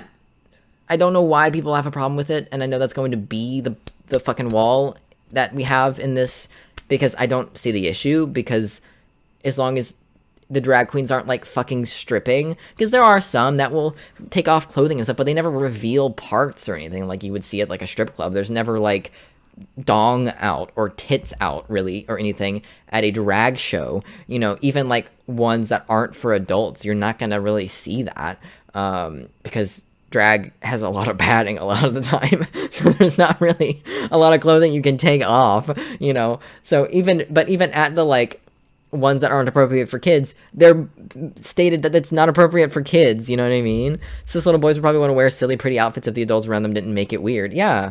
Like, if a little boy wants to wear dresses, that doesn't make him a gay or trans. Like, he just likes dresses. Like, calm the fuck down. Like, it's it's cloth. Like, literally breathe. Like, it's literally cloth. Like... Personally, I never see them, unless, of course, I went to a pride parade or a drag show. So if the claim is that Drag Queen Story Hour, for example, is somehow instrumental in promoting diversity and inclusion... No one said it's instrumental. It's just a way to do it that doesn't, like, really require any extra effort. Because there are already story hours where you take kids to the library and someone reads them a fucking book. So it's just an easy way to sort of just add another person in there who's a little different than everyone else without really having to switch things up or change schedules or create a whole new location and things like that. It's not an extra way to do it, you know? But she's going to say, it's to promote the gay agenda. You know, that's the point. It's to make all the kids gay. Don't tell anybody. We got to gay all of them and trans the rest. Like, it's so fucking stupid. Then my follow-up question would be, why are people so adamant about promoting diversity for drag queens when they're hardly a part of our day-to-day as It's just about promoting diversity. What part of... It's just about promoting diversity. It's just about diversity, not diversity for drag queens. It's just diversity. And a lot of times they'll read books that are like about like sharing or diversity, or like they'll read books that are like woke, you know, for lack of a better term, that a lot of these fucking dumbasses wouldn't like, you know, that are really just super fucking basic books like the fucking Giving Tree or something, you know, like yeah, they just see bright colors and clothing and makeup. They might find some of them scary because, I mean, they find Santa Claus scary at the fucking, you know, mall, which they should. That's creepy. But like, it's not to promote diversity of drag queens. Like, it's just to promote diversity. No one said it's to make them more accustomed to seeing drag queens. It's just to make them more accustomed to seeing people who look different. That's it. And no one looks more different than someone dressed in drag. You know, like, it doesn't get more extreme than that. So, with the exception of maybe, like, severe deformity. Like, that's, like, the only thing that's gonna make someone stand out more in a crowd. And honestly, drag is so bright and colorful, it probably would take the cake from someone who is severely deformed. You know, like... You know what I mean? It's so bright and colorful, and so many drag queens are so fucking tall that they are gonna stand out in a crowd regardless. You know what I mean? Like, it's not that complicated. It doesn't require a 20-minute video. It really doesn't. It is. Because, as I pointed out earlier, drag is a form of entertainment or performance, and apparently being gay isn't even a requirement, though the field is mostly dominated by them. Yeah. So I'm a little confused as to why a profession would be under the pride umbrella in the first place, but also... Do you just not understand what drag is? She just doesn't understand what the history of drag is, I guess. Like, doing drag is gay. You don't have to be gay to do it, but doing it is gay. Like, like, it is gay, non-derogatory. Like, it is gay culture. That is what it is. The same way that, like, hip-hop is black culture. That's what it is. That's where it originated. And then other people came in and joined the party. White people make hip-hop now. Straight people do drag. Like, but it is gay culture. That's what it is. I know she probably just doesn't know that because I doubt she's done her research despite claiming that people should do their research before they make videos. But she clearly doesn't because she doesn't know what she's talking about. If she even Googled drag, she opened the fucking Wikipedia page, which she fucking pulled a fucking screenshot from, scrolled down, she would see that it originated in queer circles, more specifically, queer circles of color. It doesn't get more diverse than that. I don't know what to tell you. Gay people of color, it doesn't get more diverse than that. I don't know what to tell you. So, if construction work was a profession dominated mostly by gay men, would I then expect Nickelodeon to start promoting construction workers during... They do! Bob the Builder exists! I don't know if that was on Nickelodeon, but I just thought that was funny that was the first thing that came to mind. Sorry, I cracked myself up. But... No, because construction isn't gay culture. If it were gay culture, then sure, but it's not. Also, construction isn't an art form in the traditional sense that we think of art forms in. Drag is. Drag is a art form. That's what it is. There's no other way to define drag other than an art form. Pride Month? I'm aware that this is a silly analogy, but something to think about. Actually, while we're at it, let's go online and take a look at some of the upcoming drag performances in my area. All right, so I'm gonna go ahead and search for a drag queen Where is event. she? So I started with Boston. She's in Boston. Let's take a Stray, run! I don't remember if you're near Boston. I just know you're way closer to the coast than I am. I just know you're over on the coast. I don't remember where on the coast. I just know you're over there somewhere. Okay, you are in that state. I couldn't remember where you were. I knew you were on the upper part of the coast, but I couldn't remember where. Yeah, when I found out that the Daily Wire is based in Nashville, I was like, get me the fuck out of here. Get me out. Get me out. I'm gonna go refill my tea. Hold on.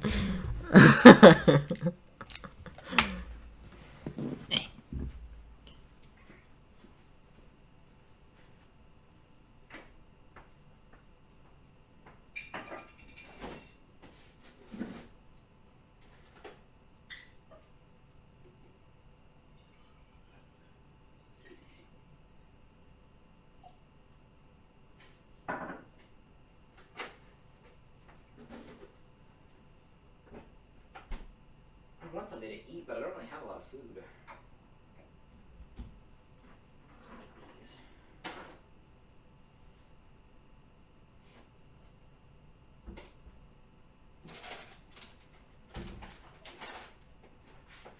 I bring snackies. Because I don't feel like making food. Mostly because I don't have any food to make. I got like pizza rolls and SpaghettiOs, but I don't have like real people food because I didn't go out and buy any ingredients this week. Because I didn't feel like it. So just grab some snacks. I bought these. They're too warm for me, but I'm gonna eat them anyways because I paid for them. They were expensive. Because I bought them at work. My heat tolerance is so goddamn low, it's very sad. I blame my parents for this. look. We have drag brunch. Okay, let's scroll down. Must be at least 8. Have drag brunch. Brunch is not included. That's homophobia. Okay, let's scroll down. Must be at least 18 years of age to enter. Okay. Let's take a look at another one. Yeah, Another it's at drag 1:30 p.m. That's kind of early. I mean, it's brunch. Years of age to enter. Brunch. Okay. I forgot it was brunch. Let's take a look at another one. Another drag brunch. This event is 21 plus. Let's go back. Let's check out Jello wrestling. Ooh. Ooh. Sounds exciting. Sounds like it's completely kid friendly.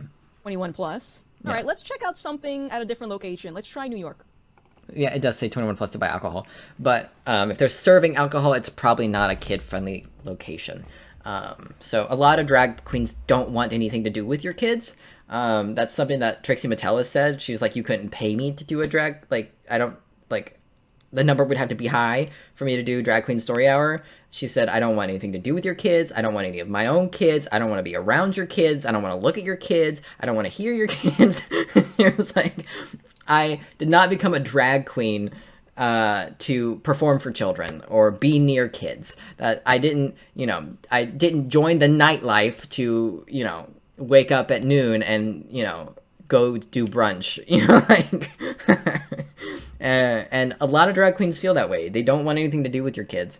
The ones that do are like trying to get some money, they're there for the paycheck. Or they are a school teacher normally or something, like they normally work around kids, and so this is a way to sort of like expose some kids to part of their culture, and things like that. And I know it might feel weird to some people to call it culture, but that's what it fucking is. And if you don't like that that's what it's called, then you can fuck off, quite frankly. New York. Here we go. Must be at least 18 years of age to attend. Alright, let's try another one. Let's try this one and a drag queen bingo. Let's try that. Yeah.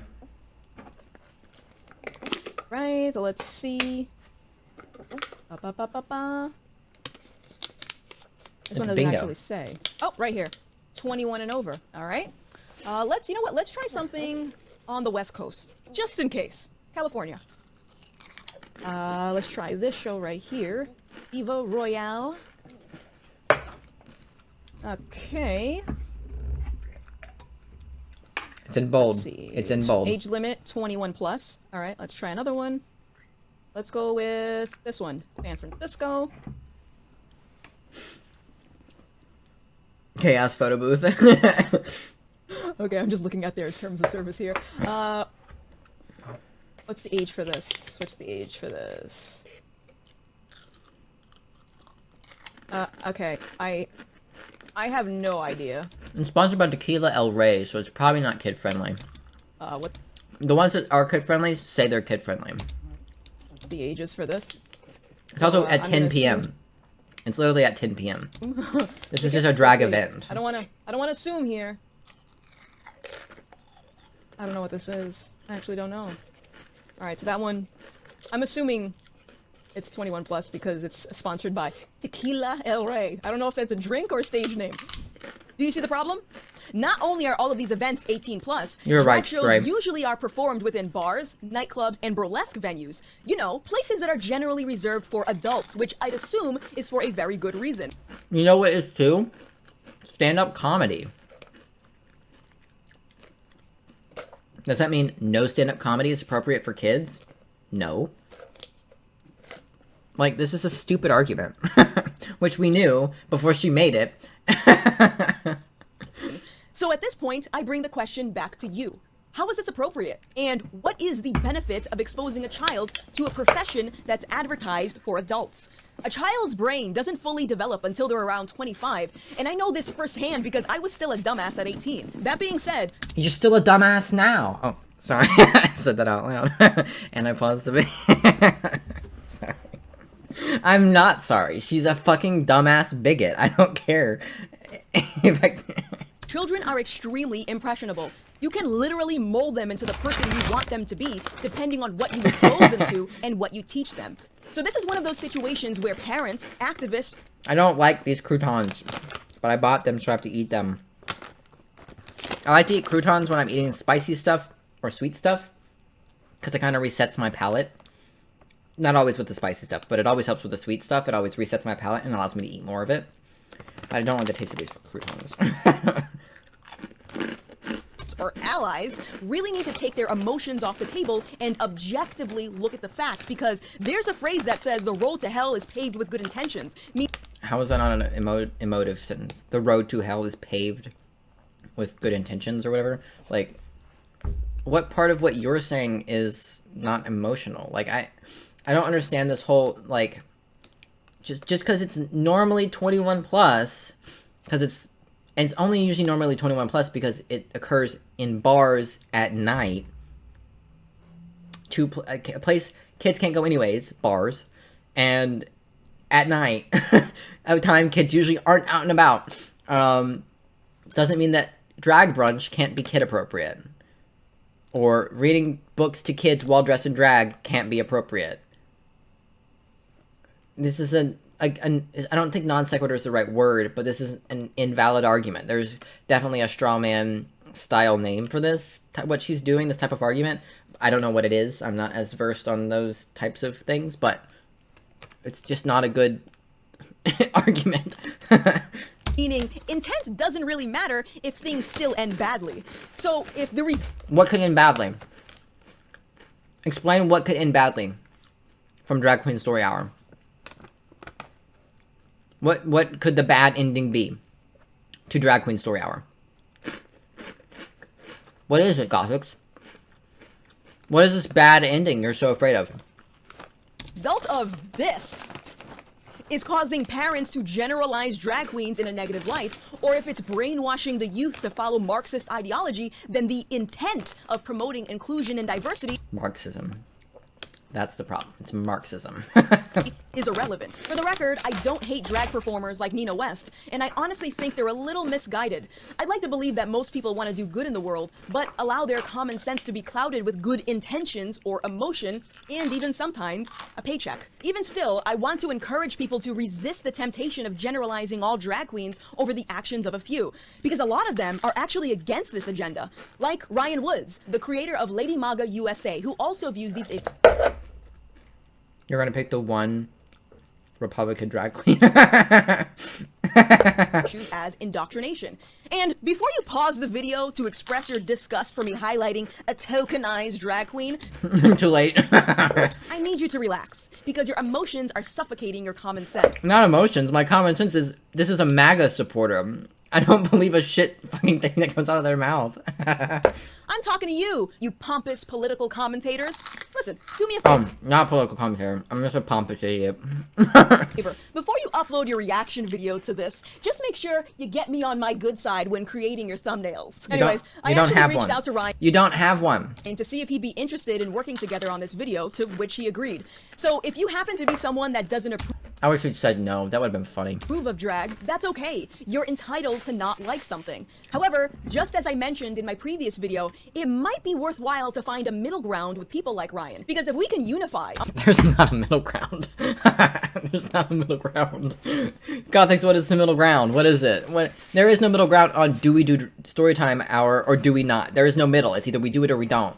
There's no middle. What are you talking about? On the idea that drag queens shouldn't be influencing children, then we can work together to put an end to it. And if you just so happen to be someone that gags every time you hear the word MAGA, I also need you to approach this with an open mind. I am not Republican. In fact, I'm politically homeless nor... You're full of shit. That's not a thing. I knew that's how she identified, but quite frankly, I don't give a fuck how she identifies, because here's how I feel. My mouth is on fire. Give me a second.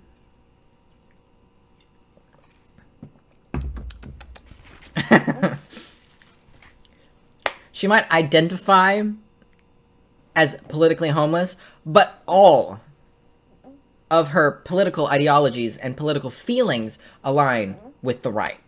So she can claim she's not a Republican all she wants, but until she starts agreeing with anything the left says, she can't claim that she's not a Republican. She lives in the United States of America. You've got two options, Democrat or Republican. You gotta pick one. I don't know what to tell you. We live in a bipartisan system. You gotta pick one. You fall onto the right side of the aisle. So you're a Republican.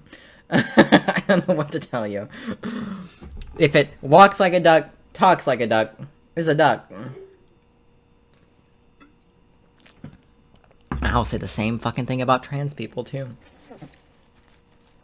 Walks like a dude, talks like a dude, probably a dude. Probably. There are exceptions to all rules, so maybe I'm wrong. Maybe she's... I mean, secret Democrat isn't true, but, you know, I've never heard her say anything that would fall outside of the realm of Republicans, so... you know what I mean? Like, I've watched way too much of her content. I've never heard her say anything that doesn't fall under the line of this is what Republicans think. Like, Republicanism as a whole would agree with this. So... I don't know. Or have I ever called myself a conservative? However, Ryan and I can relate on a lot of things in terms of how we were treated by people who claim to be tolerant, inclusive, and kind. I hate to break it to you, but being prejudiced or antagonistic towards a person on the basis of their membership of a particular group is the She's not trying to turn the tables right now. literal definition of bigot. You know, the very thing you claim to fight against. So when you watch the following video, I need... Generally, bigotry is towards a marginalized group, and white Republicans, or Republicans in general, and Christians especially, not marginalized. The only group you fall into, black women, as a marginalized group, but you don't seem to think that those people are marginalized. You're people. So... I need you to really let your guard down and listen to what Ryan has Right, that's what I'm saying. Like, Republicans don't like black people. Like, I don't know what... Not obviously all Republicans, but like... to say. This isn't a MAGA recruitment video, and I'll be the last person to persuade strangers to pledge allegiance to any particular political party. Nonetheless, I want you to consider the actions of your side. Nonetheless, I'm going to continue to tout the bullshit nonsense of the right. Assuming you're on the left. As embarrassing as it is for me to admit, I used to hate Trump supporters and even ended a friendship with one before ultimately voting for the guy in 2020. Did I randomly wake up one day and decide to vote for a racist homophobe?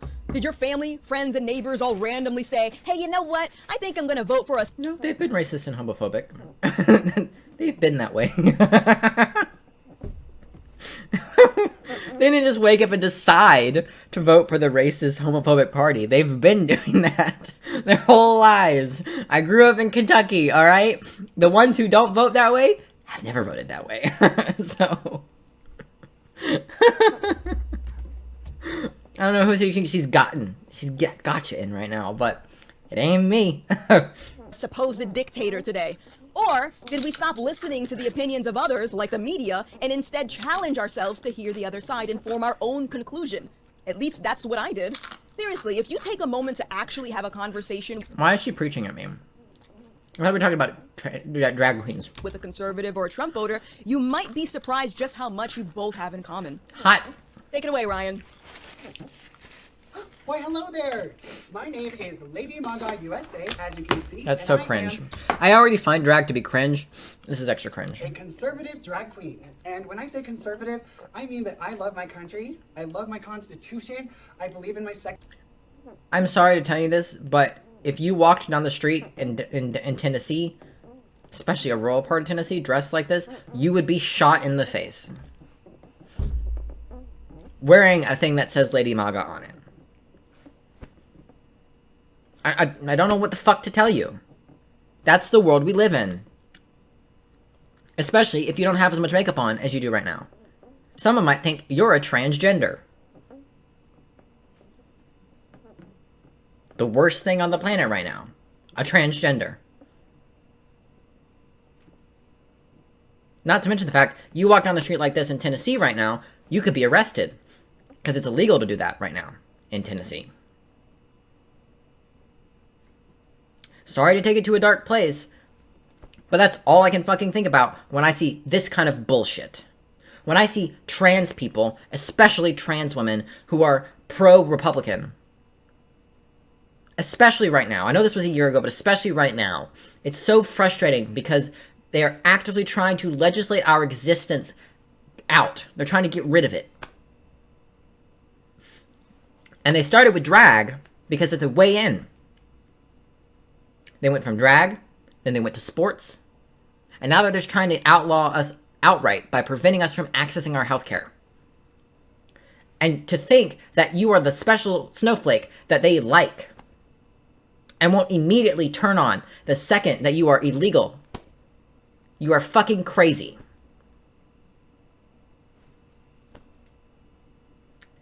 I don't know what to tell you. I'm sorry to take it dark, but that's all I can think about when I see this kind of fucking nonsense.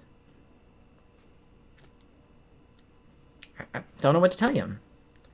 Second Amendment, and I believe in freedom for all. And that includes religious people who might not necessarily see eye to eye with me and what I do. Whew. I just got back from a huge Republican event here in Utah. Dennis Prager was speaking, and it was so hot. I'm literally sweating like a sinner in church. And you Gross. know how that feels. I believe that identity politics I don't are want to watch absolutely this. toxic, and I think as Americans, instead of dividing ourselves up, I don't care about what this person has to say. I'm done with this person. Get off my screen. It's... I feel bad. At least Candace Owens is getting the bag. You know? Like, at least Caitlyn Jenner already had the bag. You know what I mean? At least those people who are super fucking successful at the grift that they are pulling can find a way out when the people turn on them. Gothix does not have the kind of money to run and hide when people turn on them. Conservative trans people certainly fucking don't. Trans people are already some of the poorest people out there. So I feel horrifically bad for the people who have somehow been, like, I'm not even saying that the left is any better. They are, only by a little bit, in that they aren't actively trying to legislate us out of existence, which is the lowest of bars, but they at the very least tolerate us. They at the very least allow us to exist and walk down the street. And I will never understand trans people specifically, and especially, who align themselves and vote for the Republican side. You can have Republican ideologies and have a Republican outlook on like finances and the government or whatever, but to agree with them on social issues as a trans person is genuinely psychotic and borderline suicidal in a way. It just does not make sense. Like, it literally doesn't. If they could shoot us in the head and get away with it, they fucking would. That's literally where we're at right now. Not all, obviously. There's a fuck ton of Republicans in this country. They don't all hate trans people. But at the moment, the pandemonium that is being stirred up by conservative media, making it seem like Dylan Mulvaney's face is plastered on every fucking Bud Light can that has ever been fucking made, is making trans people seem like we're fucking villains, especially trans women, when we're just trying to go to work, or pee, or fucking play sports, and live. And it's just sad and frustrating to watch and see Republican trans people. It's just difficult. I just feel bad for them, because while the Democrats aren't really that much better and definitely don't understand us any better, they're at least not trying to legislate us out of existence. Again, low bar. But, you know, I wish I was tweaking. I wish I was on something right now. I'm just, you know, I wish I was high on something or drunk or, you know, not sober. But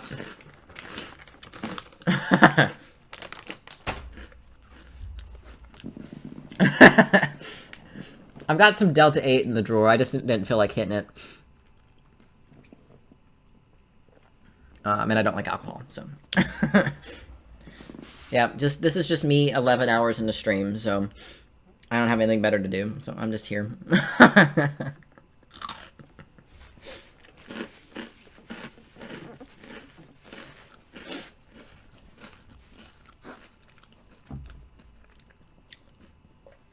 I'm interested to know what the trans agenda is. Oh, it seems that video was 2 years old, not a year old. I couldn't see it. My phone stands in the way. Because she said this was part 1, and the one we just watched was part 2. So, sorry, the spicy fucking chips got my nose going. Hold on.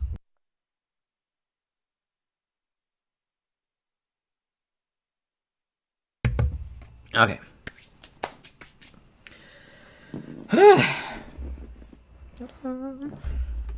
Anyway, how's everyone else doing? How has your day been, Ted? How have you been? What you been up to? I blew through that tea. I'm gonna have to piss so bad in like 20 minutes.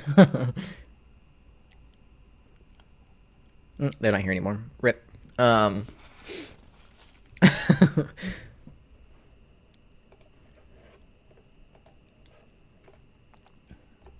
I've been live for way too long, but that's alright. It's 1 a.m. If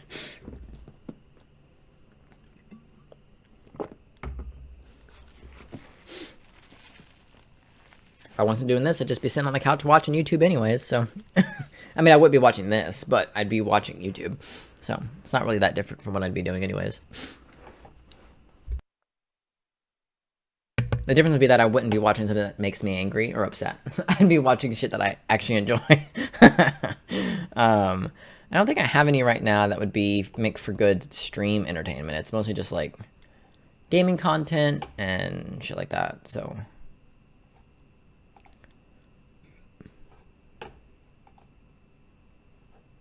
Yeah, compilations.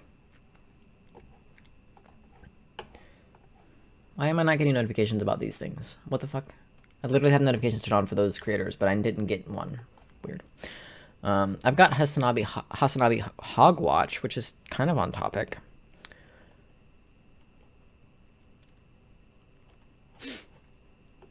But.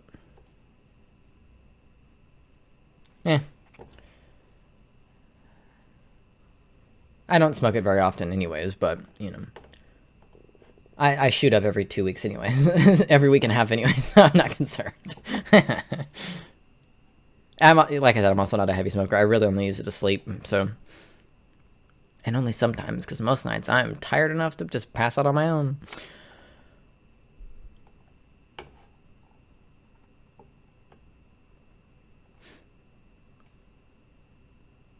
Can't eat unless I'm high. That sucks. Being high doesn't make me hungry, which I think is weird. It just makes me tired. I mean, it is indica. It is indica. I have a sativa one as well, but it's not. It also just makes me tired in a different way. It makes me brain tired. Not brain tired, but like, I don't know how to describe the difference.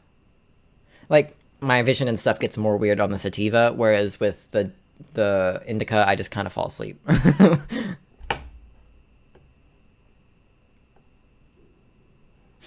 Yeah, Hogwatch is really the only thing I have on here that would be appropriate to watch on stream, but it's like watching Hassan stream. So it's not really fun, because it's fun for you all, because it's just Hassan mostly. So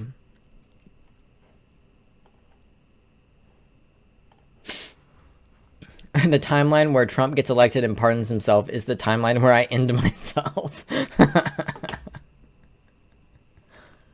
Oh, have you seen any of the clips from Andrew Tate being out of prison? It's funny. Talking about how I only got 1 meal a day. I can't do an impression of him, so I'm just gonna do a whiny face. I've been drinking a THC drink this whole time. Nice. He sure does. He will eventually. It's just a matter of how long it's gonna take.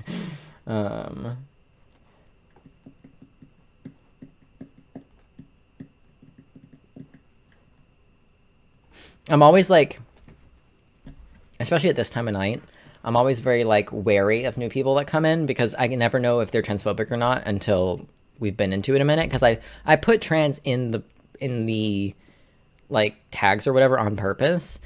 Sometimes we get some fun transphobes in here that pop in and call me a tranny and leave, but sometimes we get some people pop in and like say something mean and then fuck off, and it's usually entertaining. But you never know until they start talking. So sometimes you'll get like hello, and then you're like, what's gonna happen next? And then sometimes they'll DM you and be like, you want to buy this from me? And I'm like, no. I had one that just said hello in chat. That was the only thing they said in chat. And then I got a whisper from them on, well, hello, fellow trans. And then they whispered me, and they were like, oh, do you want, like, have you ever heard of this advertising company? Do you want to buy some? And I'm like, I have one viewer at the moment. Like, also, I'm poor. Do I look like I have the money to pay for advertising space? Like, first of all, no, I wouldn't be spending my money on that even if I had it, because I don't care enough. I'm perfectly content streaming to 3 people for 12 hours. I'm more than happy with it. Even though I'm usually not live this late at all. Usually I'm at work or asleep. No, not usually asleep. I'm usually sitting on the couch, or I'm at work.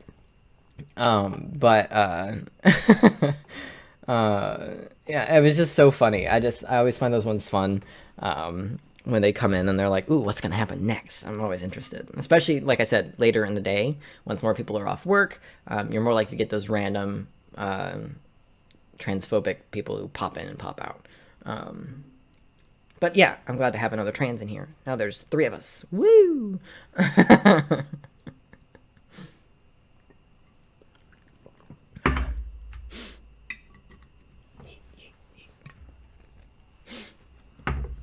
We love.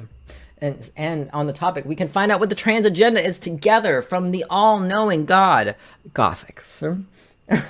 I'm so eager to know, genuinely. What is the agenda? I don't know what I'm supposed to be doing. Please tell me, what is it? What is the agenda? I have no clue what I'm supposed to be doing.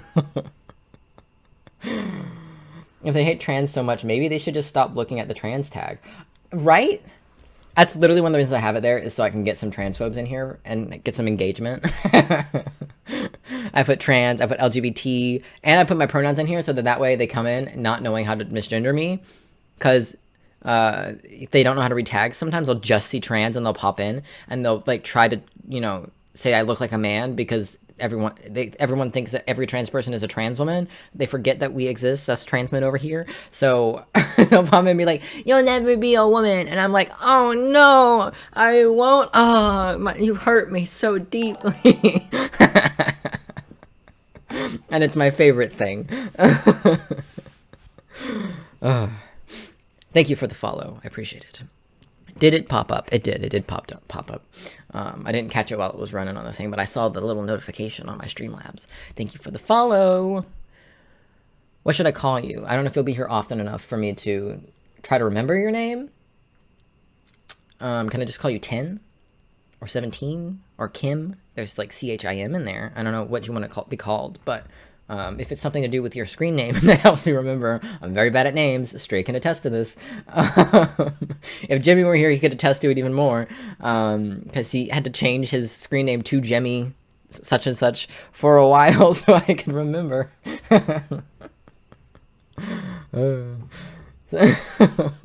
It's very bad.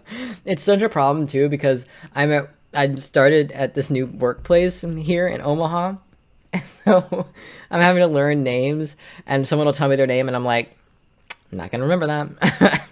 Just so you know, I'm probably going to ask you what your name is again tomorrow. Just don't be offended. I'm just terrible at names. It's so bad. I spent like 4 hours in a trailer with this girl and I did not know her name at the end of the conversation. We even talked about what her name was and I did not remember what it was when I went home. And I was like, what was her name? What was her name? I don't know what her name was. Her name was Jackie.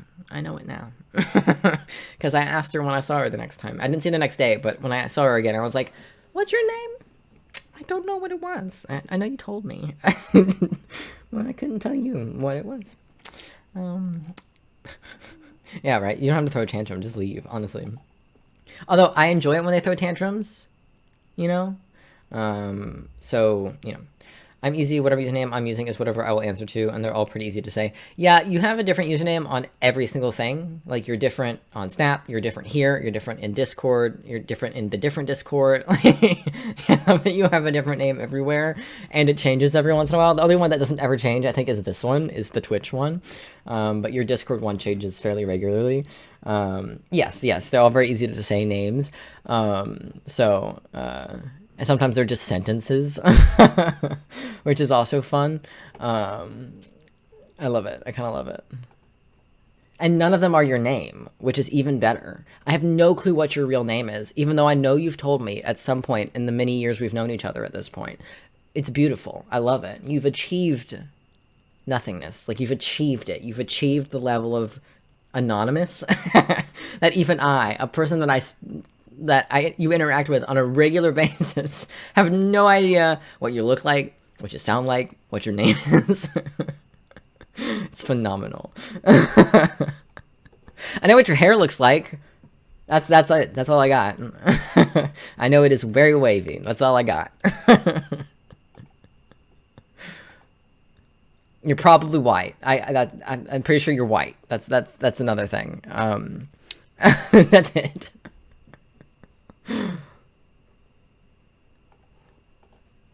Yeah, I also put the trans tag on there to attract other trans people, so then that way I can have a massive following that's not just cis guys, because that's pretty much all I got 90% of the time. So, Stray, you're the closest I have in this stream on a regular basis that isn't a cis guy. So, because Jimmy, Jarek, and Christian, all cis dudes. And those are my 3 regulars. I'm definitely forgetting somebody. But Ken, when he was here back in the day, cis man. I love that I still managed to acquire a community of cis guys, mostly because I reacted to S.H.I.E.L.D. I mean, that's why. Because I reacted to a show that had a predominantly male fan base. But, you know, I identify as a text on this screen. Yeah, you identify as text.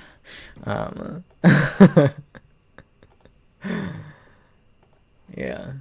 The epitome of non-binary. I am here sometimes. Or am I? Like, I'm not usually this, like, loopy at this time of night. Honestly, this is probably around the time of night I start getting sleepy. And then I'm like, I can't go to bed yet, it's too fucking early. Like, Like, it's too early for me to go to bed. I keep scooting. Like, my chair keeps gradually moving this way. It was moving the other way earlier. No, that's the same way it's been moving. Okay. I don't remember what I was saying. Oh, so I'm quite energetic at the moment compared to normal. But still sleepy. Oh, I don't like how they smell either. They're not like pungent or bad. Like, they don't smell bad. Or taste bad, per se. I just don't like the taste. Or the, like, I don't like the seasoned herb flavor. The spicy. The spicy really did me. Oh, I really... The fucking scorching barbecue Pringles really aren't even that spicy. I'm just a pussy. I'm just a little baby, you know? With no spice tolerance at all. So, and I'm out of tea. This is alright. I shall drink water. So, I'm actually gonna go pee before I start this video. And then we might call it a night after this video, so that I actually spend some of my night off doing nothing. Not that I've really been doing anything productive the past 11 hours, but we're not gonna talk about it. Be right back.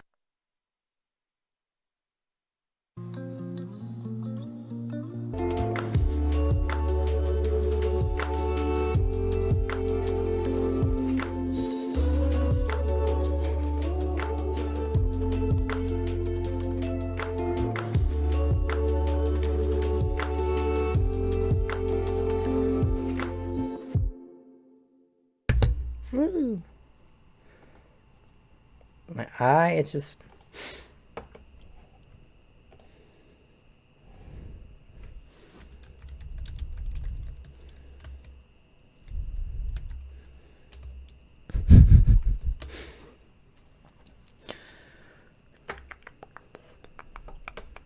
Ooh, we're about to hit 9 hours on the VOD.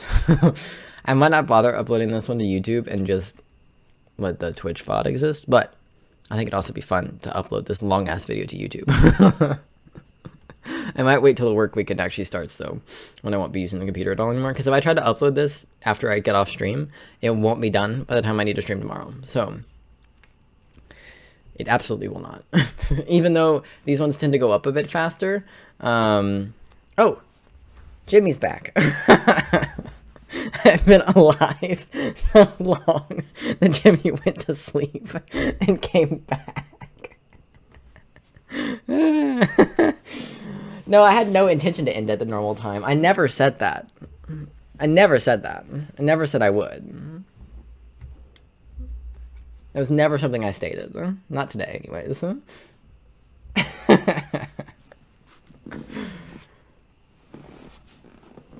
We just hit 9 hours on the just chatting portion of the stream. Woo! I think I'm going to go and hit 12 hours and then call it. Like, 12 hours total. Because we're at 11 hours and 14 minutes total for the whole stream.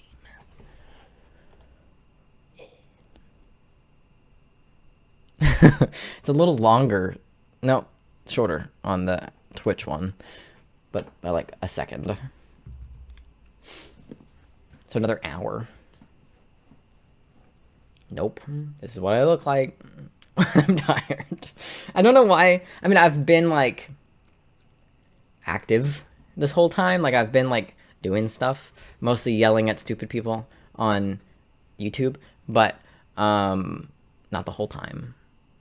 We've been doing a lot of just talking to one another. Me and Stray, just back and forth. Had a few people pop in here and there for a minute or two. But mostly just been me and Stray for the past few hours. Only because Stray hasn't been able to ditch me for their game. Normally, Stray probably would have left to go play their game and just had me on in the background and lurked.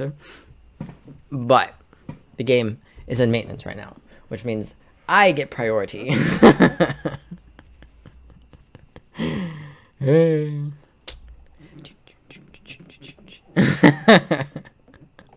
I'm winning.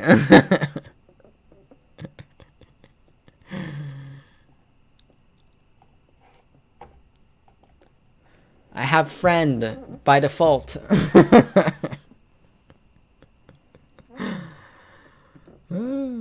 Yee! I'll take it. Winning is winning. I'm not picky. Winning is winning. For some reason, my Streamlabs suddenly has the ability for me to gift a sub through Streamlabs to my own channel. That doesn't make any sense. Where does it go? Do I get some of the money back? How does that work? I don't understand how that works. Maybe. It's nice to have someone else to talk to about anime things. There's no one else in my life who watches anime. No. I mean, my friend Kelsey from college watches some anime, but she like has a life, like a real life, you know, she does school and work and you know, has a life, you know, unlike myself. So, you know, yeah, I know she touches grass, so I don't want to like bother her with like anime things. I sent her a picture of Nezuko, like because she's one of my streaks on Snapchat, and I sent one of Nezuko one day, and she said, "Oh my God, Nezuko, I love Demon Slayer." So I now know that she watches anime. So I might talk to her and see if she watched the new anime episode, the new Demon Slayer episode, since you haven't. So I might actually look into that. But I need someone to talk to about it. Because like I was watching, because I saved the last 2 episodes to watch back to back, because the show doesn't really do season cliffhangers and like the big like, oh my God, someone's gonna die type cliffhangers, but they do between episodes. So I wanted to save the last 2 episodes to watch back to back, since there wasn't a big one on the third to last episode. So I watched the second to last episode, and I was watching the last episode, and I was like 20 minutes in, and I was like, oh my fucking God, they're gonna fucking end it here. Oh my God. And then I clicked to see how much time I had left. It's a 50-minute episode. I was like, I was like so stressed. I didn't realize it was a long episode because I watched them back to back. So I didn't even go back to the selection page on Crunchyroll. So I didn't see how long it was when it started playing. It just started playing. So shit was going down at like the 24-minute mark, and I was like, oh my God, they're gonna end it here, because I knew we were getting close to that time, because once you watch enough anime, you know about how long it feels like. And I was like, oh my God, oh my God, oh my God. And I checked, and it was like, I had to pause to like take a breath because I was so stressed out. A sad life I live. I had to I was wearing my sweatshirt. I had to take it off because I was like sweating because I was so stressed out. You will understand when you watch it. It's stressful, okay? And it may or may not be because of a favorite character of ours, alright?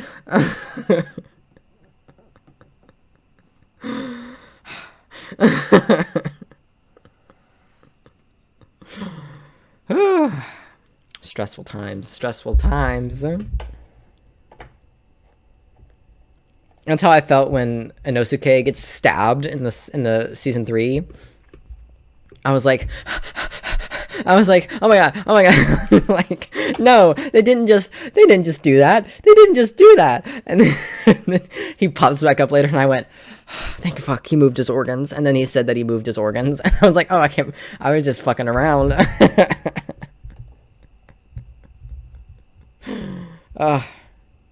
My heart. I hate it when they do that. But I love it. I love it. It's real life angst. Love me some real life angst. It's fine. She's fine. She's not dying. That's not what's happening. The denial is strong. That was seriously, like, when Inosuke got stabbed through the fucking chest, I was like, because I literally just been talking to you about how much I love him and how he's my favorite character, like, literally, like, the day before. So when I watched that happen, I was like, no, I doomed him. Because you know how it is. You pick a favorite character, they fucking die. And you're like, did I do this? Was this me? Like, then you pick a new favorite character, and then they die. At least that's how it was with Game of Thrones. Because everybody fucking dies on that show. Except for the people who should. You know who I'm talking about. All of them. All of them. I'm talking about all of them. Can you tell that I'm at the end of my rope? I feel like it's obvious. My demonic laugh has emerged. And I only get this laugh when I am this tired.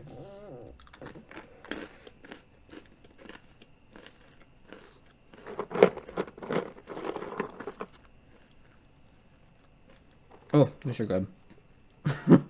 That's why I buy them, but like, I forget sometimes, you know?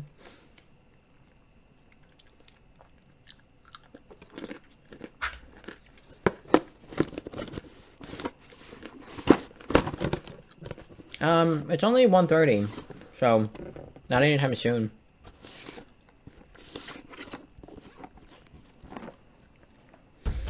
Maybe in 5 hours I'll go to sleep. 4 hours, something like that. I usually go to bed around 4:30 to 6, somewhere in there.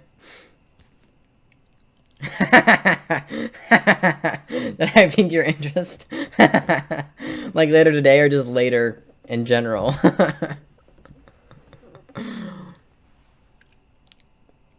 I shouldn't still be live when you get off work. That's not going to happen. I'm going to end stream in like an hour or less, so.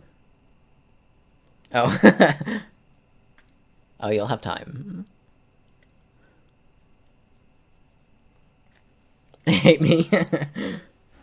Or they love me. That's what it is. They love me.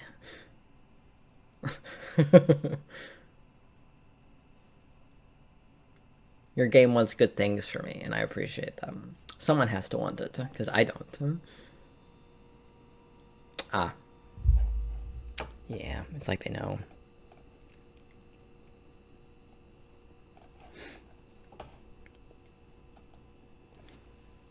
Have good work. See you after work, once I'm live again. For more Zelda. Woo! Yes. We're gonna find out what the trans agenda is, Stray. We can't tell Jimmy what the trans agenda is. It is for us and us alone. They can't know our agenda, okay? The sisses can't know our agenda, okay? Because I don't know it, so they can't know it.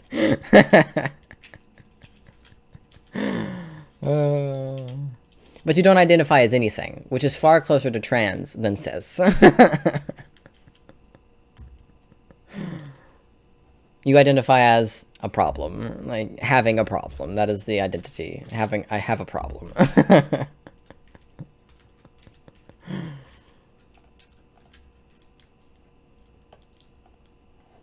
It's neither. I am a problem. You are the problem. Are you the Taylor Swift song? I'm the problem, it's me. Because I feel that.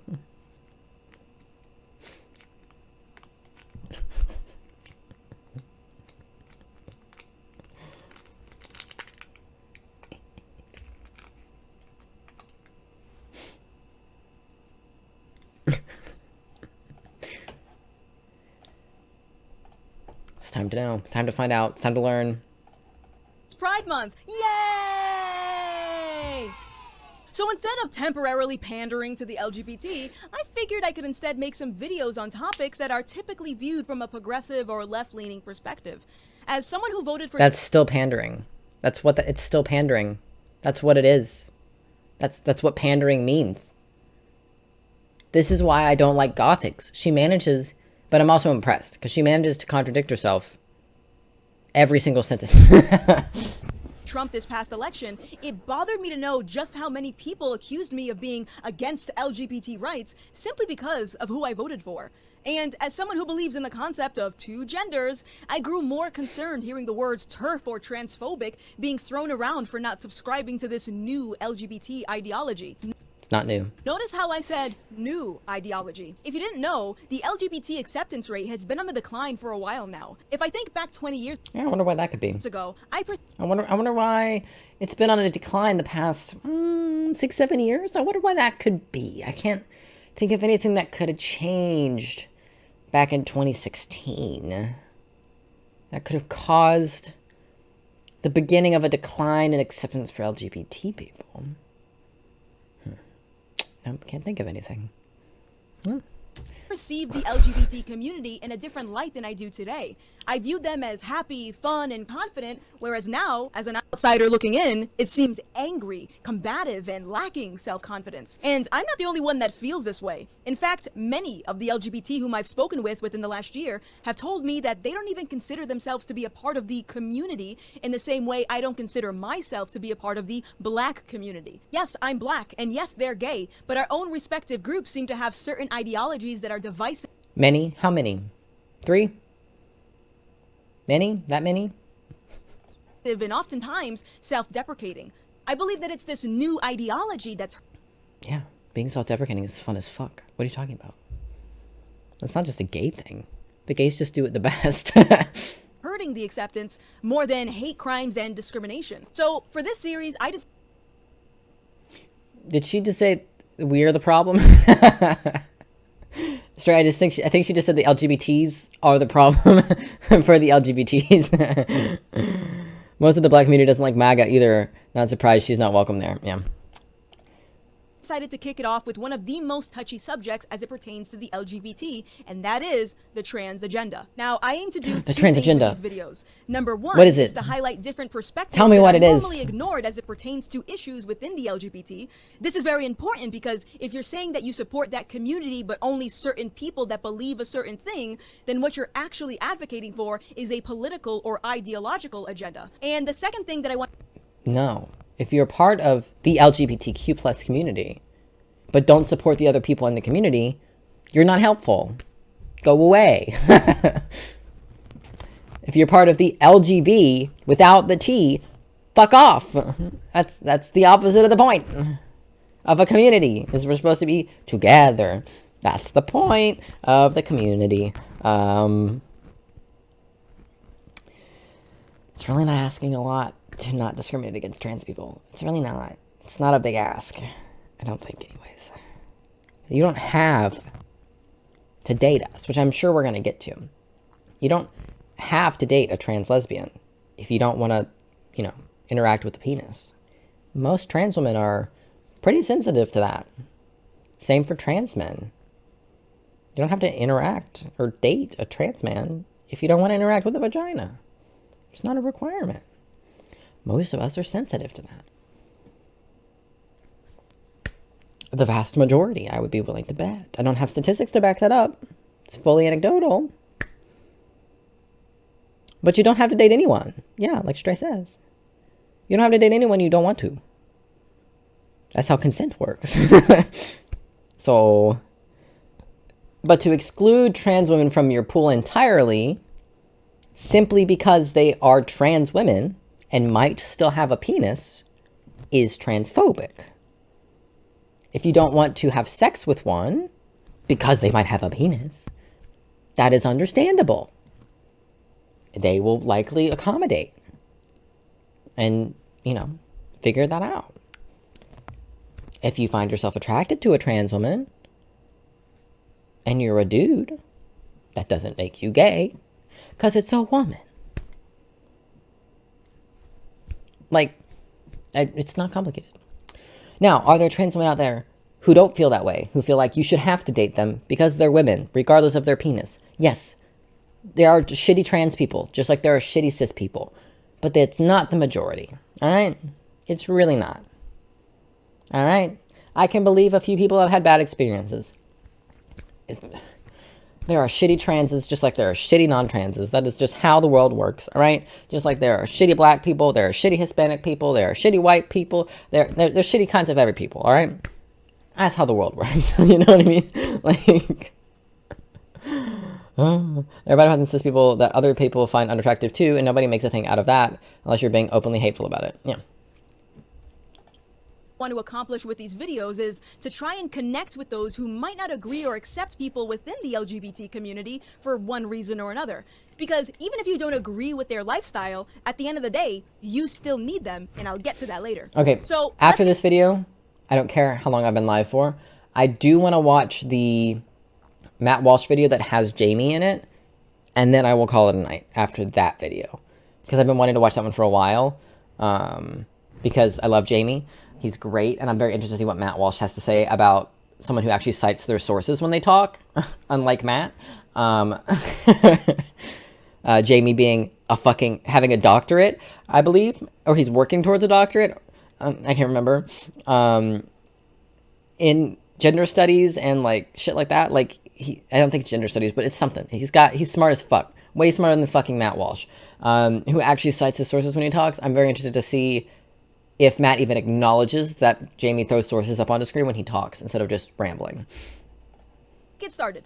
But As first, I said earlier, we have to when I made discover the what the decision to agenda vote for Trump is. This past election, I was bombarded with accusations that I hated the LGBT, despite never doing or saying anything remotely close to hateful. But then again, But you voted for Trump. That's what that is. most things these days can get you labeled as transphobic, which is really fascinating to me. I remember back in the day, if someone said they Most didn't agree things. with the trans or gay lifestyle due to religious beliefs, for example, that was the end of the story. We just accepted the reality that not everyone will accept. We? Who's we? You ain't talking about me. No. We just didn't interact. It wasn't that we were like, we're fine with that. We just choose not to interact, huh? Especially these days. Gen Z, us Gen Zs, we will cut you the fuck off. Huh? We ain't got time for your bullshit. I got 3 jobs I gotta work. Accept everyone else. That's just life. But now the rhetoric has progressed or regressed. All things that are transphobic will get you labeled transphobic. To those Yeah. that don't agree. What does that accomplish exactly? Nothing productive, that's for sure. 2 things come to mind. You know what when else isn't productive? Arguing with a wall. That's not productive. And a lot of times, these people can't be reasoned with. They can't be middle grounded on. So it's a waste of fucking time. So why would we bother interacting or trying to explain when we've tried to explain 1,000 times before? You know, like it's not worth our time because we're not going to get anywhere and they're not going to listen because they're set in their ways and don't give a fuck what you have to say, whether it's backed up by fact or not. That's why so many of us don't fucking bother anymore. And that's why so many of us online, all the extremely online trans people, who will attack you if you so much as ask a question about trans people, are doing so thinking you're asking in bad faith, because so often people are. We're so tired of having to explain our existence or justify our existence that we're just tired of it. So we lash out and we say, fuck off. I don't want to talk to you. That's how I feel. One of my coworkers said he quite likes Dennis Prager, and I'm not sure I want to speak to him anymore. So, because why the fuck would you like Dennis fucking Prager? I can't think of a reason. So, yeah. I liked him before, but I won't be coming out to him, I can tell you that much. Not if he's a Dennis Prager fan. This happens. Number 1 is I feel a sense of insecurity. And number 2, it actually creates more problems. Now, I'm not trans myself. However, Shocker. if I wanted to transition into a man, I would be doing it for myself. Yeah. And I suspect that's why others do it in the first place. No, I'm transitioning for my parents. They always wanted a son. You know, because the 2 my dad already had wasn't good enough. Something for you, right? It makes you happy, right? Meaning the opinions of others should be irrelevant in this context because... That's not how that works, and you know that. This is a bad faith argument. You know that that's not how this works. Me doing something to myself, and you not acknowledging that change when it is a fundamental aspect of my existence and how you address me every single day, is offensive and transphobic.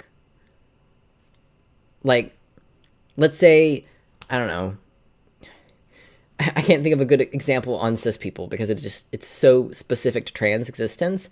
Let's say, let's say you have a whole bunch of hair, right? and you decide to shave it and be bald for a while, right? No one fucking says anything about it at all. You're gonna feel weird. Like you're being ignored, right? This big change. You had a ton of hair. And now you're just bald. And no one has fucking said anything about it. No one's asked. No one's mentioned it. No one said, oh, I like it. No one has talked about it at all. Or even acknowledged that it's changed. You're gonna feel a little invalidated. You're like, no one noticed? Like, that's the best example I can come up with because being trans is so specific. There is, like, not a good comparison that I'm coming up with at the moment. Granted, I have been live for 11 and a half hours, so it's, you know, hard to come up with things. But, you know what I mean? Like, that, she's just arguing in bad faith, which is most of the time that she's making points, is bad faith, but, you know. As transitioning is something for you. So when I see someone vilified for refusing to view a transsexual in the same way that they view themselves, I can't help but ask, why? Why do you care? Why do you long for people to see you as you... Because the person that you're talking about is my mom. It's not some rando on the street. It's my mom. It's my boss. It's my grandmom. It's my sibling. It's my dad. It's co-workers, the people I see and interact with every single fucking day. This isn't some rando on the street who calls me a she and walks away as we pass each other, or someone who I pass on the street and calls me a tranny and continues walking. We're talking about people that we interact with every single fucking day. They act like this is like, oh, they misgendered you one time and you never saw them again. Like, that's not what this is. And I guess it's just people getting fitter and feeling more themselves and not getting attention for it might be similar. Maybe. See yourself. If someone doesn't like you, why would you want to force them to like you? A lot of us don't. A lot of us, when it's not our parents, the parents are really the only, parents and siblings are really the only situations that I see where trans people really try. Or like really long time friends. Most of the time, if it's like a short-term friend or someone you do not know very long, someone you're not very close with, I know a lot of trans people who will just cut that person off and not fucking give them the time of day. It's hard to do that, especially if you're still living at home with a family member. It's very hard to do that. It's hard to cut them off and just not interact when you still live there or still have to interact for whatever reason. Not everyone can move over 700 miles away from everyone they know. So, you know, you know what I mean? Like, and I know the typical response after that would be something to the effect of, but what they're saying is harmful. Guess what? Life in general can be harmful. Words don't... Okay. That doesn't mean you have to be part of the thing that makes it harmful and difficult, does it? You know what I mean? Like, just because life sucks doesn't mean you have to be the reason that it sucks. You know what I mean? Maybe you could just not be a cunt and make someone's day a little easier with no, you know, difficulty added upon you. You know?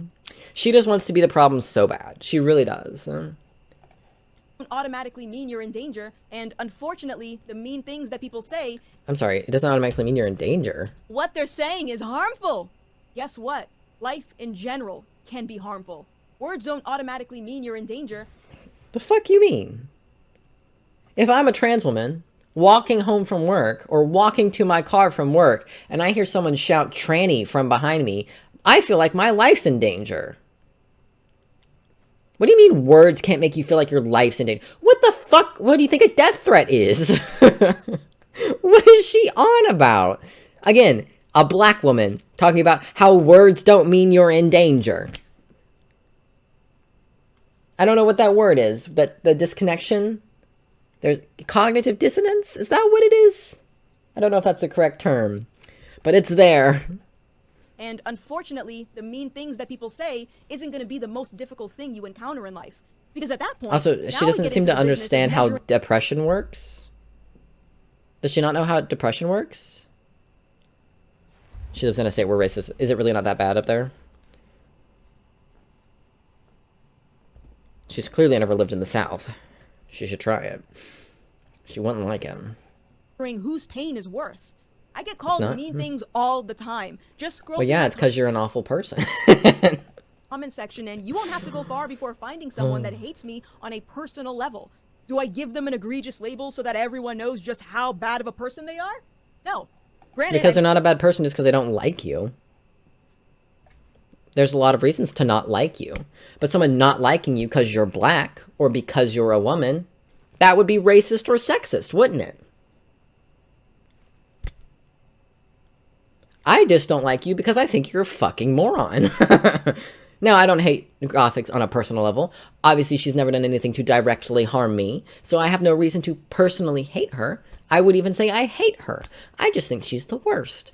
Different things. I don't hold hate or contempt for this person the same way I do a Matt Walsh or Steven Crowder, who cause far more damage on a daily basis as they have much larger platforms, and are men, so people actually listen to them. I can say that. I used to be a woman. But, like, you know, like, it's just, I can't get over her as a black woman saying shit like this. You know what I mean?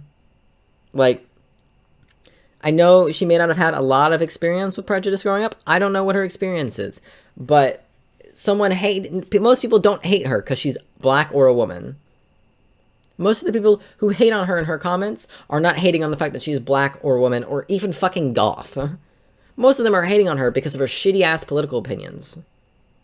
Not because she exists. The way people do to trans people. You can go under any trans woman's YouTube video and you're going to find comments saying they want to kill that person or calling them a tranny or, you know, like horrible, horrible things.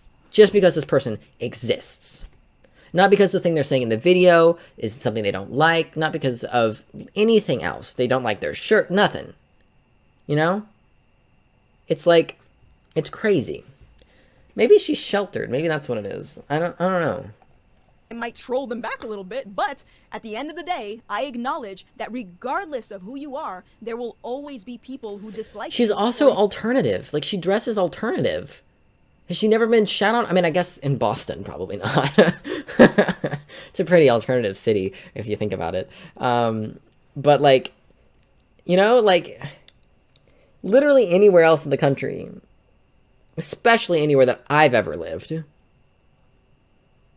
yeah, she's gonna get shat on for everything from her hairstyle to her earrings to the way she dresses to her skin color to her fucking lack of testicles, you know, like, assuming she doesn't have any. She's claimed she's not trans, so I assume she doesn't have any. So, you know what I mean? Like,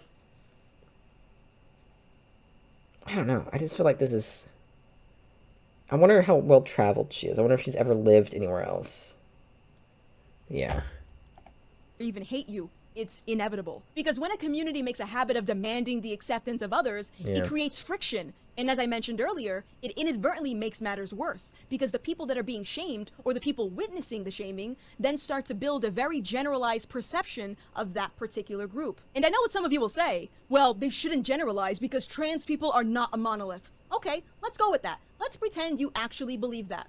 Do me a favor. During this year's Pride celebrations, I want you to count how many people attended wearing MAGA hats. Then come back here and report your observations. And, in the event that you're able to spot some, how were they treated?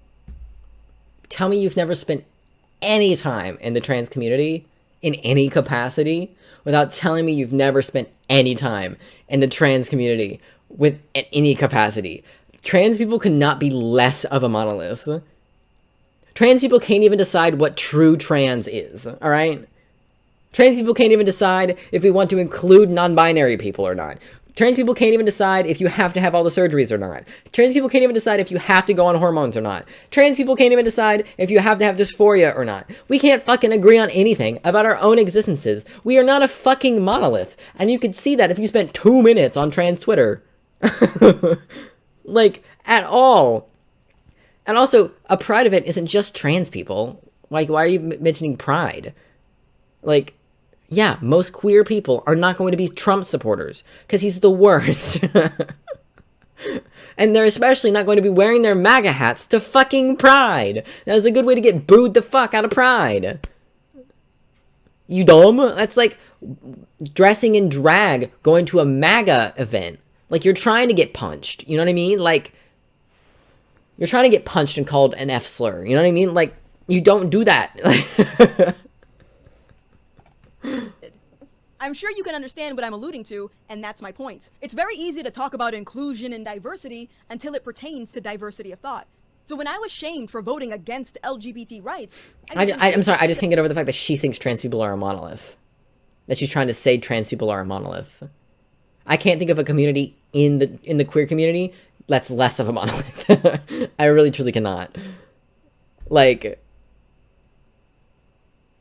yeah, it really is.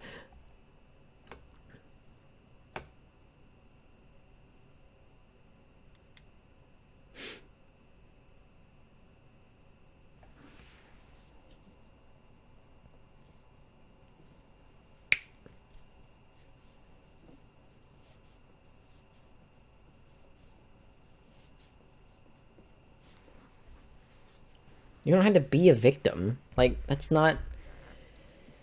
No one's saying you have to be victims.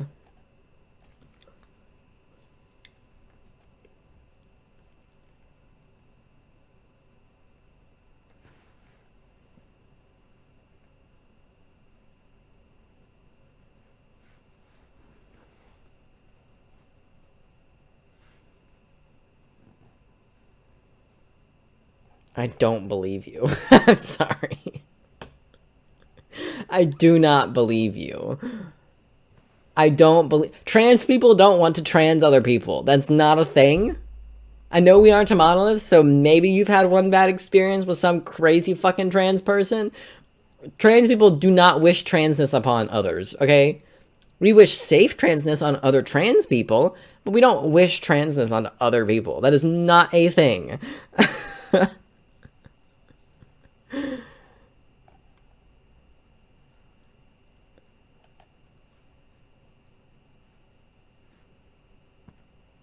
This is a bot. I've seen this exact comment before.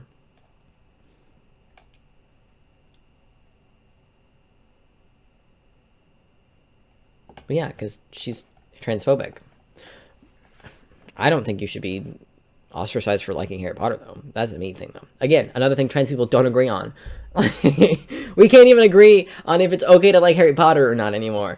I cannot think of a community that is less of a monolith than the trans community. I literally can't. Name a thing, we can't fucking agree on it, and I've had a massive fucking debate about it throughout all of trans Twitter. Like, that the bulk of letters I receive from supporters of this channel are a part of the LGBT themselves, which at that point, it dawned on me. I wasn't transphobic. I simply refused. Well, yeah, because you look like a queer person. That's why. You look like a queer person, and you're right-leaning. So right-leaning queer people are going to flock to you. That's how that works. You look like a fucking lesbian. I don't know what to tell you. Like, you look like a fucking lesbian witch. Like, tell me this is not exactly what all lesbian witches look like. Sometimes I find out later that their whole friend group that they thought were cishetes are queer, but that's because queer people just gravitate towards each other before they notice why. Yeah. Used to subscribe to the new agenda. The agenda that expects me Yep. to see others as they see themselves. Or the agenda that expects me to change my speech or beliefs in order to be more inclusive. Is it really a trans thing if only some trans people believe? It's not even being inclusive. It's just not being a cunt. She might be, actually, honestly. It wouldn't surprise me if a few years from now she was like, actually, I'm a lesbian. It wouldn't surprise me. Or bi or something. Honestly, she gives me more bi than lesbian vibes, if I'm being honest. So, it wouldn't surprise me. Bet you she cuffs her jeans. Oh, you mean she might live in Salem? Oh, that too. If she's in the States still, yeah. She might have left. It might have been too progressive for her. I can't remember what I was saying before that, so. Oh, do they? Believe it? These are questions that I hope every ally asks themselves to change my speech or beliefs. Oh, yeah. In order to it's not calling someone a he instead of a she, or a she instead of a he. It's not a big ask. Using someone's new name, cis people do that too. It's not a big ask. We're not asking that you change the way you look at the whole goddamn motherfucking world because you met one fucking trans person. All that we ask is that you treat that one fucking trans person like a fucking person. That's it. That's it. That's it. That's all that it is. The likelihood that you're going to know more than 3 trans people in your life if you're not trans is like 0. The only people who know that many trans people are trans people. So, like, it's fucking insane. Like, it's just so frustrating. It's not, we're not asking a lot. Not asking a lot. Asking very little, actually. More inclusive? Is it really a trans thing if only some trans people believe it? These are questions that I hope I thought we were a monolith. What is this? This fucking contradiction bullshit. I thought we were a monolith, Gothix. I ask themselves because, just as I mentioned in my previous video, how do you expect to advocate for a group when you're cherry picking who to advocate for based on how they think? Which leads me to my first guest, a Trump-supporting transsexual man. Yeah, I know, mainstream media would have you believe that this is an oxymoron or the equivalent to a mythical unicorn. But no, they exist. So the next thing that you should consider is why. It definitely is now. Now that the Trump supporters are actively, and Republicans in general, are actively outlawing transness. So conservative or right-leaning ideas get ignored. I know, right? She said it a couple times. Within the LGBT. One could say, well, those ideas are bad. But if that's the case, is that truly diversity and inclusion? Take it away, Marcus. Hi, my name is Marcus, and I'm a 21-year-old transsexual from female to male. But, most importantly, I'm not a leftist. I've been on testosterone for 2 years, and I just got top surgery in November of last year. Looks like it, and just yeah. by undergoing that, people assume that I'm on the left, when in reality, I'm a proud Trump supporter. And gay. I love diversity, and diversity to me means to contain different sides, different aspects, He's also gay. variations, and here I'm not calling talking it. about different skin colors, sexualities, or gender identities. I'm talking about diversity of thought. The LGBT community loves diversity, but not the real kind. When regular people look at the community, they see or probably expect a loving, tolerant space, but that's far from the truth. The LGBT community can act loving and caring. I see he also has the lesbian eye cut, which is a black lesbian thing, so, you know. Leftist ideology. Now, is it could the be a only real ideology scar. that- Who's to say? It kind of looks like one, to be honest. But still, it's kind of ironic if you think about that it. is accepted in the community, and if you don't believe in it, you're excluded. Another expectation you as an LGBT person get is that you kind of owe your support and activism Also, to the fact that people would look at him before he got top surgery and be like, that's still a woman, you have tits. And most of those people are on the right. Some of those people are going to be trans, because there are trans medicalists, of course. As I said before, not a monolith. But still, again, as we discussed earlier, trans people specifically who are Trump supporters, but even on the right at all, especially when it comes to social issues, boggle my mind. other minority groups and other causes like Black Lives Matter, feminism, fat acceptance movement, but they don't acknowledge gay and trans people who have different beliefs than them. They don't acknowledge gay and trans people who want to wear the MAGA hat and go to Pride. Because it's cringe. Accused endless of times of dealing with internalized transphobia. I think this is the most common hate I get as a trans. I mean, every trans person does. We all deal with it at different levels. You may be over it now, but we all deal with internalized transphobia at some point. Who's not crazy is that I must hate myself if I don't support children transitioning, millions of genders, no gatekeeping in trans clinics. Yes, these are the people telling me that I hate myself because I want to get conservatives' approval of transsexualism while they're the ones with a flag What is this accent? saying queers for Palestine. Every year I'm sorry, we're anti-Palestine? No, we're not doing that. We're not anti-Palestine in this household. Absolutely not. We are pro-Palestine, anti-Israel in this household. Thank you very much. Get the fuck off my screen. Yeah, they'll never pick you. I'm sorry to tell you. The activists furiously typing away at their keyboards. Something, but Marcus isn't truly marginalized because he still benefits from white privilege. What about the rhetoric that perpetuates harmful stereotypes towards trans women of color? I'm sorry, I need a second. Why are we anti-Palestine? Where the fuck did that come from? How is that relevant to the conversation? Why are we anti-Palestine? What is it? Seriously, what is this? Are you a Jew? Like, is that where we're coming from? I don't give a fuck what Trump supports. Of course he supports Israel. Israel is basically the United fucking States of America. Except Jewish. That's the only fucking difference. I don't understand. Like, but it's just so irrelevant. It's so, the fucking being anti-Palestine is so irrelevant to the topic that we're talking about of being MAGA and being trans. That is such a small part of Trump is supporting Israel. Like, which we shouldn't do, by the way, because they are bombing Palestinians for no fucking reason. And have been for ages, and we've been helping them with that.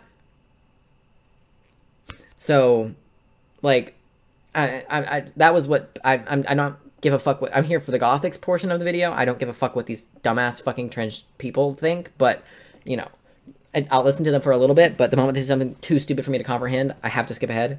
And I know that could be literally the first sentence that they say. Also, this is a lovely freeze frame for her. You know.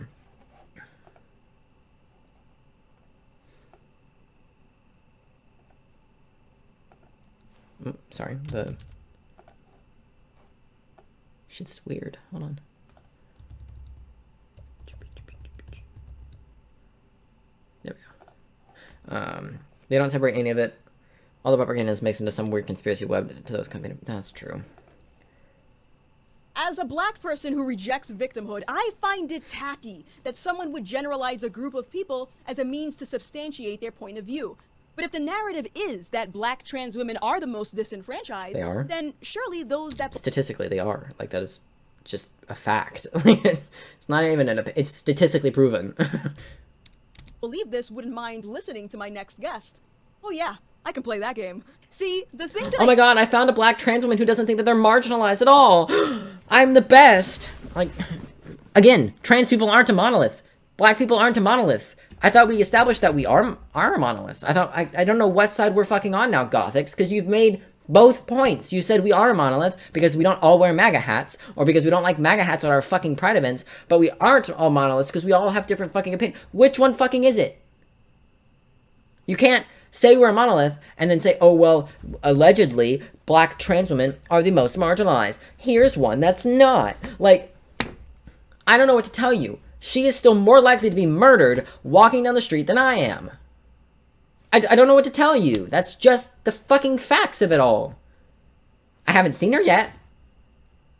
But that's just simply the statistics. I don't know what to tell you. I hate about social justice or fake activism is that the goalpost is constantly moving because their logic is very flawed. The goalpost is constantly moving because there's always something new to deal with. We deal with one thing and there's always something else. That's why the goalposts move. Which is part of the reason I decided to share who I voted for last year. I started to see a narrative being built that suggested only racist white people voted for Trump. I wanted these people to reconcile their personal beliefs with reality, so I forced them to reconsider their own biases by acknowledging that black and Hispanic people also voted for Trump. And when that happened... There's a lot of Hispanic people that voted for Trump. It's kind of wild. Narrative shifted to me being paid for by the Republican Party, or my favorite, having internalized racism. So according to the rules, you're right, black trans women receive the most hate and are the most susceptible to violence, right? Yeah. Well, for those that believe this, I'd be curious to know what the new excuse will be after hearing from my next guest. What? So here's one person's anecdotal experience. Yes, we're almost there, baby. Almost 12 hours, baby. I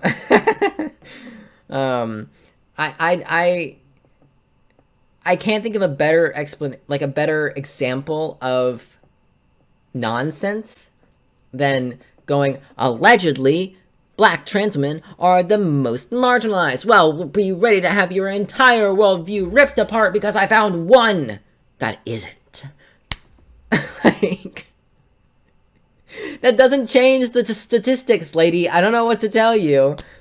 Not ADHD, I just don't have anything better to do. I don't have anything better to do. Take it away, Miyoko. What is up, everyone? My name is Miyoko, and first and foremost, I just want to give a big shout out to Gothix for having me. And she likes anime. Another thing that could get her hate crimed. I don't know what to tell you.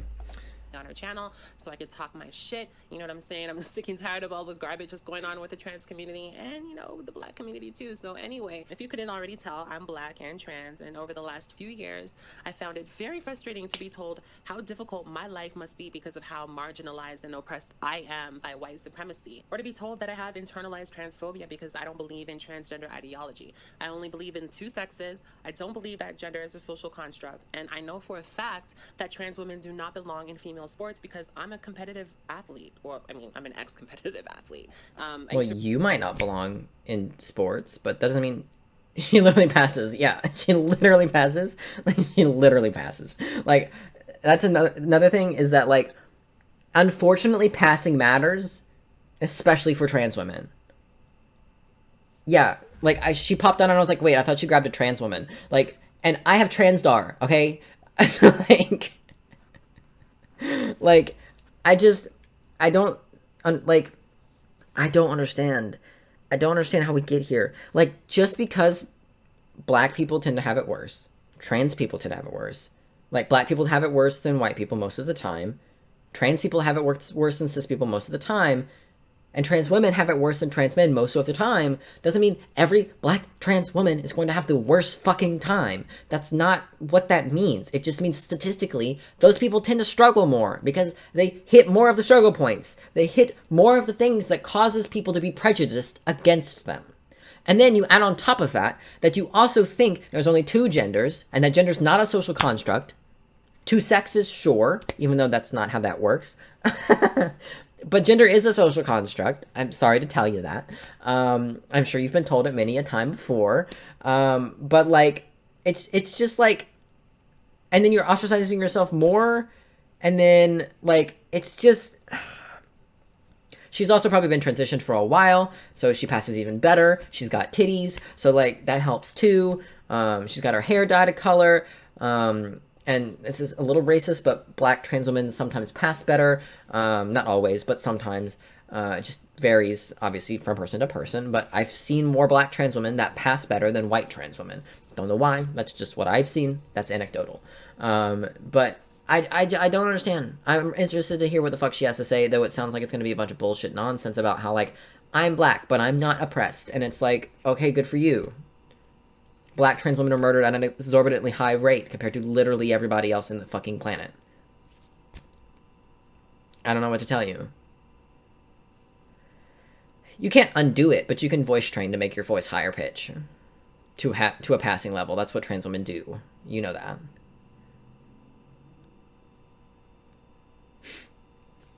Yeah.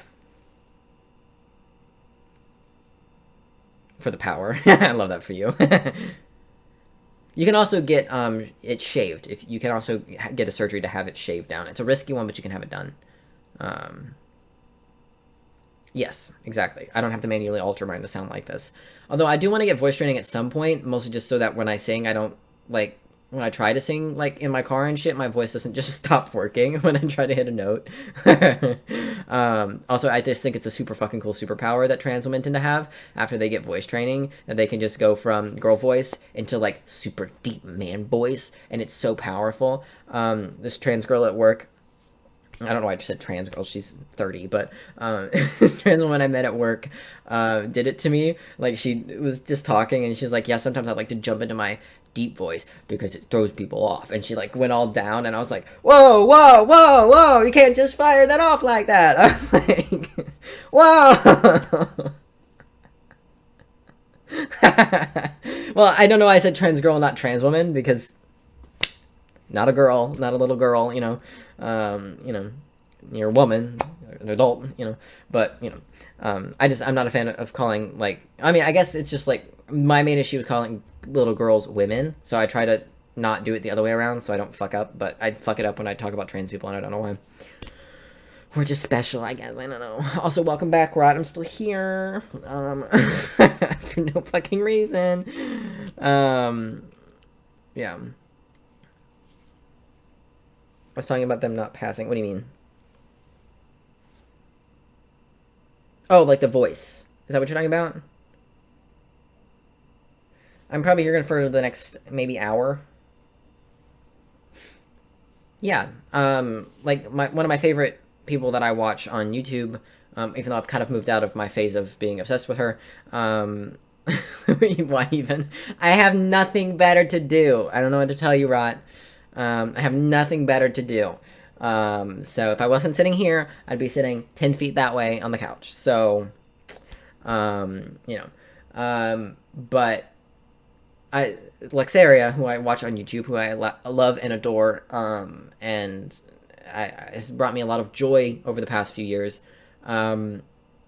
passes super fucking well, even in my eyes when I've got TransStar. So if you pass like nobody's fucking business, I can still usually sniff you out, you know what I mean? And she's gorgeous and amazing, and obviously she likes herself a lot, but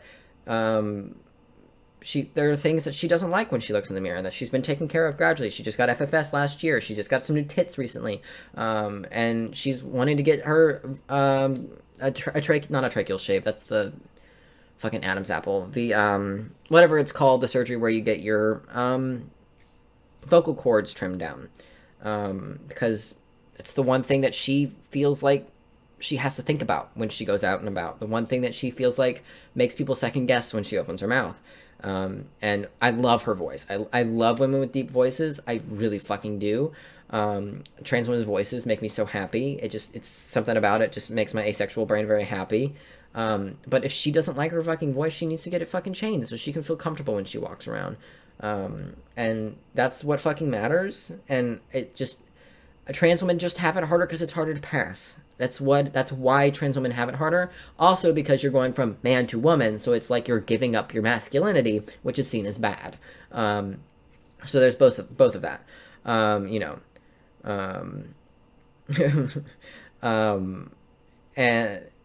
And that's why trans men tend to get it worse, because it's harder to pass most of the time. Trans men tend to pass after the first year on T, whereas it can take ages for some trans women, especially if you've got really thick facial hair, or if you're really muscular or whatever. It can take a while to pass. Whereas it's really not hard to pass after long as a trans man, because testosterone is so fucking powerful. As we discussed like 10 hours ago, testosterone is far, far, far more powerful and potent of a drug than estrogen is. So it is a lot harder to overcome than it is to endure. So I'm just gonna play. I don't know what else to say. To run track and compete in gymnastics. I can go on and on and on about that shit, but for the sake of this video, I just wanted to talk about the struggles I face. Also, copyrighted content. Why are you playing copyrighted content?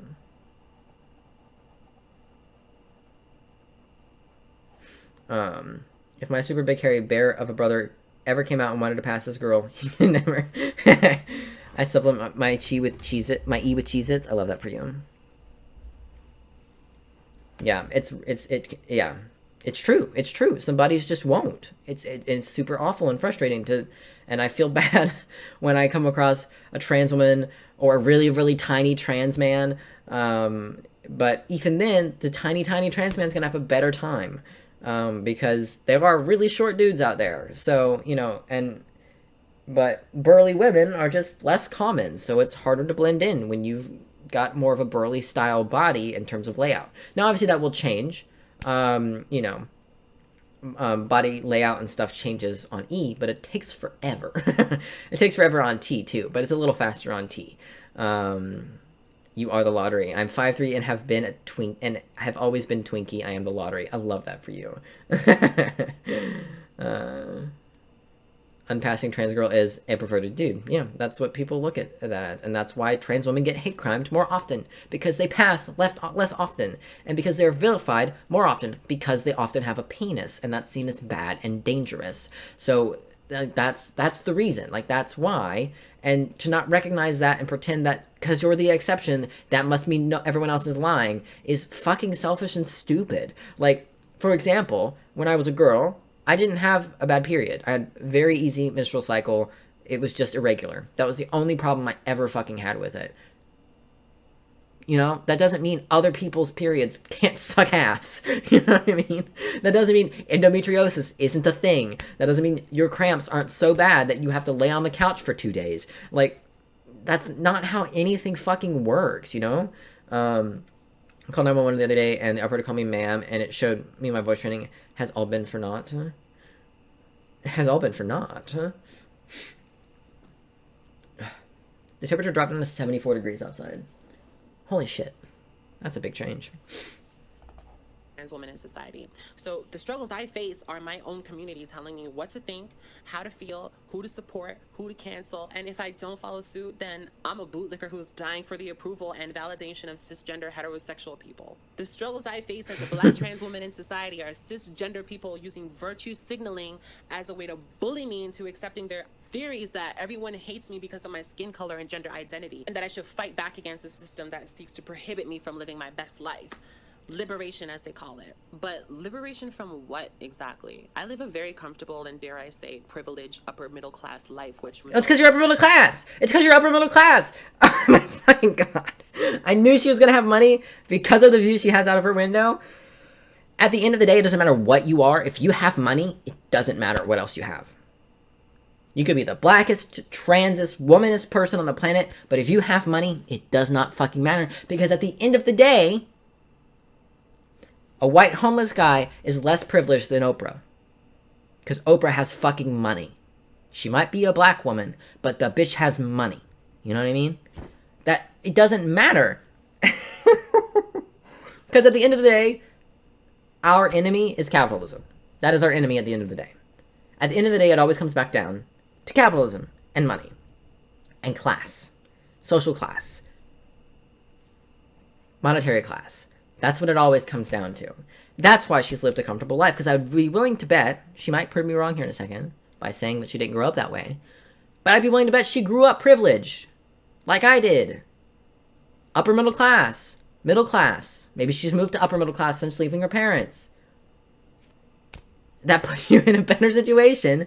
If you grew up in an upper middle class black family, you're not going to have the same experiences as someone who grew up in even a lower middle class black family, or, God forbid, a fucking poor black family with a bunch of fucking kids or something. Like, every experience is different, but especially based in finances. At the end of the day, you can have all of the poverty, not poverty points, the fuck? You can have all of the, I'm getting worse at words at every hour that passes. All of the anti-privilege points is, it doesn't matter. It doesn't matter. Like, it doesn't, your privilege points don't fucking matter if you have money. And it bothers me so much when people don't acknowledge the fact that their money puts them somewhere else. You know what I mean? Jimmy Harder. And yeah, we got some berserk in the background. I saw someone commented that down below. From the choices I made. However, with this victimhood mentality encouraged by critical race theory and the black... She said from the choices she made, so maybe she built her upper middle class life. I don't know. She might be an influencer. I would imagine that's how she was found for this video. Not linked in the comments, though. So maybe not. I can't hate on capitalism if it makes me money, though. You absolutely can. I fucking hate capitalism, yet I literally work for Amazon.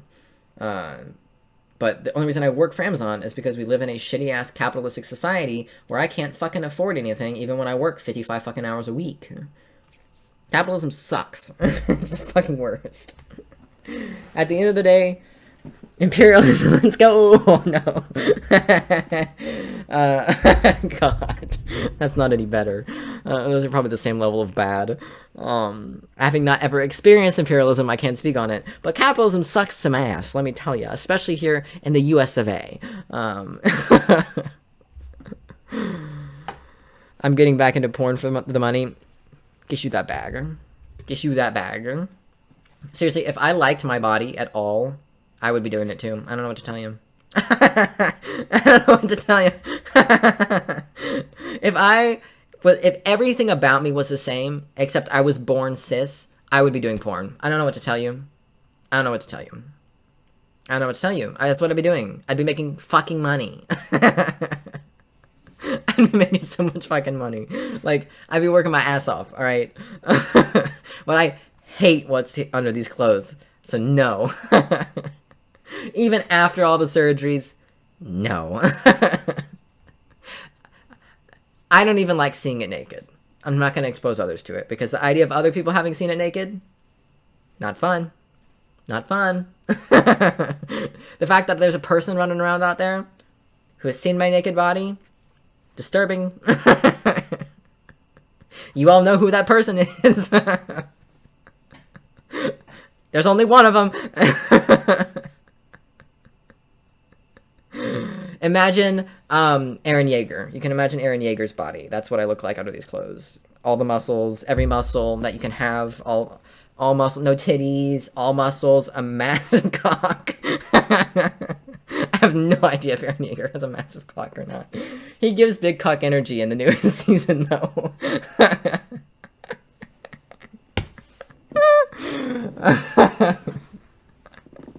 I'm sorry, I have been live streaming for 12 hours. Alright, cut me a break. Matter movement, it is suggested that all of my choices were made for me because of my skin color and gender identity. And not for you, but you were placed at a different starting point. Your, as Hassan likes to say, your spawn point was different. Did you overcome your spawn point? Absolutely you have. Not everyone does. I don't want to think of any of my brother's naked things.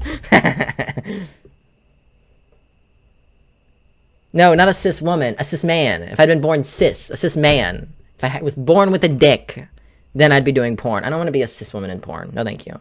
Change that shit. I never said woman. I said if I was born cis. Excuse you. Fix that shit. Fix it right the fuck now.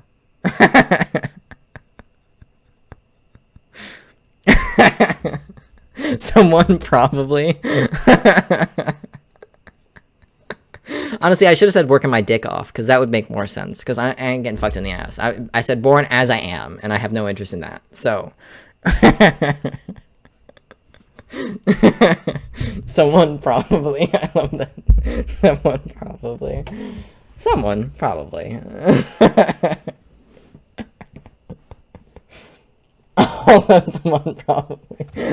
Now, I'm pretty sure I said massive cock.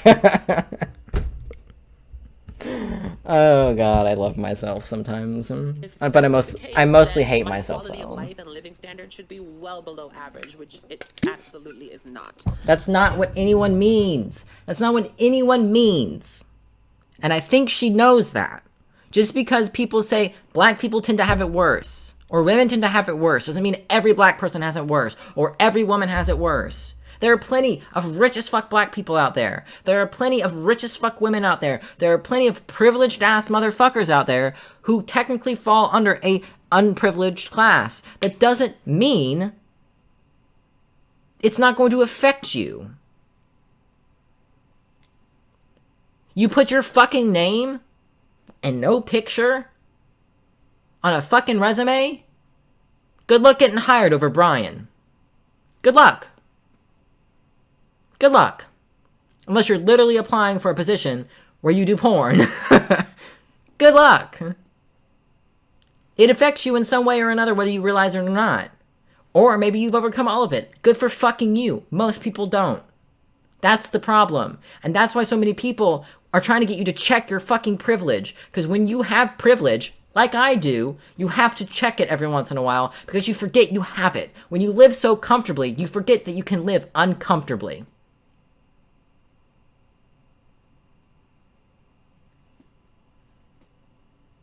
And that's just how it is.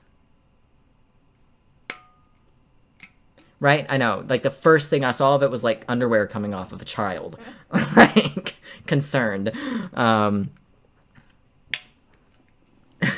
Nico, don't yell at me. I know I'm annoying. Alternate universe, Nico selling feet pics. I don't have nice feet. I don't have good enough feet to sell feet pics. I don't know what to tell you. I undercome it because that's my king. No, you undercome it, yeah. Nico fanfic with Daisy Johnson. Huh? What are you talking about? Everyone's going off the rails, myself included. Do ASMR tech lectures? I couldn't do that. Jimmy probably could. He actually knows tech stuff. Oh, that's the plot of the anime. Okay. have to piss so bad. I chugged that fucking tea earlier. I will be right back. I'll be right back. I'm just trying to be as lewd as possible. I'm not even gonna turn on music. I'll be right back.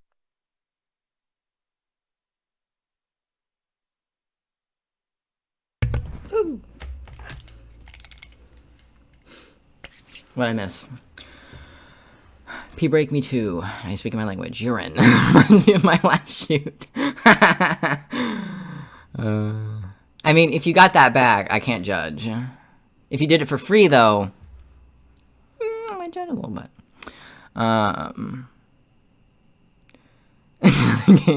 So water sports and degradation. Degradation, I got it. Yeah. It's a sexy conundrum.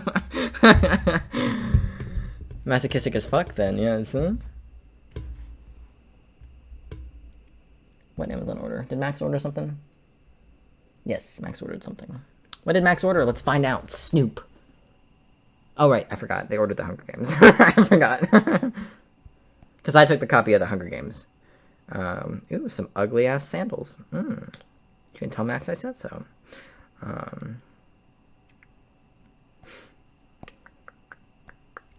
It's my Amazon account.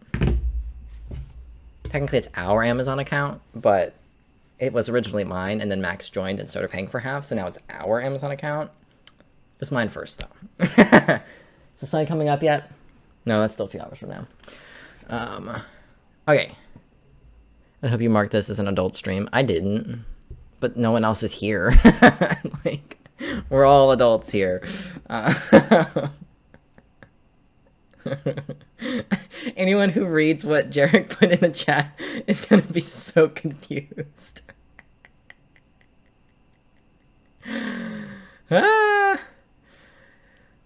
My site? Probably.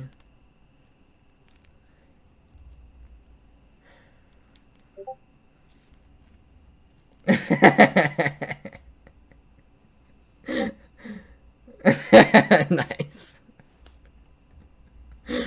Rod. I miss your night streams now that I'm in your night stream. Yeah, these don't happen often. They'll happen more once I'm not working so much, once I actually have the nights off.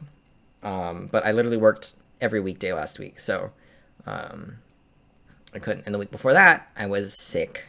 Or was it the week? I was recovering from sick, and the week before that, I was sick. So quit my job. If you pay me as well as my job, then I will. But until that day, you know, yeah, I had a cold. I'm still kind of dealing with the, like, after effects of the cold. Because, you know, like, once you're not sick anymore from a cold, you still have a cold for, like, a month. You know, you still have the, like, snottiness for a while. That's where I'm at. Still having the snottiness, but I'm not sick, technically, anymore. Bet. Pay my ass. Send me some money. I will never say no to money. Give me money. I'll send you some if you send me some money.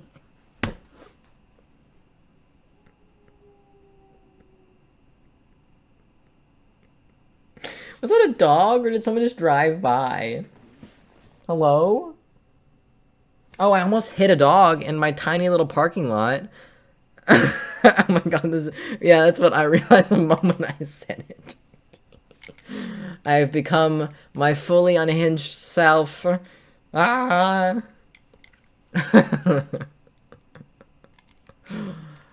I've reached a state that I don't enter very often. So,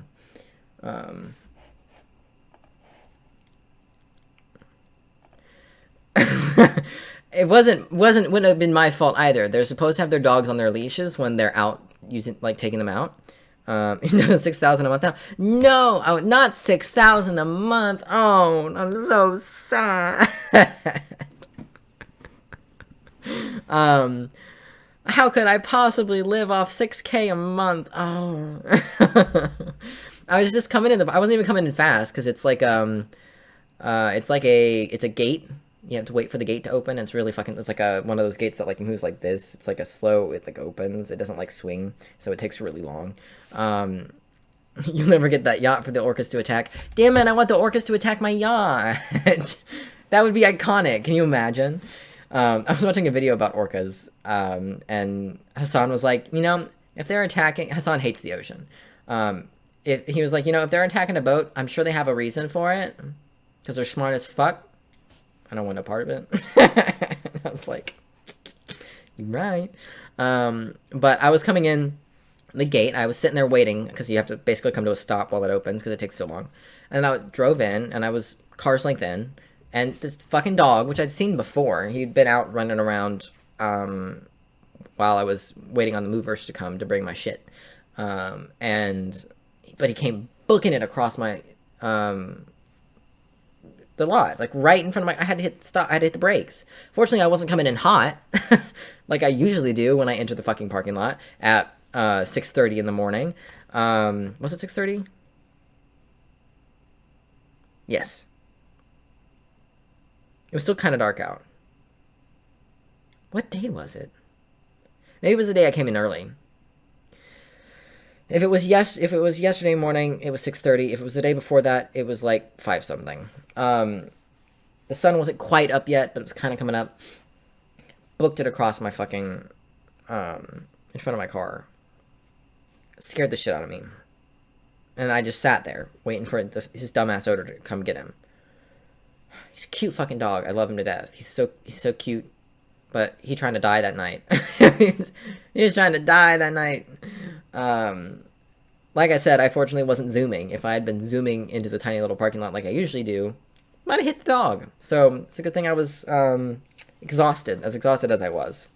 Because since I was so tired, I was driving a little safer. So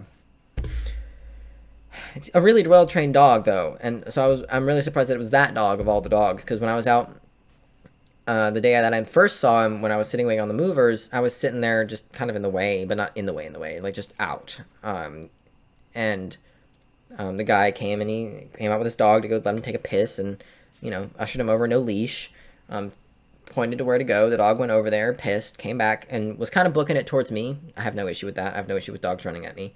But he immediately turned and went up the stairs. Instead of coming at me, he was just looking at me as he ran towards the stairs. Turned and went right up the steps and right in the door. Very well trained dog. Not that night. I don't know if he just thought no one's gonna be coming in at this hour, right? It's fucking 6:30 in the morning on a Sunday or 5:30 in the morning on a Saturday. Either way, and I don't know what happened there, because he didn't even say like sorry or anything. He's a little bit of a bitch. He took the dog back inside and then came back out and got in his car and left before I got out of my car. I don't know if he was on his way to work or, you know, but I was just like, okay, fuck you. Like, glad your dog's not fucking injured, because I ain't got time for that. Like, I gotta go to bed so I can get up and go back to work tomorrow. So that was fucking weird, but you know, it is how it is. Rot, do you watch anime? I don't know if we've had this conversation before because it's been so long, but I think it's been so long that I hadn't started watching anime yet. Maybe I just watched Attack on Titan. I don't remember. Is this? No, it's not bait. I've been watching anime lately, and I want to know if you watch anime. I have some anime in the background, and I have Nezuko and Inosuke, and then obviously Mr. Link himself, my gender icon. And then I've got a little Tanjiro over here, and also a little Nezuko.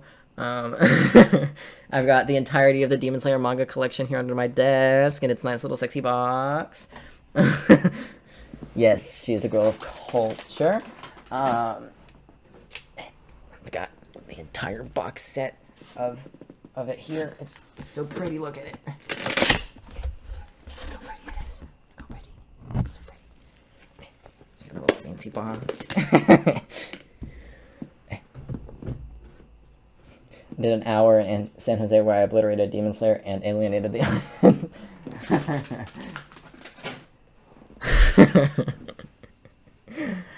I love Demon Slayer. I just finished watching the new season last night. Stray hasn't watched it yet, but is going to soon, so no spoilers. Back to the trans agenda. Also, why am I not experiencing this That's good. alarming rate of violence and discrimination that supposedly plagues the Black trans community? Because not every Black trans person is going to be violently murdered. Otherwise, there would be no Black trans people, because they'd all be dead. Like, I haven't experienced violence, so there must not be any. Well, I wasn't raped when I was a woman, but that doesn't mean rape doesn't happen to so many women. Like, I was never sexually abused when I was a woman, but that doesn't mean sexual abuse isn't rampant amongst women. Like it doesn't happen to women all the fucking time. Like, what kind of fucking logic is that? Dumb. Fucking dumb. And do not misunderstand. I'm not saying that Black trans people don't experience violence. What I'm saying is that it is... You literally are. That's literally what you just said. I haven't experienced it, so where is it? ...out of proportion just to make a political statement and create a false sense of urgency just for attention. Okay, yeah, I'm listening enough to see how shitty of a point they just made. Yeah. Yeah. And as a result, people like me who don't victimize themselves get infantilized and underestimated. I don't understand. As a non-Black person, obviously, and someone who has never been in a situation where I've been victimized in such a way, where I've been attacked, or, I mean, there were some scary moments in college where I was in dyke mode, but nothing ever happened. I don't remember where I was going. It's fuck. Oh, I will never understand this whole, as someone who's not going to victimize myself, like, maybe I just don't get it because I've never been put in that box, per se, as a privileged white woman growing up, and now a white man, even more privileged. I've never had to deal with that, like, being placed on me, so maybe I just don't understand. So I'm not going to go too in-depth with that, because it's more of, like, a thing that Black people have to, like, deal with, is that, like, identity of victimhood or whatever. But as from the outside looking in, I've never seen that happen where people are like, you have to feel like a victim. Like, I've never heard that before against anyone. Black people, trans people, women, I've never seen that anywhere as, like, a major thing. Like, maybe some people say it, but I've never seen that as, like, you have to be a victim, you know, like, you know what I mean? And it's just, like, you know. Yeah. Yeah. I mean, the porn industry separately is also a little bit of a mess, but not as bad as people probably think. But again, it's different for everybody. Like, some people are gonna have a shitty fucking time. Oh, just regular acting shit. Yeah, that place is fucking shit. That place is really shit, too. Regular acting's pretty fucking bad, too. Yeah, especially as a woman. Rookie's awake again. Or at least he's back on Discord. I don't know if he'll pop in here or not.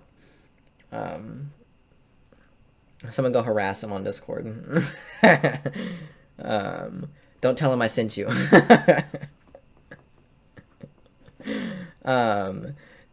don't know. I'll never understand that whole, like, I feel like I need to be a victim. Oh, Jiminy's journal as well. Jiminy! I haven't seen Jiminy here in a while. I got blacked out from an indie film I had a major role in because I bounced after I was assaulted. Yeah.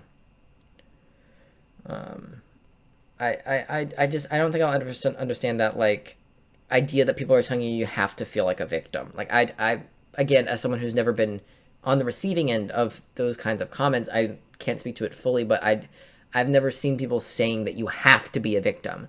I've just seen people saying that more often than not, Black trans women are the victim in this situation. They don't have to look at themselves as victims.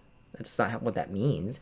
Like, a lot of people who were assaulted or sexually abused or whatever see themselves as survivors, not necessarily as victims. You know, it's not a requirement to see yourself as a victim. You know, but you know, I wonder why Jiminy's not popped in here for a while. He probably just finds my stream content boring, which is completely valid and understandable because I do also tend to find it boring.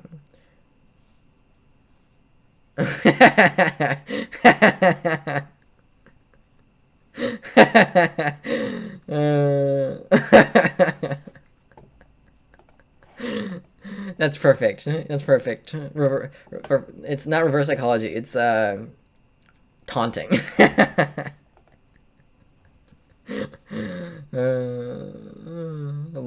to see it. And stereotyped by people who think they're wokey pokey, but honestly, Yeah, right? Like, yeah, you're literally watching gross-ass anime in the background. No wonder you're fucking ostracized, you know? they're just straight up disrespectful. But I mean, before people assume things about me, like maybe I had wealthy, supportive parents and I lived an insulated life, so of course I would have these out of touch Uncle Tom views. Let me share with you some of the things I went through. I'm Jamaican. Uncle Tom views? Is that a thing? There we go. Yes, Jimmy is at work. I'm still streaming because I have nothing better to do. Yeah, she's fully aware she's being recorded and left it on. Yeah. Yeah.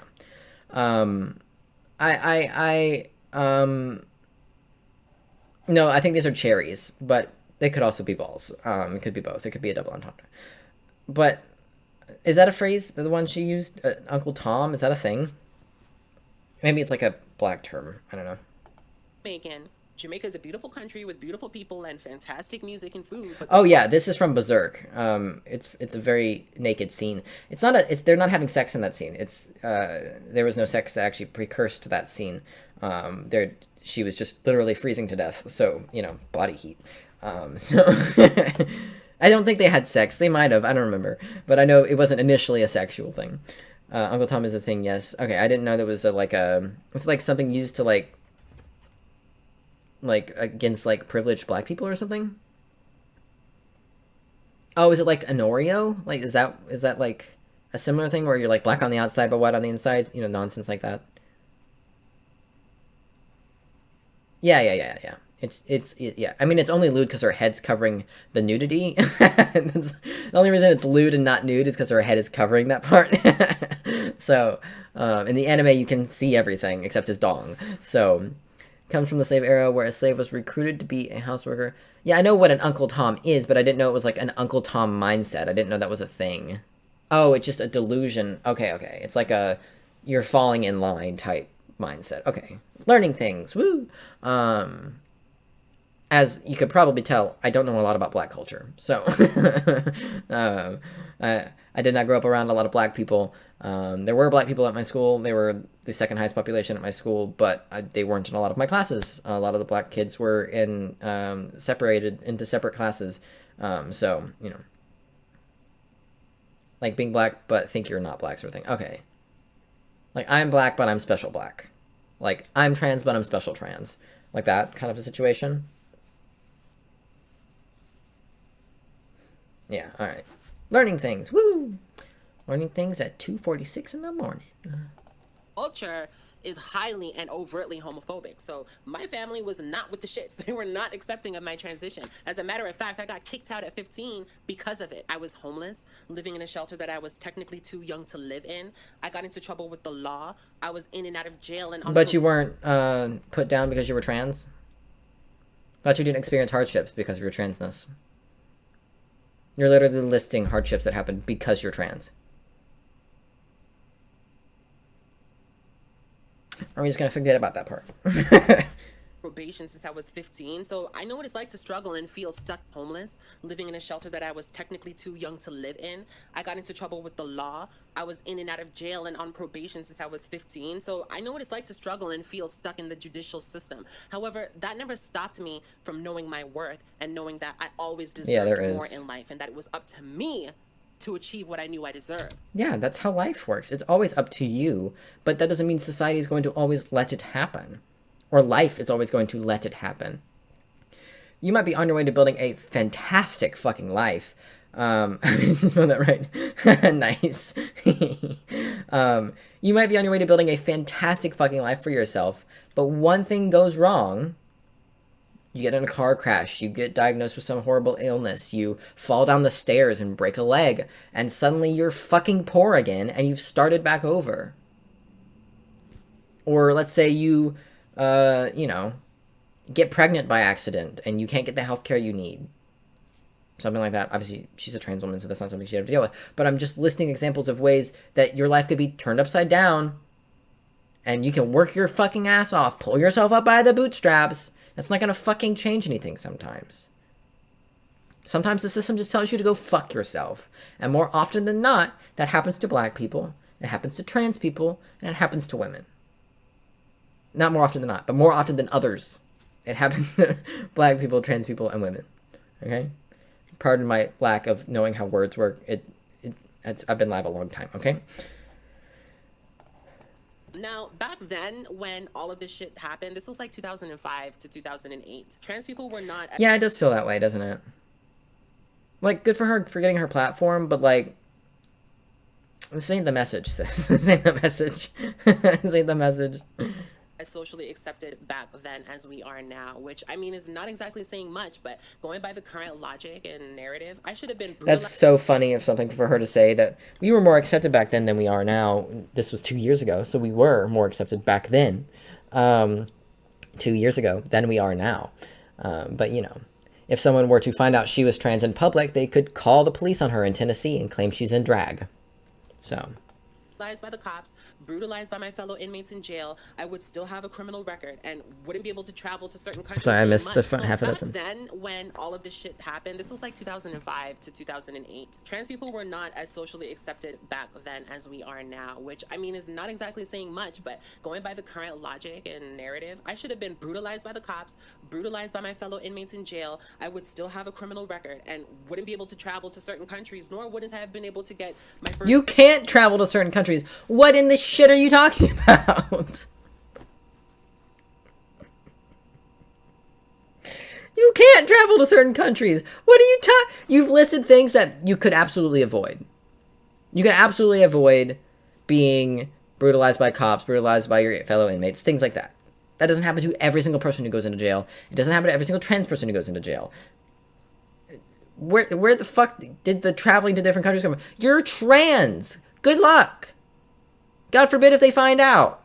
Have fun traipsing around the UAE until they find out you're a transgender, all right?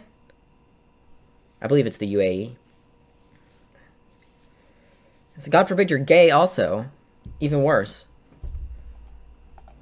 One-bedroom apartment at 18 years old because apparently trans people can't get housing. My life should have been ruined. Yeah. You know who makes up the greatest population of homeless people? Trans people and veterans. Yeah, UAE.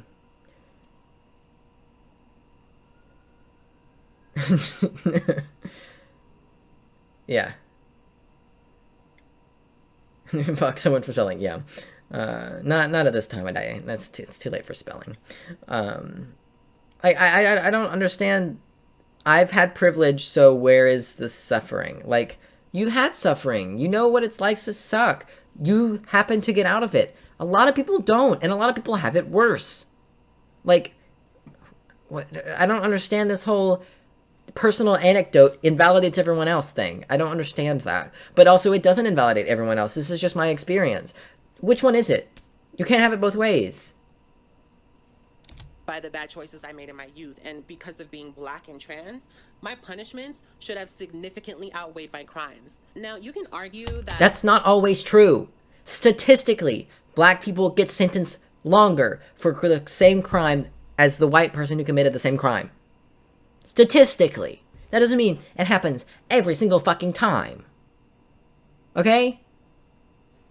Like, that's not how statistics work.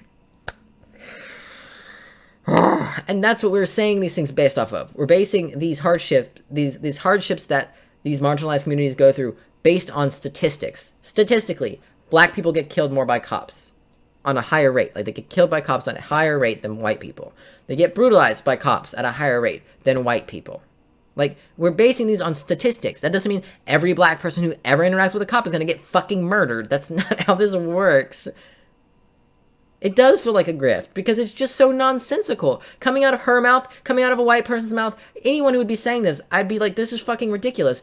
It just feels more ridiculous when it comes out of the mouth of a black trans woman. Like, just because you didn't have to suffer the most doesn't mean there's not people out there suffering. That doesn't mean it's that just because you were able to pull yourself up by your bootstraps because you got fucking lucky doesn't mean that no one else is trying.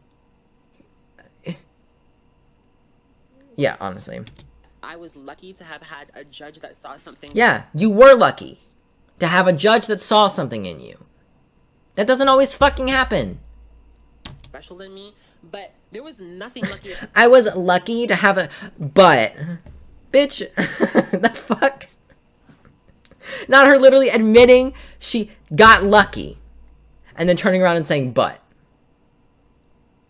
But what? You got lucky.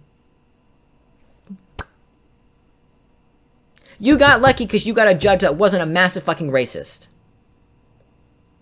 Lucky for you. You got lucky that you didn't get a super fucking transphobic ass judge who decided, trans people should die. Let's put them in jail longer. Lucky for you, you got someone who gave a shit in this fucking awful ass criminal justice system we have in this country. Lucky you. But I need to hear that ridiculousness again. My punishments should have significantly outweighed my crimes. Now, you can argue that I was lucky to have had a judge that saw something special in me, but there was nothing lucky about that entire experience. I could have easily fallen prey to the psychological trappings of bad decision making, as so many criminals do. But if I could come out of such a rough start to life and find success, stability, and security with little to no support, what exactly is stopping other Black trans women from doing the same? Have you not been paying attention to any statistics at all? The news? Anything? Literal hate crimes, literal murder, just to start off with the big ones. Inaccessibility to things like healthcare and mental health care. Inaccessibility to, or being stuck in small towns, not being able to get out of a small town and make it somewhere a little less awful. Starting out poor to make things even worse. Like, there's such a long list of things that I'm too tired to list. Or not even tired, just too boggled to list at the moment. Yeah. There's nothing special about me, especially according to the narrative. I'm just a Black trans woman, therefore an oppressed and handicapped monolith. But somehow, I managed to slip through the cracks of oppression and ended up with a 6-figure income living in one of the most expensive cities in North America. And I'm not an outlier here. I've seen plenty of other Black trans women who are doing better than me. Look at Laverne Cox and Janet Mock, for instance. Oh my god, I'm naming two of the most famous Black trans women in the world who both pass so aggressively you forget they're trans, even if you're trans. Like, and yeah, also for all we know, she's full of shit. For all we know, she did suffer through all those things and still managed to make it because she got lucky. Talk to Laverne Cox. It wasn't easy to get to where she's at. She's experienced loads of fucking racism and transphobia on her way up the ladder. Like, I just can't. Those Black trans women are literally worth millions of dollars. So Yeah. I'm confused as to... Oh, 2 other Black trans women did a good job and made it out. That means it must be totally doable, right? Should be easy. Why aren't the rest of you doing it? What is this? It's such nonsense. Who these so-called disenfranchised people actually are. When I look at the Black trans community and I compare it to the Black heterosexual community, it's the same fucking thing. You have those that thrive, those that struggle, and those in the middle. And if you Yeah, that's how people work. That's how people work. That's how people work.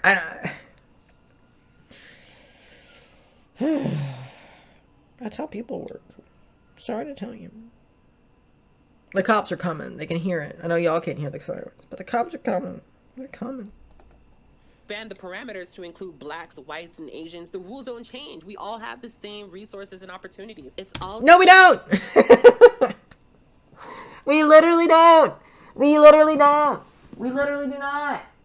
We literally don't! We have research that proves that we don't! You're so full of shit! You're so full of shit! You're so full of shit!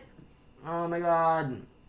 I'm done. I'm done with her. I'm done. I'm done with her. I'm done with her. I'm done with her. I almost made it all the way through. I can't. I'm done. I'm done with her. I'm done with her. For the best interests of trans people, then this video shouldn't upset you more than the excusable hate that people like Marcus and Miyoko receive for They can get fucked. You're so full of it. She literally said we all have the same starting point. She literally said the thing. She said the thing. I'm gonna lose my mind. Ah! We literally don't. We literally don't. You're gonna say you, a black trans woman who was born in Jamaica, have the same starting point as me, a white trans man who was born into a middle-class family in the United States of America. Are you fucking kidding me? Yeah, she said Jamaica. Like, are you how are those even remotely similar starting locations? How?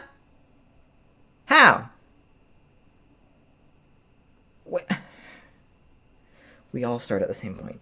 No, we literally don't. We literally do not. We literally do not. Like, oh, yeah. I know a couple as well. I just didn't want to say anything. I didn't want to talk any shit because I don't know enough about Jamaica to talk shit. But yeah, I do know a couple of Jamaicans who love America for some reason.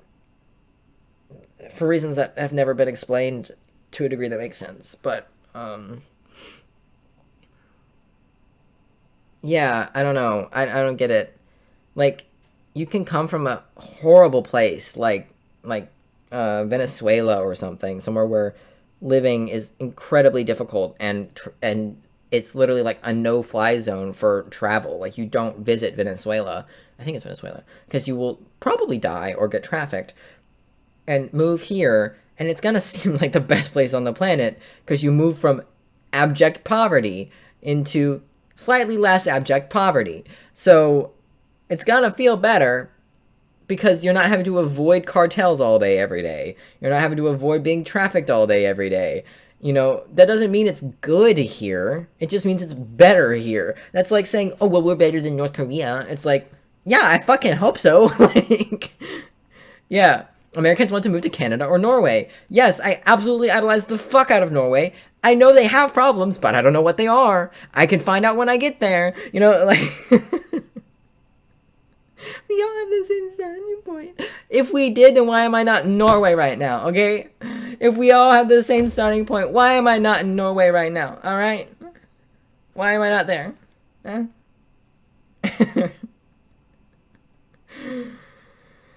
Can she take me with her? Can she find me a wife? Please.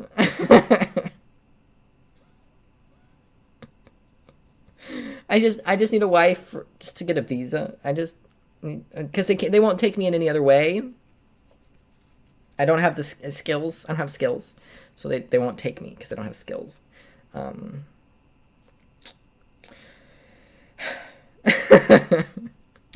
Refusing to conform to everyone else's way of thinking. This video should motivate. So much for stopping at 12 hours. I honestly don't care. I'm just enjoying myself. I mean, I'm suffering, but I'm enjoying myself. So we're gonna keep going till I can't anymore. Good luck with that, rookie.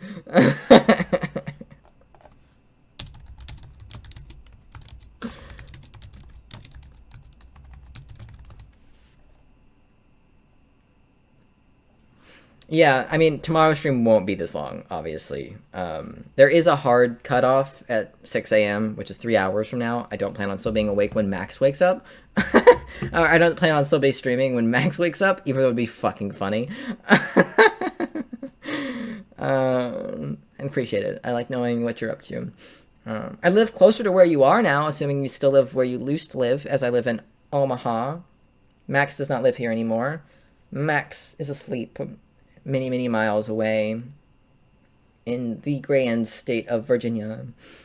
Yeah, you've missed a lot. You've missed a lot. Yeah, I live in Omaha, Nebraska, and Max lives in Richmond, Virginia. So, I cannot tell Max hello, both because they are asleep and very, very far away. You could fly here. I don't have anywhere for you to sleep. There's a blow-up mattress in the other room, though. You can put it in the Discord, how much you miss and love Max, and I will tell them in the morning. I will forget. I didn't scare them away. They wanted to try living alone for the first time, and wanted to do so in Virginia. I can't afford to live alone in Virginia, so I had to go somewhere else. So, you know, if you come during stream tomorrow, Max should be here during stream, technically today, tomorrow. We're going to do some Reddit after some Zelda, and hopefully Max will be able to join us for that. So in theory, Max will be not just in stream, but on stream tomorrow, giving commentary and whatnot through Discord or something like that. So if you want to see Max or talk to Max live and in action, but not in person, they won't be with me. They should be in stream tomorrow. You know, so that's good information to have. I don't know what time that will happen during the stream. I don't know how long I'm going to do Zelda for. But since I don't have work, we can really go as long as we want, and then Max can join whenever, once Max gets off work. I don't know if Max has plans tomorrow or not, but in theory, they'll show up for the Reddit stream. So,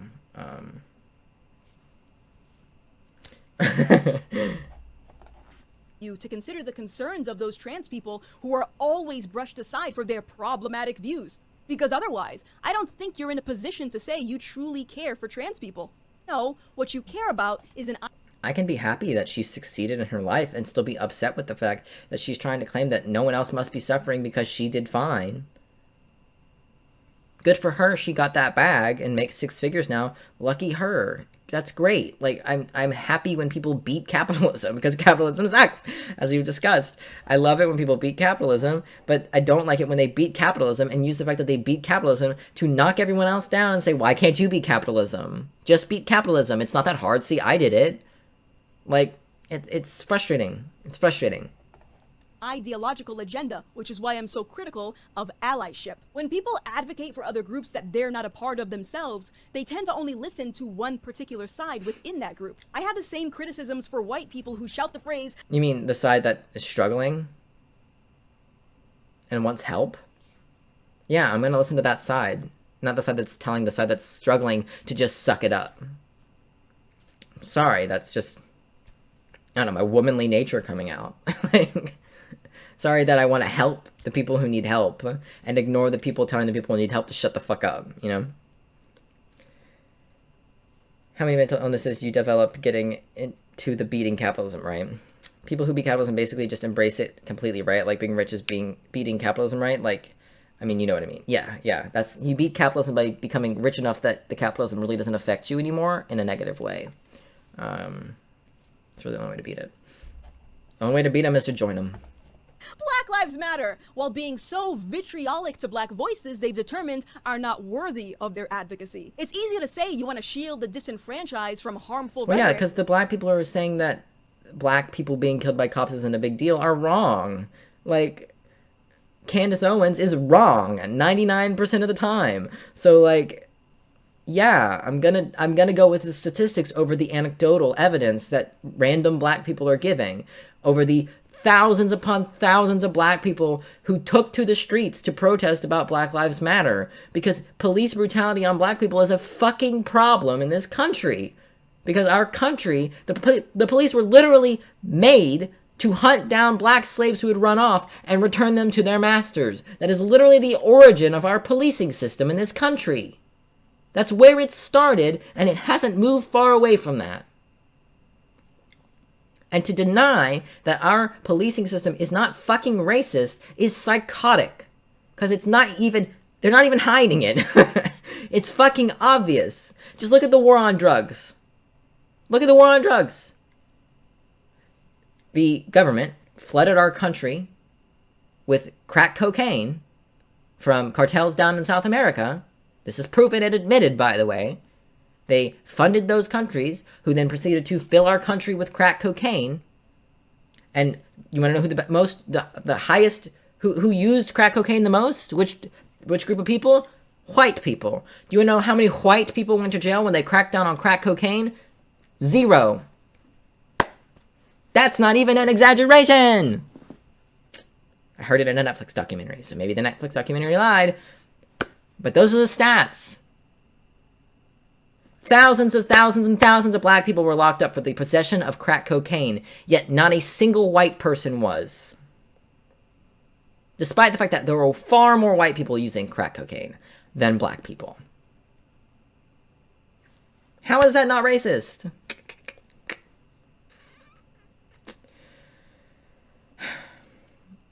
Like, crazy. Yeah, 13 hours. Woo! Someone give me money. It's been 13 hours and no one's giving me money. I can take my top off. I've got a shirt on under this. So, like, they funded the terrorists that eventually attacked us. Yeah, basically.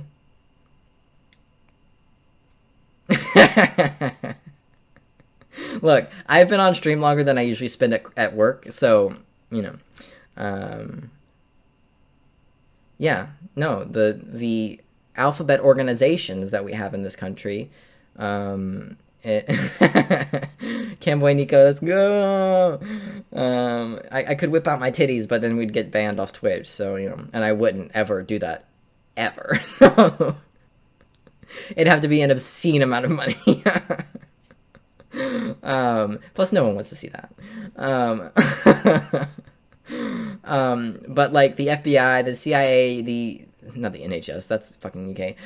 Like all of those organizations, especially the CIA, are the cause of a lot of problems both in our country and in the countries that we claim are horrible and terrible. You know Venezuela that I mentioned earlier? You wanna know who fucked them in the ass?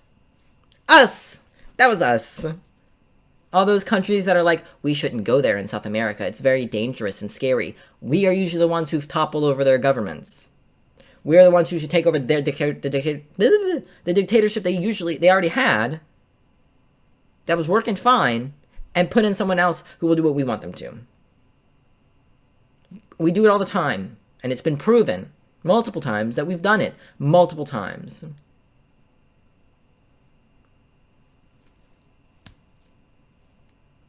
And a lot of times, it ends up fucking us in the ass. And by us, I mean the citizens of the United States.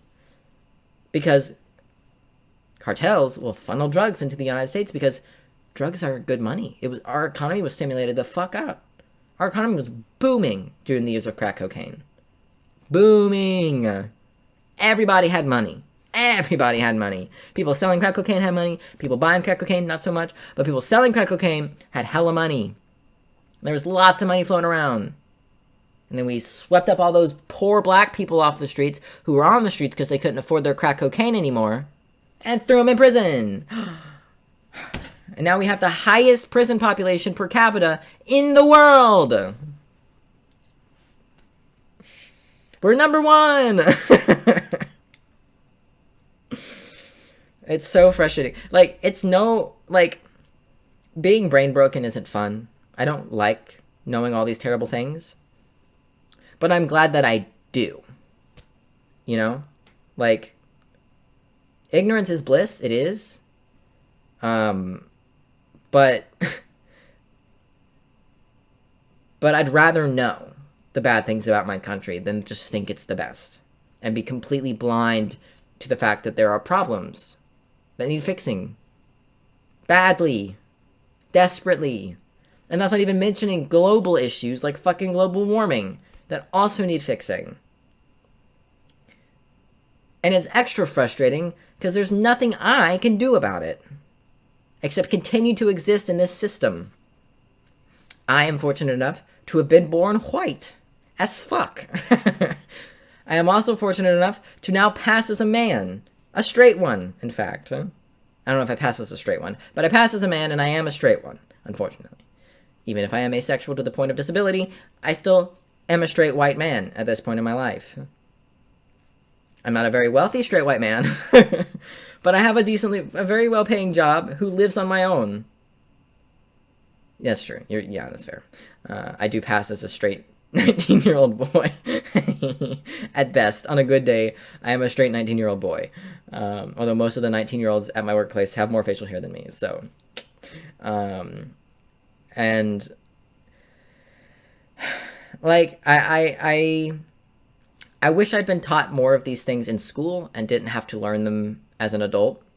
I do get a lot of my information from Hassan Piker and the Hassan Piker stream. So, yes, there have been 13 hours of words, Ricky. I know he can't hear me, but... But, what was I saying? What was I saying? Someone tell me what was I saying? What was I saying?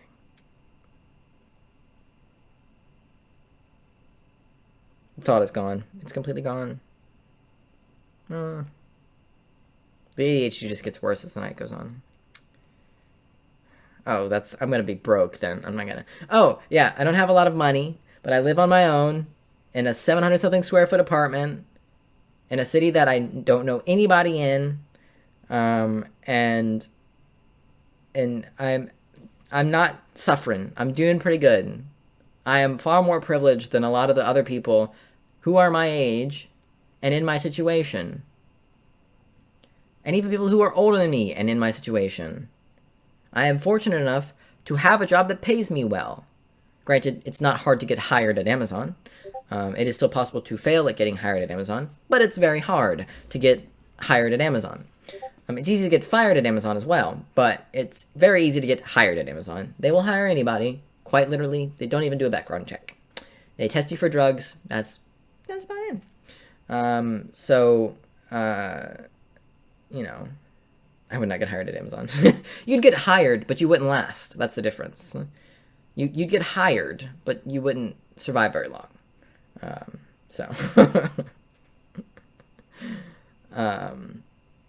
Yeah, and the only reason I'm able to live where I am is because my parents didn't completely cut me off.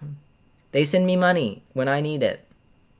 Because my parents are very wealthy. Not exorbitantly wealthy, but they're wealthy. They got money. Okay?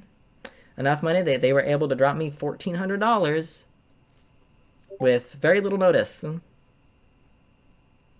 Most people can't do that. Even households with 2 incomes. So, I do my best to remember my privilege and remember my lucky spawn point. And despite the fact that becoming trans very much uprooted my life and changed it to a very extreme degree, I try not to let that... I'm trying to have a serious conversation right now. Rod, I can't.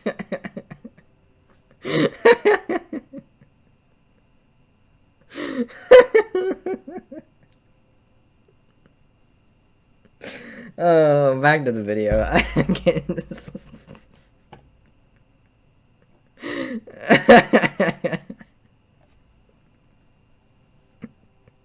I could have ignored it too, but because Twitch flagged it, it popped up red, so I could not look at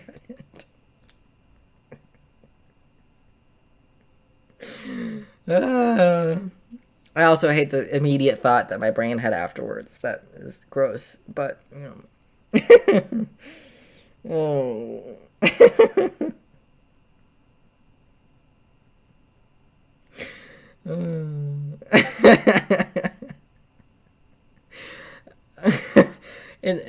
My immediate thought was, I wish I could make my money and come, but my own cum, not that of others.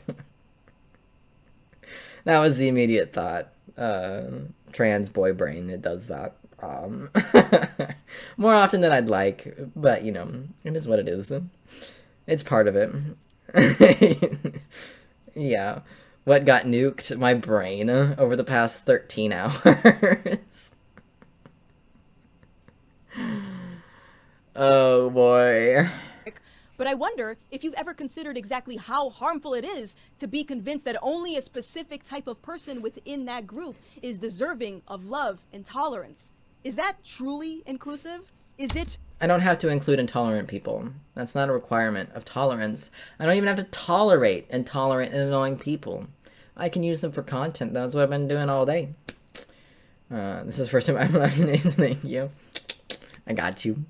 And Jarek will always join right in on the lewdiness if you need him to. So if he's here, he will join in.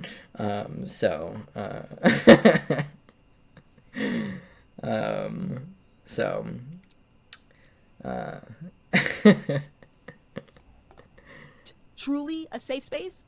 Something to think about. Now, before I close out this video, I did want to... I don't think Twitch cares that I have 3 people in here being very inappropriate, all of which are adults. So, yeah, go for it, stream. Circle back to what I said earlier. If you just so happen to be... Fuck my brain. Shit. Shit. It gets worse when I'm tired. She said circle back, but before she could say the word back, my brain said jerk.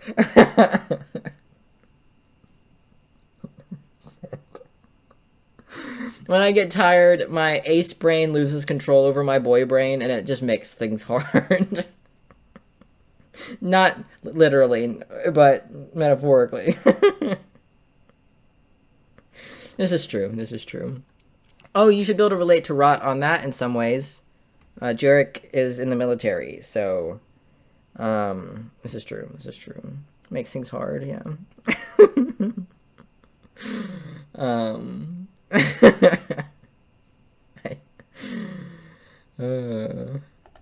Someone that doesn't agree with the trans lifestyle for one reason or another. The thing that prompted me to make this video was seeing the reactions of the public when Caitlyn Jenner, or as some may remember her as Bruce Jenner, decided to... That's not necessary! That's not fucking necessary. Caitlyn Jenner has been Caitlyn Jenner for years. You don't have to remind people that what her dead name is. I'm sure she doesn't fucking care, and I fucking do not like her, but that is not okay to dead name her, okay? It's not okay. It's not necessary to, when you mention Elliot Page, to then mention his dead name. It is not necessary to, when you mention Laverne Cox, to even know her dead name. I have no fucking idea what her dead name is, and that's how it should be. I forget what Caitlyn's dead name is on a regular basis, and I don't need to be reminded of it because it's not relevant. And I'm sure Caitlyn doesn't care. She seems like the type who wouldn't care. But it's still not okay. It's not okay, and it's not necessary. We all know. Anyone who has clicked on this video knows who Caitlyn Jenner fucking is, okay? It's not, I'm sorry, it is just not necessary at all. Governor of California. One point that I'm always trying to make on this channel time and time again is that people are not monoliths. Whether you're gay, trans, black, whatever, not everyone thinks or believes the same thing, regardless of how they identify. However, not everyone understands this. And because of that, the left has a tendency to weaponize identity politics to achieve their ends. They'll generalize a specific demographic without listening to everyone within that demographic. They'll say, what do you... If we want to talk about generalizing a demographic, what the fuck do you think conservatives do all day, every day, when they demonize trans and queer people? I beat you that time, Stray. I beat you that time.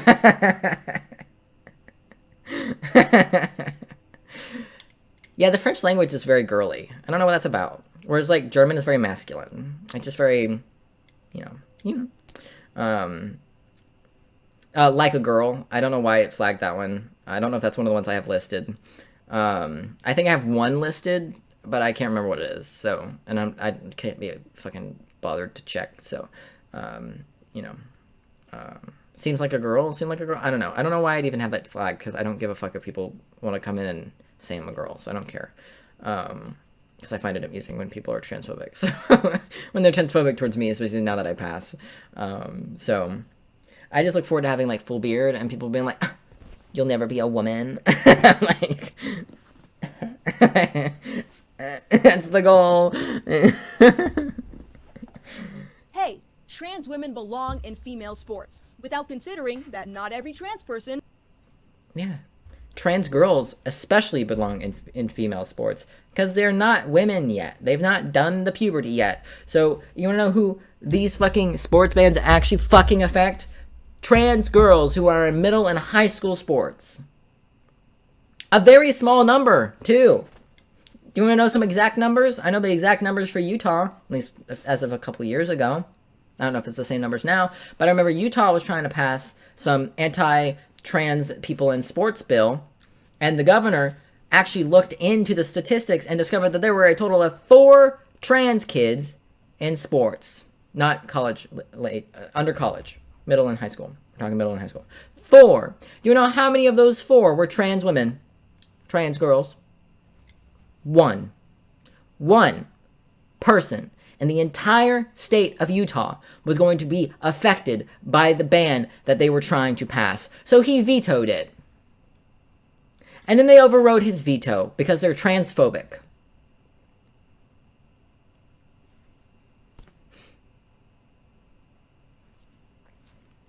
Trans women have a lot of barriers they have to pass to be in women's sports. When they pass those barriers, they should be allowed to be in women's sports. Because at that point, they stand no chance against men. Because they're not men. But also, trans women deserve to be allowed to fail at sports just like every cis woman. Okay? Because trans women aren't out here breaking all the records, taking all the awards, like the conservatives claim is happening. It's not a thing. You know how many trans women have won national titles? 1, maybe 2, and that's been in the past couple years. And she won 1 race. She's in one of these videos somewhere. They talk about her in here somewhere. She's in one of them. It's so ridiculous. Agrees with that statement. So when I saw how hateful some of the responses were from the left after Caitlyn announced she would be running for governor, I looked at that as an opportunity to break. Because Caitlyn's the worst. It has nothing to do with the fact that she's trans or a different type of trans. It has everything to do with her politics, and not even her anti-trans politics. Her politics in general is just ass. She's just a conservative, a terrible fucking conservative.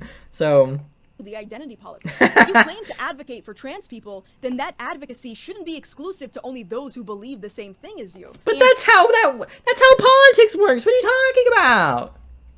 What are you talking about? If Elliot Page was a fucking, like, conservative-ass MAGA motherfucker, I wouldn't be supporting his bitch ass either. Because I don't agree with his politics. But he's not. To my knowledge, he's not very... He doesn't talk a lot about his politics, to my knowledge. It has nothing to do with this. I don't hate Caitlyn Jenner because she's trans. I hate her politics. And I think she's a bad person. She's also murdered somebody, allegedly. So, not really a fan. It has nothing to do with the fact that she's different trans. Make capitalism great again. Capitalism is thriving. When I saw some people on the right refusing to even consider voting for someone who went against their personal or religious beliefs, I also saw an opportunity to find a middle ground. Sure. Listen, you did. I can appreciate that people are so passionate and devoted to sure their you did, own beliefs. Gothix. And I'm not Where's saying that that video? they have to understand or even be accepting of a lifestyle that they don't agree with. However, I would implore everyone who thinks this way to really observe the state of the world right now. There's a lot of divisive ideology that's coming from the trans community that I, as well as many transsexuals, don't agree. Talking to you, bisexuals. I'm just kidding. I'm just kidding. So instead of complaining at the people who are in favor of this stuff, perhaps it would be more effective to just play the game. If identity politics is the tool that's being used to generalize groups of people based on their identity, then let's amplify those who on the surface... Okay, Gothix, we get it. You think you know everything. We get it, we get it. Jamie! Woo! I need food. I need food. Real food, not chips. I need real food. Hold on. Let me go throw some Hot Pockets in the oven. Not Hot Pockets, but fuck. Pizza rolls. Pizza rolls, 3:30 in the morning. Woo! I mean, it's my normal time to eat pizza rolls, if we're being honest.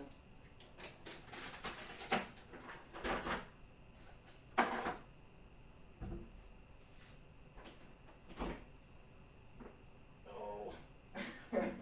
My back. My back. I am old. I've also been sitting in the same chair for 13 hours. I did this to myself.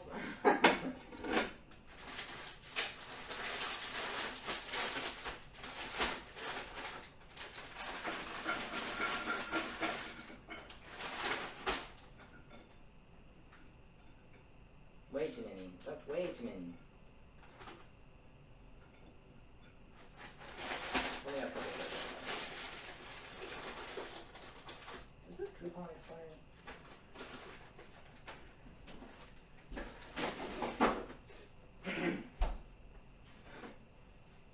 It does. It expires. Wonder how much of my ramblings you all can hear.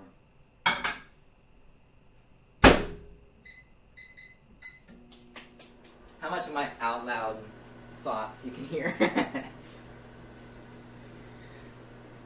Oh, Stray, you missed one.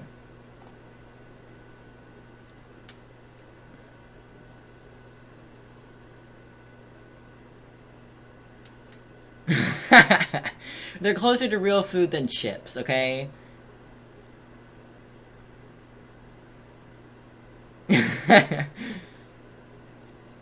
There are a lot of terms that Twitch restricts despite me not telling it to, and I'm not sure why. I'm not sure why. What should I have to drink? Should I get a monster? I shouldn't. I shouldn't get a monster. I will be very shaky. I should not get a monster. I should not do that. I will not be doing that. It's tempting, but I won't be doing it.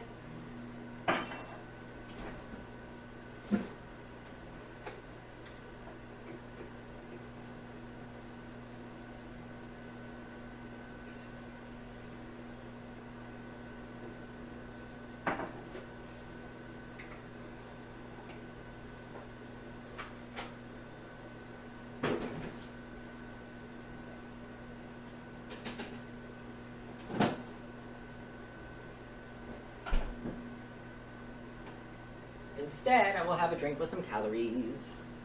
I will have Mountain Dew. I have a lot of monsters in my fridge, but I shouldn't drink any of them right now. I can tell that if I drink one right now, I will literally be shaking, and I don't want to be. So I'm going to eat some food, and hopefully that'll tamp it down. I haven't had, like, really anything to eat since Christian showed up earlier, which I don't remember how long ago that was.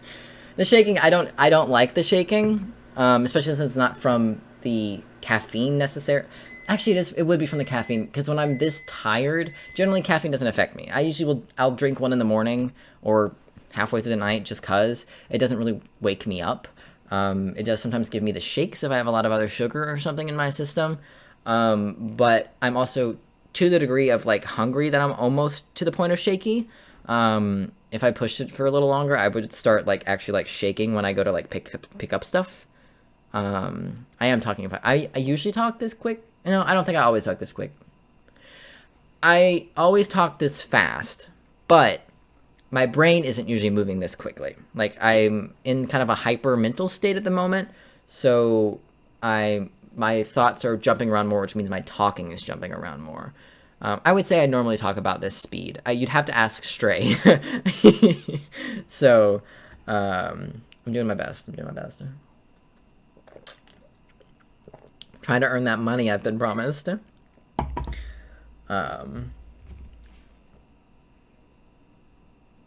Speaking of Stray.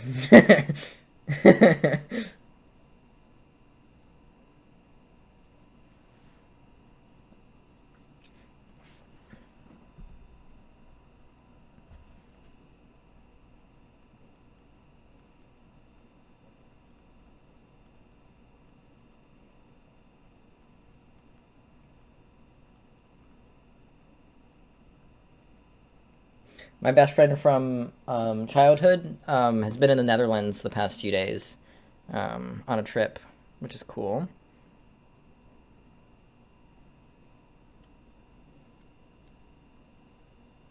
Sounds like that'd be nice. Don't think I'll ever get to do that. At least not if I keep working at Kroger. Kroger? At Amazon. When did I get that snap?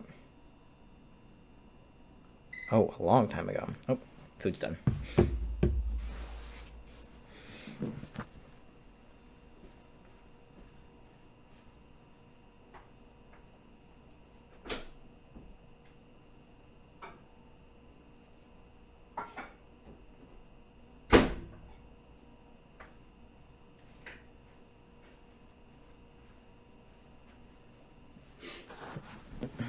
Stray, am I talking faster than normal? Sorry, the plate was loud. Awful noises. Awful noises. Do you think I am talking faster than normal, or do you think I usually talk about this speed? Because I think I might be talking a little bit faster than normal, but I think I'm actually just more bouncing around more than I normally am. Like, I think my thoughts are a little bit more straight in a line. I am trying to talk a little slower at the moment because I'm trying to get my words correct. Because I've been fucking up my words a lot. the past few hours. So, but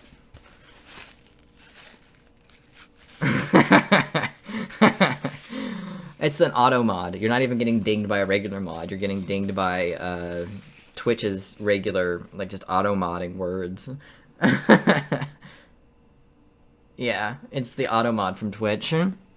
It's coming from the higher ups.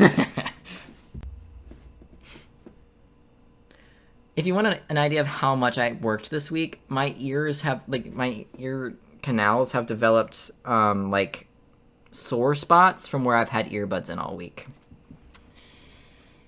Oh yeah, no. I mean, you've not said anything that I deem inappropriate for my stream. I know I'm doing my best not to. This one's really hard to not pick at though, because it's so pickable. This one was just sore. It didn't like develop an actual like pickable spot. It's just been like, it got a little raw towards the end, because I usually wear it in my right ear, especially this week, because I spend a lot of my time doing sap decanting, which is palette decanting. So instead of and decanting is just taking stuff out of boxes and putting it in totes. So instead of pulling a box off of a conveyor and opening it and pulling the product out of it, I'm instead decanting off of a pallet of all of the same product over and over again. So I do that a lot because there's not really very many people trained on it, even though it's not hard to train people to do it. It's a very quick, like 2 minutes of you press this instead of this, you keep an eye on this instead of that, you know, that kind of thing. But when I do sap, my right ear is to the conveyor belt, and I usually try to wear an earbud in that ear so that way if someone comes up to talk to me, I can hear them better, because I wear like earmuffs when I'm at work, like the over the ear covers, because it's loud as fuck. Oh, I should I just popped my oh no, it just went down. I didn't even do that one. That one wasn't even on purpose. The second one wasn't even, I just kind of put my fingers in my hand. That was weird. Shit. But I did SAP for the first 3 days of the week, for the first half of the first 3 days of the week. So about 3.5 hours each day, at least. So I had it in the right ear, so that way when people walked up, I didn't have both the earmuff, which I can hear people through just fine, but then also an earbud. It's kind of hard to hear and converse with someone on this side if I've got something playing sound in my ear and an earmuff over it. It's not called an earmuff. What is it called? What is it called? It's like the ear protectant you see people in construction wear. Like it goes over the ears, and it's like, I can't think of it. I mean, earmuff is technically the right term, but when I think of an earmuff, I think of like when it's cold. What's the term? Google, what's the term? Earmuffs.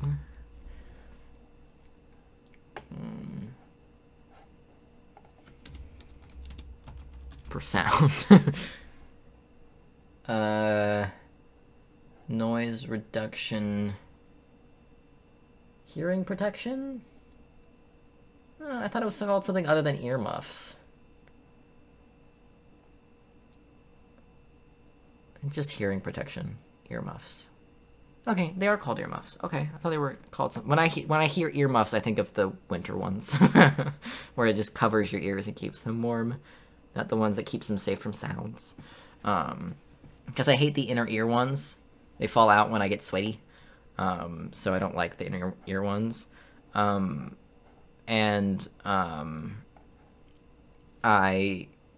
also like them because I can wear an earbud and no one knows. Yes, I do. I like the over the ear. I don't know why I didn't just pull them over. I have them. I can just get them out of my bag and put them on. I can do what I want. I don't even have to unzip the bag because I leave it unzipped so I don't forget to put food in it before I go to work. These. I wear these. Doop. Oh, it is too quiet. It's so quiet now that it's loud again. Nope, I don't like that. I don't like that. That's too much. It's too much. It was already quiet in the apartment. because it's underground, but that was too quiet. It was too quiet. It was the kind of quiet that, like, when you have kids in the house and suddenly there's no sound, and it makes you that stress, if that's what it was. But yeah, I wear those because I can still hear people when they talk. I can still hear everything that's happening around me. The sounds just aren't really sharp anymore. They're dulled out. So instead of like, it's like more of like a, it's much nicer, because it was causing my ear ringing to get worse. It was causing my normal ear ringing that I get on not a super regular basis, but a semi-regular basis, to be really bad and every day. So I took care of that with that, but then I also wear an earbud, and wearing the earbud all week fucked up with my ears, and it's sad. I wonder if eating while I watch this video will make it any easier to not pause. Probably not. We'll find out. Tinnitus. Yes, that's the word. Send me money for real tacos? No, send me money for real tacos. I'm the one who's been streaming for the past 13 and a half hours. Today Jamie, we have another... I'm already pausing it. Jamie could never be canceled. He's too pure. Also, my camera went out of focus because it was so upset about them. Case of daily cancellation inception, where we respond to somebody responding to me. In this case, it's Jamie Rains, who Wikipedia tells me is an... It's the best. It's too fast. English YouTuber with over 900,000 subscribers, a research psychologist and LGBT advocate. Rains has a PhD in psychology and has disturbingly, quote, conducted research into the sexual response of transgender men. Rains is also a self-professed... Disturbingly. What's disturbing about that? People do sex research all the time. Also, he is one. What's weird about that? Are you just jealous because he has a PhD?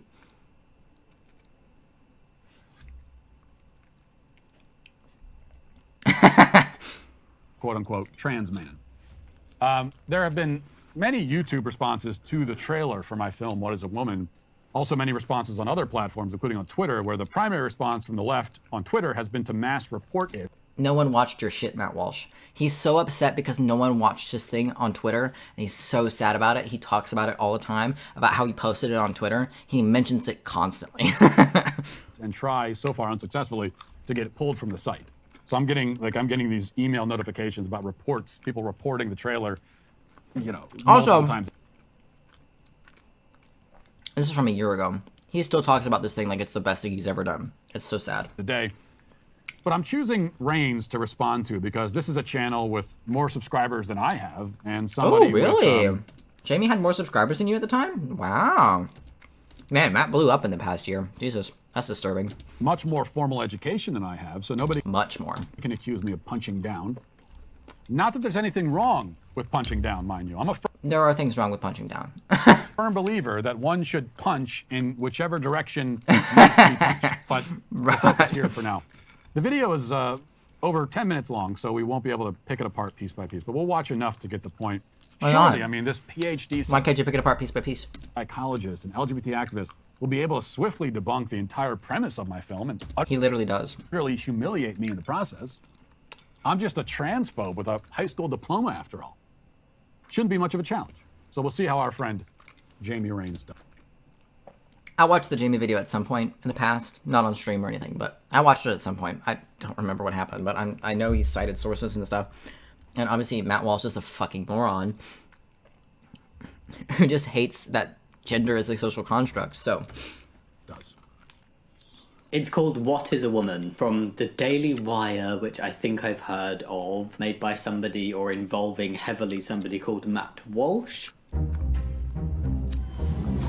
What is a woman? Immediately, is he wearing a sandwich board that says, What is a woman? Okay. Can you tell me that? Well, you're at the Women's March. You must have some idea. Please, if one person could tell me what a woman I love that they just laughed at him because it's such a stupid question. You are not here for women! We ask you to leave! What is that? What is that? Oh, wow. So a dude going to a woman's march and going up to women and asking them to define what a woman is. And probably acting like it's some big gotcha moment. Yeah, that's interesting. Oh, let's not forget the sandwich board. I mean, what definition was he looking for? My eyelash. One based off of genitals and reproductive organs? That's a little bit very narrow and not exactly great to boil people down to their parts. Okay, well, first of all, Jamie, how do you know I'm a dude? I didn't tell you that. That was not said. Oh, he did the joke, guys. Oh my god, I did the joke. How dare you assume my gender?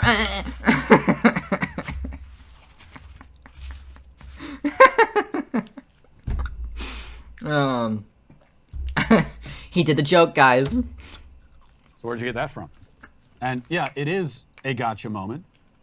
In fact, if people... You look like this. Only men look like this. Pull up a picture of an NB who dresses like this.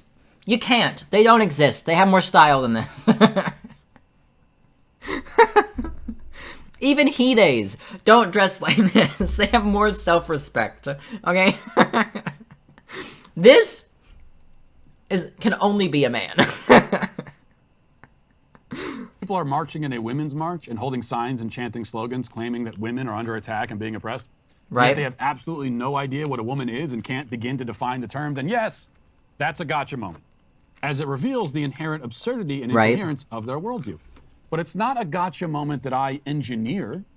Okay, I'm not backing anybody into a corner. All I did was walk up to them and ask them what the words they're using mean.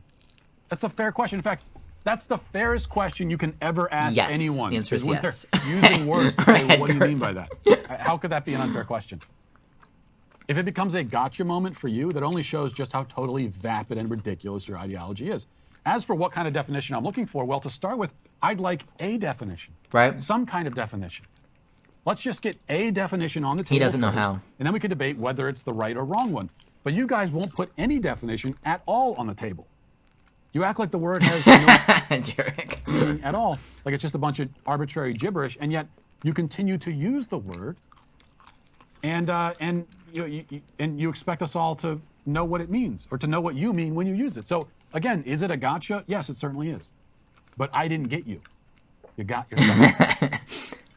I was never Oh, from the controversial mind of Matt Walsh. I'm a husband. I'm a father of 4. I host a talk show. I give speeches. I write books.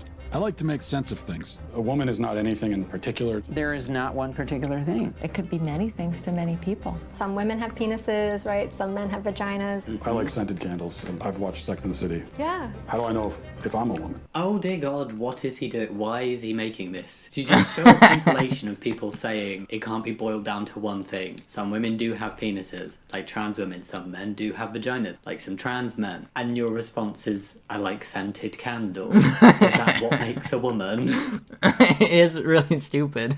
I don't know. Does it? I mean, you tell me. Because a second ago, you said that a woman can't be defined by her parts. Now you're saying that having an interest in feminine things also doesn't make you a woman. No, that's not what...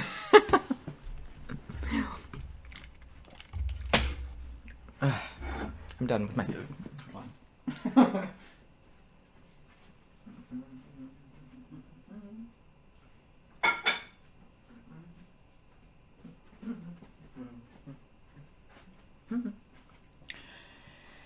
Father of 4 what?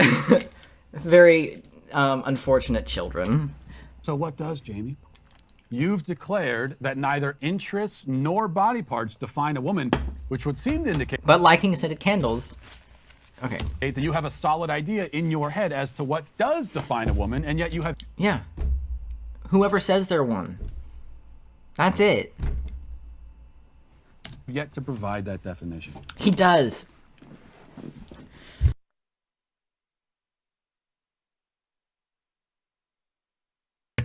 He does. He does think the beard makes him an intellectual. What if I decide that my love of scented candles makes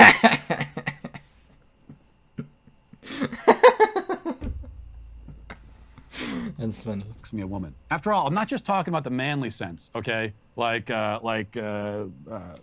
Okay, Only the candles can get. You can only dismiss my scented candle-based. He reminds me of my father, and that makes me unhappy. That's transphobia. That's transphobia. Reminding me of my father is transphobia. Because he talks the same way my dad talks when he feels like a gotcha moment has come up. When he feels like you just have no idea what you're talking about, and the point that I've made is the correct point. You know what I mean? And that's just the vibe. He's giving off the same vibes my dad does, and I don't appreciate it. Although I don't think my dad is as big of a cunt as Matt Walsh. Which should be a win, but the bar is so low that it doesn't really count, you know? Definition, if you have some other objective definition in mind. But if you don't, if you have no idea what a woman is, then for all you know, a woman is truly just anyone who's purchased a scented candle at any point in their life. Wouldn't that be wild? Definition is at least better than the definition you're offering. I have a whole box of scented candles over there. Does that mean I'm a woman now? Oh, no. Oh, wait. That means I can be a lesbian again. Actually, Matt Walsh might be onto something, you guys. Because you aren't offering any. You're not a scientist. You're not a gender studies major. No. How do you know that you're a man? I guess because I got a dick. A journey to discover the truth. The truth about what?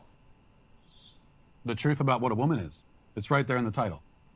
How are you confused already? That's what this is about. Try to keep up, Jamie. Can a man become a woman? I'm not a woman, so I can't really answer that. Women only know what women are.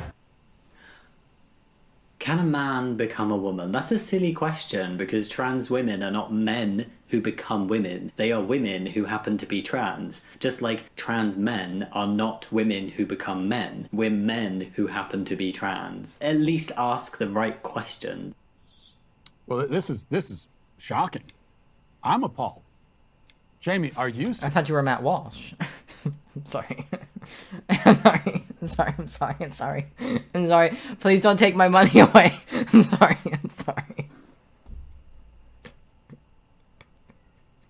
We've devolved into dad jokes. I'm so fucked.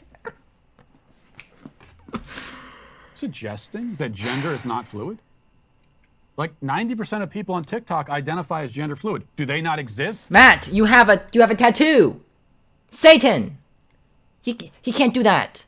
He can't do that. I'm the screaming rubber chicken. Oh wait. No. Give me no. Don't play the video. Don't play it. And that's not. Don't do that. Can't.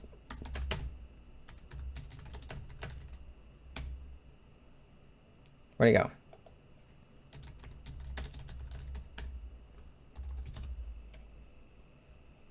You mean this rubber chicken?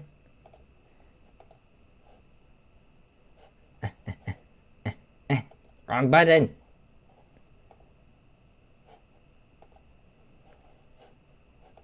You mean these chickens? Why is the quality so low? Oh my god. These chickens? You're gonna die up there. I'm Katya.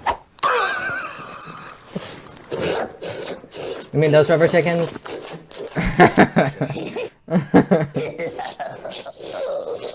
They say that.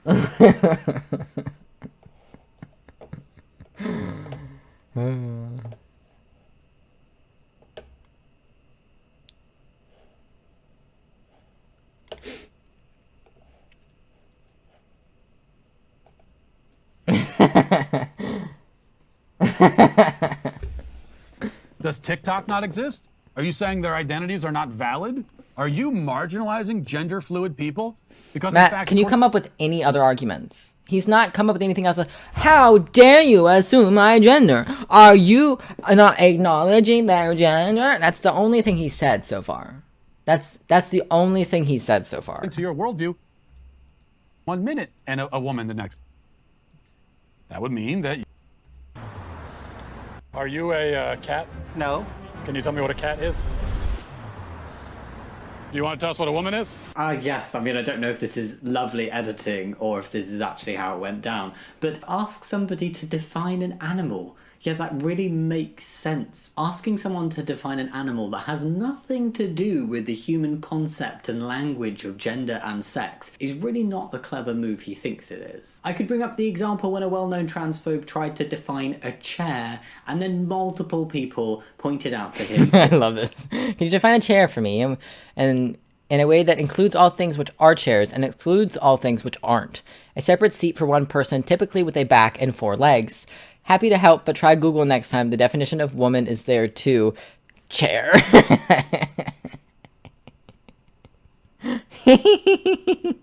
A horse is a chair. This is true. That definition could also work for horses. So well done. A horse is now a chair, apparently. No, see, you're confused again. The point of the cat. He's doing it again. He's doing it again. You're not saying anything of value, Matt. You're just going. That's all he's doing. That's all he's doing. And you've not even been streaming for nearly 14 hours. Why am I still here? Question was not to quiz that person about the definition of a cat. The point was to respond to the claim that only women can know what women are. And first of all, as I discovered at the Women's March, that's not true because lots of women don't know what women are. And second, you can absolutely know what something is. I was making the reference. Everybody knows what a cat is, and yet none of us are cats. Yes, because humans can be cats in a different species. Also know what a Chinese person is, despite not being Chinese. I know what planets and sandwiches and mice and trees and Mark Wahlberg is, despite the fact that I'm not any of them. Do you know what Matt Wahlberg is? Do any of us know what Matt Wahlberg really is? I don't think we do. I don't think we do. I don't think we do. You're wrong on that, Matt Walsh. Because I don't think we do. Those things. I even know what a chair is. That's not a hard question. That's a seat built for one person, usually with 4 legs and a back. There you go. A horse. Oh, that's a chair. That definition would not apply to horses because horses aren't built, okay? Let's keep... Yeah, they are. They're built by God, Matt Walsh. I'm a biological woman that medically transitioned to appear like a male. I will never be a man. Oh.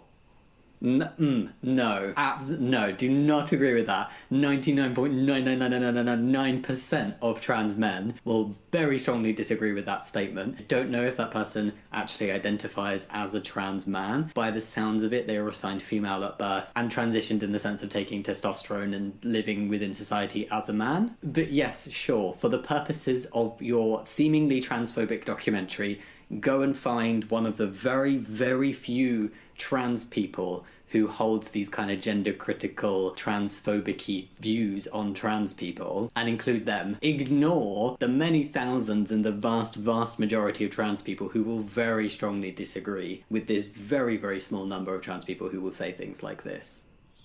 But who cares if Scott Nugent's views are in the minority among trans people? Trans people do. Because you're trying to present this one trans person as the monolith, as if this is how trans people think. You're trying to use this trans person to convince cis people that trans people are crazy. That's the problem. Trans people are in the minority among the general population.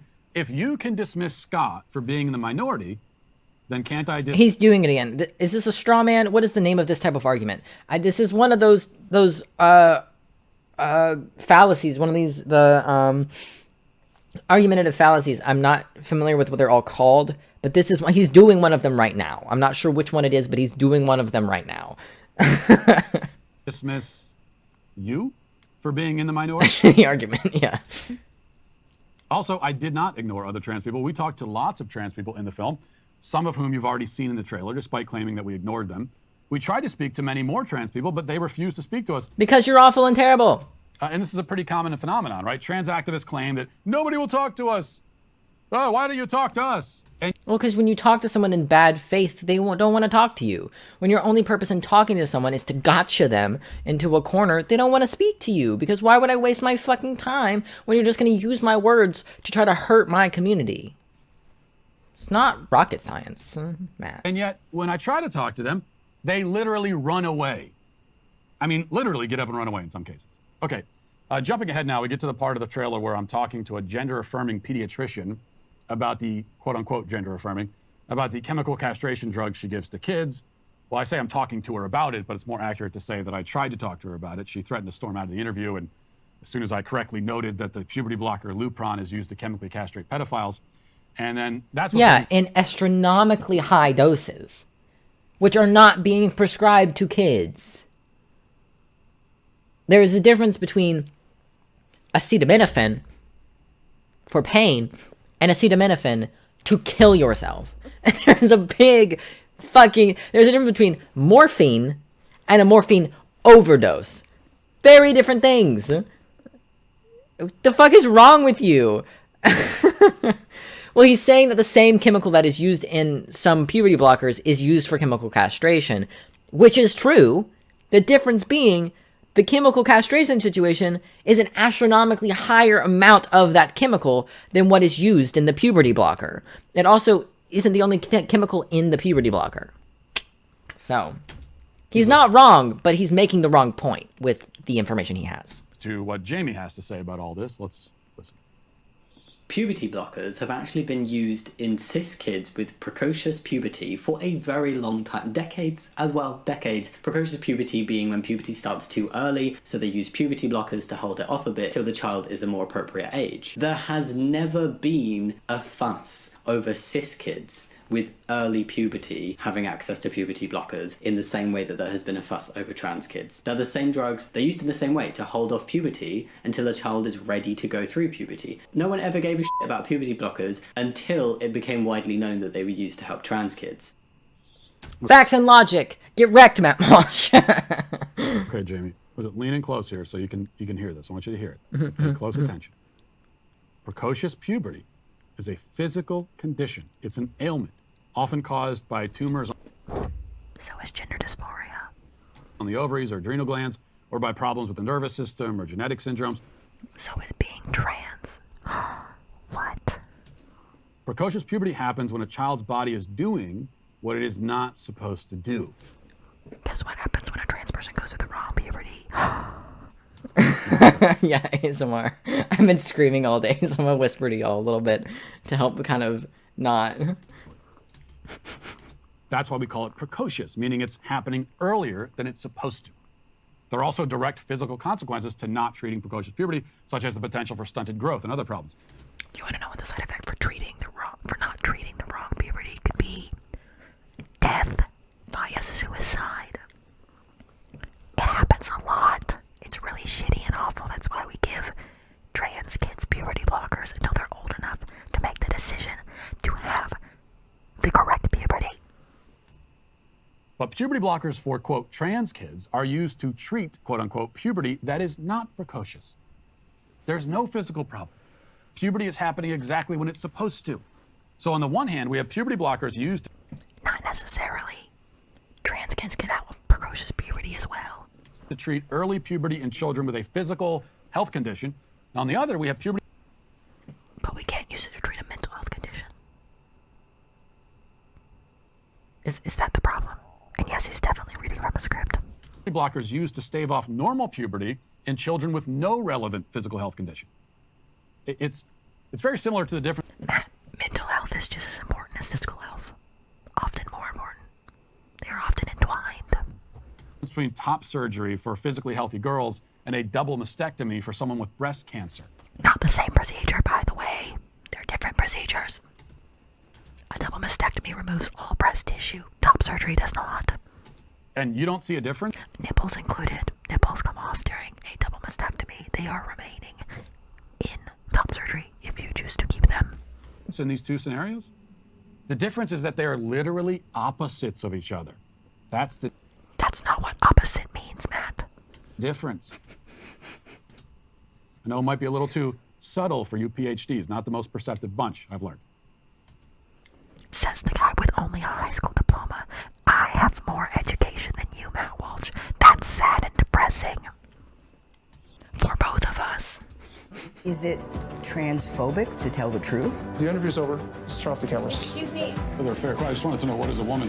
and you're not gonna find out. Based on what I'm saying, would you ever want to move to America? They say no, never. I'm sorry, there was a nude person.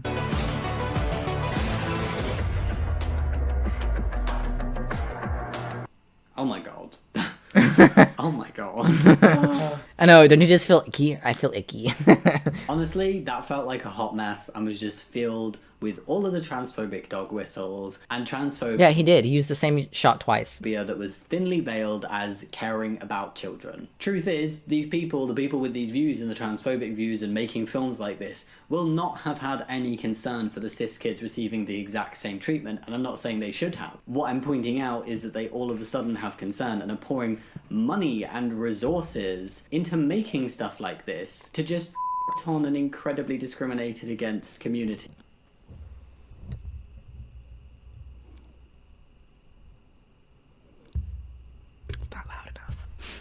Within society. Why? It doesn't make sense to me. There's just a lot of fear-mongering going around, there's a lot of misinformation, there's a lot of half-truths, there's a lot of dog whistles, and there's a lot of people buying into it. When in reality, trans people, we just want to live our lives, okay? Trans kids deserve access to trans-affirming healthcare, which again, just reminding you, a majority of which is purely just social. And then the other little bit is puberty blockers.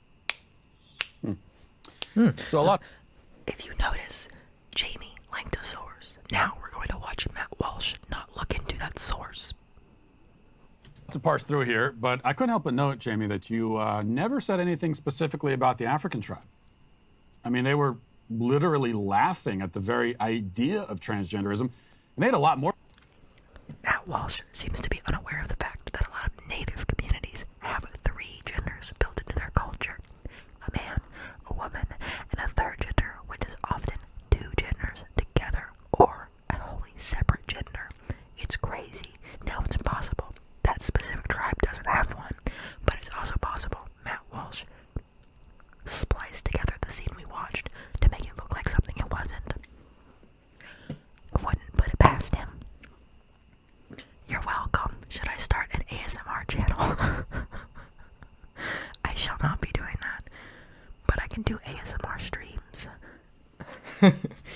Also, the ASMR is different because occasionally my nose will fill up and I have to take a deep breath because I can't breathe through my nose because of all of the snot. More to say, which you'll see in the film when it comes out on June 1st. But you seem to let them off the hook.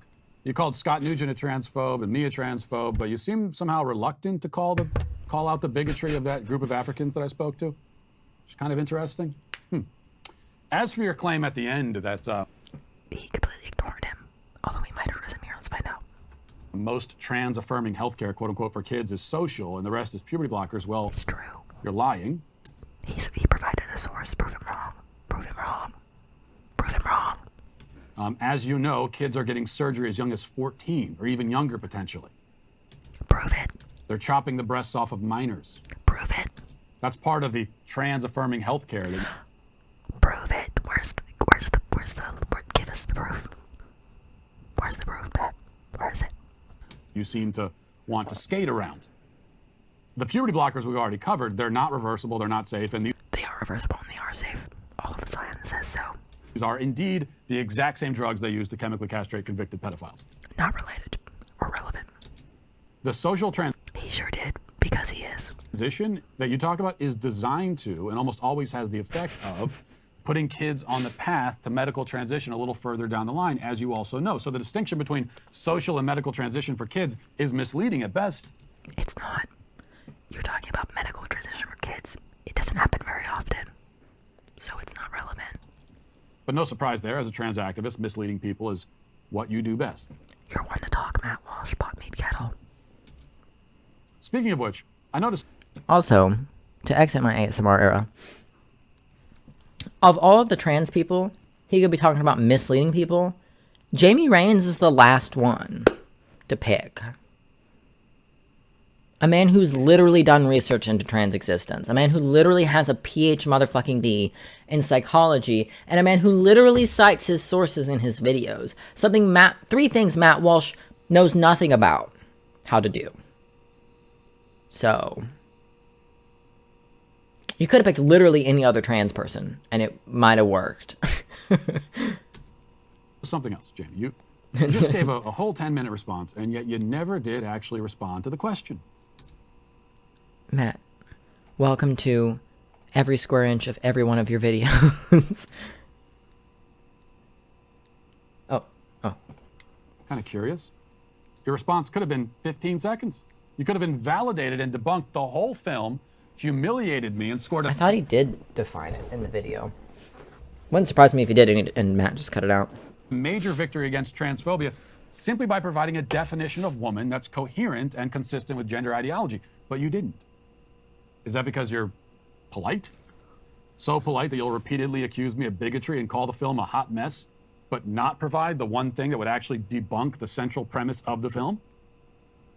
Is it politeness, or are you sitting on a gigantic house of cards and you know it, and you know I know it, but you don't want anyone else to know? Well, I guess... You'll notice Matt Walsh is speaking about himself in the third person here.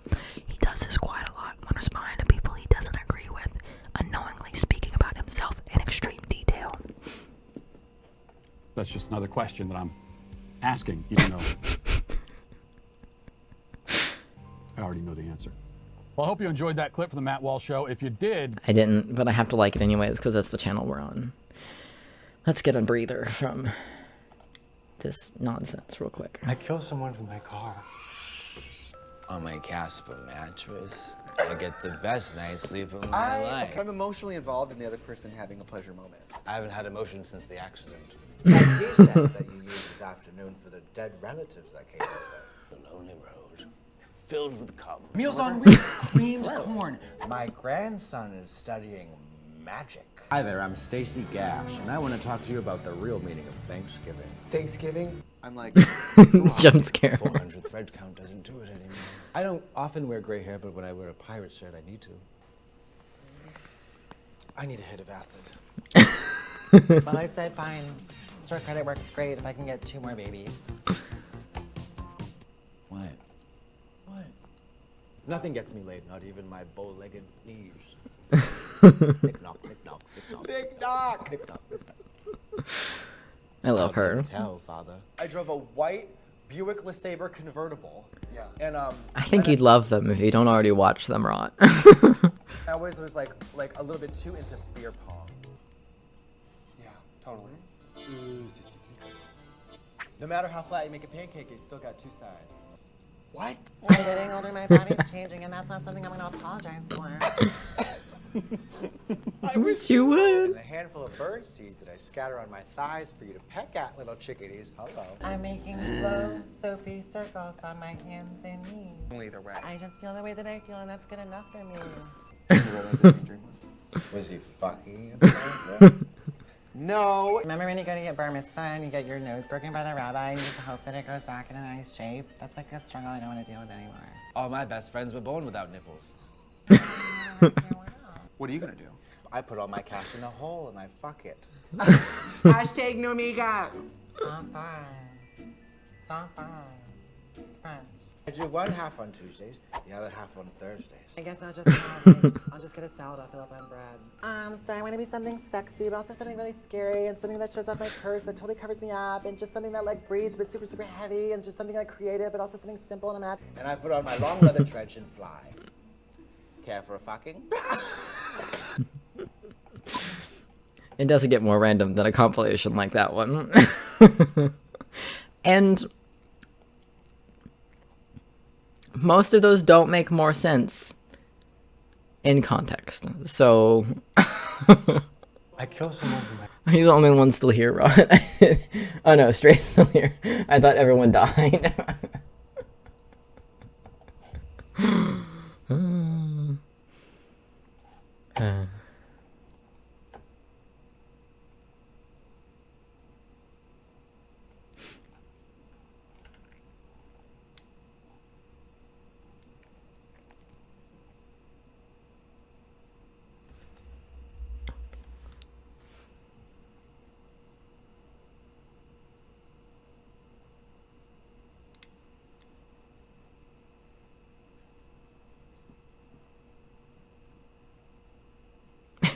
I mean, I probably should go too. I've been live for 14 hours.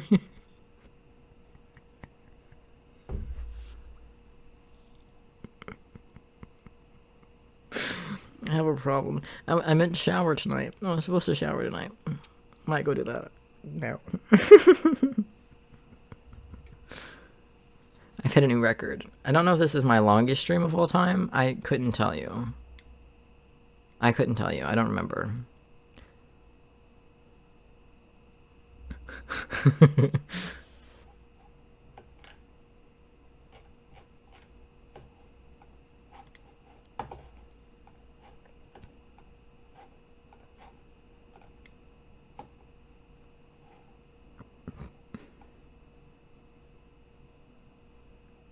One more hour.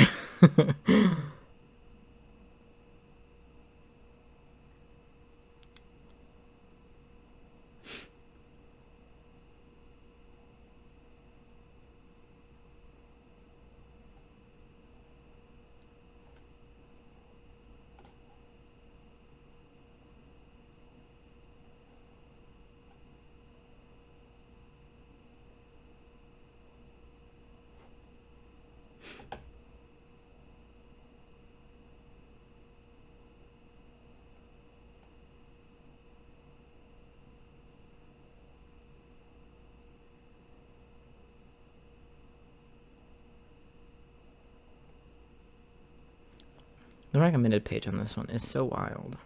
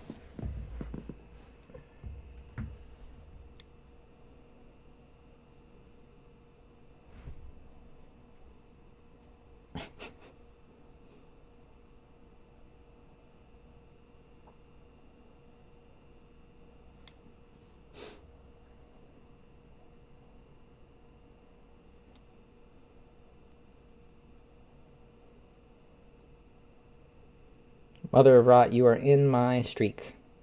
My snap streak. One of your messages was.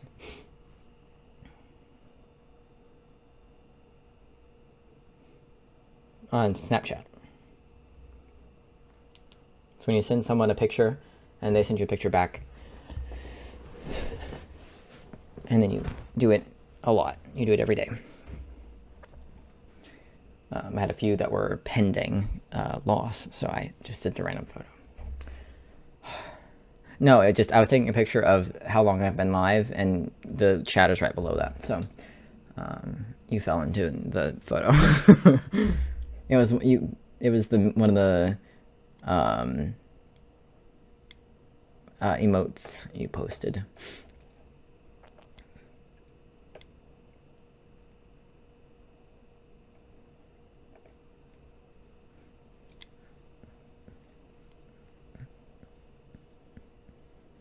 Yep, that one.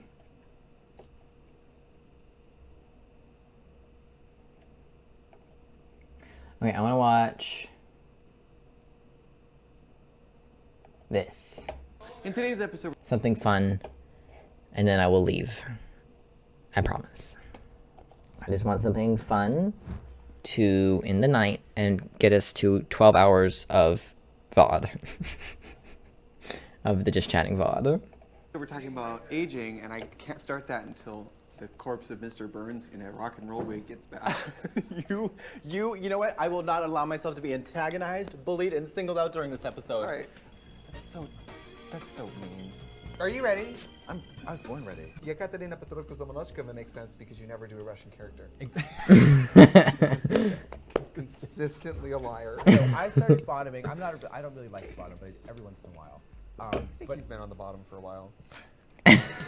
And do you have any favorite ones growing up? My mom and I made most of mine. Oh, no. I just love being... You don't watch it all at once. You watch it in segments so that I get more view count. Fashion zombies. Zombies? So would you vampires? just not wear concealer? Did you ever think the real problem is this hat? When I was a middle schooler, MySpace happened. Okay. When you were 42, MySpace. Katya's hair is what we call garbage. What's your favorite color? Your good Judy wants to know. My favorite color of all time, it's a tie between pink and hot pink. Blush and bash. I do like pastels, The though. colors are pink and pink. Fuck off, I like it.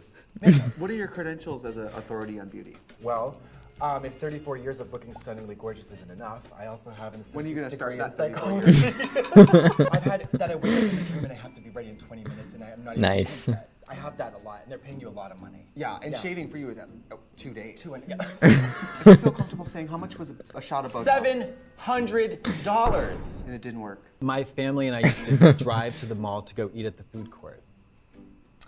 Mine did that That's too. not depressing, that is trashy. Yeah, Trashy. it's very white. And depressing. Pam. Is that your mom? Pat. Pat. Yeah. Trash. Call it Trish.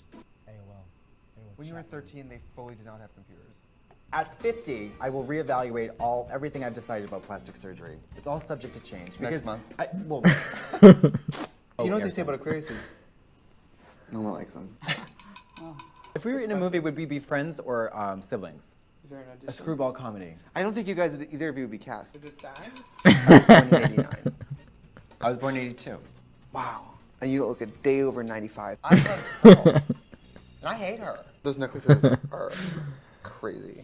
Like, I hate a gym selfie, but not as much as I hate the caption, obligatory gym selfie. You are not obliged, you're trash. No one made you. You're just trash. For me, like, Nice. I'm not actually a woman. I know that's so shocking. I know that's so That shocking. you're not a woman? Yeah. I know even the To voice. who? What are we talking about? Personal hygiene. Personal hygiene. So I want to have a mostly one-sided conversation about personal hygiene. This is more of an intervention for you. Yeah, reasons. Yeah, because I spell it weird. Yeah. Times Better is not a real last name. How come you don't wear a badge? Because you're the name police. You've been alive much longer than me. Yes. Much longer. Like practically like 3 times decades. longer. Yeah. Did you bring drag to Thailand? I certainly did not. I brought 3 pairs of dirty shorts and flip-flops. So you did bring your drag to Thailand. I'm not into reunions in general because most of the time, if I haven't talked to you in a while, it's because I don't want to. It's just a matter of time. When you go to the doctor, I think it's the beginning of Jurassic Park where they're brushing off bones. And then a helicopter comes by and they're like, cover it, cover it. Obscenity, to me, is when you wear a lace front wig and don't clean it, and your hairline starts to look like a quesadilla. Now, was it nice for you in detox not to have to put any makeup on for the challenge? It brought me to daycare. No one cared about you during the day. Okay. White knitted like a shell, okay? This person.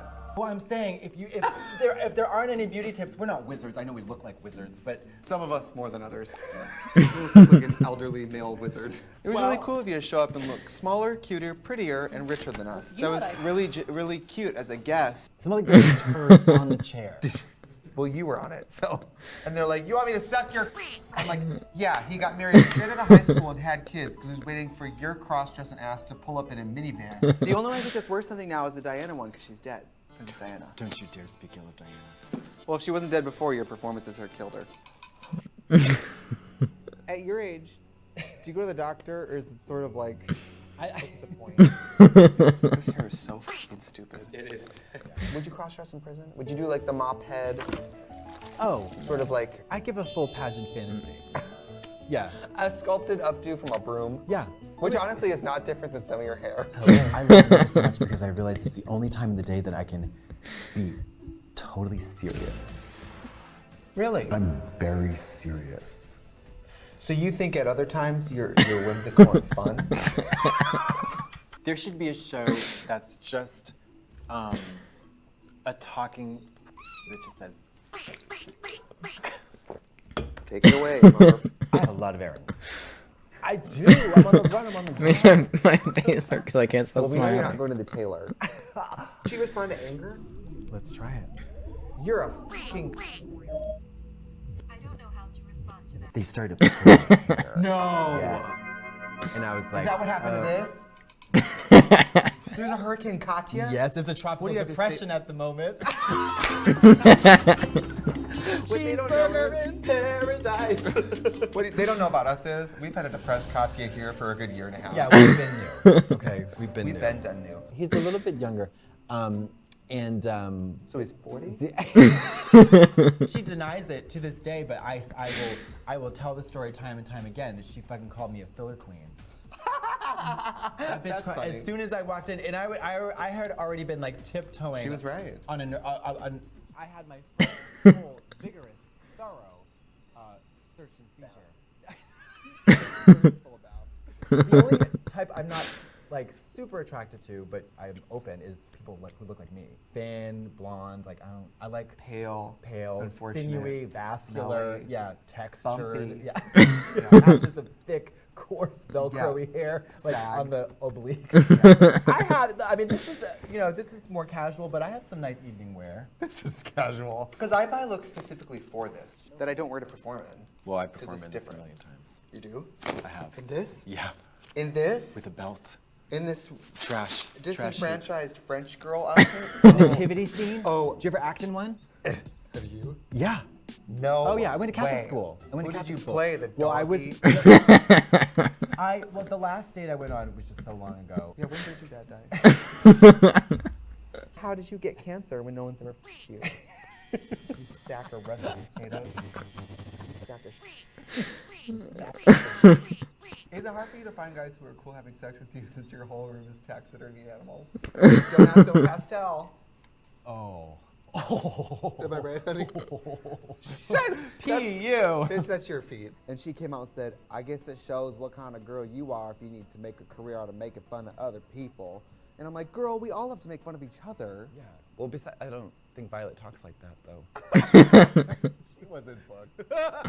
Won't survive in prison. I won't. I'm fine. I'm delicate. I'm fine. This is delicate. My skin is so tough and coarse. Especially here. Yeah. And you've already had a broomstick up your ass. Do you do the thing where you go like this? Yeah, but it's your dad's cock. I probably have a very different dating style than you, so this is good. Yeah, because mine are live. Think about if you were at a place where you know what to do and you saw someone who didn't know what they were doing. You know what I mean? Here. People say you have bad taste, or you have no taste. That's true. People don't say, girl, you have bad taste. They say, Katya, you have terrible taste. You know what the body of Katya would taste like? Like beef jerky left out in the sun Cigarettes, for 2 years. cigarettes, Red Bull, coffee. I'm crying. I think Drag Race needs some straight, old, male, white energy. Yeah, me too. That's where you come in. Yeah. Dun, dun, dun, dun, dun, dun, dun, dun. This army of skeletons and the ooh, do, do, do, do, do, do, do. That's you. It's you descending a staircase. No. You know what you look like? You look like somebody's really chic poodle. Oh. That got stuffed. So the topic of today's show is elderly people. The topic of today's show is aging. And you know what? Just because I happen to be older than you. No, we are aging at the same rate. We are in the same boat. That is not scientifically possible. Well, I guess dogs don't live as long. Do you want to see something disgusting? Have I showed it to you already? Let me see. It is so Here it is. Do I want children? For the first time in my life, I think about if I'm saving money and I'm building a life for myself, who would I leave it to if I'm a gay man who has no children? Me. So, you're not gonna outlive me, bitch. Like threatened, like that I have to look at that because oh mama, that's never gonna happen. Ever. For you, never. Forensics? Just speech. Speech giving. No. Forensics. Forensic science. Forensics is cutting up dead bodies. No, it's called forensics. You know what? I'm telling the truth, right? Forensics. No. I had the same moment that Katya's having right now. It's the forensic pathology. It's literally cutting It's up a dead synonym. bodies. Look it up, mom. It means both. Dumb bitch. Forensic speech is a study and practice. I didn't know. That's perfect. That's the end of that. My college had a forensics team, and I was like, how do you do forensic pathology and like competitively? And it wasn't until I asked Max that Max was like, it's a debate team, and I was like, oh, why don't they just call it that? Your face hurts from smiling and laughing. Yeah, mine too. It's why I love their compilations. I love them. I mean, I love them in general, but the compilations are great because it's just constant laughter. So I highly recommend the series. It's UNH HHHH. Max does have the brain cells, especially right now because Max is sleeping, and I am here still.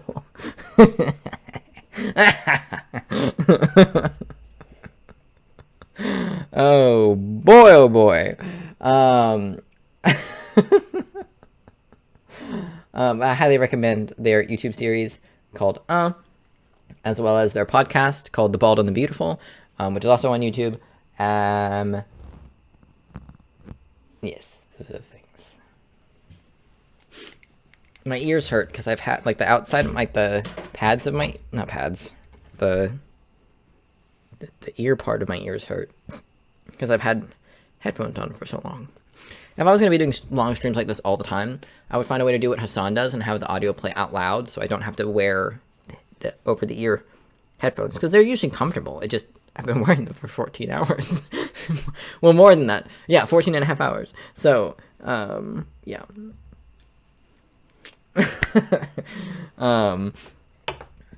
Let us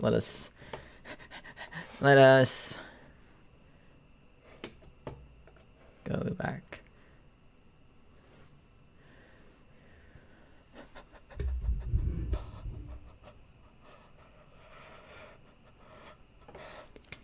Oh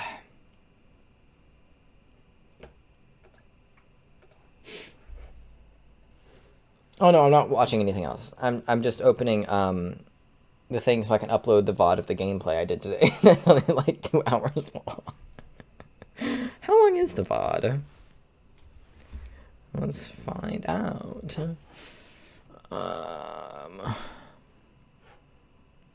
The VOD of the gameplay is an hour and a half. So. Oh. Yeah, that's gonna be all for today. I know, short stream today. I know, I'm sorry. I'll try to make it a little longer next time. It was Zelda, Tears of the Kingdom. That's what I'll be playing again tomorrow, aka less than 12 hours from now.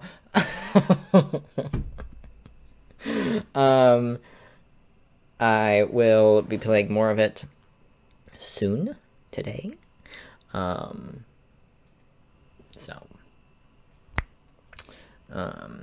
I don't know if I'll still be live at this time tomorrow. I highly doubt it. Just because I have to go to work the next night after stream. Wednesday night after stream, I do have work. And then I have my normal work week. Yeah. I'll never financially recover from this.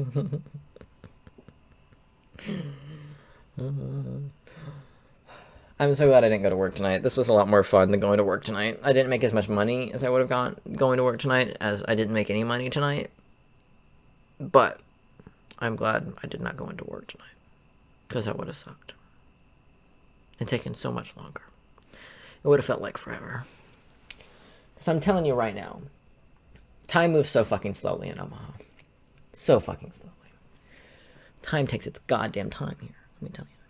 I know, it feels like a weird sentence to say, but it's true. Also, irrelevant, but not.